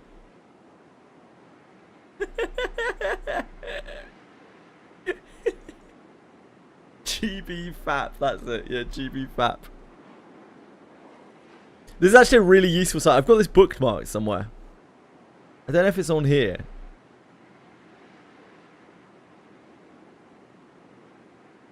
I have it on my stream browser. I have it somewhere. Oh, I think it's in our Discord, right? I think it's in our Discord channels. I think it's linked in there. Yeah, we can make that the FAP command, sure. Hold on.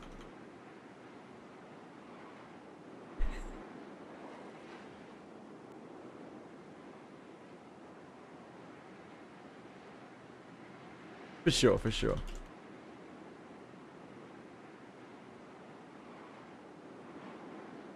Your PP is gone. That's problematic. I'm sorry about that.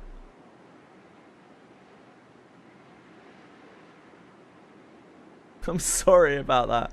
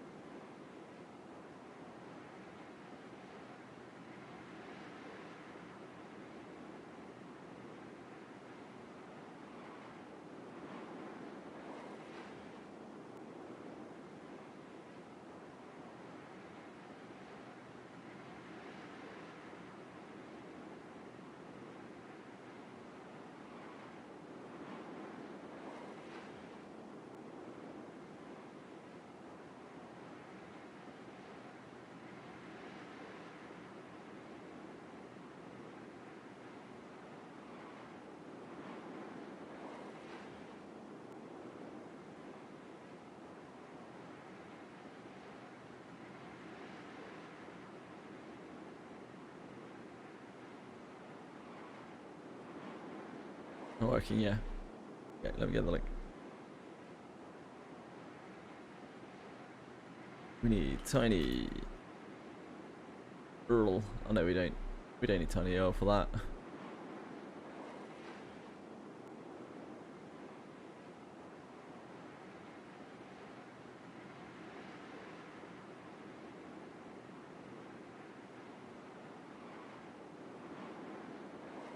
GB FAP.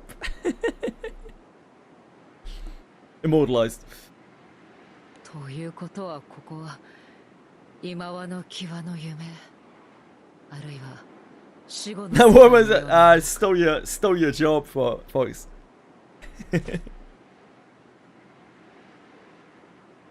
Catalina's all fine. Like, she was missing her stomach, but they found her a new one, so she's all good again. Come to terms with her circumstances, Catalina rises to her feet. Her fingers trace the surface of the wooden seat. Now we're in Estalucia confection, which is basically like the afterlife. 懐かしいな。ビーラとはよくここで一緒にサンドイッチを食べた。I felt really bad for Vera. The way that they showcased the way that Vera processed the grief was a lot harder hitting than like Lyria was. It was really rough.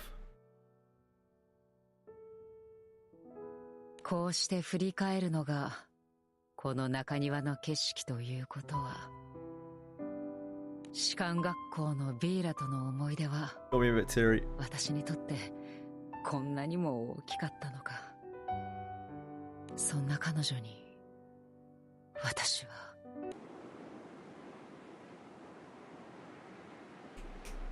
ルリア、君はこのアルビオンの領主が受ける制約を聞いたか？ビーラはまだ話していないようだな。Where do you think you're going, Chili?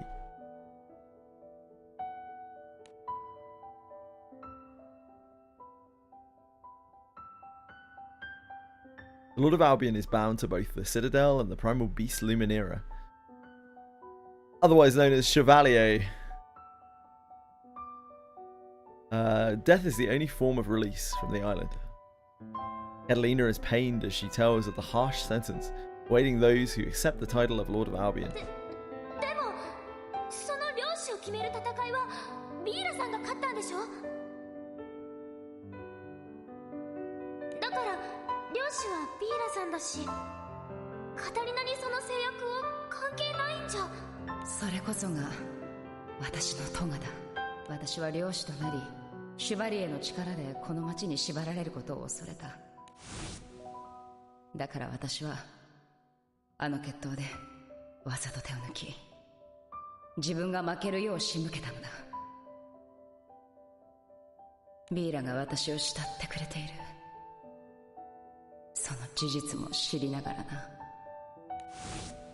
ビーラさんはそのことを。おそらく感づいていた。だがそれでも告発することなく私に自由を譲ってくれたのだ。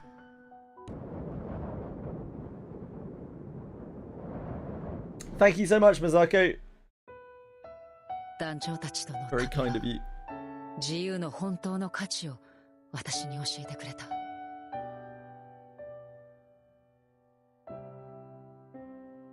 それを知ればこそ再び彼女を振り払うことはできなかった。己の咎に向き合わなければもう一歩たりとも前に。お姉様。ビラ、私は君に謝らなければいけないことがある。領主を決める大会でのことですか。あれならも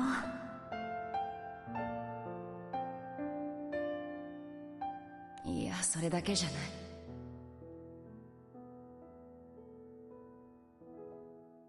あの大会で行った不正の償いとして、私は君が望むならこれからは。しかしやはりそれはできそうにない。私が行ったことは間違っていたし、糾弾されるべきことだろう。しかしそれでもYeah, you're gonna be stacked up on Hexamats. 彼らと共に空の旅を続けたいんだ。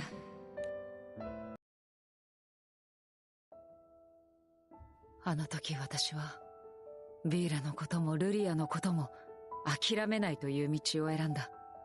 カクリオとの戦いの最後、ルリアのことは守り通せたが、カクリオとの戦いにはアルビオンも巻き込まれたはず。彼女は無事でいるだろうか。私の死をビーラはどう受け止めただろうか。 Mix of self-mockery and regret crosses Catalina's face. Her expression wavers between a laugh and a sob. すまないビーラ。君が辛い思いをしている時、私はいつもそばにいないな。こんな低たらくで一体何がお姉様だ。こんな私を。それでも君は。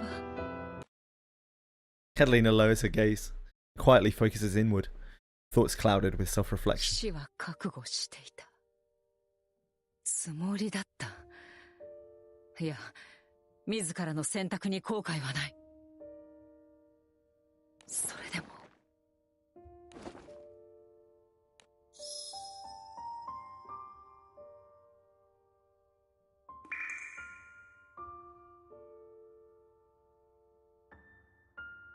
In her mind, the faces of two precious individuals surface, and soon tears begin to roll down her cheeks. Lyria and... 私はビーラやルリアに笑顔でいてほしいと道を選んできたはずだ。だが今の私はきっと二人を Oh, 悲しま Vera, せている。 Vera. こんな簡単なことに命を落としてようやく気づくとは。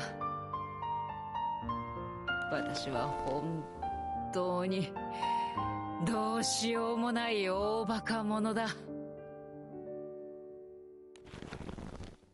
Catalina clenches her fist tightly, as if trying to hold on to something. 何かできることはあるだろうか。涙を拭うことはできなくても。 Boone, I don't want to hear it, mate. You have no idea. Look up YouTube at some point and look at what Praetorium used to be like. You have no idea how good you got it. sinks onto the familiar bench once more, lost in thought. Contemplating on a way forward, Catalina offers a prayer in hopes that it might reach the distant skies.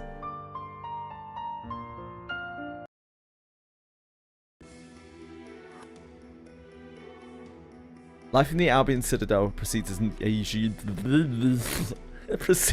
usual.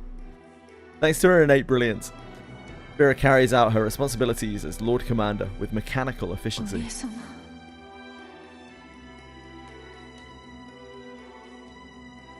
Yet she struggles to regain her sense of self. Nah, Praetorium still sucks. It's just nowhere near as bad as it used to be. During moments of leisure, Vera often finds herself drawn towards the courtyard bench where she used to sit with Catalina, as if pulled by some unseen force. こんなことに私はどこで間違えたのでしょう。こんなことになるなら領主を決める戦いでお姉様を勝たせアルビオンに縛り付けておけば、エルステ帝国を利用したあの時もっと策を弄して私が勝利を収めていれば、団長さんたちにお姉様を託さなければ。 Back to sleep.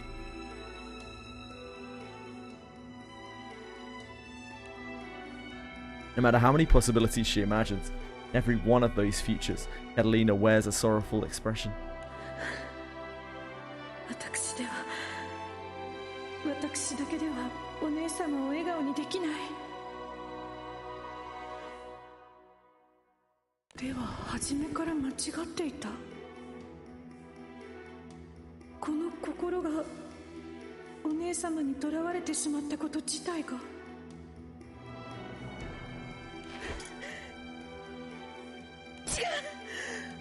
違う。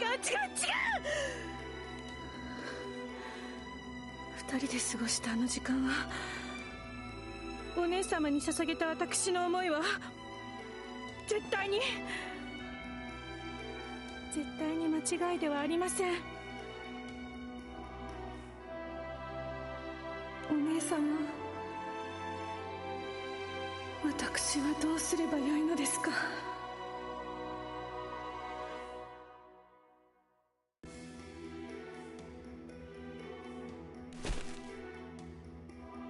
Like a puppet with its strings cut, Vera collapses onto the spacious bench, far too large for a single occupant. 自然と右側に座ってしまう。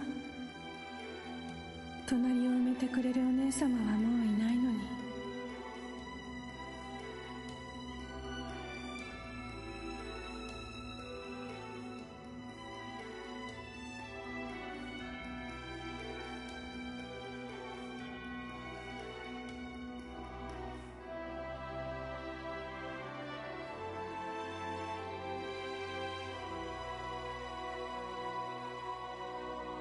あの頃、いつも私の隣にいてくれたお姉様は、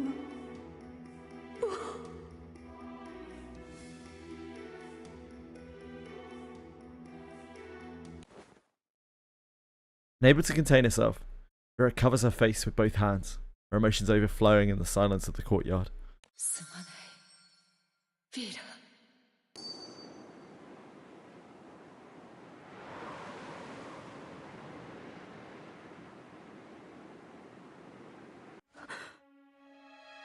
お姉様。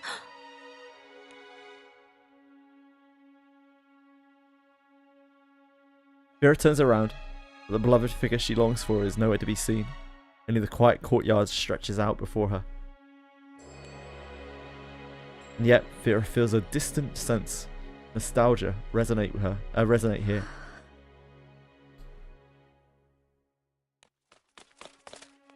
ビーラ様、こちらにいらっしゃったのですね。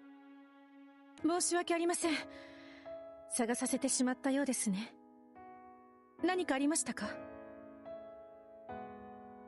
は、秩序の気空団より連絡がありまして、何やら相談したいことがあると。秩序の気空団から。わかりました。すぐに気空艇の準備を。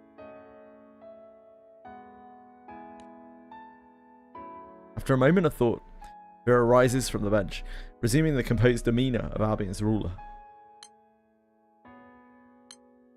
ところで、例の気空団、団長さんたちの消息はどうなっていますか？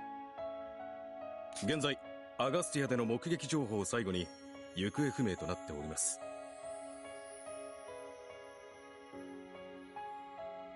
それらしき気空艇を空で見たという証言はあるのですが、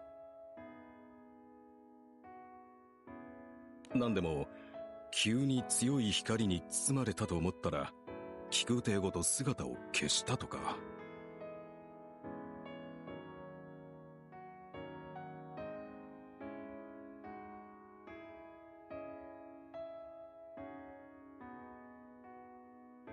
にわかには信じがたいですね。はい。なので別の目撃情報がないか各所と連携を。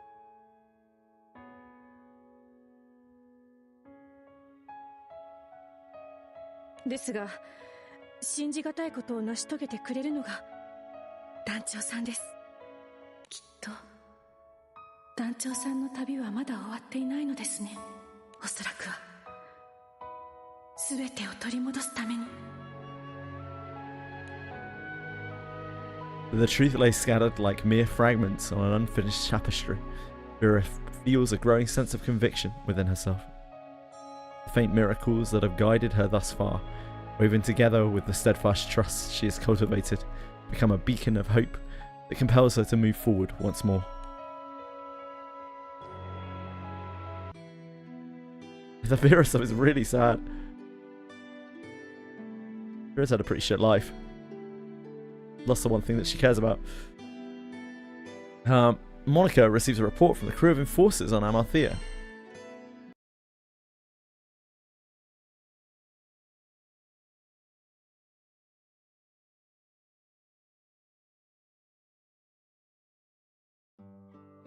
Albion より折り返し連絡があり、準備が整い次第、アマルティアにお越しになるそうです。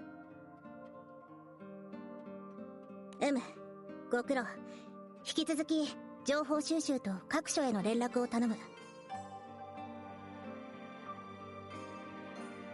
はっ。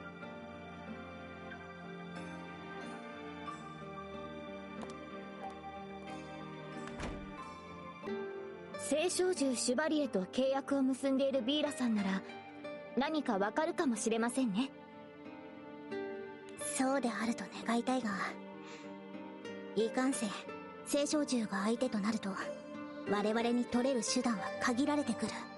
団長たちの存在の大きさを今になって痛感するばかりだな。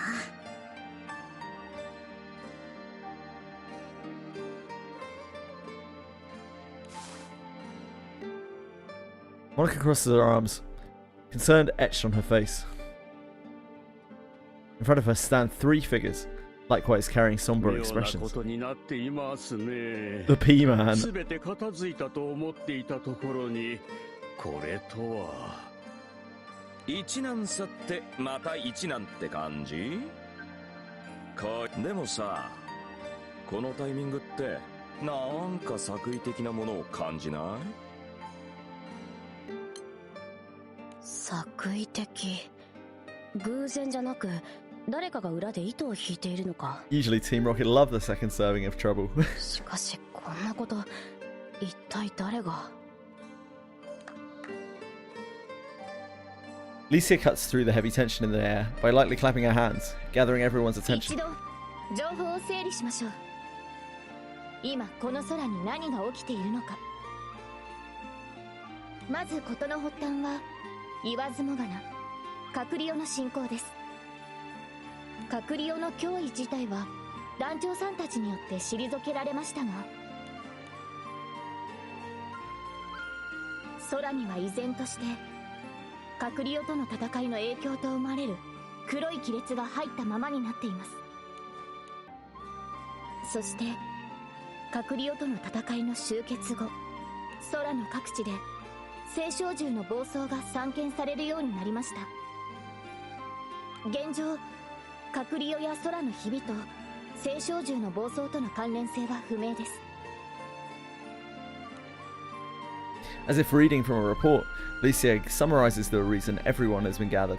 青少獣の暴走についてまだ少数であるため私たちで抑え込めていますが、原因がわからない以上いつ状況が悪化するとも限りません。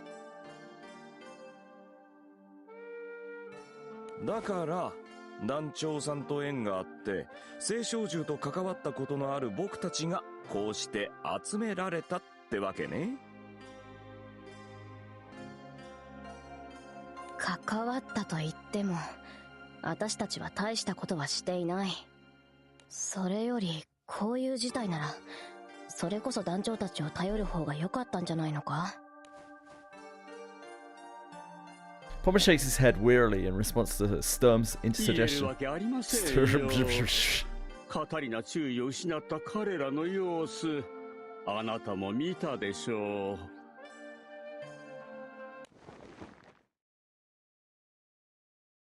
Ah, you're almost done, Bean.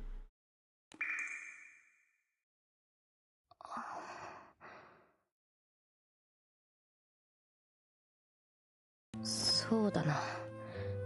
これ以上あいつらに背負わせるわけにもいかない。まあ団長さんは頼りになるからね。ついつい頼りにしちゃう気持ちは僕もわかるな。でもね、大人の意地としてね、そろそろかっこいいところ言って。お前は本当に言わなくてもいいことばかり言うな。意地というのはまあ言えて妙だな。とはいえ意地で世界を危険にさらすわけにもいかん。リーちゃんも言っていた通り、現状はまだ我々で対処できる。その間になんとか事を収めてしまいたいんだ。All nod in agreement with Monica's statement. 青少獣の暴走といえば魔性を疑われそうですが、帝国が研究していた魔性は厳重に管理されていて特に異常はなかったですね。姿勢に出回ってしまったものが裏で取引されている可能性は否めませんが。それにしては因果関係というか背景に共通点が見えてこないんですよね。本当に無作為にポツポツと発生しているというか、強いて共通している点を挙げるなら小規模であれ全て人の住む島で起きている点でしょうか。それはさ、人のいない島は青少獣が暴走してても誰も気づいてないとかじゃない？いや、そういうことではない。いくつか秩序の気空団で定期巡回している島があるんだが、そういった人気のない島では青少獣の暴走は今のところ一つも発生していないんだ。ということは集落、空の民を狙っているの。 Upon reaching this realization, all furrow their brows, troubled by the implications. This is merely the beginning of what would later be known as, in Skyrim history, as the Reconquista, the Astral's second great campaign to claim dominion over the skies.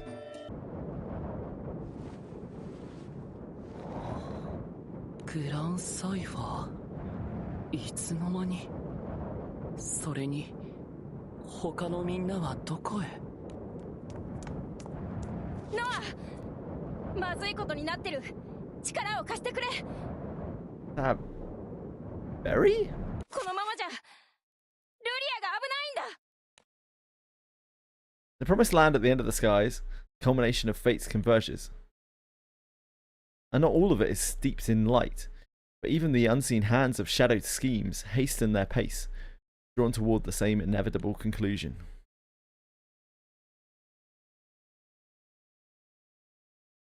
To be continued. Continued.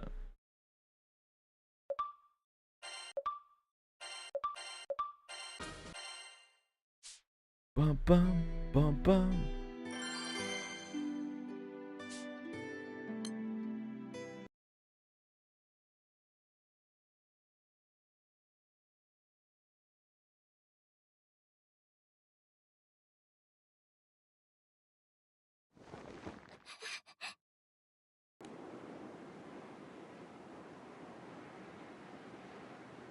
団長と一緒にいっぱい冒険していろんな敵と戦って、そうやって今ここにいる。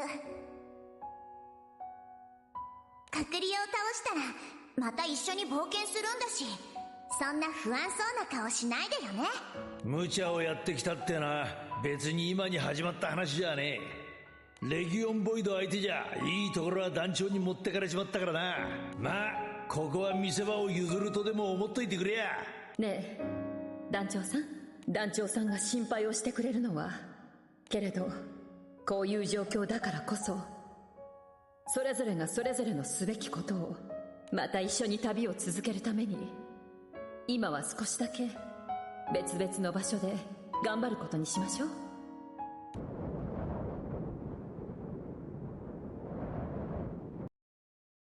ちゃん、オイゲンさん、ロゼッタさん。大丈夫だルリア。君はもう一人じゃないんだ。カタリナ。 Regret's churn in her mind, intensifying. She couldn't stop her friends. She couldn't save them.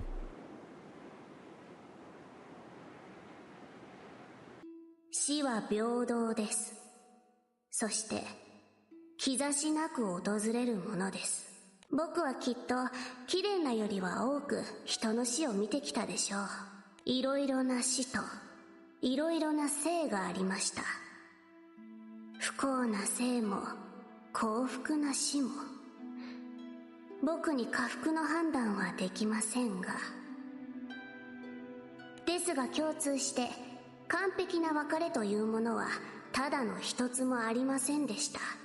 その瞬間はいつだって突然で、眠るような最後でさえ、その日を分かってた人はいないです。でも会うことはできるです。でも会えばきっと別れはもっと辛くなるですよ。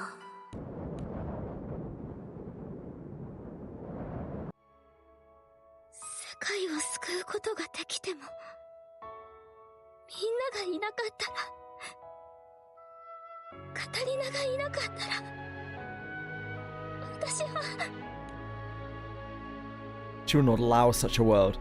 She will never accept it. Within the total darkness, Lyria balls her fists, grasping the hem of her dress tightly. 取り戻さなきゃ。私の大切な人たちを。それできっとまたみんなで旅を。できると思う？神様はもういない。イスタルシアの管理人からも否定された。あとは何が残ってる？あなたには何ができる？私、聖小獣の力を借りる。完全な死者蘇生。そんなことを成し得る聖小獣は。でも諦めません。何か方法があるはず。カタリナたちを取り戻すためなら。だって私は。 Small laugh escapes the stranger, despite the gravity of the situation. Yet it brings warmth to the cold ル darkness. リア、それでいいの。その願いを忘れないで。何を犠牲にしてでも叶えるというその気持ちを。あなたの中にはまだあなたも知らない力が眠ってる。希望はあるよ。あなたに眠る力が。私の知らない力。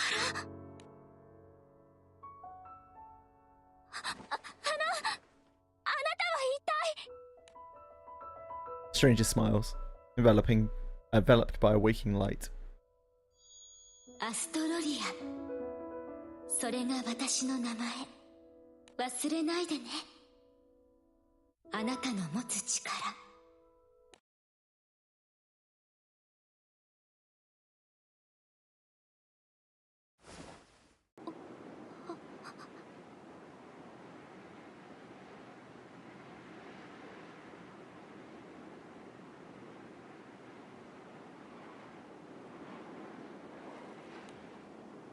Slowly waking, Lyria sits up and surveys her surroundings.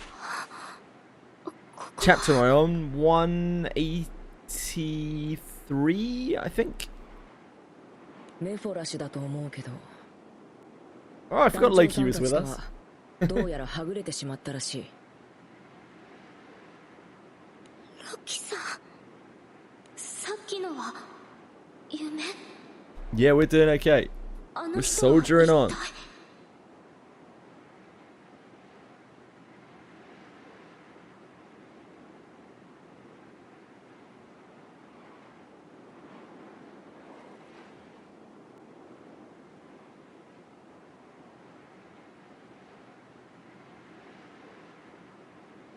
大丈夫かい？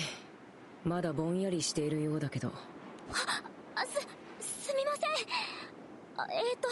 私たちはどうしてメフォラッシュに？それはわからない。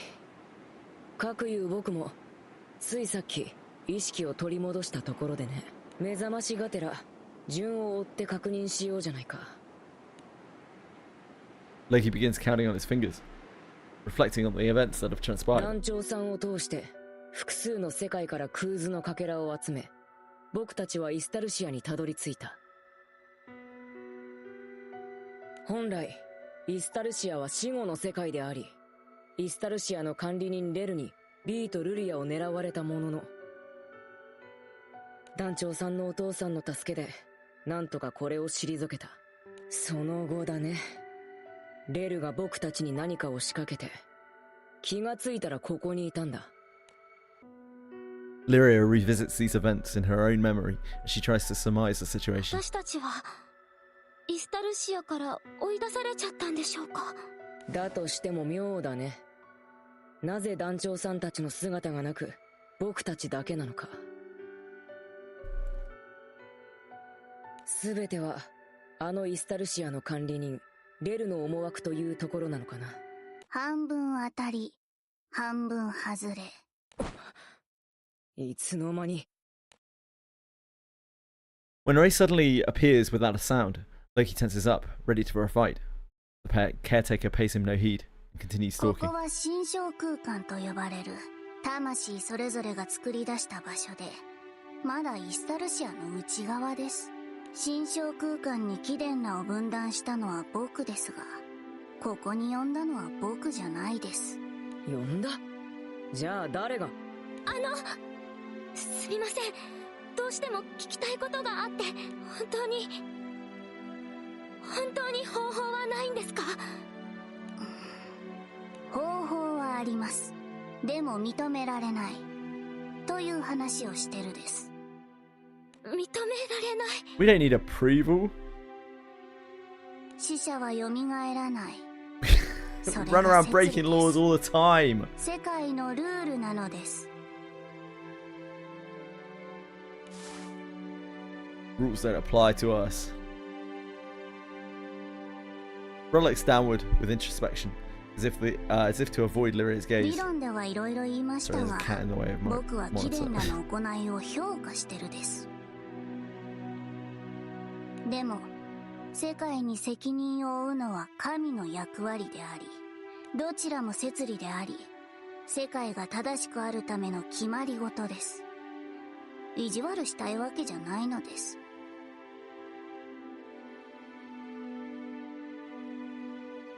That one summon is a body and a half. I don't understand. I'm sorry.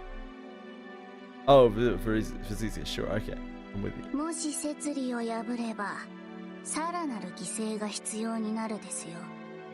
さらなる犠牲。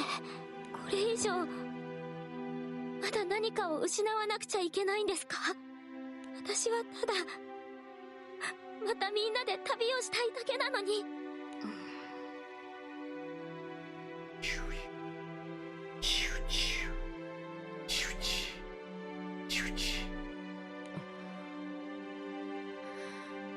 こんなことを言うのは我ながら柄じゃないと思うけど、どんな逆境だって君たちはいくつも奇跡を起こしてきたじゃないか。だから諦めなければきっと何か希望はあるんじゃないかな。 Maybe, baby. あなたの中にはまだあなたも知らない力が眠ってる。希望はあるよ。あなたに眠る力が。Lyria is silent for a while. Rel glances at her again before taking a step forward. 僕は他にもやることがあるです。だからあとは好きにするですよ。Lyria and Loki watch as Rel walks away toward a man standing in the distance. 悪いね、無理を言っちゃって。これくらいなら許容範囲です。摂理に反することはしない。分かってるならよろしいです。少しお話と警告をするだけさ。僕はこれで。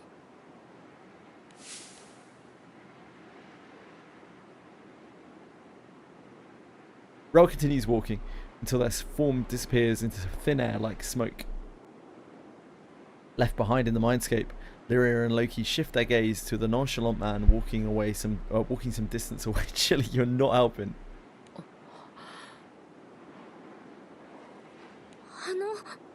あなたは兄さん。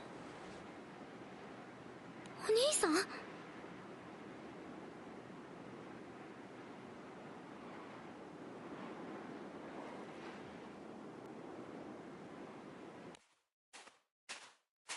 久しぶりだね、ロキ。空の影響を受けたのかな？ずいぶん昔とは変わったみたいだ。As Loki continues to stare at him, eyes wide with shock, the man gives a graceful bow and introduces himself. 私はビューレイスト。ロキの兄であり、オルキスの父。そして、星の世界による占領時代、ファータグランデ空域を監督した星の民さ。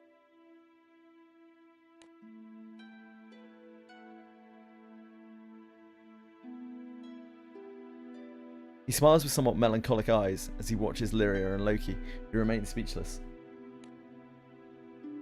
Hidden behind the man's smile, however, is both longing and grief for the sky realm he once loved dearly.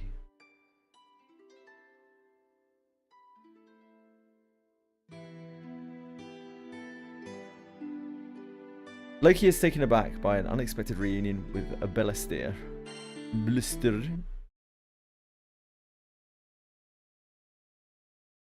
Be a bad choice, but if I had enough for 200 pools, I'd try this rate up banner. Maybe. Why would you do it with 200 pools, Lucy's brother? Anyway, you don't want to do it with 300, surely, right?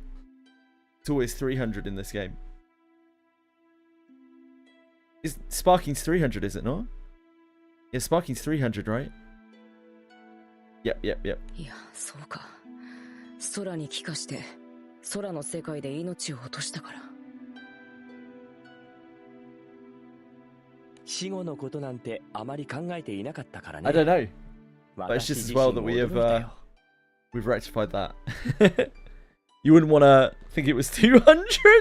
Go 200 deep on a banner and be like, right, I'll just go and spark. Ah, shit.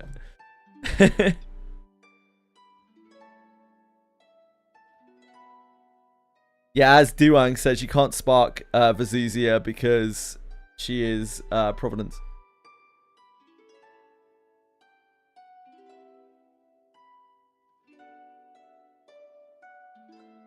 Bellister's cheerful tone quickly grows stern. それで、ロキ。お前ずいぶん好き勝手やってたね。娘やエルステにはずいぶん迷惑をかけたみたいだけど。Waifu gets waifu. Yeah. 一旦は水に流そう。ところどころ許すつもりはないけど。Should I buy 17 Shiva Omega Anima with FP? Probably not. That seems like a bad usage of FP. それもこれも You should probably just go and farm Shiva. のおかげだ。私からも礼を言わせてほしい。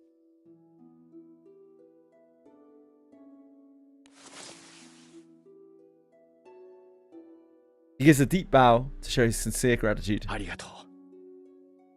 本当にどれだけ感謝を。 You're gonna need everything that you farm from there anyway. The FP has so many good things attached to it. I wouldn't be using my FP on that personally. いえ、そんな、私たちはそれでもあの子たちが今笑顔でいられるのは間違いなく団長さんたちが導いた結果さ。 On the 30th, I'm going to be forced to pull. Like the game is actually going to stop me from playing the game until I pull 30 times from the tickets that we were given. ただ Can't 笑 wait. 顔を守るために少し話さ Bunch なくちゃ of いけないこと dross が to あ add る。 to the account. The atmosphere shifts the moment Ballesteros frowns. His expression suddenly grave. さっきレルが話していたけど、このメフォラシュ新章空間に僕たちを呼んだのはその通り。本来君たちは別の新章空間に送られるはずだった。ただ伝えなければならないことがあって私の新章空間に呼び込んだんだ。本当は団長さんたち全員をここに呼びたかったんだけど縁がないと厳しくてね。それで面識のある君たちだけでもここに呼び込ませてもらった。 Lyria cocks her head, puzzled. オルキスちゃんたちとはお友達ですけど、ビューレイストさんとは初対面ですよね。いや、私たちは面識がある。 Because we have seen Ballesteros before, あの時 briefly in Pierce the な Astrals. かったけれどね。 But otherwise, this would be the first time meeting, I believe. 私は星の民だったんだよ。その上自分で言うのもなんだけど少々と言わず位も高い。私は立ち会ったんだ。ルリアちゃん、君が作られるその瞬間にね。ビューレイストさんならわかるんですか？おや、概要だけでも誰かから聞いたのかな。君の本質、端末として以上の価値はごく一部の星 It's a weird way of saying you're someone's dad, isn't it? I know he's not, but just the idea that I was there the moment you were made. It's like, okay, Dad. With Australia's words fresh in her mind, Lyria steps forward from a resolve in her eyes. 教えてください。その秘密は今の私に必要なことかもしれないんです。現状を打開する鍵になるかもしれないという点については私も同じ期待を持っているよ。Ballesteros puts a finger on his temple, as if to stir something in his ど memory. こから話したものかな。空と星の歴史については君たちも知っているよね。まだ私が星の民だった頃。あれは白雨戦争よりも前の話。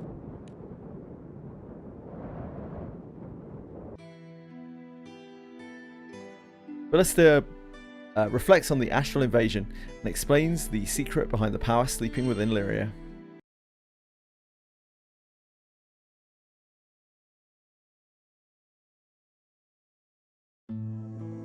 すべての始まりは星の世界による空への侵略。その目的は空の神が偏在する空の神格、存在、概念を星の世界へと持ち帰り、星の神が空の神を自らに取り込んでいくことだった。しかしそのままでは空の力は手に余る。空の力を星に従わせる必要があった。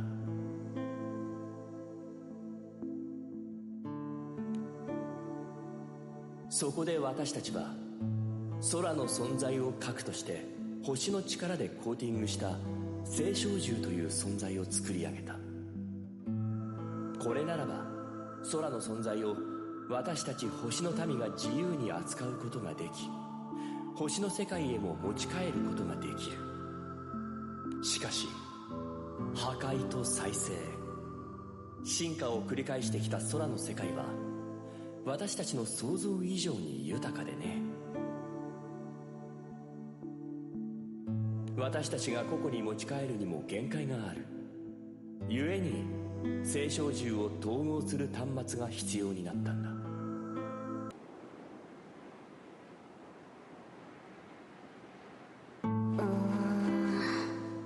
やっぱ無理だわこれ。無理とは？構造を青小獣と同じにするとどうしても核が必要っしょ。その核に見合うものがない。それこそ空の神の相対 It's all coming together. って感じ。 Did you guys just finish your Praetorium? こちらで行う。だが空の神の相対というのは少々と言わず無理があるな。 Imagine you need a full meal after a Praetorium run. Oh, you finished all the daily roulets. Nice. Great job, guys. ミカボシやアッハーズを説得してベルゼバブ司令官の力を借りて総力で挑んでも可能性は五分。そもそも私たちが干渉できる空間にいるかどうかもわからない。Come for you anytime, but Jesus. Box is going down a slippery path here. Yeah, Praetorium's the perfect time to eat. 力の一部は重複できてたじゃん。 What is it slippery with? 空の神を倒せたりしないの？お前ね、いくら研究者でも戦闘のことを知らなさすぎだ。I'm not sure, Bean. Curious, maybe. Yep, curious. とにかく基本は青小獣と同じ構造で開発を進めてもらう。私たちに制御できることが第一だ。青小獣の開発と違ってルシファーの手は借りれん。頼んだ。It is. It certainly is. 当時端末の作成は最重要事項であり、空の世界を監督する星の民たちによって開発が進められた。つまりは私やミカボシ、そしてカルエス・グランデ空域担当のリリトなどだ。リリトはルシファーに次ぐ研究者でもあり、頭脳は優秀だったんだが、少々と言わず無茶をすることがあってね。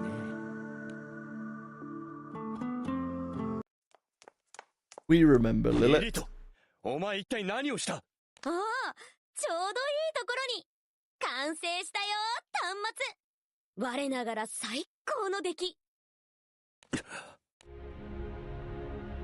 Lilith points to a device resembling a casket, within which a girl with blue hair is encased. これはそうか。やはりお前が原因か。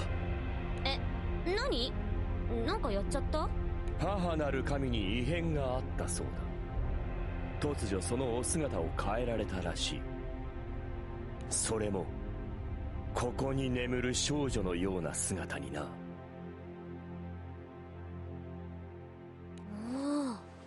なるほど、超面白いじゃんそれ。こっちが逆に侵食したってこと？話してもらうぞリリト。この端末一体何を核にした？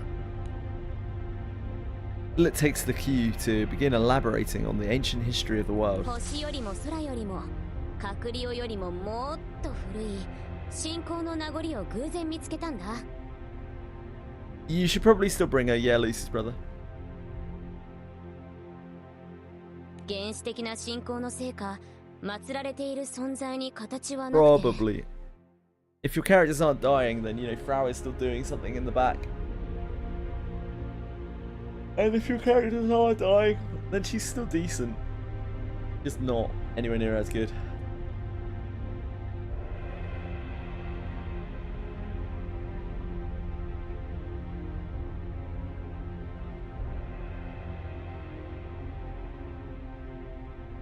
Going back to see mom, yeah. 運命、集合的無意識のようなものを信仰しているみたいだったんだよね。創世神よりも曖昧かつより古い神のような存在か。そんなものがあり得るのか。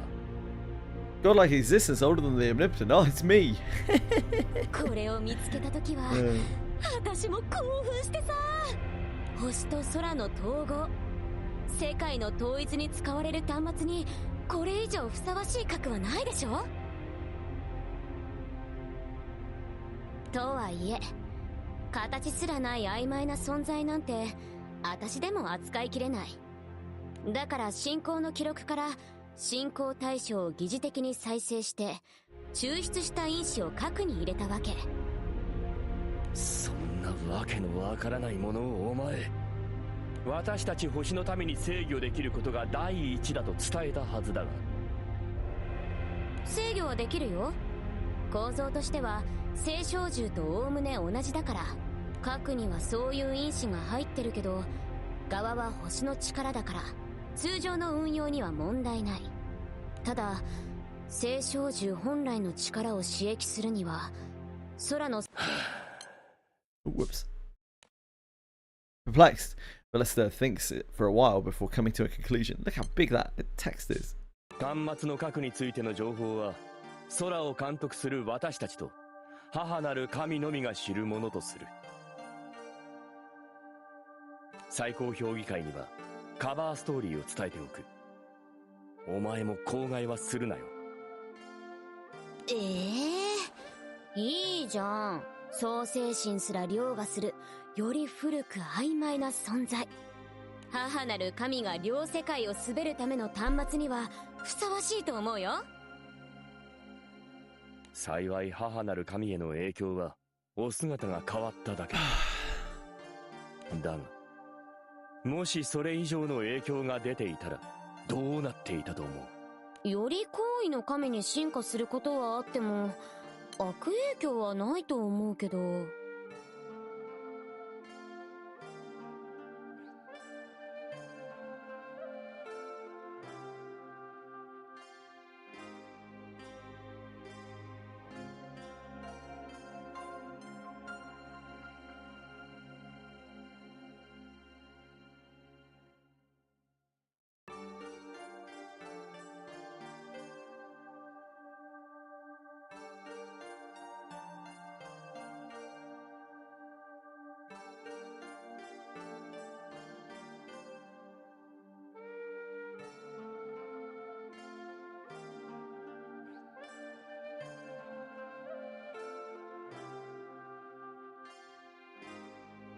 Double checking that I don't miss anything here.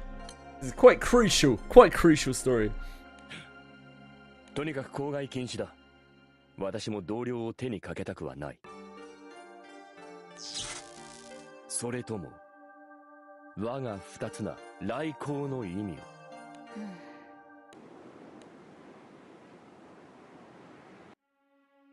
ルリアちゃんの秘密を知る者は私やリリトを含む空域の管理者7人、そして星の神本人のみとなったわけだ。まあ三日星については同族と慣れ合うことを嫌っていたからこの話を伝える場にも来なくてね。なので彼女に限ってはルリアちゃんの秘密を知らなかったと思うが、形のない曖昧な古い存在、その因子が私の中に。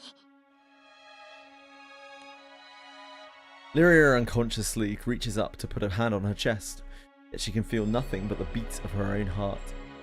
それで兄さん、警告というのは言っていたよね。ルリアの秘密が現状を打破する鍵になるかもしれないって。つまり打破しなきゃいけない状況に陥ってるということだろう。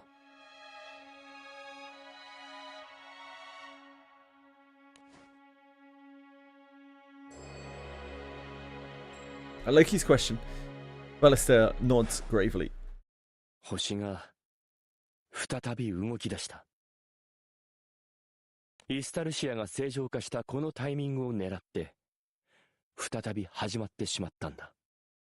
星の民による侵攻、空の世界への侵略が。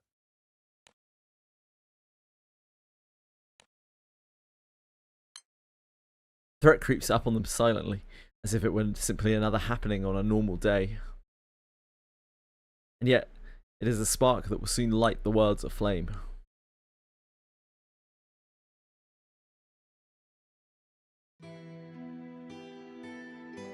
Rod thinks back on Lyria's sorrowful words and sighs.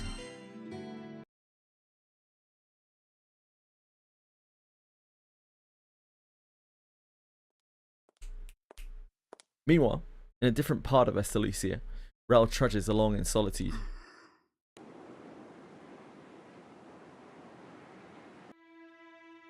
私たちは仲間を、空を取り戻したいんです。それがどんな方法であっても、少しでも可能性があるのなら諦めたくありません。だからもう私たちには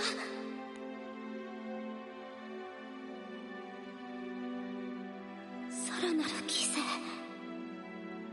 これ以上まだ何かを失わなくちゃいけないんですか？私はただまたみんなで旅をしたいだけなのに。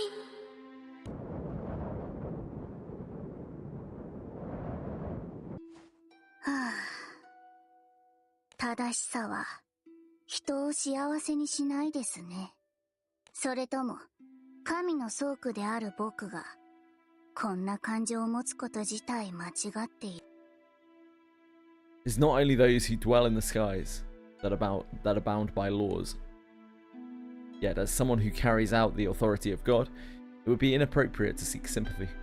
Such is providence. 我が主の喪失にイスタルシアの正常化。いろいろやらなきゃって時に限って星は怪しい動きを始めやがりますし。Fiddling with their staff, Rel looks up into the canopy over どこ Estalucia. か遠くに行きたいですね。世界の果てから逃げたくなったらどこに行ったらいいんでしょうね。As they whisper their question, that is without an answer, Rel extends their hand into the air in front of them, as if to part an invisible curtain.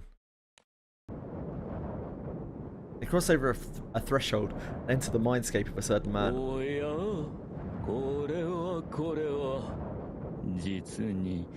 実に懐かしい匂いだ。ちょうどお会いしたかったところです。神のそば使えたる預言者。僕は会いたくなかったです。お前はなんていうか、ちょっと話しているとゾワゾワするです。これは手厳しい。しかしながら見ての通りの飯痛み。いいえ、お前の目が見えていた時からあまり好きではなかったですよ。Wow. 我が主に異常な興味と執着を示していて、それは今も変わらないようですね。What do you mean? さすがは預言者。我が輩の胸の内程度はお見通しといったところですかな。Showing no reaction to the man's cheap flattery, Rel continues. お前はどうしてまたイスタルシアに来たで。お前も仲間を助けたいとか言い出しはしないでしょうね。仲間、我が輩に。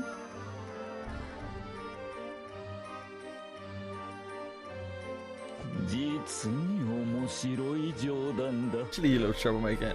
喜劇作家の才は貴殿の方があるやもしれませぬ。お前、気空艇グランサイファーに乗っていたでしょう。彼らの仲間ではないのですか。 In response to Rel's obvious suspicion, Repty nods to himself, his expression curious. なるほど。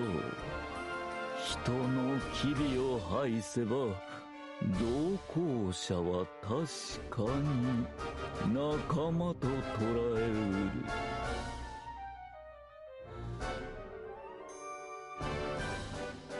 る。しかしながら改めて否定させていただきたい。我が輩に仲間などおりませぬ。空も星も何もかも母なる神。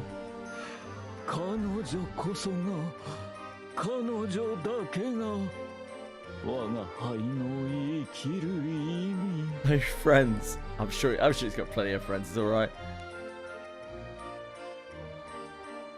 As Repty speaks with nothing but rapture in his eyes, Rel asks another question. ではどうしてお前はグランサイファーに。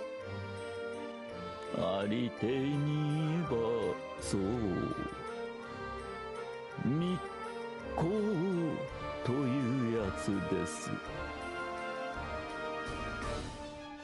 密航って。いやまあでもそれは手段です。目的は。He's just ravaging my arm, and then suddenly spooks herself and runs off. Classic cat behavior. The moment Rel lowers their gaze in thought, Repty takes the chance and disappears from sight. 空を殺しに来たのです。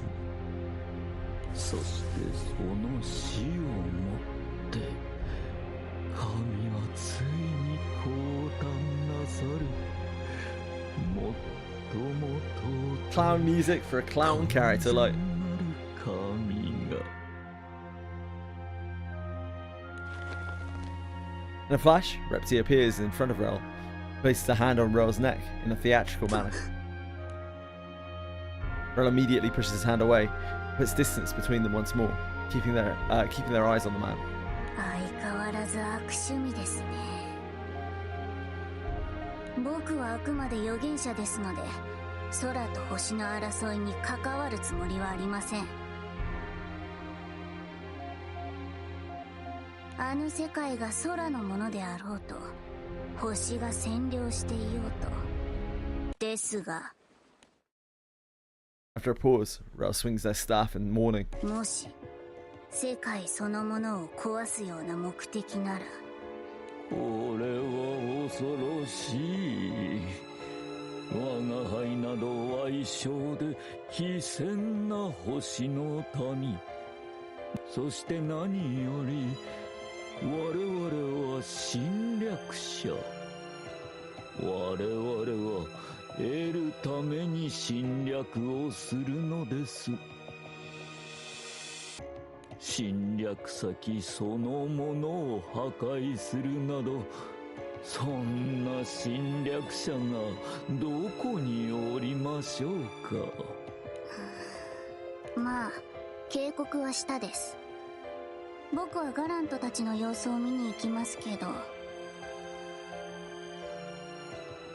変なことをしようものなら容赦はしないですからね。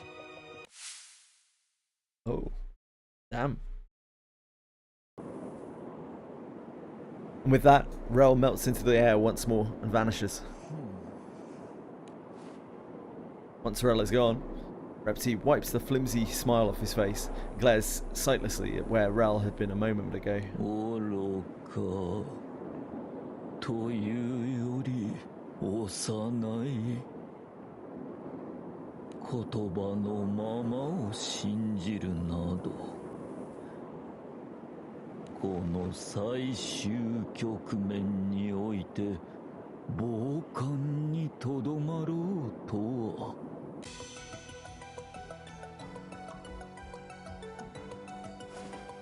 終わりは近 Traces of magic can be seen on the fingers he used to touch Ray's neck. Oh, sorry, Rel's neck earlier.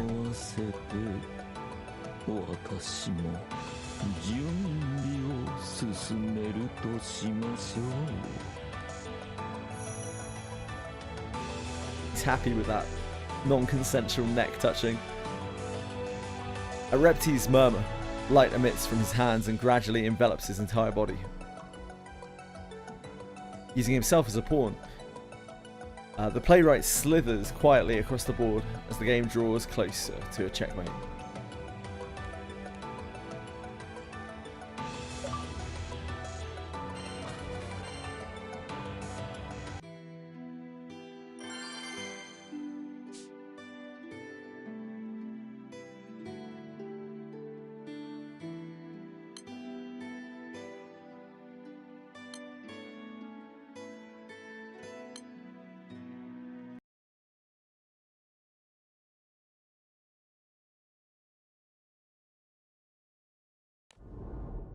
時は来た。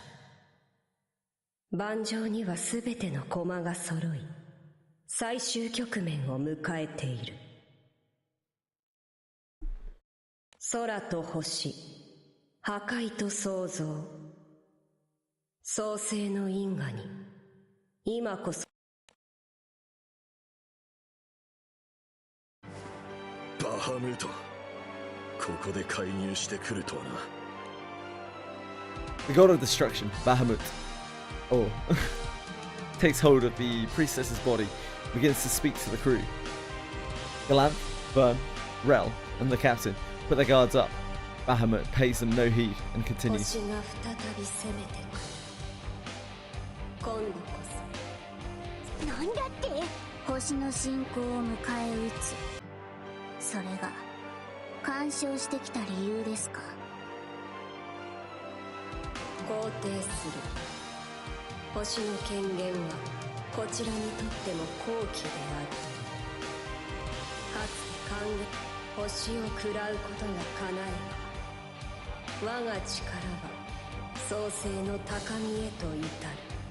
創世へと至った身であれば、閣僚に汚された空の再生も不可能ではない。空の再生。 空の世界を何とかしてくれるってのか。待て B。 空の神、神は神。そう都合のいい相手じゃない。 Taking note of Galanth's doubts, the god decides to tell him of its plans. 現在の空はことごとく破壊し、新たな空へと再生させる。 破壊と再生をもって進化し、かつての脅威を凌駕する。これが空のあるべき姿である。神聖した空、閣僚程度の脅威では揺るがぬ。より進化した世界となるであろう。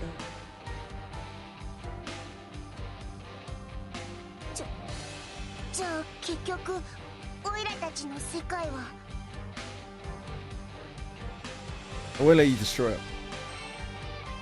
これは摂理である。決定事項である。死と得意点に賛否は求めていない。 We're gonna have to beat you up then. 再び真意を邪魔するのであれば、今度こそ死をもって償ってもらう。 Hello, Chiwi.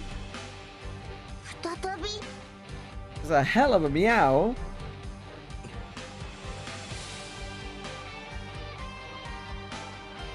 かつて神託の遂行に従事した Welcome back, folks. その血族に褒美としていとまを言い渡す。神託は完了しなかっただろう。だから B はここにいる。褒美を受け取る理由はないな。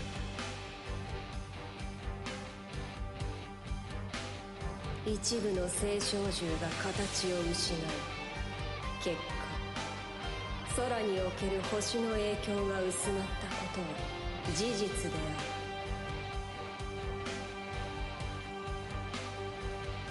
る。途上であったとしても、その行いは評価されなければならない。 Skygo continues, his voice detached like an unthinking machine. 神々の決着は近い。空に見て世界の破壊と再生に備えよ。世界の進化を経て新たな命を生きる我が民たち。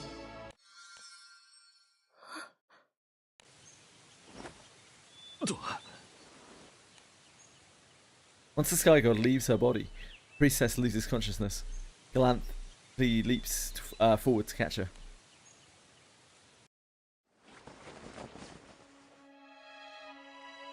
Back at home, the captain and company lie in their beds, reflecting on their conversations with the Sky God. 一方的に好き勝手話して消えちまったな。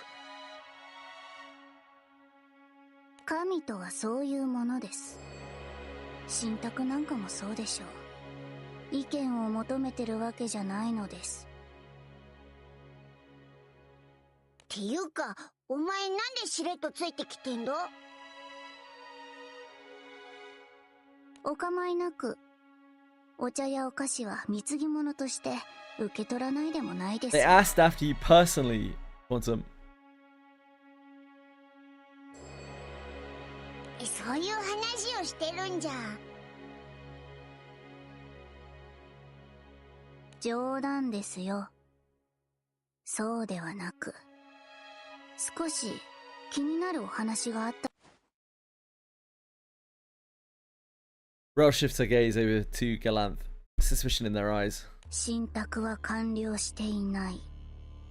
お前、そう言ったですね。それに、再び真意を邪魔するな、とも言われていましたね。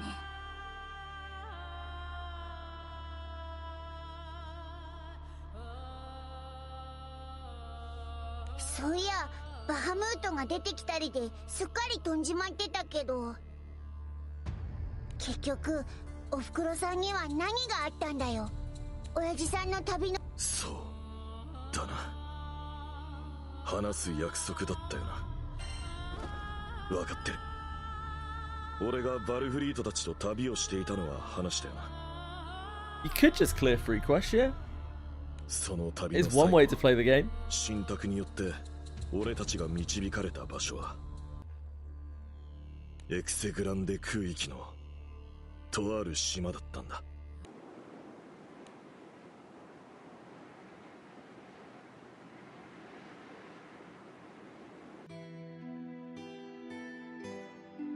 In one of his younger days, Galanth had suddenly made the proposal to disband his crew.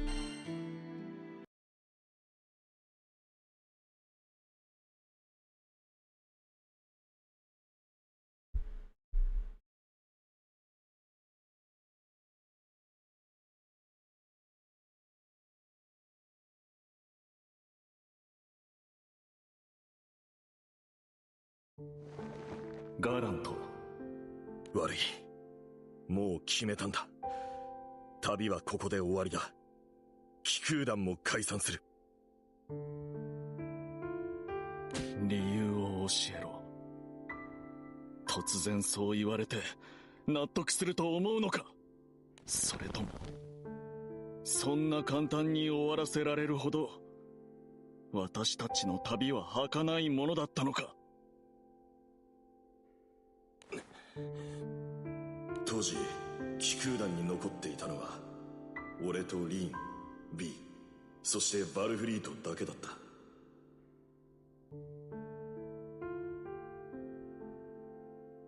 小流域を越えエクセグランデ空域に入った頃、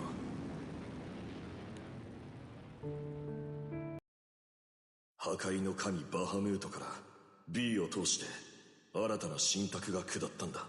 還元期への星のかけらの蓄積を確認した。集めた力の提出を求める。Oira. ま、そのためにエクセグランデまで来たわけだからな。ようやくだね。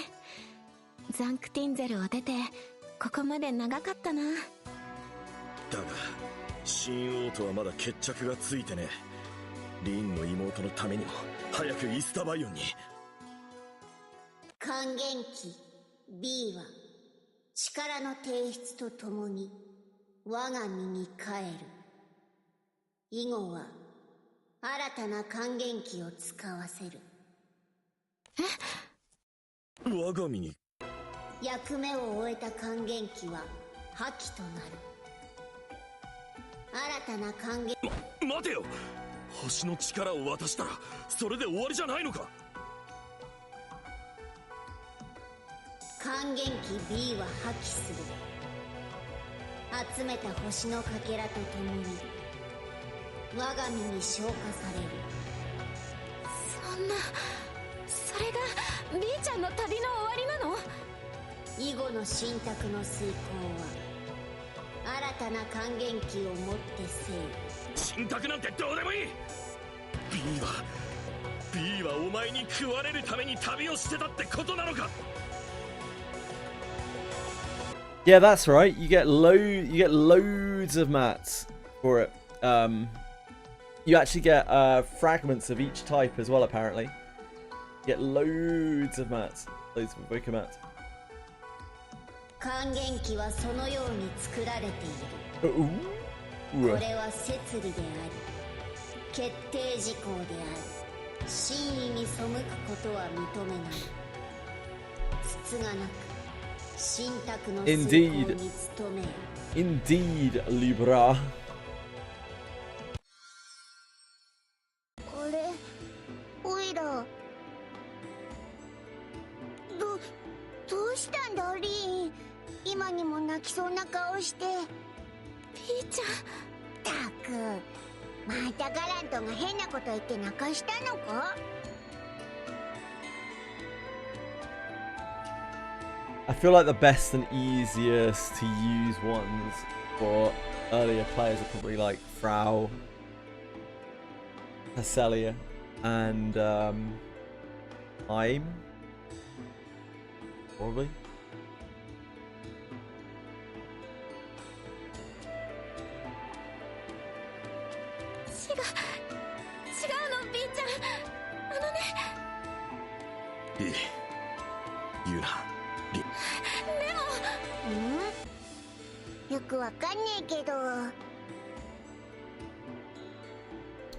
Yeah, you have to use a specific group for it. He's very easy to use because he's just got a very powerful like sub-aura effect, and you don't need to max him out either for it. But you do have to modify your grid to make him work. Seeing the two's grave expressions, Vern gives them a bright and reassuring smile.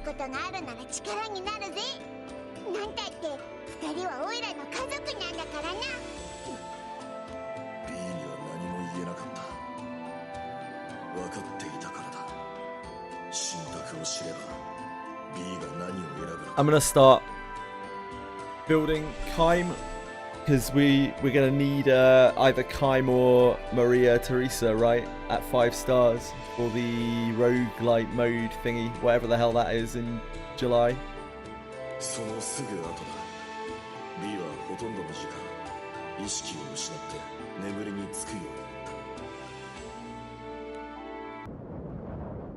B が関係しているのか。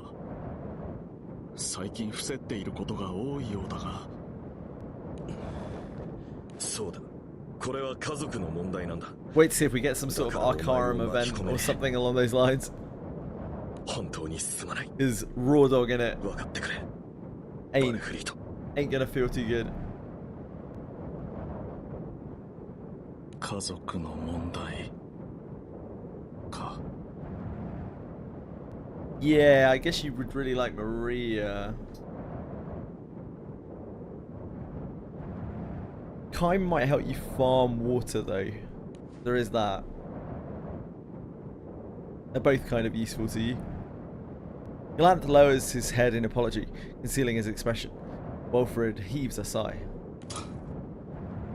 お前にとって家族とは。分かった。そこまで言うのなら、私も私の家族のもとへ帰るとしよう。ただし、一つだけ条件がある。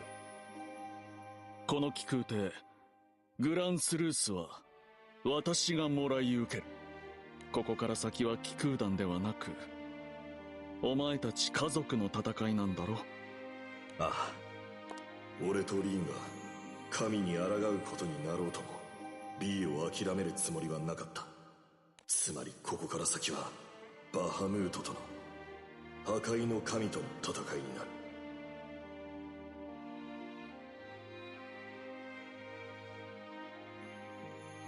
I genuinely think where we're at in the game, Fox, it's actually more important to have the superior element to your main element strong than it is to have your main element strong. Because we still have so much to farm. Presumably you haven't farmed everything out for your water from like Revens and whatnot. And there's all sorts of shit in the future you may need to do as well. Like we'll have water exo coming back that you'll want to farm. That's kind of less important if you haven't already maxed it out. Might not be a big deal by the time you get around to it. But you never know what they might add to the game as well, like things that you might just want to be able to farm. Like you're always going to want your element that is not your main element, but the one that's superior to your element, like strong. Probably your second most strong element, probably. ガラント、ずっと眠ったまま。やっぱりお役目の終わりが近づいてる影響なのかな。どうだろうな。それならなおのことこのままにはしておけない。バルフリートはやっぱり私も一緒に説得した方が。いや、それにグランスルースも引き取ってくれるそうだ。俺たちだけじゃこの船はちょっと広すぎる。Lily's a great character. Lily's got to be one of the best, if not the best, of the like free rotation that you get out of Tierra cards. そっか。もう私たちだけなんだね。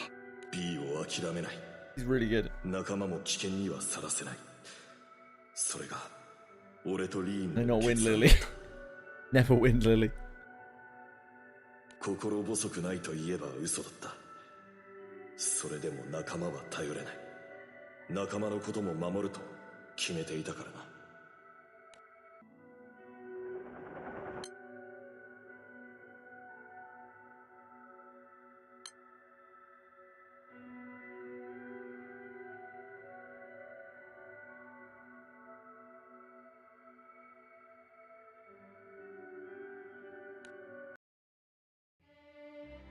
バルフリートと別れ、船を乗り換え、バハムートの待つ島を目指す。そんな檻だった。お前がリーンのお腹に宿ったのは。放っておけばバハムートがいつ強攻策に出るかわからない。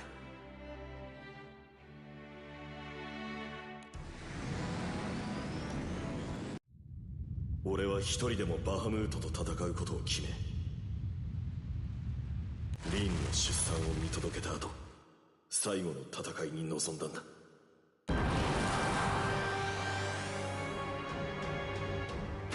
So Reen safely gave birth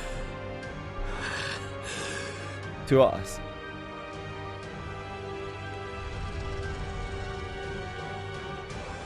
She must have died like not as a direct result of childbirth. Despite being a mere envoy, you possess enough power to conquer even a god. Which extraordinary evolution can only be attributed to it to a true sky dweller. 随分余裕だな。ここまで想定していたのか。俺たちが神を裏切るって。No, but it changes nothing. God is omnipresent. 何? Consider the battle against the astrals that is to come. Such evolution among my people is pleasing to me. To honor such power, I will disregard your betrayal this time. Pray you do not neglect your diligence in the future.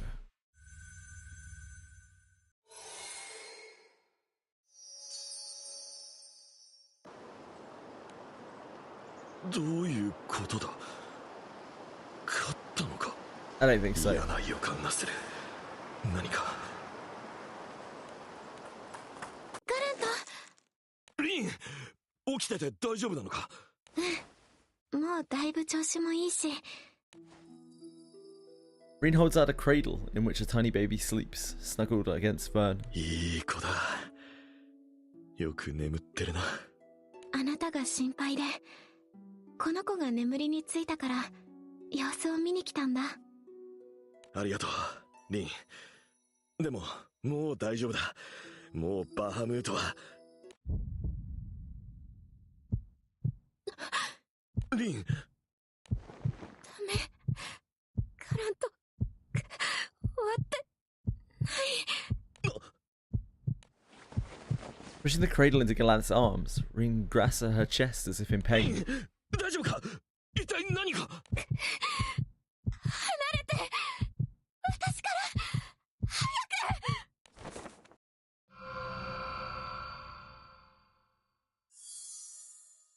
In that moment, a blinding pillar of light swallows up Reen and robs Galanth of his vision.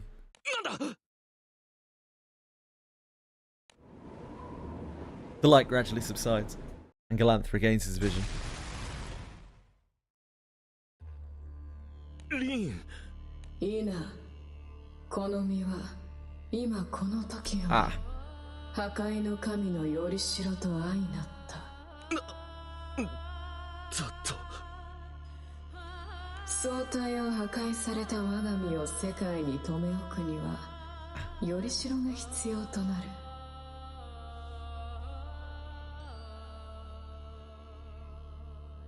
還元期をかけての戦いだった以上、そのちぎりを翻すことはない。なれば還元期を除き、この地で最も色濃く我が因子を持つのは巫女に他ならない。待て、じゃあリンは破壊の神の新たな器となり、空を滑る神の総体として運用される。来たる決戦に備えよ。神をもほふりし、我が使徒よ。待て That's not ideal. ふざけんなよ。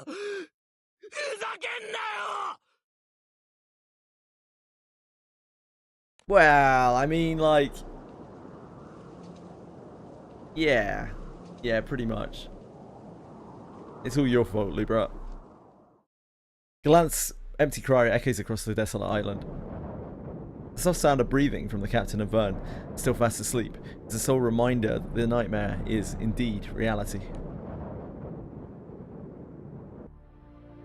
その後、俺はバハムートと戦った島でルリアちゃんを見つけたんだ。星の民に関する重要な存在ということはすぐに分かった。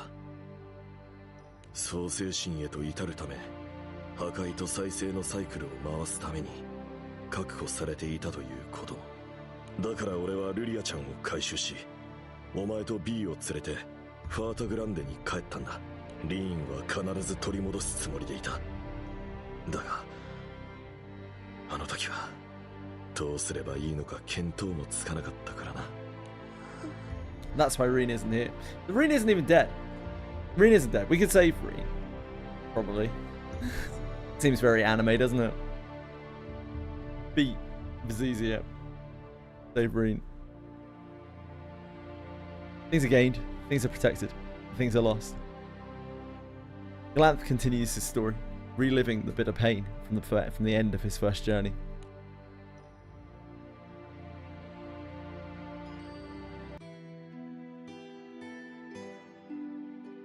Filled with disappointment, the young Galanth had returned to Avantagrand. 眠っているルリアちゃんをファータグランデ空域のとある島に隠し、 B に記憶の封印を施して数年はザンクティンゼルで過ごした。お前は小さかったからほとんど記憶にないと思うが、この間のことは B は覚えてるよな。おう、覚えてるぜ。今のオイラにとって一番馴染み深いのがこの頃の親父さんだからな。けど結局親父さんはまた旅に出て。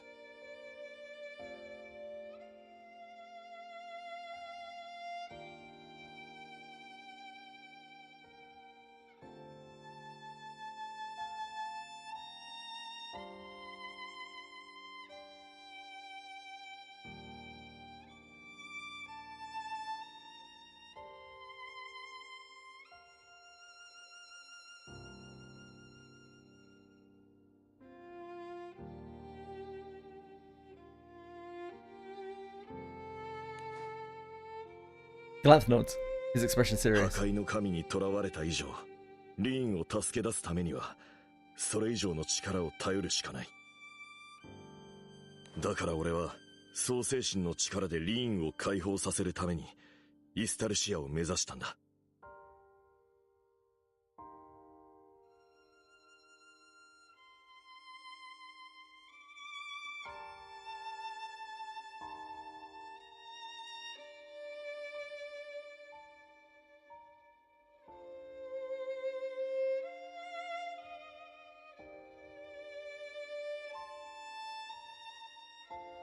Sorry, just a second.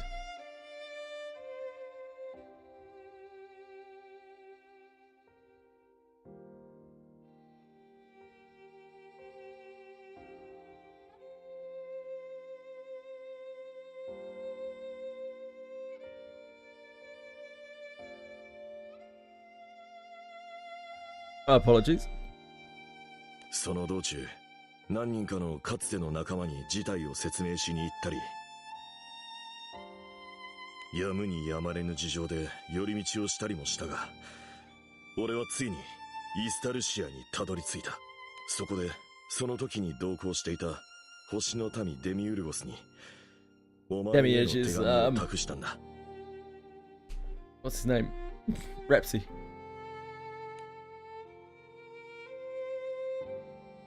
Finally, Gallant's travels come full circle, connecting back to the captain's own journey. After hearing the full story, Vern finds himself void of words for a while.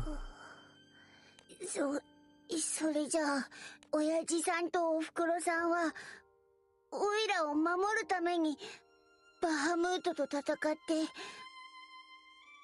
それでおふくろさんは、バハムートに囚われて消えちまって、親父さんは、まだちっちゃいこいつを残して、旅に出ることになって、なのにオイラは。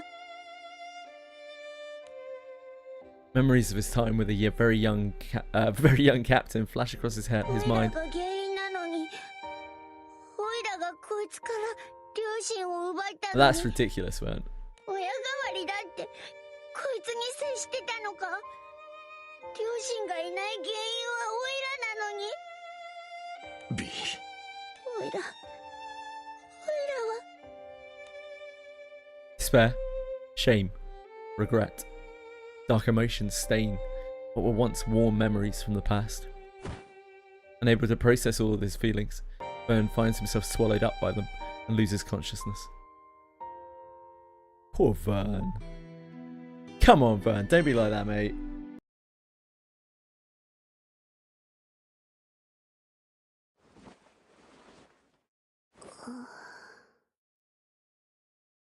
You okay? ありがとな。オイラのことを心配してくれて。なんていうか。ごめんな。 Don't be a little rat, Vern. オイラ、知らなかったんだ。オイラが全部の原因だったって。 Unable to look the captain in the eye, Vern stares down at the sheets on the bed as his words spill out little by オ little. イラがいなきゃ、お前は最初から家族で暮らせてたんだよな。親父さんとおふくろさんと一緒に。二人ともすげえもんな。きっと自慢の両親になってたと思うぜ。お前さ、ザンクティンゼルにいた時、たまに寂しそうな顔することあったろ。近所の子がさ、両親が迎えに来てくれるの見て。ごめんな。おいらが家族を奪ってなきゃ、そんな思いをすることもなくって。Ben tilts his head back and looks up. His movements slow like a broken wind-up toy. He gives a feeble smile. 親父さんも言い濁すわけだいぜ。そりゃ、親父さんの口からは言いにくいよな、こんなこと。お人よしにも程があるってのな。そういうところは本当、お前と親子っていうか、そうやっていろんな人から似た者親子だって言われて、家族3人で過ごす未来もあって。でも It's nobody's fault. でもおいらのせいでなくなっ Any ちまった。 meanie Bahamut's fault, 家 right? 族の時間を奪っちまった。おいらがお前のあるはずだった幸せを奪っちまいたいな。 That's not true. 全部おいらのせいじゃねえか。なのにおいらは親代わり、相棒、おいらにそんな資格なかったんだ。とんだ恥知らずだぜ。自分が原因で家族を奪っておいて、家族ごっこなんて。 You are family. おいらだってお前のことは家族だって思ってるけどよ。でも許 You're せねえ alright, だろ。 man. You're alright, おい mate. らがいなきゃお前は2人と暮らせてたんだぞ。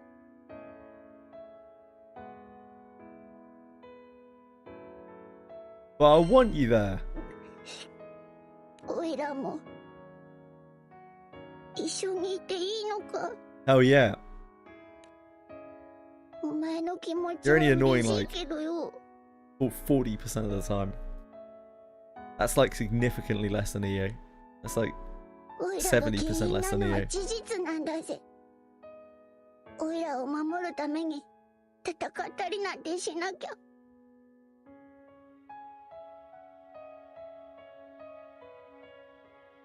I'll fight for you too. なんだよもう。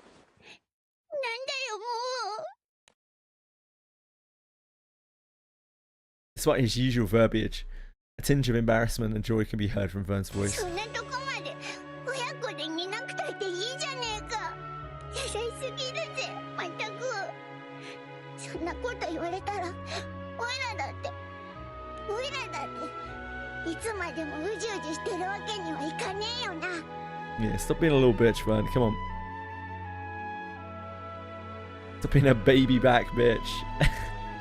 Fire returns to the Vern's eyes as he looks straight at the ダ captain. メだよな、弱気になってちゃ。仲間も家族も取り戻すんだもんな。 Oira, oira, oira, oira.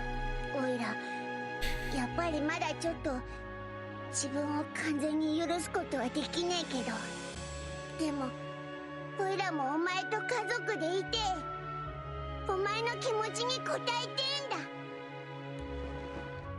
The captain and Vern grasp each other's hands, as if to prove that their thoughts are one. もう迷わねえ。お前の隣がおいらの居場所で、おいらだって親父さんやおふくろさん、お前のためならどんなだから。 That's what family's meant to do, これ man. からもよろしく A 頼 lot of むぜ。 families don't. 相棒。 That's what family's meant to do. Their determination is renewed as passion. Power coursed through their connected hands. A fond memory surfaces in Vern's mind. The two of them holding hands as they returned home, together, under the quiet evening skies of Zinkenstill. Aww.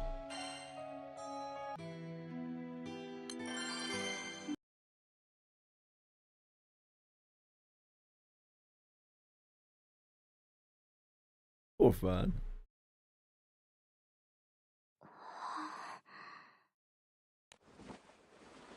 ここは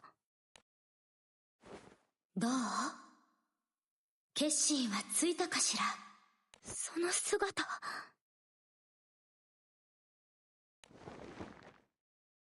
Welcome to the land down under. Lyra clenches her fist, as if to give it herself the courage that she needs before fixing her gaze on the girl in front of her. アストロリアさん。 Australia? Australia? 星の神なんですね。 Australia, son? そうだよ。この姿を見 Hello, Shaggy. すぐに How are you 分か today? ったかな。もともとは私もバハムートのような創世神に似た竜の姿をしていたんだけど、あなたが生まれた影響で私も見た目が変わっちゃった。あの時はびっくりしたんだから。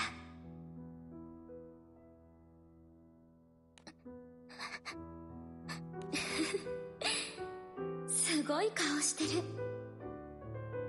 私のことが怖い？警戒してる？はい。ビューレイストさんが言っていました。星の世界による侵攻が始まったって、どういうことなんですか？あなたは一体私に何をさせようとしてるんですか？ Australia furrows her brows slightly at Lyria's question before continuing, her voice gentle. あのね、ルリア、あなたの敵は誰？敵？あなたの願いは何？あなたの願いを阻んでいるのは誰？私の願いを。 Is that Dawn Rel stopping us from getting our friends back? 死者は蘇らない。それが摂理です。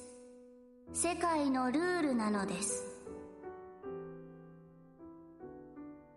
Yeah, frickin' Rel. 世界が、摂理があなたの願いを否定してる。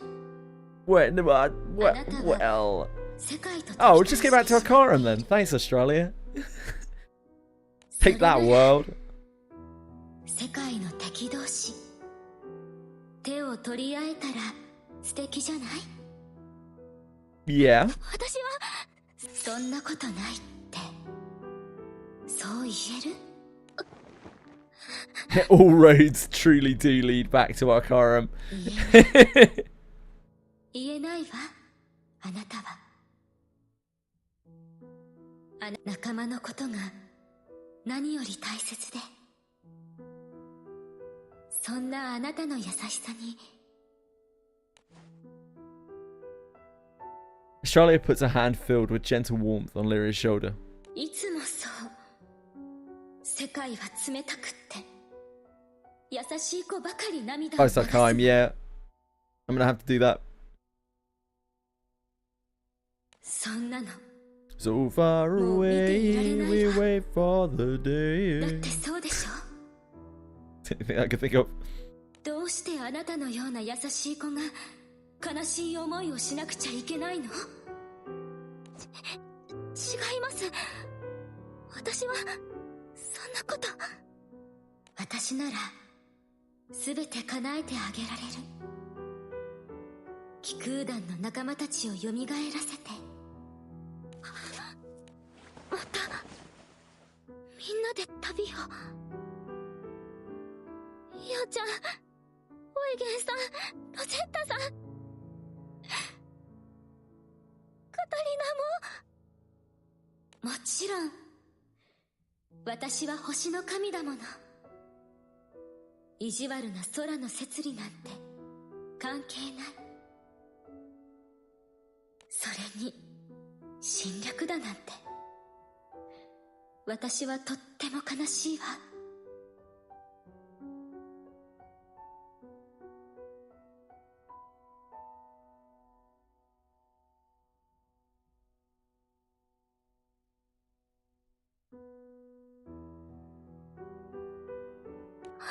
違うんですか？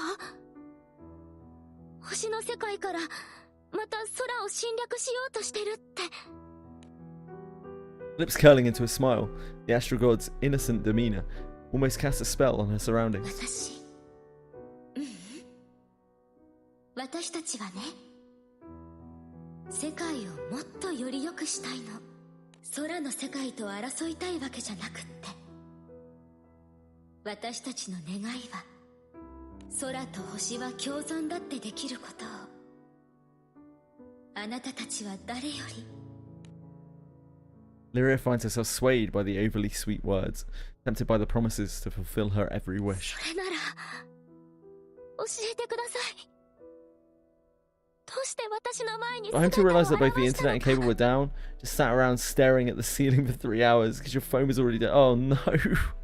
I'm so sorry. Zano. Yeah, like Australia's not being too cool right now. It feels like just like we can all coexist as long as like we get our way. As long as we do what we want to do, we can all coexist peacefully. Lyria's like 古く曖昧な存在の意志。そうそう。誰から聞いたのかな？ビューレイスト？ Yeah. それとも Exactly. Yeah, you guys get it. 誰からでもいいかな。 Basically, by tomorrow, so it's ready to suffer. あなたに眠って Yeah, it was probably an outage in the area, I would imagine. Susano, so they probably had a shitload of complaints. They had to send someone out. With enchanting elegance, Australia reaches out and puts a slender finger on Lyria's chest. あなたのここには運命のかけらが眠ってる。それは世界の意志であり、連綿と束ねられてきた奇跡の奇跡。すべてを飲み込む流れの中では、私もバハムートもただ流される木の葉に過ぎない。そんな大きなうねりの一端に触れる力があなたには宿ってるんだよ。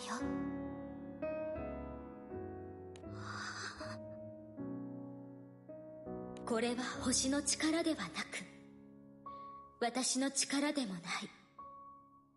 あなたという器だけが触れられる力を目覚めさせてあげたい。あなたの望みを叶えるために。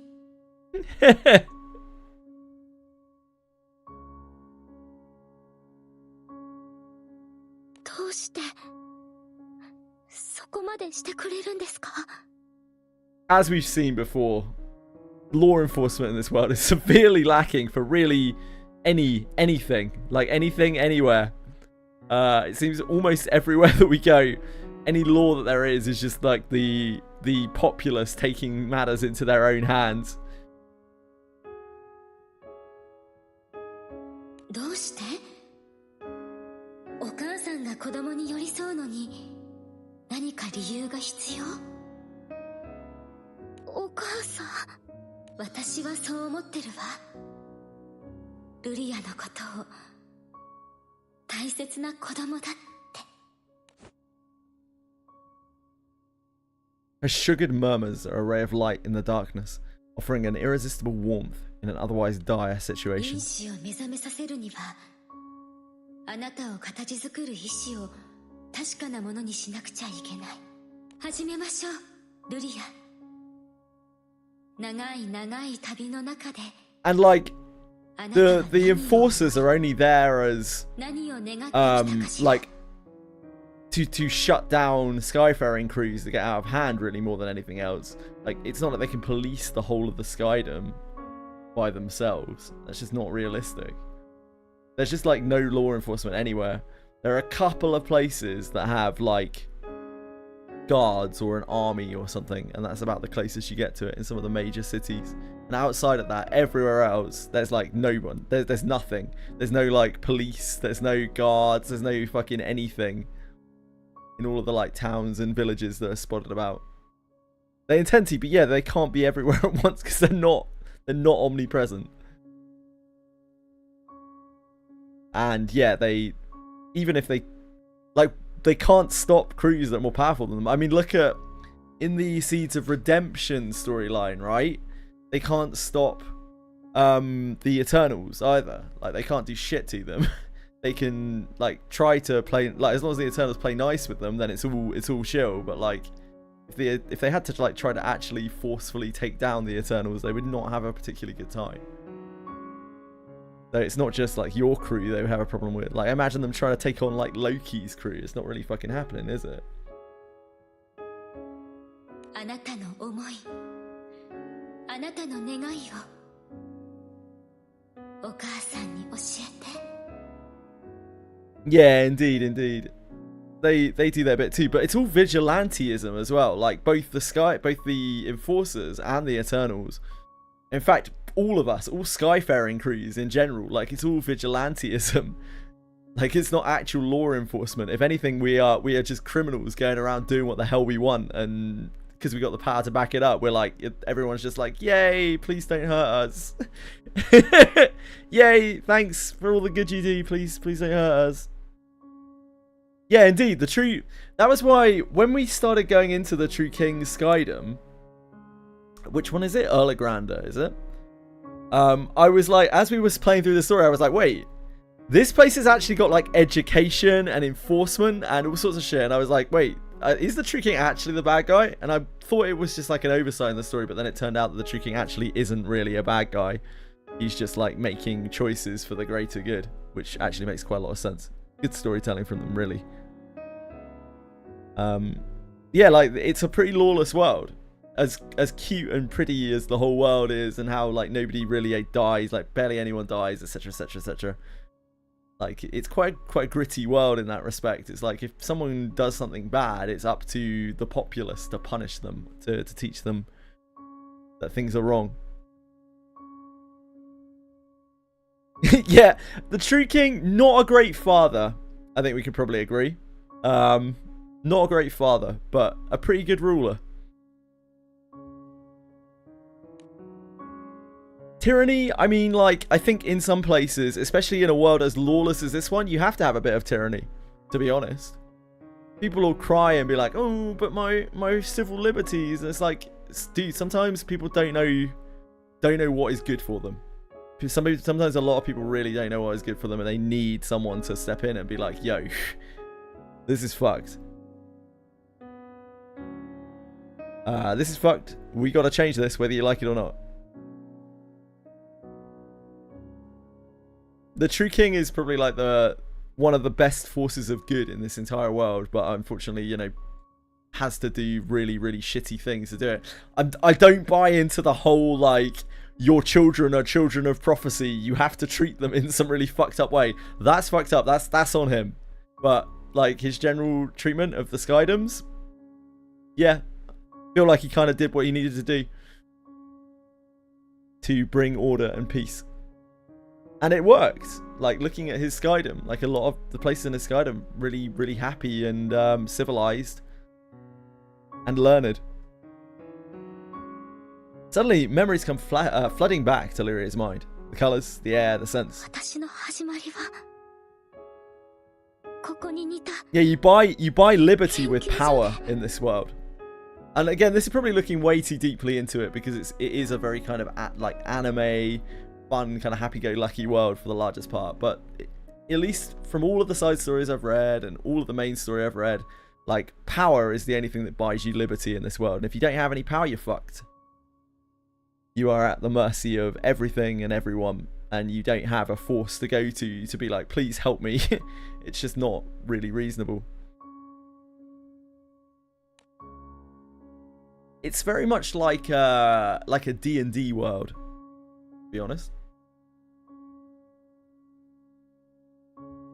The less of a person you are, the less liberties you have, the less anything you have.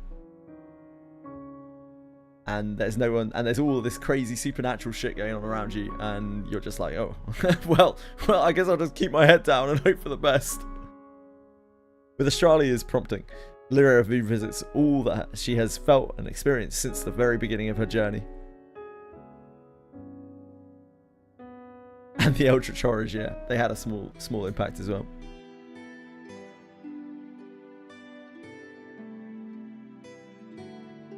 Indeed, that's very true. Very true, Shoki. Lyra reflects on the beginning of her journey and a surprising encounter at Zinkenstill.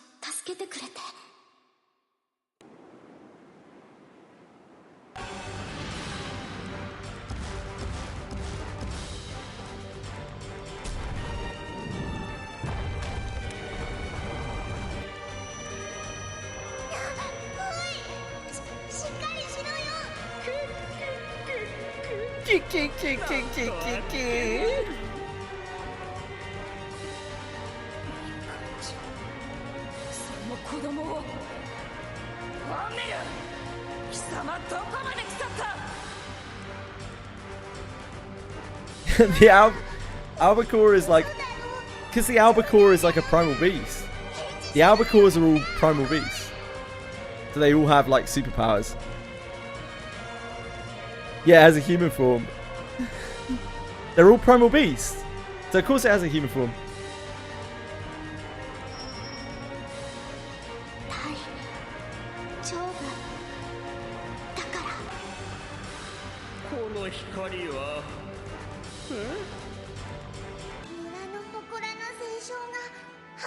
But fish!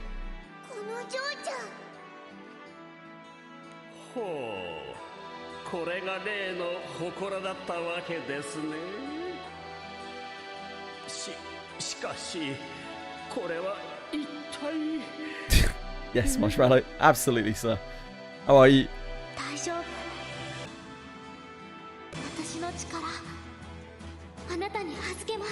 Soul me up, baby! Mash! Mash! Potato mash!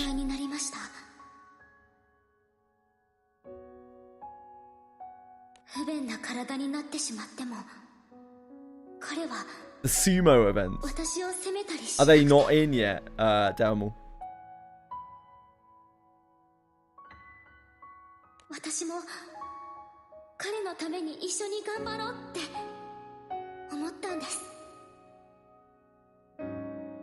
Grand Sword. Yeah, I don't know what's going on with Grand Sword. I don't think his sword is like an heirloom of his father's or anything, right? I think it's just some random sword. I mean, they're on pretty good terms with Sierra Kart, so Sierra Kart probably just showers them with mystical artifacts on the regular. She's just like, here you go.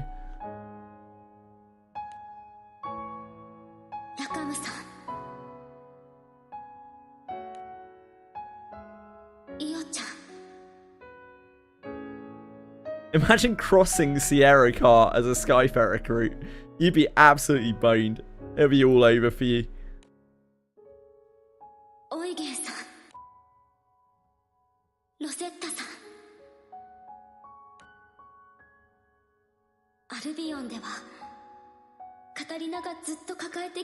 Oh no, my pots! You don't have to use pots. You can use berries. I'm gonna use berries. I'm not using pots. Fuck using pots in the Guild War.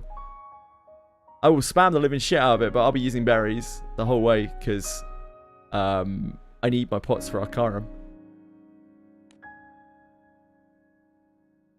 All those pots are going to do a good cause. All right, fucking Link. Link Marshmallow.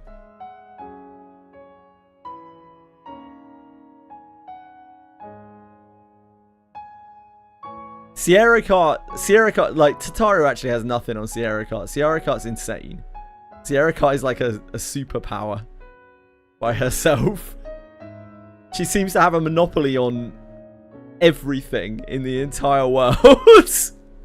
And also be omnipresent and omniscient and potentially omnipotent. She, like, anytime she gets any kind of trouble, she just mysteriously escapes it. And yeah.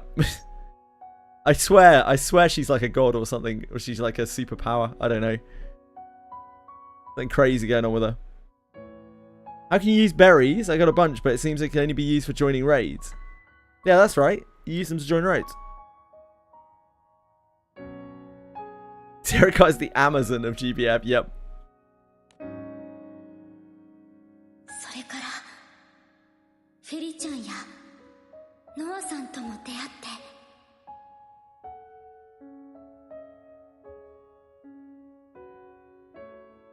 Sierra Bezos.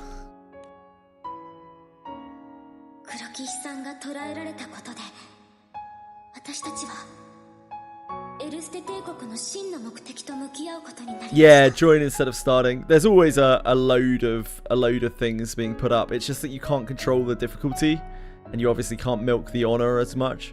But like, I feel like we'll be able to still do a lot of honor just joining people's things. I just saw how quickly my pots went down when I did Arcarum the last time, and they got absolutely obliterated. And in the next Arcarum event, I realistically would like to get 5-star both Catzelia and Astariola. Astariola. Yeah, that's it. I was like thinking nipple. There we go. It's the only way I ever remember his name. じゃあ一体オルキスちゃんには何があったんですか？そうか。それをまだ話していなかったな。だが残念ながら私もあの日あの場所には居合わせなかった。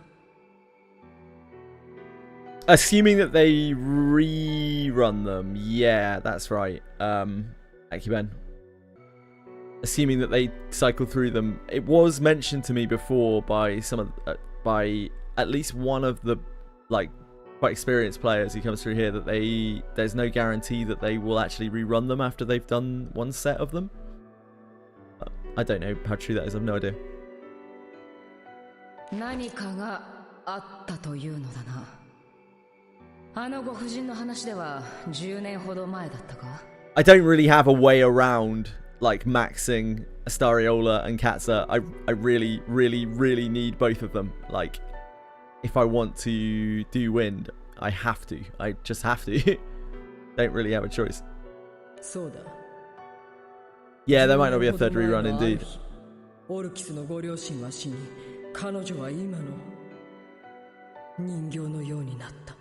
Because they might end up doing a different event from then on, Akiben. It's entirely possible, especially now they've got that alternative currency for the evokers. They may end up doing, you know, they may end up doing anything. They may end up adding that to Tails, or they may end up just doing an entirely new evoker event or something. Yeah, the wind evokers are it. Like, the wind evokers are so key. They're so key to wind. To any wind high level stuff.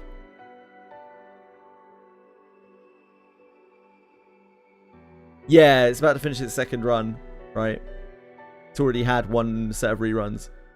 And they've just introduced the new currency, so it might be that like after they finish Catzelia, they might pull it and start a different event for it, or I don't know. Who knows what? We just have no guarantee. Hey, Apprentice! Thanks for following. That's very kind of you. おいおい。何が起きたらそんなことになるってんだよ。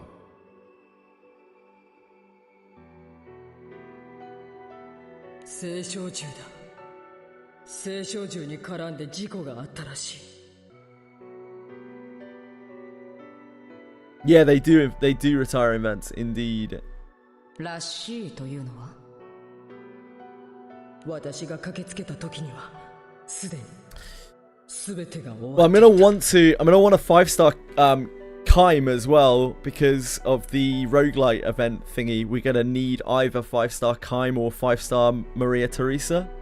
I really don't want 5-star Maria Teresa anytime soon.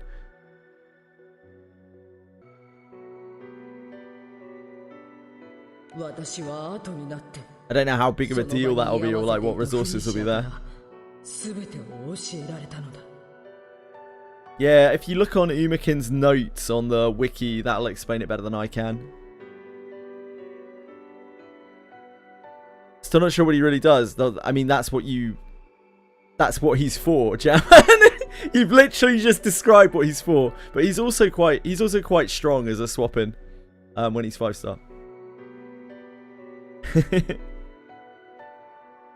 Because if you don't have 5-star of one of those, you can't do the mode. You can't do the roguelite mode, apparently.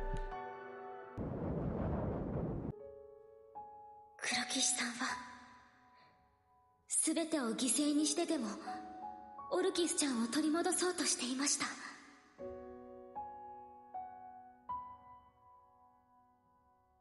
Because it's their event.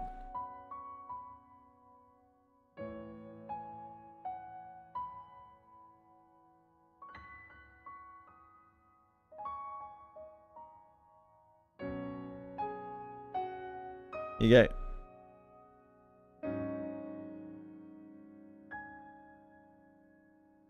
New roguelite game mode is in development, called Evoking Solomonis, and it is planned to be added in late July. To play this mode, players will need to have unlocked the 4th skill of the available Evoker Transcendence options. For this release mode in July, players will need either Kaim or Maria Teresa's 4th skills unlocked. True Evil, thank you so much. That's so kind of you, my man. I hope you're doing well. I hope you're having a good day. Thank you so much. Yep, you need to 5-star one of those two. Kaim or Maria Teresa. True Evil is a wonderful content creator for many things on YouTube. Please do check him out if you get a second. True Evil, you're a pleasure, my man. How are you?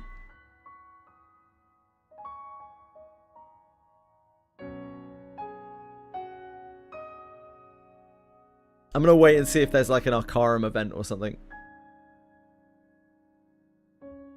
So the sets of them are here. So the first one's Maria and Kaim. It's the same order that they were released. So Maria and Kaim, then Nia and Este Ariola, then Frau and Lobelia, then Geisenberger and Haselia, then Alanan and Katzelia.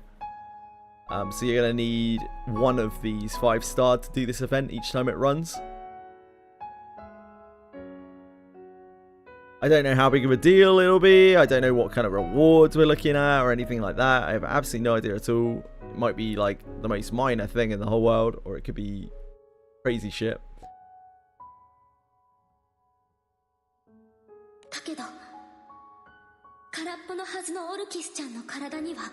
Playing the Relink expansion? Yeah, I am True Evil. I've never played Relink before, but I will be playing Relink for the first time on the 9th, and I'll play it to an amount of completion that I am happy with. I don't know how much that will be. It depends how much I like the game and how much I get into it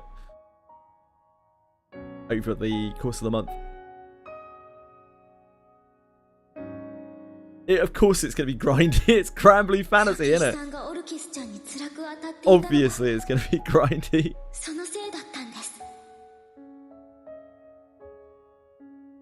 Yeah, possibly, Shaky.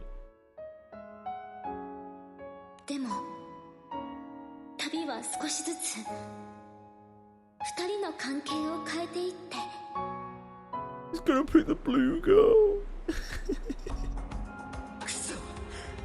ふざけんなよアポロ貴様どういうつもりだ私への嫌がらせのつもりか違う私にはもうきっとアポロにとってそれでその身を犠牲にしようとそれがバカだと言っているんだ。確かに私の計画のすべてついえた。いや、性格を期するなら You gotta, if Fox is talking about Kaim, you'll need to max his summon, then his weapon, then his domain in order to unlock his 4th skill. That's how you get him to 5-star. You have to do all 3 of them. There's no avoiding it. It's not about whether his weapon is good or not. I don't know whether it is or not. I've no idea, but you have to. Yeah, it's something you should chip away at. It's fine. There's no rush.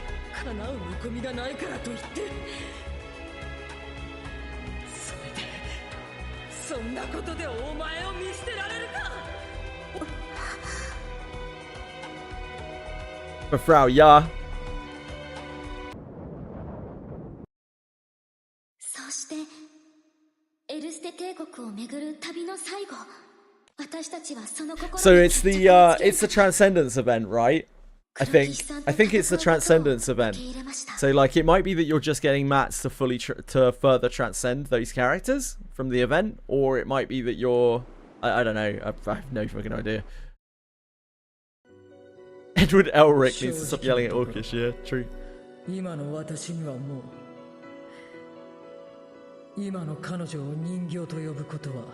I still think this is one of the best storylines in the whole of the main story. Although, having played most of the main story now, there aren't really a lot of great storylines, to be entirely honest. The Black Knight Orcus storyline, really liked. Wishes he was that tall, yeah. Edward wished he was half that tall. Give us an Arcarum event to pump up Kaim for the new game mode? I don't know. I assume so. I'm waiting for one at least. I'm waiting for an Arcarum game mode. 私が私であるためにかつての制約は履行しなければならない。そしてそれらを抜きにしても私には覚悟が足りなかったのかもしれない。この選択に対する覚悟が到底足りていなかった。しかし選ばなければ前に進めない。だからこそ私はお前たちと雌雄を消したいのだ。 Black Knight fixes a fierce gaze on the captain. 私には選べない。どちらも等しく失いたくない。だからこの黒鎧の源泉になった思い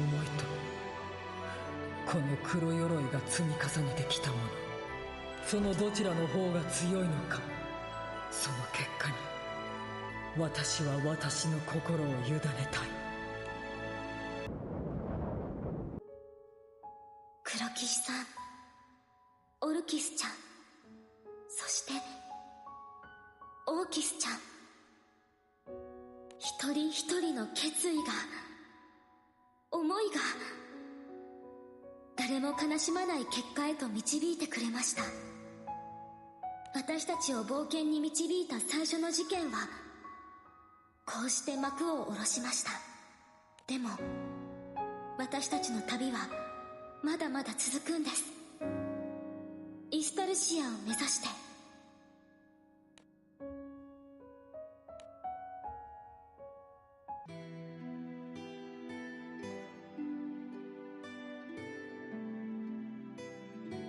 I should be disciplined. I should go to bed. Oh, not bed. I need to eat and then go to bed. Eat, bed, after stream stuff. Oh, we have a lot of Granblue to play in a few days. It's like a week of Granblue. So I need to sleep properly. Right, folks. I'm out. Thanks very much for watching today. I will be back tomorrow. We need to finish this up. We need to get to 191. That is the point that the Awakening 10 is. It's like the final thing that I can really push out before the Guild at War. Let me have a look. Lookity look. Anyone online? Oh, the Factions online. The Dan Show. The Dan Show. That is pretty much what I'm going to do probably for the week. Cheeky. If you would like to go over there to Confection and say hi, he is the captain of our fine crew, our fine wayfaring crew. He's also a lovely guy. He is playing Ragnarok Online right now, so you're in for a real treat. Thank you, everyone. I appreciate it. I hope you all have a wonderful day wherever you are in the world, and good luck with whatever you're up to. I will see you tomorrow. Much love. Send you over to Confection. Bye bye, guys. Thank you again. Thank you, everyone. Thank you for all the support, and thank you for everything. Take care. Bye bye. Bye bye.